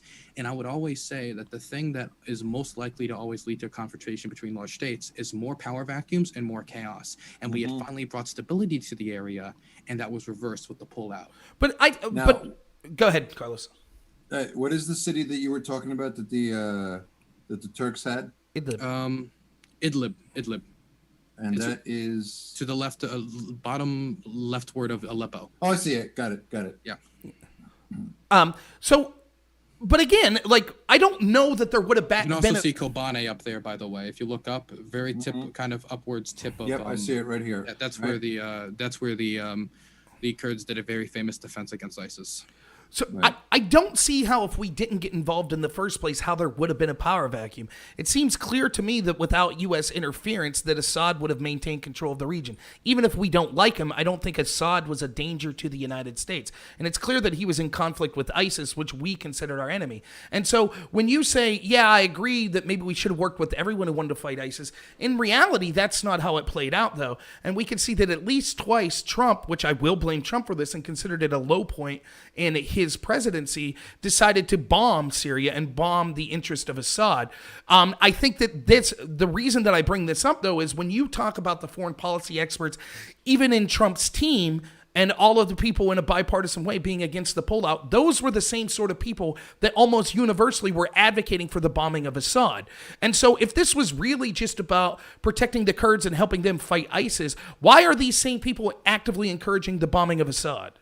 Well, I would also bring up the fact that there are reports coming out, which I might have been confirmed. I forget. It's been a while that Trump considered literally removing Bashar al-Assad himself. Assassinating him, I heard. Yeah. Assassinating him, which shows again, which in comparison to his decision would, I guess, be more evidence that he didn't really know what he was doing when it came to Syria. If he goes from, okay, let's assassinate him. Okay, let's bomb him.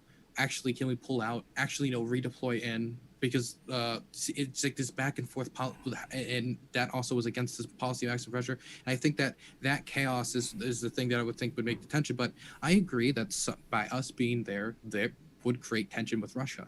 I agree. It could. And it most certainly, since we supported a side that was not their person, they're going to be angry about that. I think that at certain points in history, though, there is good reason to create tension between two states.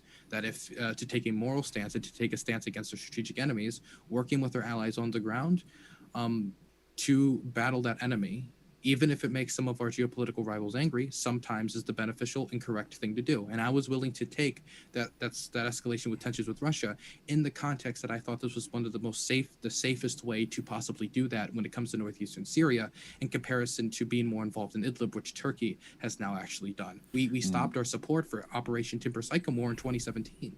The rest of it was just, okay, we're going to ride out the northeastern Syria, which I thought was the smartest thing to do. I thought it was good that Timber Sycamore was stopped when it was, because I thought the FSA was basically defuncting removing Assad or even putting pressure on Assad. And the best way was to now negotiate with the government after fighting a decent, strong position with the SDF. But he did not take that approach. But so my pushback on that would be this, because okay, even if we take that sometimes it's okay to increase tensions when it comes to nation states because they could result in some sort of compromise or some sort of negotiations that would be good. The problem I have is this: the same people that bipartisanly were putting it, we have to be able to trust then the people that are these foreign policy experts to say, oh, no, we wouldn't escalate, we wouldn't stay there for nefarious reasons and things like that. The problem is, in the bipartisan support of that action and the condemnation of pulling out, we see that exact same foreign policy class that advocated for the war in Iraq, advocated for the interventions in Libya, advocating for refusing to pull troops out of Afghanistan. So why would I trust these people that have been warmongers and sought to enrich the military-industrial complex, but this time they were actually being altruistic? It just seems incredibly, especially then when you consider they're advocating for the bombing of Assad. So it seems like, I'm not saying that Trump acted perfectly. I'm just saying, why would I trust these people that have been wrong so many times?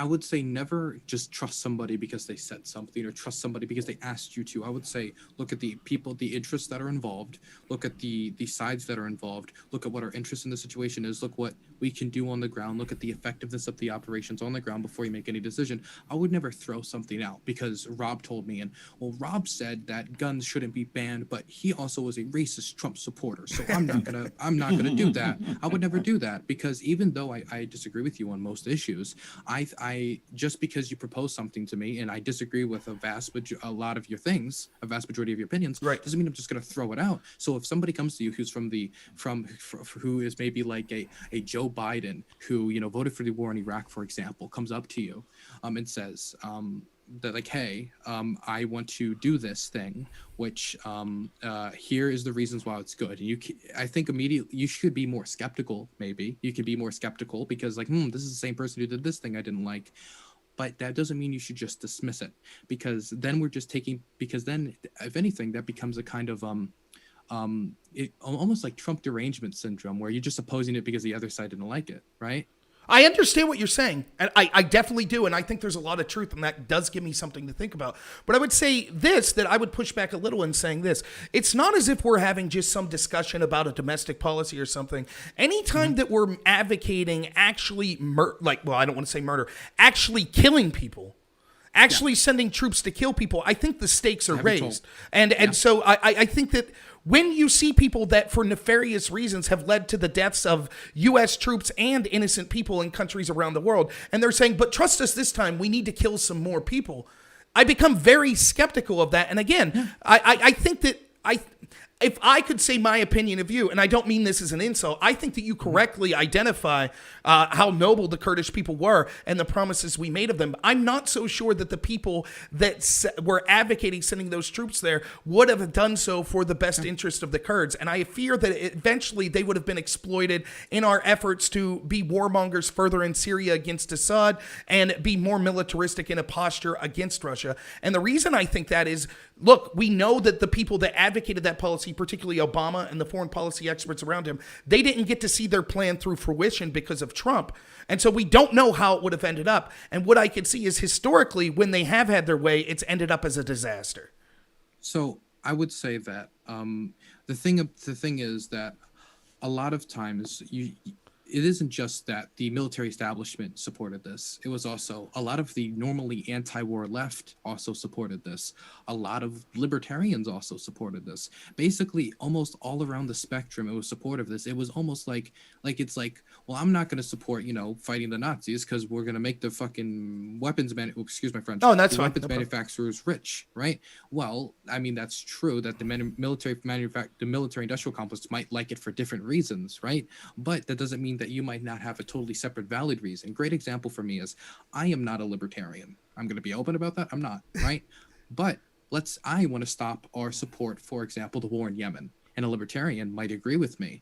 Now, I want to stop it because I want to end the humanitarian slaughter. Their main concern might be somewhat about that, but also about the costs to American dollars, right?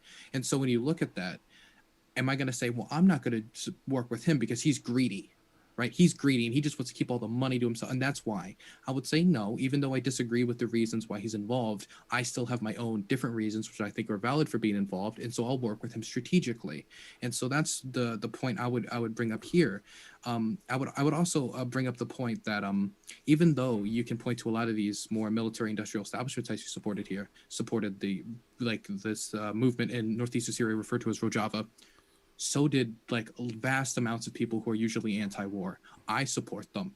A content creator you might know of called Vosh also supported them. Most anti-war lefties supported them. The congressional candidate I worked for, who didn't take a single money from corporate donors, also supported them. I think that this was something that was rightfully bipartisan. But your situation, like your analogy with Yemen, I don't think it would be the analogy is quite as you put it. I think the analogy would be more appropriate like this.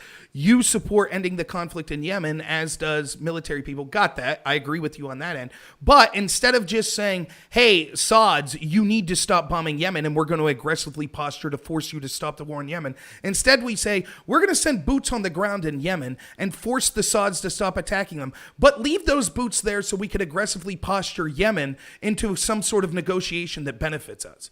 It's that idea that makes it ambiguous and makes me question, was this just about fighting ISIS? If so, why are we bombing Assad? Why didn't we just say, yeah, we'll defend the Kurds and Assad, we'll do everything we can to eliminate ISIS?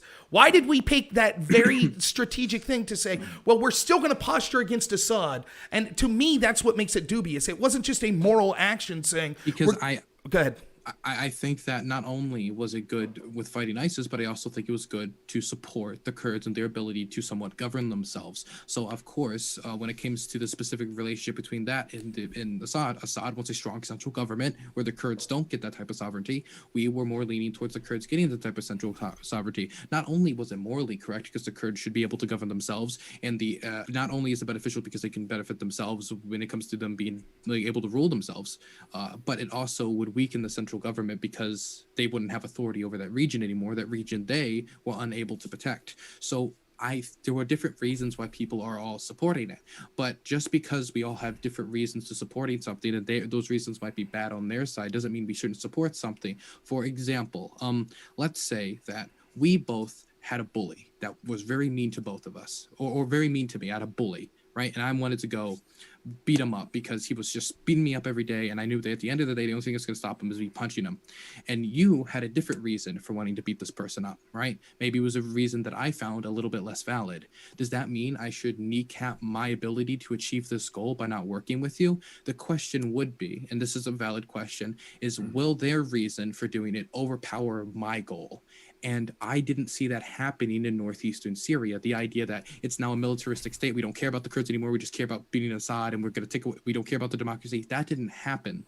So that's why maybe you would have a reasoning there if we started just like, screw the Kurds, we don't care, we're in control now, deploy thousands upon thousands of troops. But we had it would have taken 150 troops max to keep the border between northeastern Syria and Turkey safe, and we deployed advisors and a few special ops. We didn't have massive amounts of troops in the region. We gave them the support, and we did it the way that I think we should engage in the Middle East when it comes to supporting our allies there. We didn't do this massive operation you're talking about in Yemen. In fact, the opportunity that they would have used to do it when we secured northeastern Syria, after we secured it, we didn't. We just continued our normal amount of support. Right. So I think the best argument you make there, which is something that's my side of the argument really needs to consider, is the fact that we're not talking about like hundreds of thousands of troops that were in Syria. We're talking like about 150. I actually think that's a very good argument because, then the cost of what we had there and the potential loss of life of American citizens is much lower than many people, myself, would have thought were how many that were actually stationed. I think we lost 3 American soldiers during the entirety of the destruction of ISIS. And let me tell you, ISIS lost a lot more than we did, but also the Kurds did. They lost 12,000. So when you think about the potential loss if we had to fight ISIS in a different way, that would have been so much more for America. But the Kurds took that burden for us, and then we backstabbed them, which is the thing that I can never get over. So Dylan, don't you think? I'm sorry, Rob. Go ahead. Don't you think? I'll be quick. Don't you think that the low numbers of American troops there, and the that bright white light that the moth is attracted to, of claiming a populist victory by saying, I pulled the troops out, and a very low number of troops. Do you think that the calculus for the president was like, no one's paying attention, no one cares, the average voter doesn't care, it's worth doing? Do you think that could have been a reason? I think that election season seems to be, or getting elected seems to be the motivation for a lot of pork barrel politics for a lot of people. Like, hey, we don't really need more tanks in our county, but we're going to make sure that we get more contracts for tanks for these military manufacturers because we make tanks over here and it gets us more jobs. Does the nation need tanks? I think it might have been an example of him being able to say, I pulled out the troops. Isn't that good? Everybody loves that, even though it wasn't the best thing to do in the situation, because a lot of Americans just hear pull out troops. That's good. Middle East has been chaos for a while, so it's cool that we're coming home, even if it isn't the best thing for us, the people in the region, and generally.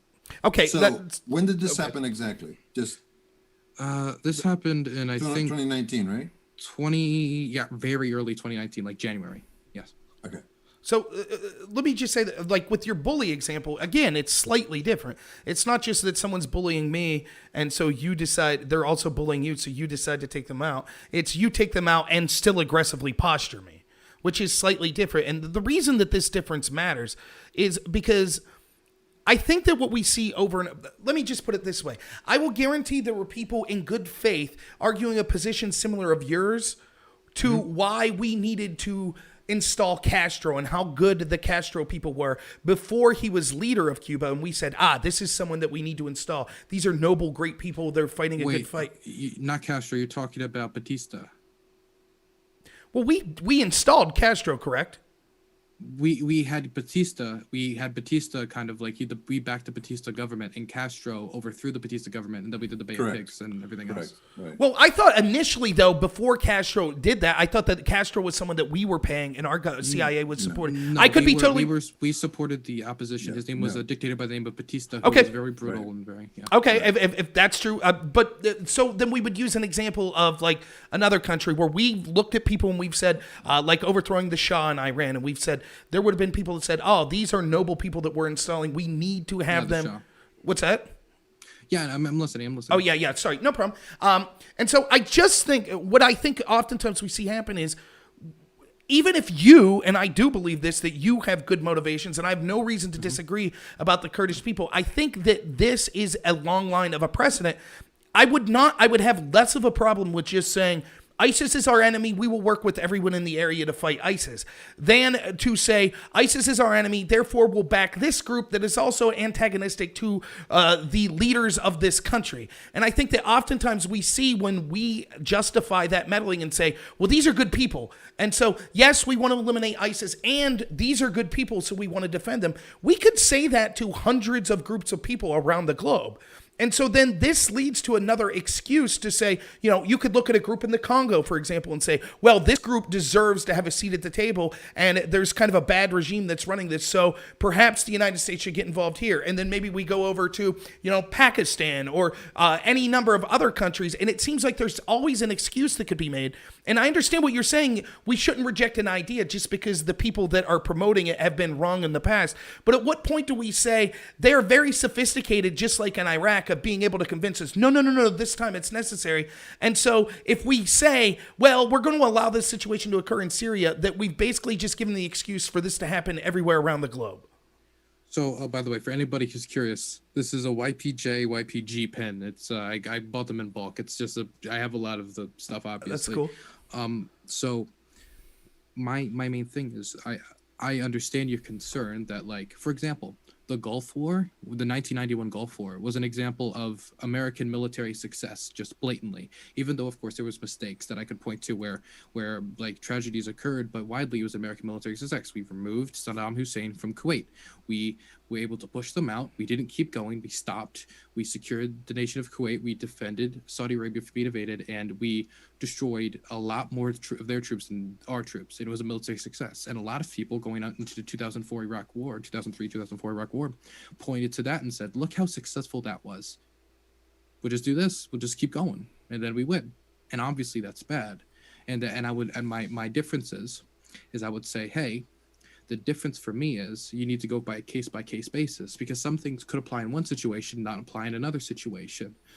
For example, let's say that I went and I was going to buy a product from, let's say I was going out and try to buy something from a website, and I go somewhere and I buy this beautiful crown and I love it. It's great. It's beautiful. I look fabulous in it, right? Great. But then I need the next thing, and I need this robe, and I go to a website and it looks very shady. It looks very weird. The website doesn't really look secure. And it's like, well, I just bought something from a different website. I could just buy it. It's fine. It worked last time. I'll just do it now. The difference is, I would say that you would say, well, the situation here is different. The last website was Amazon. It's a lot more respectable. This is scamtakeyourwallet.com. I don't think that looks very nice. I think the price here is outrageous. I think this is wrong. This is wrong. This is wrong. So while the situation and the methods of purchase were great for that site, I think we should keep going and not do it in this situation. And that's what I would advocate here. That I think the Iraq War, for example, was a mistake, and I wouldn't apply apply the Kuwait, the Gulf War thing for the Iraq War, and when it comes to us supporting in northeastern Syria, I would apply that there, but I wouldn't say apply it somewhere like Belarus right now. Even though the Belarusian dictatorship of Lukashenko is brutal, I don't think we should start sending guns to protesters, because that would just lead to a disaster. Okay. So that, and I think this is a great discussion, but kind of tangentially to this. So given all that we said, so let's say that you view this as not just a strategic issue. Would it be fair to say you view this as a immoral issue for what Trump did by pulling out? I think it was the most immoral thing he has done in office, yes. Okay, so how would you value, let's take the strategicness out of it and just look at morality. In this situation, someone pulling out in the manner that Trump did and leaving our allies basically holding the bag and having danger, would you say that's basically a fair characterization, oversimplification? Not only did we leave them leaving the bag, but we basically left them to slaughter. It wasn't just like we screwed over an ally. It led to the members of their government being dragged out of cars and shot. So it's not just like oopsie daisy. It's like you're dead now. Okay, so yes. if we weigh that immorality versus the immorality of attacking a country without merit, do you think those are analogous?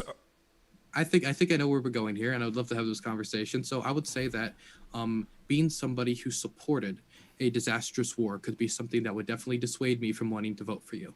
So then, like, let's look at the situation particularly. I'm not even going to touch Iraq. Like, let's look at Libya, right? Okay. Because I think that was a grotesque, immoral action that we saw from the Obama administration. So to me, is bad. I could at least come up with moral justifications, even if it was strategically wrong and it ends up being immoral. I could understand how someone could make a blunder operating on what they thought was good intentions and a moral objective of saying, I just want to stop an aggressive posture towards a nuclear superpower. But I can't really see any sort of moral justification for what we saw happen in Libya. So seeing as how Can I ask you a Biden... question? Yes, please. So why did Trump support it? Well, he wasn't in office. He wasn't one making decisions, but Joe Biden was. Okay. Trump, you are familiar with the footage of Trump declaring his support for it, saying we need to go in, we need to strike, and he did with Iraq off and on as well. He did that with Iraq as well. So my thing is, Trump went into office with this kind of thing of like, I'm going in because I'm not one of these career politicians. I'm going to make decisions like a businessman. And while he was a businessman, making decisions like many of the rest of us would have as kind of civilians, he would have voted for the Iraq war. He would have been in support of that, and he would have been support in the invasion of Libya. Now, the Libya situation is actually very interesting because it's a very complex situation, which I don't have the time to go, and we're running on over like an hour now. And I want to let you go soon. Yeah, I definitely do. And I will say that there's a very interesting speech that Joe Biden made for the Center for Foreign Policy Research, SCTF4. I forget exactly the name of it, but he made a speech and he said that basically, he said, I was an opponent of the war in Libya in the administration. I didn't want to go in. I thought it was a bad idea. And I had to basically just like total line with the administration, but I was initially against it. And you pair that with, now it could be true that Joe Biden, he's a politician and he's lying. That could be true. No, but why did he say? What were his reasons? His reasons was he didn't want to see a destabilization of Libya that could lead to something similar to Iraq because he saw the disaster of Iraq since he voted for it and wanted to recalculate his personal motives and basically say, after Iraq, I know the sacrifice of what comes with that type of a decision. Right. But that he could be lying, which could be true. He could just be saying that for public opinion. He could, and let's say I grant that, but I already know Trump's position was fervently in support of it. He in fact like said go in there. Like he was very adamant about his support for it. So I think when it comes to Libya, I don't see that as a reason why I would vote for Trump when Trump, as somebody who basically campaigned off the idea I'm not a politician, well then I got to look at his record of what he supported before he was in office, right? I mean, if I right now I'm a politician but I'm not elected. If right now I said I think we should abandon Israel, and you were a pro-Israel person, and then I ran for office, you would have to look at what I just said. You'd be like, well, he said here he abandoned Israel. Definitely if I was running off the idea that I'm not your normal politician, I'm just like you, I'm just a civilian, I'm a businessman. And well, while he was a businessman, he said he wanted to go in Libya. And so I don't really see that as a reason for me personally to but I think But would you admit that there's a difference once you're in office and you have all sorts of access to intelligence and stuff that you wouldn't have as just a civilian, that could change your calculus? And despite the words that Trump said, it is true that he has not got us into a conflict like that, whereas Biden did. And I think you also should take into account like what seems to me to be historic Middle East peace deals that we see. So the big rub on Trump was supposed to be, this guy's a maniac, he'll get us into wars everywhere. And now it seems that the criticism is, well, he shuffled troops around and pulled out of certain areas. I mean, I would say that. My thing is, I also like to weigh what somebody else would have done in a similar situation. For example, right? That's right. Like, for example, if Trump was in the same position as Biden was, and he would have done the same thing, and I know he would have done the same thing because he stated outwardly, let's do that thing, then it's hard for me to really say, well, I'm going to vote for Trump because he wouldn't have done that, when I know he would have. But how do you know if he'd had access to different... Well, the thing is, that's possible, but then I also, counterbalancing that is the speech I have from Joe Biden saying he didn't even want to support it. And I would say that there could also be the counter-if of they had information that actually made intervention look even better than we thought it was publicly. They could maybe be like, hey, this information actually says Gaddafi's ready to fall like that and everything will be peaceful. And they could have that information behind closed doors and we didn't know. So I would say that would also go both ways. Now, when it comes to the peace deals, and then after this, I gotta go. We'll get you out. It's almost 4 a.m. and you shouldn't stay up all night like me. Yeah. No, please go ahead and King finish. needs some sleep, right? So yeah, I need some sleep for tomorrow. Yeah, it's gonna be a long day. I would say for the peace deals, good. I can't deny that they're bad. I can't say. Here's another thing. I'll give Trump credit on another thing. He's been very supportive of Taiwan. I'm a huge supporter of Taiwan, right. So I'm very happy to see that support for democracy. I would also point to the fact that the Obama-Biden administration started freedom of navigation operations. But I would say that when it comes to these peace deals, you got to acknowledge how we found ourselves in the situation that got us to peace deals. Jared Kushner had no real reason to be managing a Middle East peace plan. It is the most complicated thing in the world you're possibly going to find. Peace in the Middle East has almost become a joke with the idea that, yeah, you're going to get peace in the Middle East. And Jared Kushner, his son-in-law, was appointed to manage the Middle East peace plan, which I think seems almost, I would say, maybe I'll appeal to you guys, Hunter Biden-y, right? Maybe a little nepotism. Nepotism, right? Yes, I think it's very obvious nepotism. I don't think he has experience to be in that position. Now, in his Middle East peace plan, widely until that peace deal was a failure. It was this he basically largely favored Israel. It was a non-starter with Palestine. Palestine widely rejected it. There was no way he was going to be able to find a consensus between Palestine and Israelis, and so they basically ended up backing the Israelis' annexation of territory, which is illegal under international law, right? Which is something that I don't think you should just unilaterally annex the Jordan Valley. I think that's bad. I think under international law, we need to not be as favorable towards Netanyahu. I think we need to be able to know, like, if we're going to get a peace between this situation, we need to basically take a step back and let the Palestinians make a decent case for it. I think we need to go back to the way Clinton kind of tried to deal with the situation, even though that wasn't perfect either, than how Jared Kushner dealt with the situation. Now, out of the failure of Jared Kushner's ability to get peace between Palestinians and Israelis, the Israelis declared they were going to annex territory illegally under international law. And the UAE saw that and obviously didn't like that because they're supportive of the Palestinians. And so what they said is that if you don't break international law, we will open relations with you, right? So basically, the bargaining chip that we ended up using between Israel and the UAE was the threat of Israel breaking international law, which to me doesn't seem good. That the idea that our bargaining chip will, well, if you don't open up with us, we'll just annex all these territory illegally. That sounds almost criminal on the world stage. And on top of that, when it comes to these peace deals, it's hard for me to really consider them peace deals because they're also between nations that were never at war with Israel. This isn't the Egypt-Israel peace deal. This isn't the return of the Sinai Peninsula. This isn't the peace deal between Jordan and Israel, who was also at war. It's Syria and Israel. It's a peace deal between the UAE and Israel, which has never been at war with Israel. Or maybe you could look at Qatar, which again, never at war with Israel. So while it is good for a security apparatus in the Middle East, it's not enough for me to really overlook all the rest of his blunders in foreign policy. That's fair, and obviously we've gone long enough. But yeah, I really thank you, and I do really enjoy these foreign policy discussions. I'd be happy to carry on with you again on them, but we'll get you out of here. I know you're going to have a big day tomorrow. Are you going to have any election coverage tomorrow, and where can people find you? You can find me at Dylan Burns TV on Twitch, which is DYLANBURNS TV, and on Twitter you can find me at Dylan Burns 1776, which is DYLANBURNS 1776. A real red-blooded American account. So thank you so much. I'm appreciative that you came on, and I hope my audience really I think that you're very intelligent in the foreign policy, and even if we would disagree on a lot of things, I think that I really enjoy talking to you. So thanks again for staying around so late, and get some sleep, and I'll try to check out your channel tomorrow with your coverage.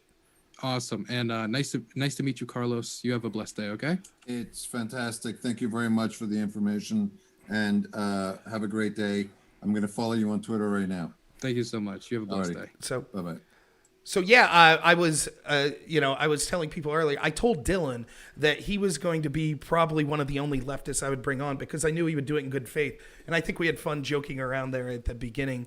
But yeah, I mean, Dylan's a smart guy. I am still going to disagree foreign policy wise, particularly in Syria. And, I'm not going to rehash the whole argument, but what I keep coming back to is the idea that every single time that we intervene in this manner and say, well, we're here to fight this really bad group, but we need to maintain a foothold so we could have some sort of strategic, bargaining chip down the road, it seems to backfire more often than not. I would say that similar arguments were made in Afghanistan, and 20 years later, we're still in Afghanistan. So I wonder how long we would have kept a presence in Syria, and how long would Assad and Russia take that presence within the borders of Syria before they would decide that they were going to engage in some sort of hostile actions back to us. So, my default is, even if it was handled ham-handedly, my default is I would like to see us start to pull troops out of these areas come hell or high water, and stop interfering in these situations, because it's almost always a quagmire that only enriches the richest Americans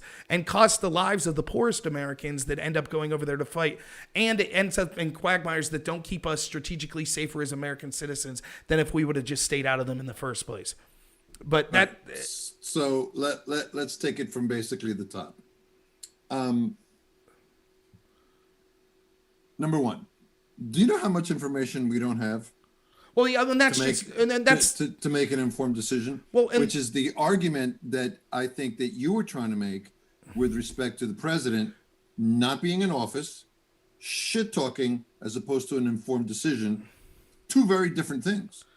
Two completely very different things. And I think a lot of the times there's a lot of people on the left that just are in love with taking the president out of context and taking his shit talking, like shit talking. What do I mean by that? My son Barron got COVID for 6 minutes and he got over it and it was fine.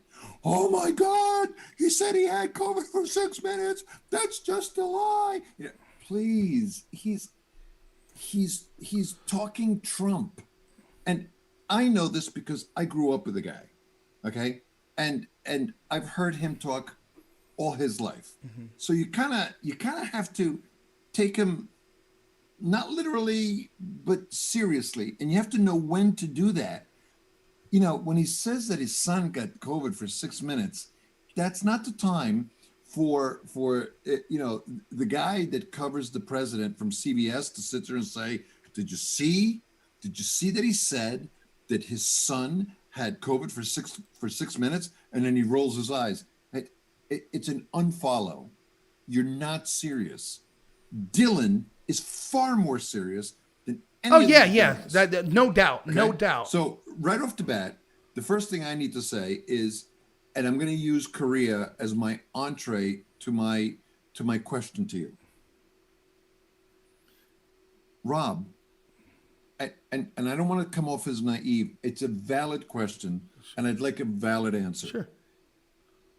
Why can't South Korea defend herself?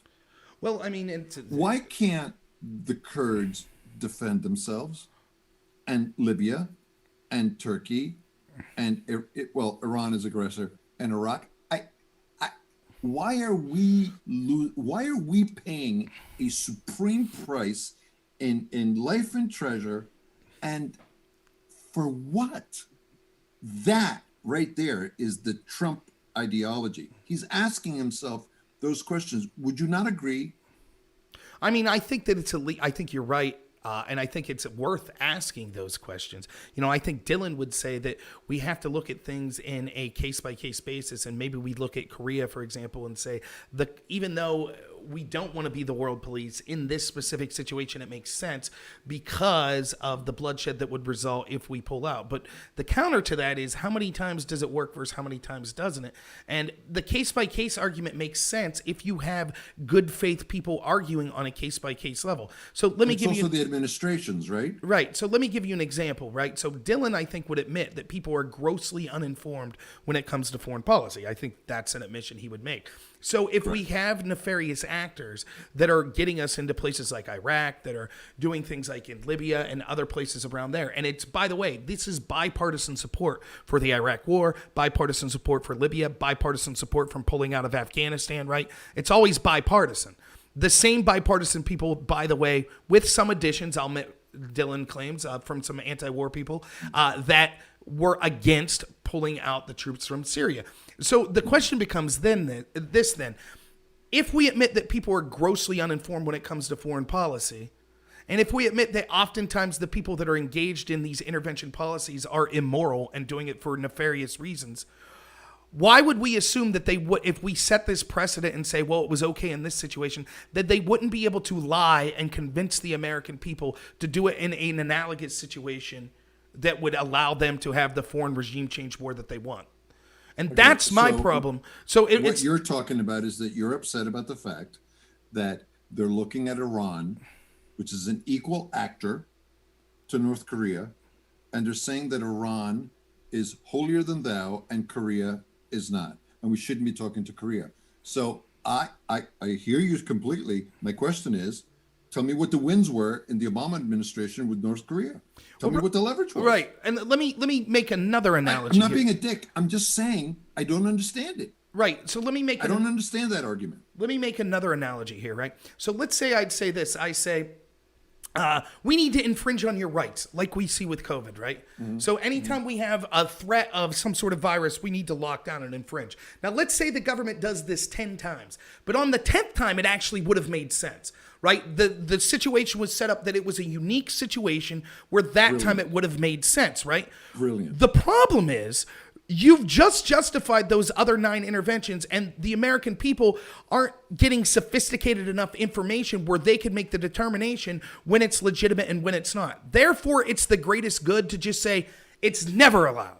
We're just not going to allow it, because the rare time that it would be acceptable, the harm of the other 9 times that you would have done it when it wasn't acceptable would outweigh that. And because we're not sophisticated enough as an American people, because we don't have a media that we could trust, and we don't have people operating in good faith at the foreign policy level, then we should just say, you know what, we're done with this. We're going to stop these interventions, period. If we're attacked personally, then we will respond with great force incredibly fast. However, aside from that, we're not going to get involved, even if any objective person could look and say, this people that are getting screwed over here objectively are moral, righteous people. We still shouldn't be getting involved, because we will always have nefarious actors that use that excuse to lie us into another war. Now, in Dylan's defense, that's a different question than saying, should we pull out once we're already there? I will agree with Dylan that that's a different question. So I think that's one of the stronger arguments he could make. Look, we were already there, right? So at that point, is it worth screwing over our allies? Is the possible benefit of pulling out and decreasing tensions worth screwing over people that were our allies? And, you know, I'm taking Dylan's word for it, because I think he's, someone arguing in good faith. I have no reason to doubt what he's saying. If it's true that these Kurds were the noble people that helped us out, I think that, if we were going to pull out, it was a huge blunder and immoral for Trump to not offer some sort of citizenship or some sort of, other sort of benefit to help those people out. We shouldn't leave our allies holding the bag like that. But that's why I'm against. And look, the other thing to consider with this is this isn't happening in just a hypothetical space. I understand what he said about the no-fly zone being in Idlib and kind of more in southern Syria rather than northern Syria. But again, the point's kind of moot when you look at the fact that that would still be seen as an intervention into Russian airspace or airspace directly around the border of Russia. And again, we have to think, as a U.S. citizen, what would you think if there was a no-fly zone erected like in the middle of Mexico by a hostile foreign nation? I mean, for God's sakes, politicians here called it an act of war because 12 Russians posted mean memes on Facebook. They called that an act of war. So what do you think a no-fly zone around the border of the United States would have been considered? So I just think that there's this constant double standard where we say, oh, well, the United States military needs to strategically encircle and have troops around all of the countries that we consider adversarial. And then we get pissed off when those countries start to push back. Well, why wouldn't they? We would do the same thing. And that's why I'm ultimately, I think that that sort of aggressive posturing, which you see the Democrats chomping at the bit. They're supposedly, oh, we're xenophobes.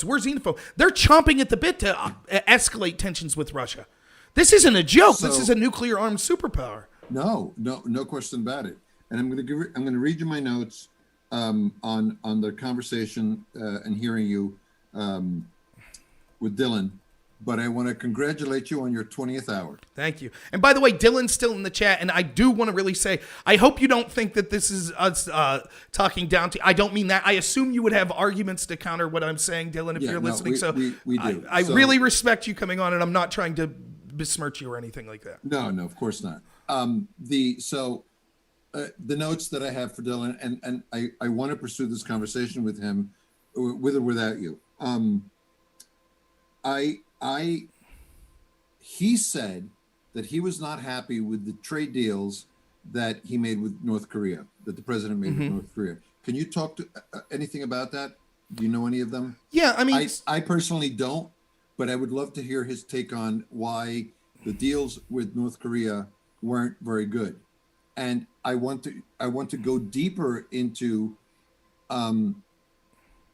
why is it bad that it looks like the president of the United States, Donald Trump, has a similar relationship to the premier of North Korea that Dennis Rodman had? Mm-hmm.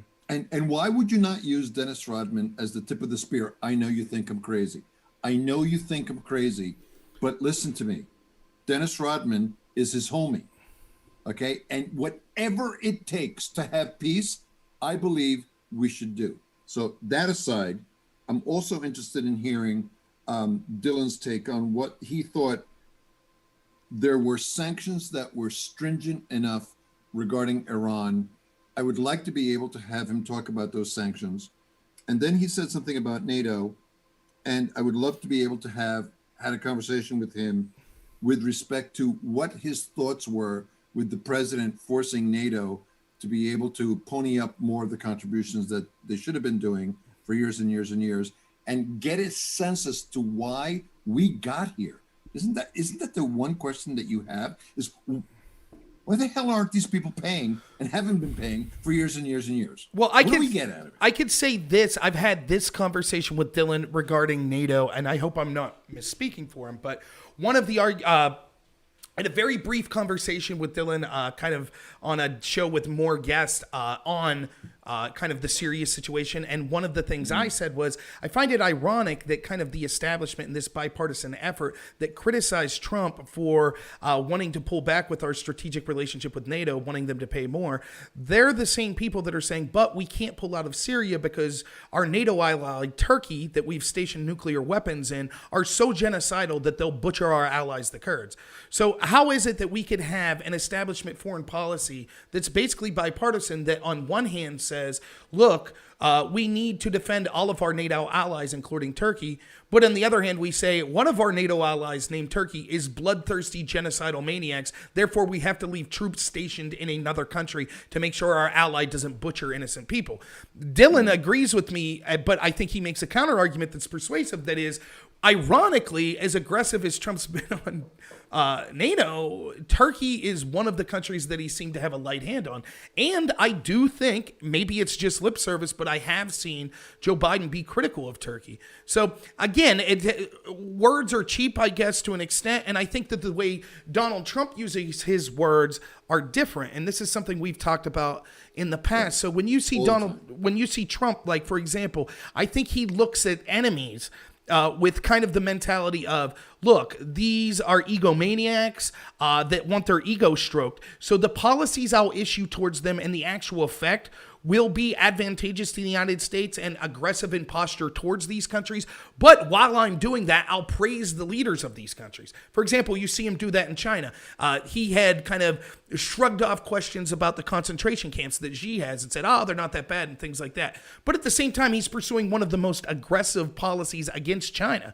So his gambit that he's running is, I show that I got the big stick, but I'm also stroking the ego of this leader. And I think he's gambling that the pressure of the big stick plus the, hey, I'm your buddy, will have a better chance of getting that leader to actually capitulate to the interests of the United States. Now, in the case of Xi, I don't know that it's working that well, but maybe in the case of Kim Jong-un, it's worked a little better. Now, you never know with Kim Jong-un. Sometimes it seems like one week, like, wow, we've really moderated this maniac, and then the next week he does something maniacal. So it's hard to tell whether or not that works, but I think that the results speak for themselves and that we have not found ourselves in a major foreign entanglement like we saw with every president since Reagan. So I mean, I think the results speak for itself. No question about it. Foreign policy, veterans in the foreign policy is the thing that I'm interested in the most. And I'm one of those people that believes that, listen, I understand that you need to help some countries, but have the decency that if we're giving you billions of dollars, okay, you're not screaming in your parliament, death to America. I don't know how to sell that in Kenosha. Do you? Yeah, I mean, it's interesting, like referencing the Iran deal specifically, like if you're operating as a utilitarian, let's say that you could be guaranteed through the Iran deal that no nuclear weapon would ever be obtained by Iran. Are you willing to trade that you're literally financing terrorism by giving them that money? So they're going to kill Americans with conventional weapons. They're going to kill the allies of Americans with conventional weapons, but they'll never get that nuclear weapon. Is that a deal worth making? Maybe. Now, understand that even with the assurances of the weapon inspectors, and which I will be honest and I'll plead ignorance, I don't know the success rate or the assurances that we could have had that they would have been uncorruptible and vigilant and, astute enough to make sure that they saw the beginnings of any weapons program. I don't know. Maybe there are assurances that I'm unaware of that would be very compelling. But given we know if a country is going to be forwardly hostile enough to basically all but acknowledge, yeah, we're going to use this money to buy weapons to attack you, I don't think that that you're going to remove the incentive for them to get those nuclear weapons. You're just going to have to make them work harder for it. They're going to cheat. They're going to try to cheat and hopefully successfully cheat for it. But I don't think it's a worthwhile trade to pay someone that you know is going to turn that money into weapons against your own interest on the chance that that means that they won't be able to get some bigger weapon. And particularly because it seems as if that we may have been able to have other solutions to that problem, such as if we took the allies of Iran, as it seems to be suggested, and got them into historic peace deals with Israel, that would put political pressure on Iran, because if they don't have allies around them, then they're more likely to have to come to the bargaining table. There's other things we could have done that possibly would be less aggressive, such as, espionage and things of that nature, that we could maybe have some sort of change that occurs. We were just talking about color revolutions. I'm not a fan of those, but I don't know if that's a worse solution than literally paying billions of dollars to arm terrorists against the interests of the United States. So, I mean, it just seems, it's like one of those things like we talk about the lockdowns. Are you willing to take an unknown evil Are you willing, in the name of fighting an unknown evil, to accept a really bad known evil? And as far as I'm concerned, sending billions of dollars to a state sponsor of terror is a big known evil. And I'm not convinced enough by the unknown evil that was worth doing. You don't even have to discuss it because I completely, totally agree with you. Here's what I would want to ask Dylan. This is a great question, in my opinion. How wild is the wild card of pro-American sentiment inside of Iran, and when is that going to rear its ugly head? Well, and that goes with what we were just saying. So that unknown evil may never manifest because of the pro-U.S. interest in Iran. I mean, that literally is something that potentially could have a huge consequence to taking out one of the worst regimes on the planet without our intervention whatsoever. I don't know. I can't tell you. But I could say this, that oftentimes on the international stage, and I think even within nation states, that when the U.S. gets involved, oftentimes I think it has the exact opposite of the intended consequence. So, for example, Afghanistan, which I do know a little, I won't claim to know a terrible lot. There's plenty of people that know more than me. But I think I know a little bit more on that than I do on Syria. And I know in Afghanistan, you basically separate the country into basically 13 territories that were all controlled by basically warlords, right? And there was a huge opium economy. So one of the things the United States did was they had sort of a slash and burn policy. So they come into Afghanistan and they go to all these regions, and all these farmers are growing poppy seeds. And so the United States burns them down. Now, the problem with this is the reason that these farmers were growing poppy seeds was because these local warlords basically would come in, kidnap family members, rape, pillage, murder people, and say, you're going to grow poppies, or this is going to be what you get, right? That's the situation that was going on. And Afghanistan's a very unique place. Like, we think of the Middle East, and we think of, though technically I don't think Afghanistan's the Middle East. I think we would call it more, Western Asia. The western part of the East. Right. So, it's not really the Middle East. But when we think of that, actually, there's a lot, like if you see pictures of Iran from back in the 50s, beautiful place, very much, could have been mistaken for a country we would consider, a Western democracy now. Beautiful image that you have from that. There's other areas around, even if they're poorer countries, that do have some sort of stable infrastructure. Afghanistan, and I don't say this to disparage the people of Afghanistan, that's not my intention, but they have had such internal strife that the region itself, it doesn't even have basic infrastructure. It's basically what we would consider like, a Wild West kind of, like they're just, and I not only have researched that to some extent, a small extent, but I also have anecdotal stories from my friends that were stationed in Afghanistan that would tell you the same. And so the problem is, this is a place you can't force a lot of places to kind of modernize. The people of those countries have to do so themselves. So even if you had noble intentions of, okay, you're taking out the Taliban, got it, and then you're going to station in Afghanistan, these poor farmers there, they've been forced to grow poppy seeds instead of food and things like that. And then the United States comes in and burns their cash crop. Well, so now they're like, well, I have no ally. And so who's there to be their ally? Well, there's the Taliban. Right? And they're like, hey, we're not going to burn down your crops.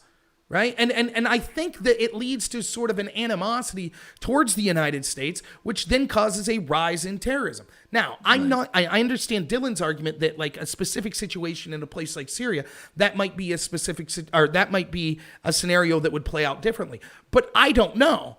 And what I do know is over and over again, it sort of bites us in the ass, where we go in thinking we're going to do the right thing. And then in a ham-handed approach, what ends up happening is we cause more anger directed, instead of where it would have been if we never intervened, that there would have been probably at some point an uprising by the people of Afghanistan against these warlords. Instead, all of that anger is directed towards the United States. And I see that, I wonder how long we would have been stationed in Syria before, whether it be legitimate or propaganda being pushed by Russia and Assad, that would have forced the Syrian people to start to look at maybe some of the situations that they thought were unfair for them. And instead of putting the blame where it belongs, on the Assad regime or on ISIS, they might start pointing the finger at the Kurds and at the United States and say, we have a foreign occupier here. And there is something powerful about that. It doesn't matter. Like, for example, we're going to have a lot of election problems tomorrow, right? Yeah. How would we feel if China was like, you know what, we're going to do you a favor and we're going to send some poll watchers over there. We're going to make sure everything's on the up and up. You think that Americans would take that? Republicans and Democrats would be enraged. How dare you? How dare you, our adversary, come in and say that they're going to make sure everything's all right? I think that Russia, and particularly the Syrians, would have viewed that same way while we were stationed there. They would have said, who are these people that think they're going to come in? Oh, yeah, we'll help you fight ISIS, but also we're going to be strategically positioned against your leader, Assad. Now, there's probably a lot of legitimate anger against Assad, but how much of that would have turned once a foreign you know what I mean? It's like family, right? Like, you might really hate your brother. No, I completely get it. And Tiberius said it best. You know why we're not going to win Washington and Oregon and Minnesota and New York? Because we don't know how to friggin' talk to these people. Right. So when you say in these Middle Eastern countries, we don't know how to talk to these people, I need to ask you, Robert, explain it to me. Okay? I'm just a guy. So just tell me. When are we going to learn to talk to these people? Well, and that's, look, let me. Why do you think, why do people think, so, okay, you're a smart guy. I trust you. I love you.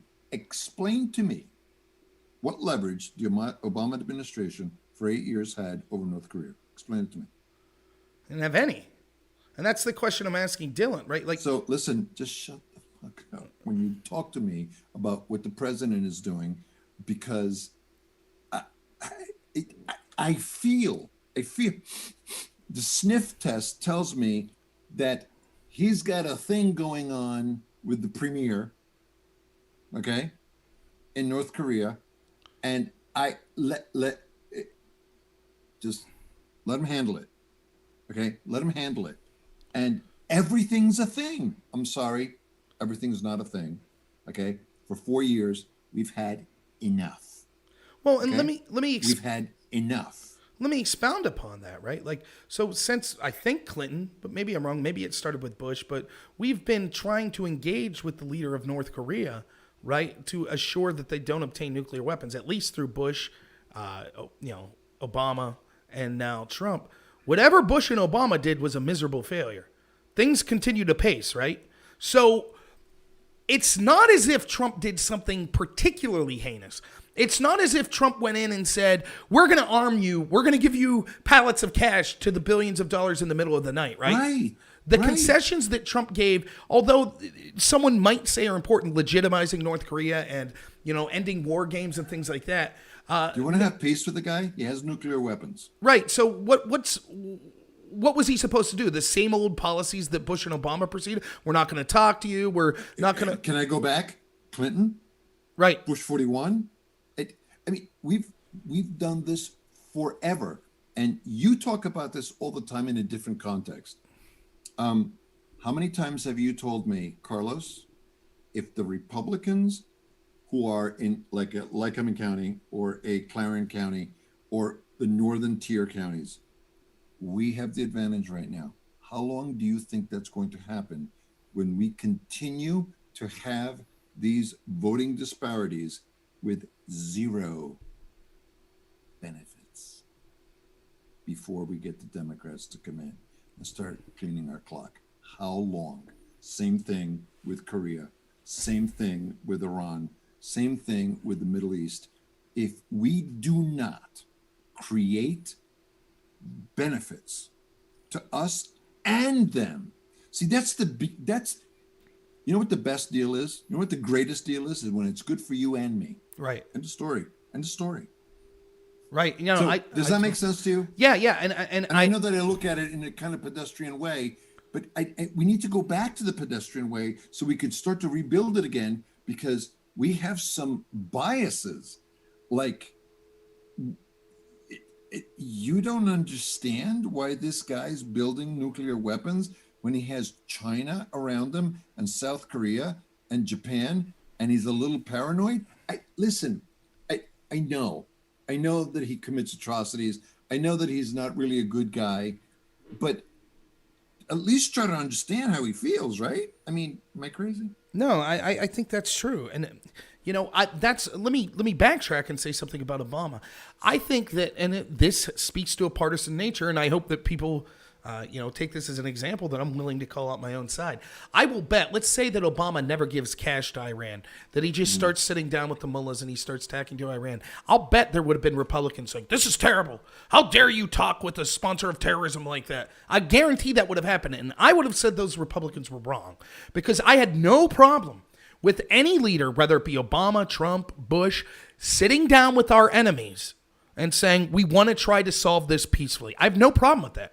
I don't take stock in this, well, you're legitimizing their leadership by talking to them. I don't take stock in that. I think that that's garbage. I think that if I was an incoming president and the previous president said, don't bother talking to Kim Jong-un, it's worthless, don't legitimize him, I would still say, I'm going to talk to him. Maybe I could bring something to the table differently. And if it doesn't work out, no harm, no foul. I'm like, fine, not going to work. This is obviously not worth my while, and I'll leave. So I think I didn't have a problem with Obama talking to Iran. What I had a problem with was him financing weapons that were going to be used against U.S. and our allies. That's where the problem lied to me. And it's so in Korea, I don't think I'm being a hypocrite to say, then when I look at Korea and I see Trump talking to Korea, I don't have a problem with that. But Trump never took that next step of giving billions of dollars. I subscribe to what you're saying. Here's the context that everyone is missing. And I know that you haven't forgotten, but this is the most important part. He gave them pallets of cash 20 minutes before he was out of office. Right. Right. And that's absolutely true. And look, and the other thing, like, I'm glad we had this foreign policy discussion, because it seems to be something. I love it. It seems, I love him. Right. It seems to be something that our national media and I'm going to bust his ass next time I talk to him. Is that, listen, for all your shit talking, okay, about being a Bernie supporter, I need you to understand that you were the longest guest in a 24-hour digital Trump rally. That's right. He was. That's definitely true. That is funny. Yeah.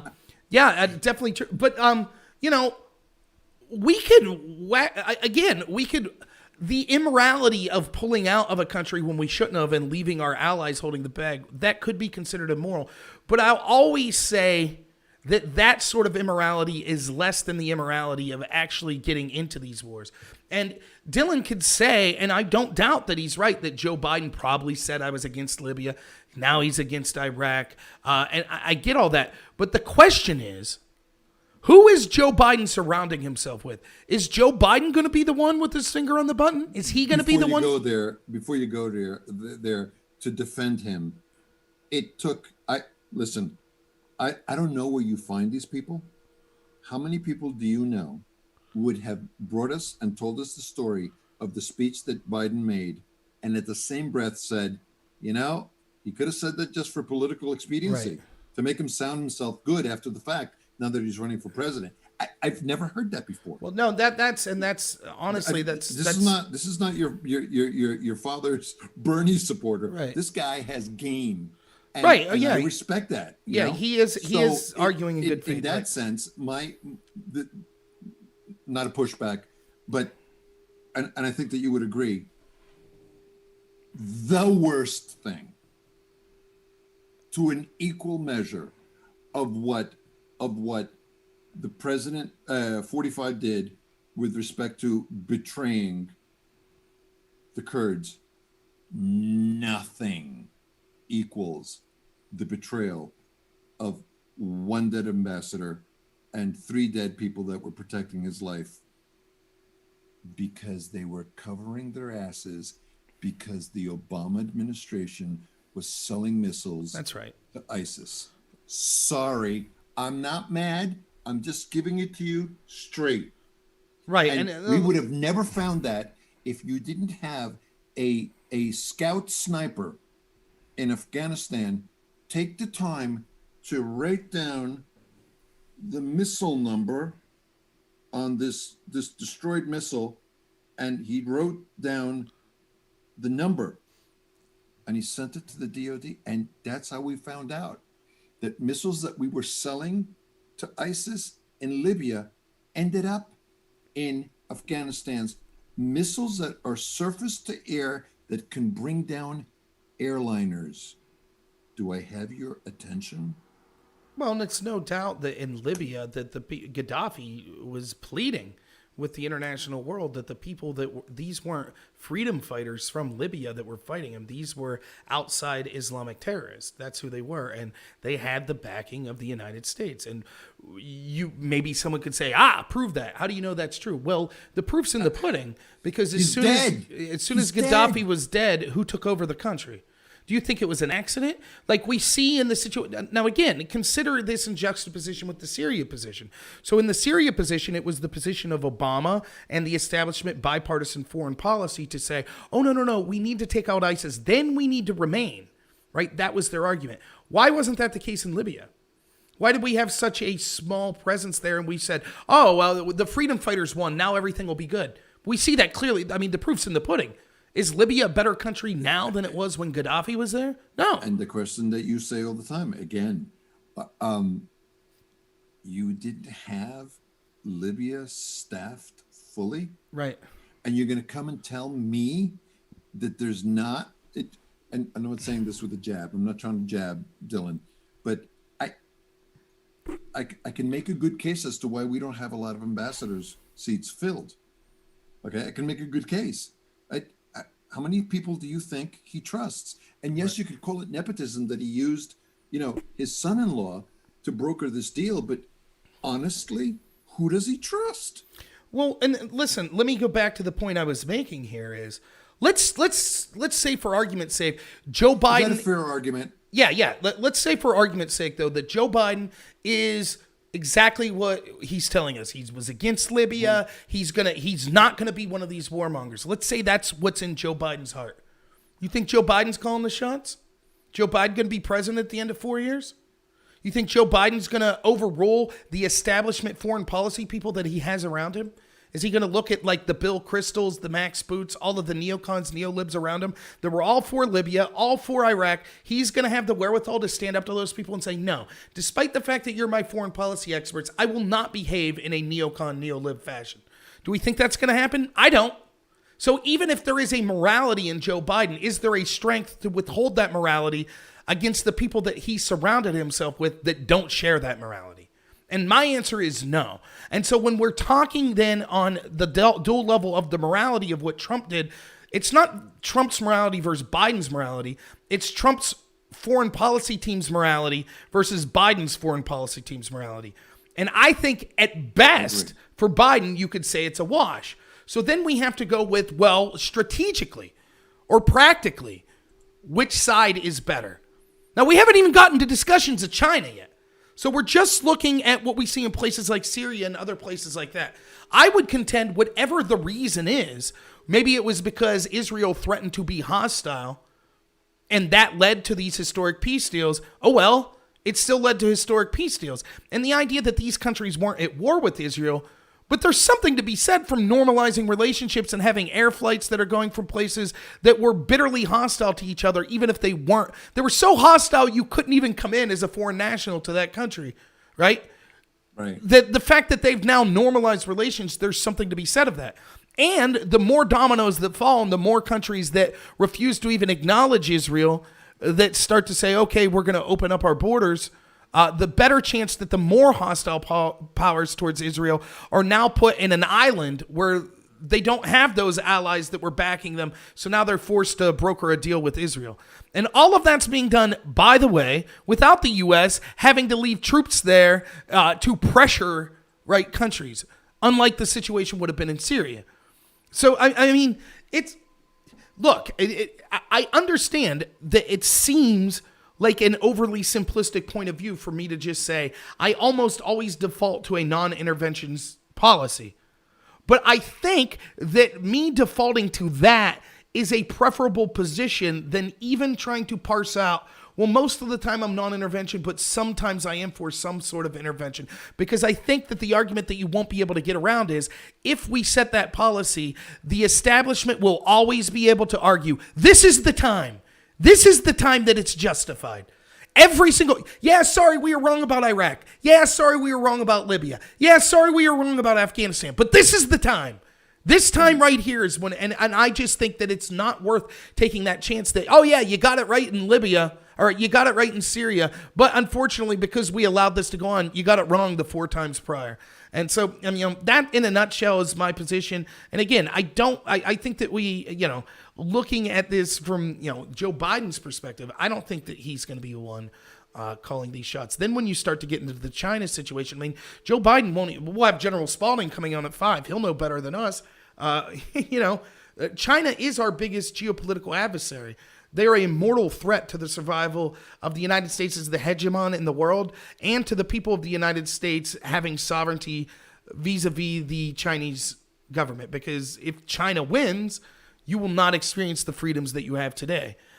So when we look at that as them being the greatest foreign threat and Joe Biden won't call them an enemy, I mean, that's not even getting into is Joe Biden beholden to China because of money and compromat that they have on his family? Who knows?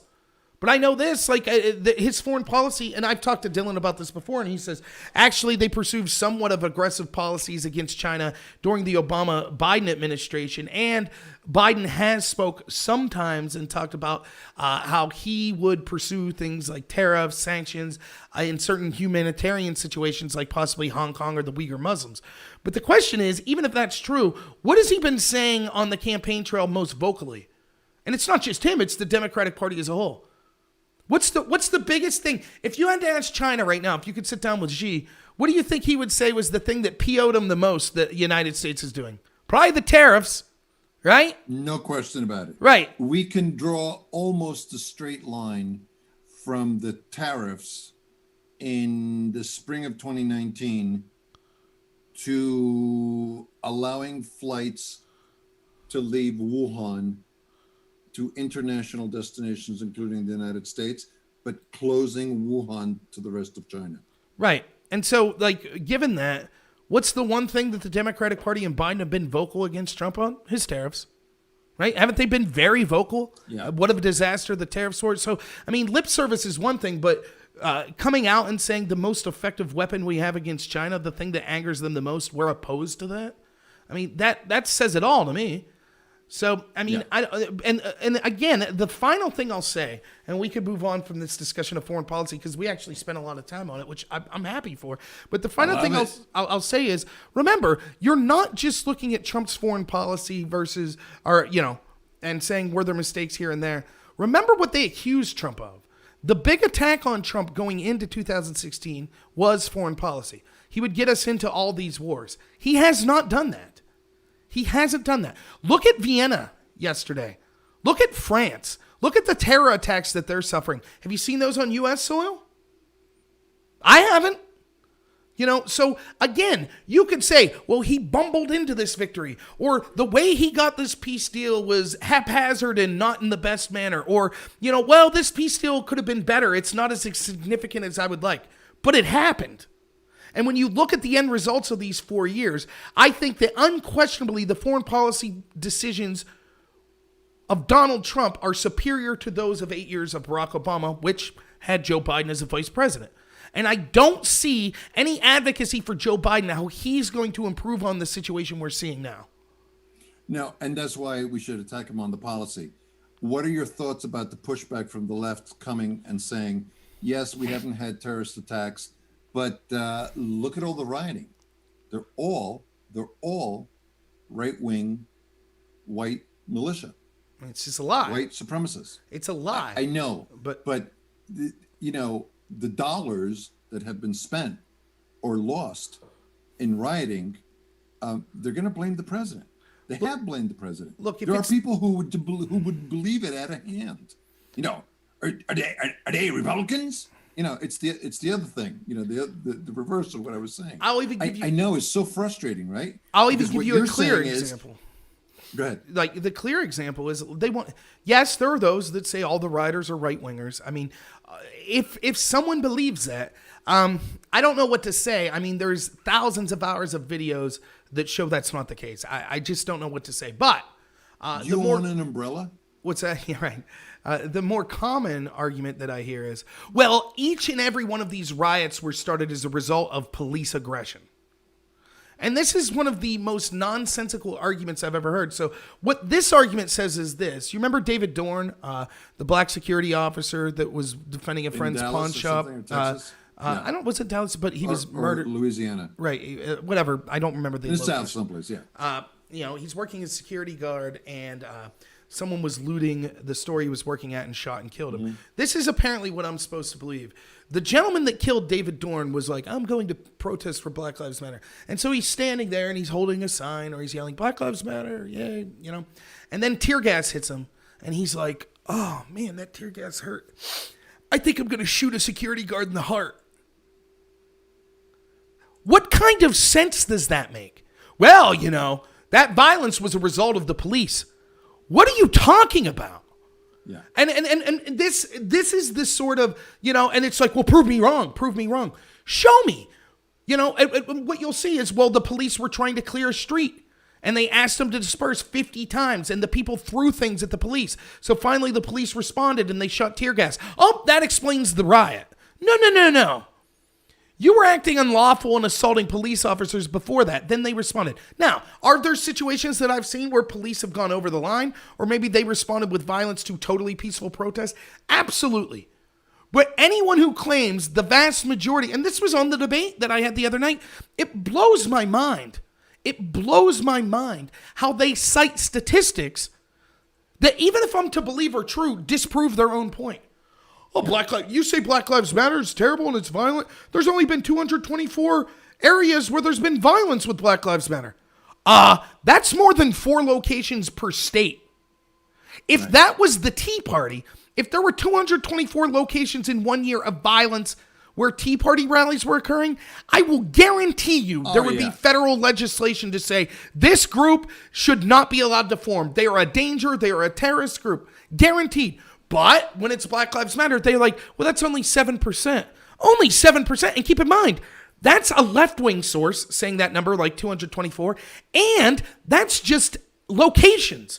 So in a place like Portland that had 90 nights of rioting, that only counts as 1 on that number. Exactly right. And so and any other places that had multiple nights of rioting, like Philadelphia and St. Louis and Chicago, the Chop Zone in Seattle, and the Chop Zone. Yep. Right. So in your opinion, your thoughts, you never really chimed in with respect to the idea of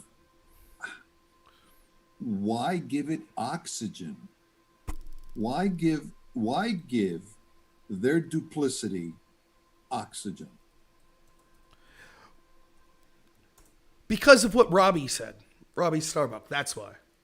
Because you're saying that, if I understand you correctly, that because they don't really have all the facts and their numbers are skewed, we still have to be able to bring them to the table by having a discussion and telling them that they're being hypocrites. Right. And like I say this all the time, like your audience isn't just the person you're like, for example, like let's use the inverse. It'll be fun to do this. Dylan comes on here today, right? He's coming to what's being touted as a 24-hour Trump rally. Right. He came because of you. Well, but I understand. Your friend. Well, right. But I understand that.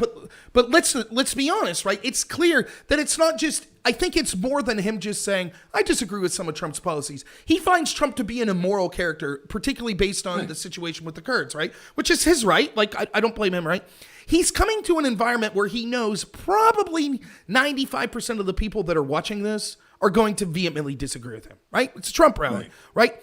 Now, I understand you're saying he came on because of me, but if what he's doing, the way he's presenting himself, he's not just trying to convince me or you. He also knows that he may have his supporters that view this at a later time. There could be people that are moderates in the chat, even if it's only 1 or 2 that say, yeah, those are some really good points.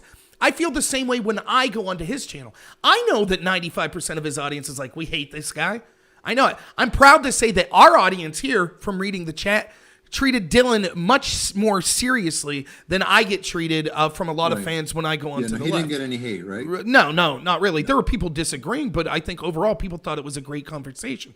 But I'm not blaming Dylan for, or Dylan or any of the left-wing people for what an audience says to me. I only say this. I know going in when I'm involved in debating on Twitch and these left-wing streams that the vast majority of the audience disagrees with me. One of the first left-wingers I debated was Destiny. I debated him on his channel. And I think I remember I was reading the chat during that debate. I think there were probably around 5,000 people watching that. And the arguments against me ran from the gambit of I have a squeaky sounding voice, I'm a POS, I'm a fat SOB, I'm a conspiracy theorist, I'm a racist, I'm a Nazi. And then they have a bunch of little, like terms. I'm a boomer, I don't know, a bunch of terms that, hip internet slang that I'm not down with. I don't know. That was probably 98% of the conversations. But did you know that I got 7 or 8 comments from people that were like, I'm a fan of Destiny. I disagreed with you, but I want to say that I thought you really handled yourself well, and it gave me something to think about. No, was it worth it? It was only 7, 8 people out of 5,000. I hear you. You know, Character matters. I hear you. And I think, and it was like, who told us this? And you lead with this, though. But you lead with this, right? You lead with the fact that you are a fair, like Wendy Bell says, Rob Knorr is a good man. You know what I'm saying? But you lead with it. And like, how many people, honestly, how many people do you know on the right that just want to win the guard? Like I said with Tiberius, what do you want to do? You want to win or you want to be clear? Right. And like Tiberius said it best, right? Like, I think that this was very wise that he said, you don't win the argument in one day, right? You win the argument in 1 month or 1 year or one lifetime. Right. And we talked to Chairman Carolyn Conor. She was a chairman, correct? Mm-hmm. We talked to Union County chairman. Union County chairman. And one of the things we talked about, I think you had to go away for a bit, but one of the things we talked about was I was very impressed with talking to her about the way she was talking and how she handled her life and how she was willing to talk to people that maybe were on the other side of the ledger. And one of the things we talked about was words are cheap. But how you purport yourself when you think no one's watching, that's the important thing. And so, for example, I'll give you an idea. I went through a phase in my life. I don't like to talk about my religion a lot. It's not something, it's kind of a private thing. I guess I consider myself a Christian in that I try to be Christ-like. I do not go to church, etc. That's all I'll say about it here, right? But there was a time in my life when I was young, for various reasons, through being through a bad church and other situations, that I was not religious at all. I was not. I kind of had contempt. I know the story. I had contempt, right? There was a kid, and I won't mention his name, and he has no idea that this is true, but if I ever see him again, I will tell him. He was very religious, and he was fun, and he was genuine, and he was the kind of guy that you could sit across the room from. Like, you could be at a party, and he'd think no one was watching, and he's cleaning up, and he's helping someone out, right? And he's doing things not because he wants to be visible that he's a good person, but he's genuinely a good person, and that shows. That had more of an influence on me and my thoughts of religion than any sermon I ever heard, right? And I think that that's why I try to talk to other people, and I try to say, if you were on the left and you watched this entire 24-hour stream, and you might be thinking, sure, when Rob came on to debate so-and-so, he pretended to be interested in what the left had to say, but that's not who he is behind closed doors. That's not true. That is who I am, and I think that authenticity is why I keep talking to those people, because I keep telling myself, I am so infuriated at the censorship, at the deplatforming, at the refusal to hear other people, that I have to hear other people. I have to hear them out, because if I don't, then I'm no better than them. And at the end of the day, we're all going to die, right? I love this country. Exactly. I will fight for this country. I will. But when I'm on my deathbed, the things that are going to matter to me is what I think of myself and what my family thought of me. That's it. And because of that, if I have to look myself in the mirror, and if I say, well, it was okay for me to engage in tactics that I criticize the other side for, well, it was okay for me. Now, look, I do it. You do it too. We're all hypocritical at times. But if I start to justify, I know I'm a hypocrite and I'm proud of it because it's strategic, how can I look at myself in the mirror? And at the end of the day, that's what's going to matter. So, that's why I talk to people. That's why I do the debates. And look, it's aggravating. And I ain't no saint. Like, I get on there and sometimes I yell and scream and I get frustrated and I draw up curse words. I fail like anyone else. But I keep going back because I'm trying to show I think I know what I'm talking about. I think I have a reason for my positions. I'm operating in good faith and willing to hear other people. And, I think that that's the only way that I could behave morally. That's just how I look at it. No question about it. And I don't think you have to worry about it. The problem is you never know. So did you hear Dylan's story and Tiberius's story? Well, I started with 3 or 4 viewers a night, and then I got to this, and then I got to that, and now I have 30. Now I have 300. Everyone, it's all on God's time, number one. Number two, and the only focus that we could do, okay, and the 24 hours that we just done right now shows it. We can only do the very best that we can do to try to help our audience and stick to the script of what we set out to do. This is a Trump rally. It's a digital Trump rally, but it's an opportunity for Republicans to come on board and talk to us about the things that they're doing, and to motivate the debates, and to tell us a little bit about themselves in a personal way. Listen, did you know about Diana Ivory Vaughn before you met her today? No, never met her. And I know that you met Dr. Hare before, but there was a couple of people that you met for the first time. Oh yeah, absolutely. And you were like, listen, I think I know how to read you. Okay. And I know when you get excited, and you got excited at the right times because you were impressed with these people, right? Because they were supplying and giving you value, right? And that's all I got to say. You are a giant in terms of your content, in terms of your listen. From a standing still position, I've never met anyone with your political talent. Never. Never. And it's only a matter of time before how good you are becomes how, I don't want to say popular, but I do want to say that you have an effect on people to the level of how good you are. Does that make sense? I understand what you're saying. And I think that, look, I truly mean, now it's getting a little late, so I'm waxing philosophically here, but it's fine. I can wax for you. I truly, I mean this, I hope, look, let me tell you a little, I know I've told you this story before, Carlos, but let me tell the audience here a story. I was in debate, and I had a situation where I had I'll be as vague as possible. I had a physical altercation, me versus 18 people. I did not win. I fared very poorly in said altercation. And I found out that a friend of mine, or someone I thought was a friend, was kind of involved in kind of shutting me up and silencing me and helping the people that were involved in that altercation. I know the story, but go ahead. Right? So anyways, through a set of happenstance, I ended up, that person that was connected to me through the university and on the debate team, I ended up threatening, and it cost me. I had to go in front of people in the debate community, or in the debate team, particularly the person that's basically supervised the team, and they had to tell me I was suspended. And these were people I really respected. To this day, I respect even the left-wing people, a lot of them that I met. I think you could tell when you heard me talking to Phil Kerpen way back hours ago, right? Like Phil, I had interactions with Phil twice, and it stuck with me because a lot of those people I learned a lot from that were helping me in debate and coaching me and things like that. And it was different type of people. You have to understand the family I came from. We there ain't way we're in debates. Debates were just yelling "F you." That's the way it was. A poor rural family, but my parents did their best. I love them. Everything I am is because of them. And I had a huge, to me, that is one of the most important things in life is family.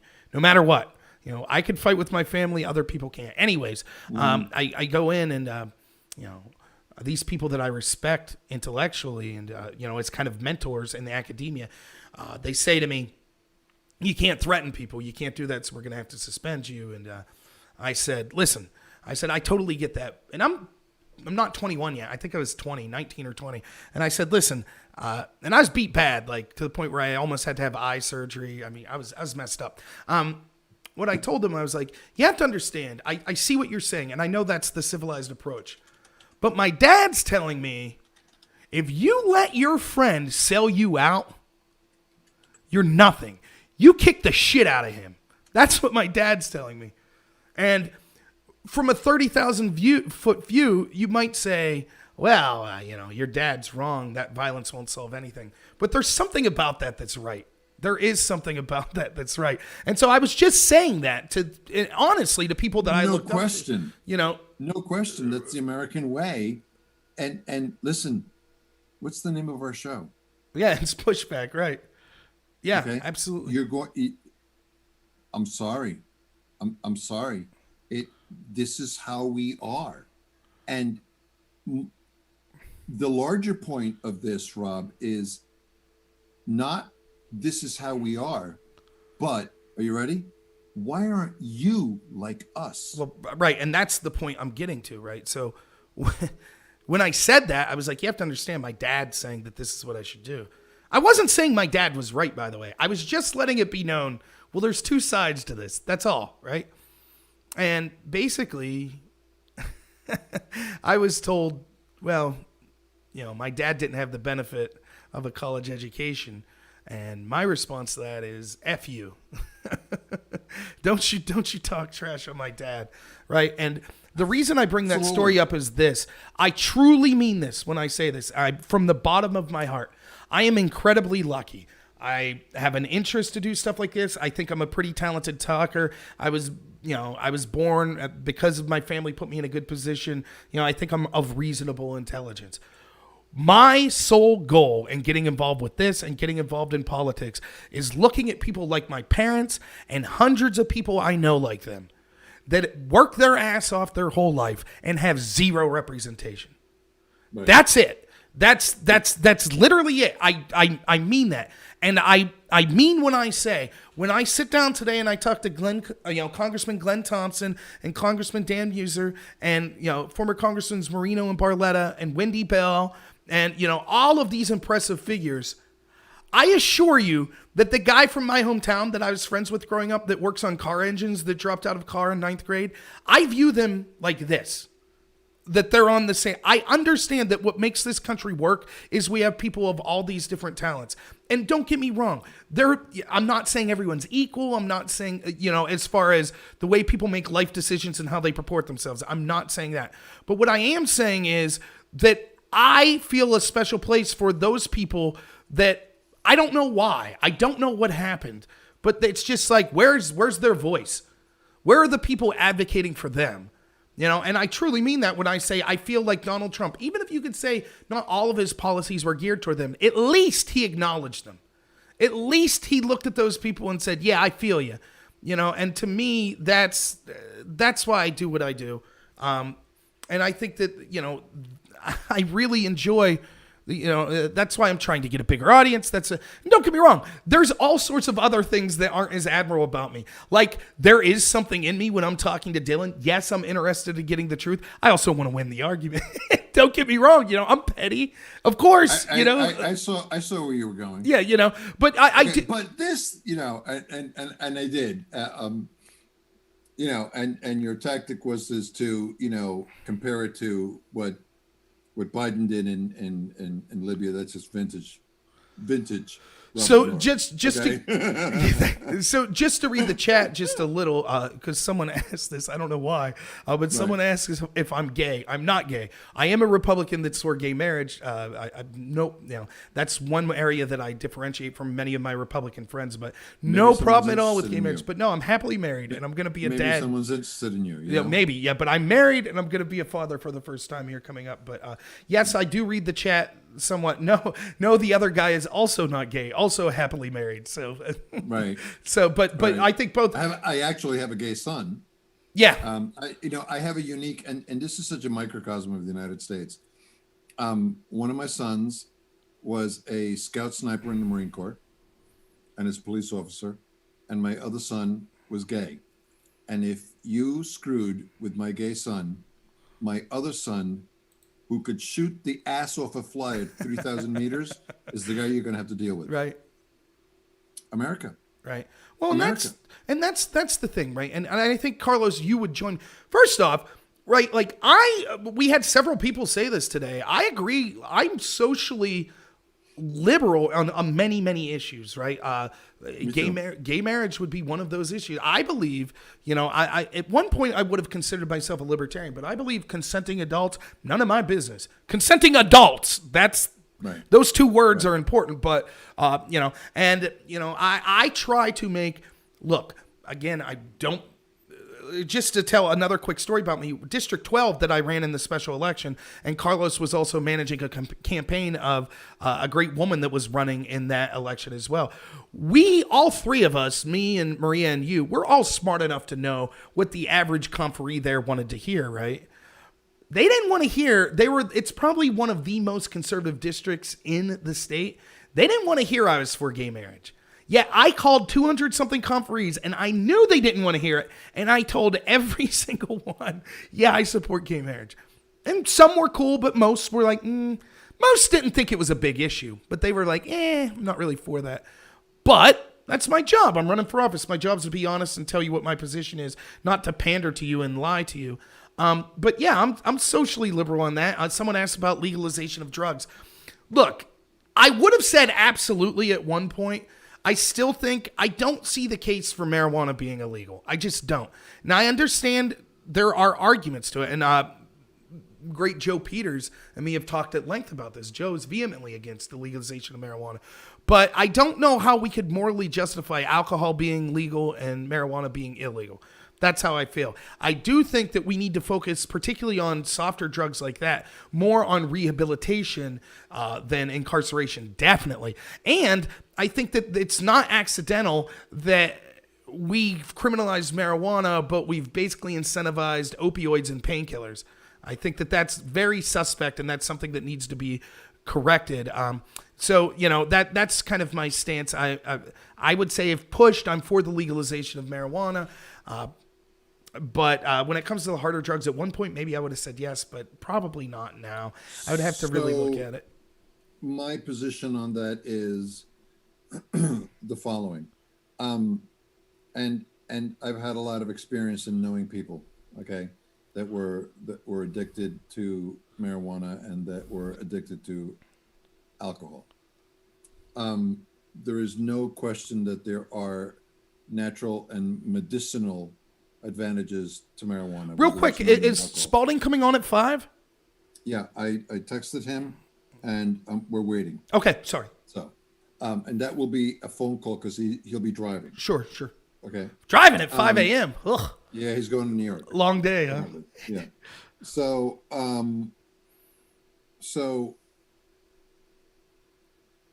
the issue with alcohol, forget about it if it's legal or not, is that it's addictive. When you can drink, 1 or 2 pints of vodka every day and get destroyed and get drunk, that's in my mind different than, you're hurting your liver. Right. With marijuana, it's been my experience, I'm not an expert. With marijuana, you're hurting your brain. And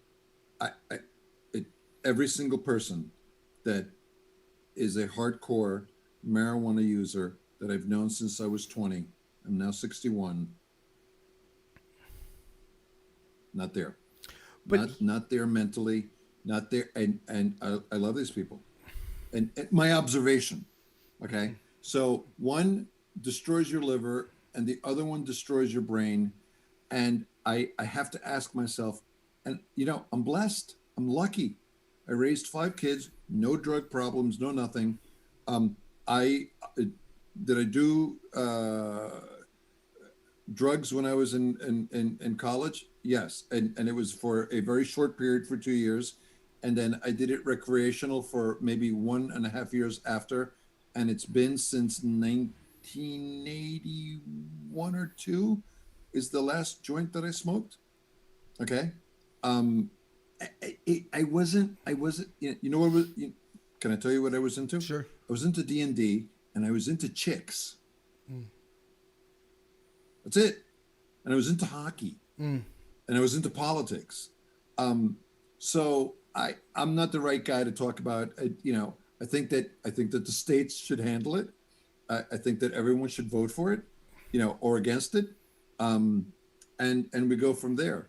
Now, with respect to other policy things, and you said that you were a social liberal, I am mostly. Here's where I'm not. I am pro-life. It doesn't mean that I am anti-abortion. I understand. I'm not an idiot. Okay, but I don't take the position that no matter what happens, that baby's got to be born, no matter what the condition. No, I'm sorry. If the mom's life is in danger, or if the kid's life, let's start out. Morning after pill. You for that? I am not, but let me explain. Okay. And this is going to sound bad, but I'm just going to tell it to you. Sure. I raised my sons to control their own semen. I know what you mean. I get it. But look, let me give the... Don't put it on the woman. You're the man. Sorry. I agree. Toxic masculinity? Yes. But listen. Eat it. You're the man. You be responsible. Don't put it on the woman, because have you been paying attention? Oh, she got an abortion. Listen. Let me ask you a question. You, dude. Screw you. Control your semen. Control the whole entire negotiation. That's how you trump that negotiation. Control everything. If you control your semen. Right, but it doesn't. You're welcome. But whether it be a drunken mistake or someone just not controlling themselves, okay, now that woman's in a position, it's a different. Look, I'm basically in the same position as you, but let me play devil's advocate here. Let's ask and this is one of the things I'm biased because I am conservative, but I realize that I could have these difficult conversations with conservatives way easier than I could have with people on the left. So right. One of the pushbacks I have for conservatives is this. They'll say, life begins at conception. And so, the morning after pill is as egregious as a third trimester, or is the extinguishing of life. But I think deep down, almost most conservatives are more outraged by third trimester abortion. And if you're more outraged by third trimester abortion, you need to ask why.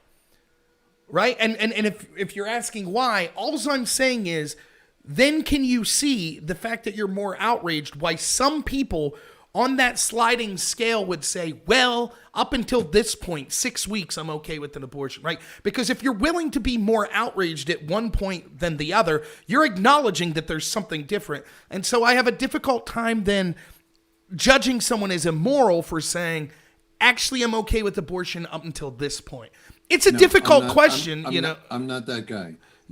I'm a life begins at conception guy. Yeah. So you're as outraged by the morning after pill as third trimester abortion. Yeah. See, Control not me. Control your semen. I'm just being honest. There's something particularly heinous about third trimester. I don't hate you. Oh yeah, I know. I don't disrespect you. Oh yeah. It's a different opinion. And this is. Can I tell you something? I love this. Ready? I'm being clear. Right. Yeah. No. I'm not judging you. Not judging you. Okay. I'm being clear. And guess what? Imus in the morning had this. I heard him say this. This is great. I'm pro-life, but I'm also pro my daughter having a choice over her own body. I get it. I'm not a woman. I don't know.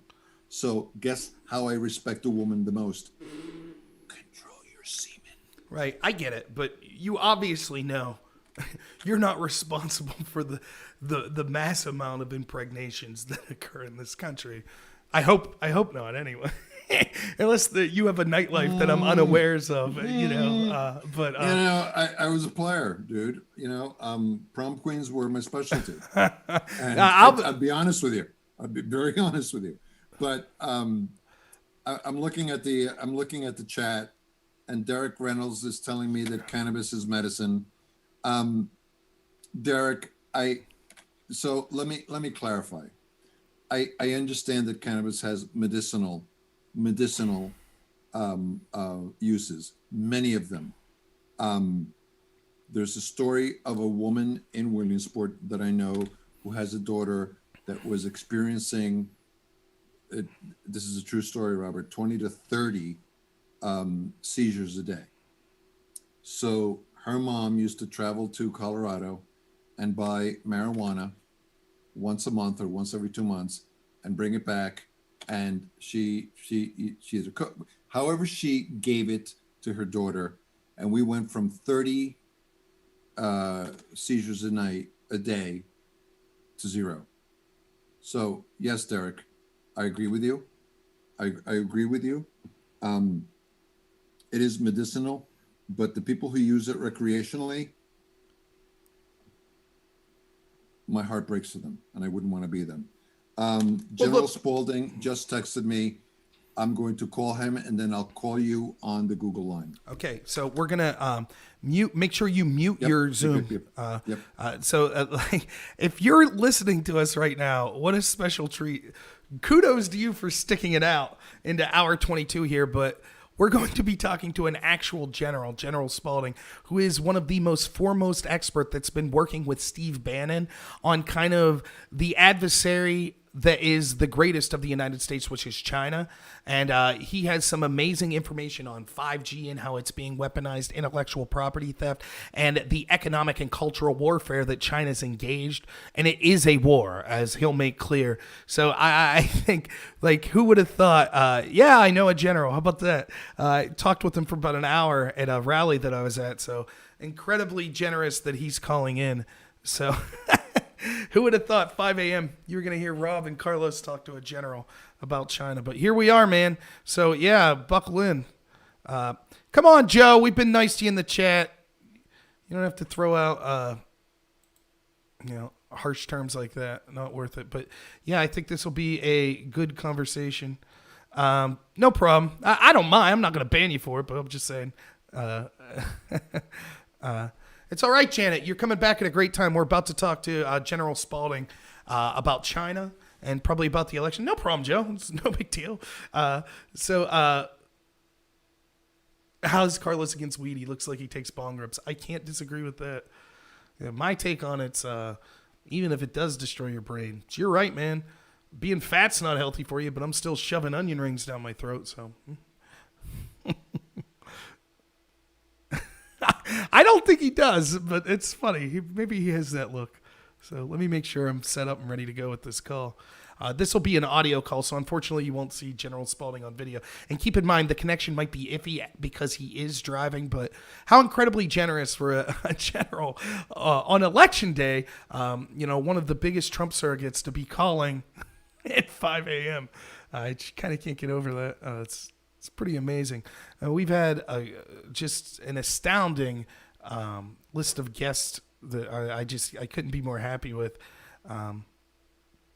Still got 3 hours to go, 2 hours and 50 minutes to go. So my wife will be waking up for work soon. So,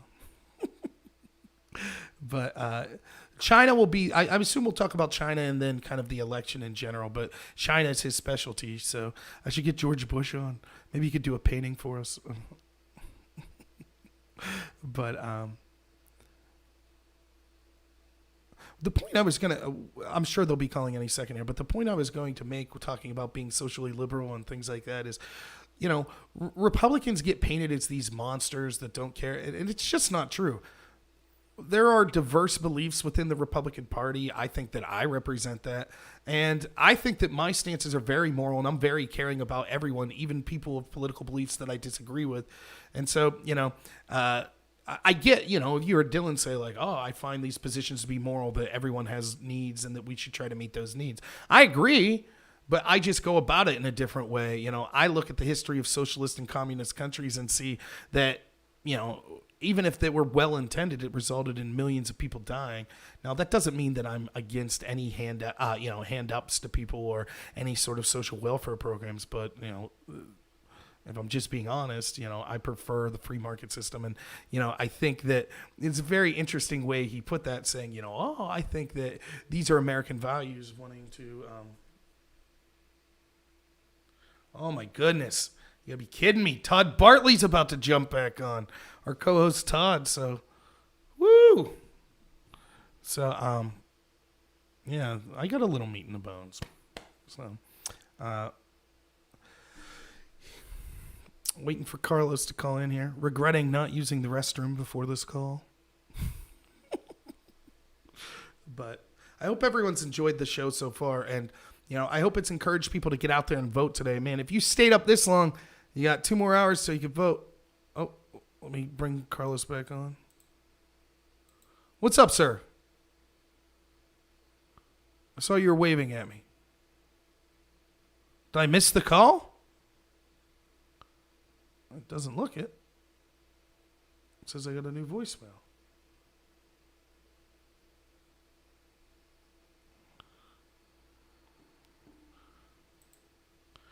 Carlos, can you hear me? It didn't ring, man. If you could hear me, try again. Let me refresh.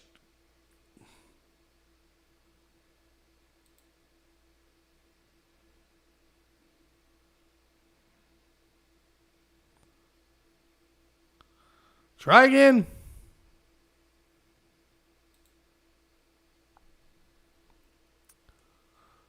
If you can hear me, Carlos, try again.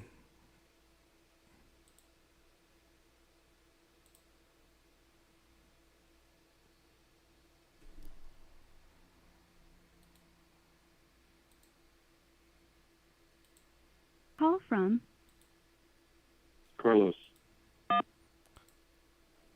Hi, Carlos. Are you there? Yeah, hold on. Let me get the general on. Hold on, okay? All right, no problem.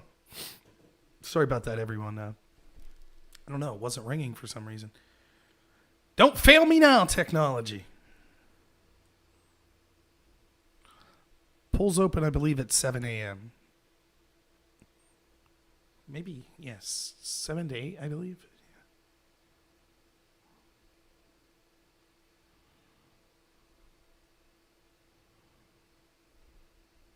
Okay, we're on. Can you hear him, Robert?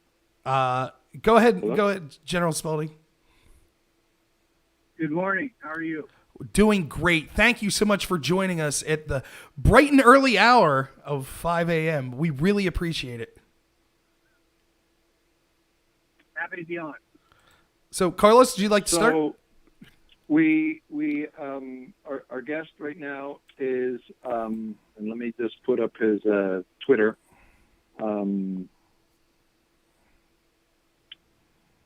The general is General Spalding is an Air Force general that is an expert on China, and there we go. Screen share. Can you see it, Rob? Yep, we're good. Good. Okay. So we put up your Twitter account on our screen share on Zoom, General. And he wrote a book called Stealth War. And he is a former senior director of strategy at the NSC and was a United States Air Force B-2 stealth pilot and a self-described libertarian. General Spalding, S-P-A-L-D-I-N-G. Welcome to the show. I guess our first experience with the general for Robert and I is that we were at Doug McClinko's July 4th or July event, Rally at the Rock, and we met the general there, and he spoke about China and the tools that they were using and using G5 and all these other tools to be able to subvert American policy. And because of that, and because today is election day, we wanted the general to come on and give us a very strong, and Todd Bartley's on, but unfortunately, I don't know if I can get him on. No, it's either. fine. He's on Zoom, but yeah. Okay. So anyway, we'd love to have you, General, talk about China. And I guess that the entree would be if you could encapsulate in about 5 minutes what you told us in your speech at the rally at the Rock. Well, thank you for having me on. I think what I tried to convey is that I spent 27 years in the military. The Air Force trained me to drop bombs, and the way that the United States conducts policy, particularly with regard to conflict, is to use military power to force a resolution to a political problem. And this is not the way the Chinese Communist Party behaves. They have a completely different way of pursuing their national interests, and that involves influence. It involves incentivization, and it mostly encapsulates the elites of our institutions in the United States. So we're an open country. We believe in openness and transparency. We have institutions, political, academic, scientific, government.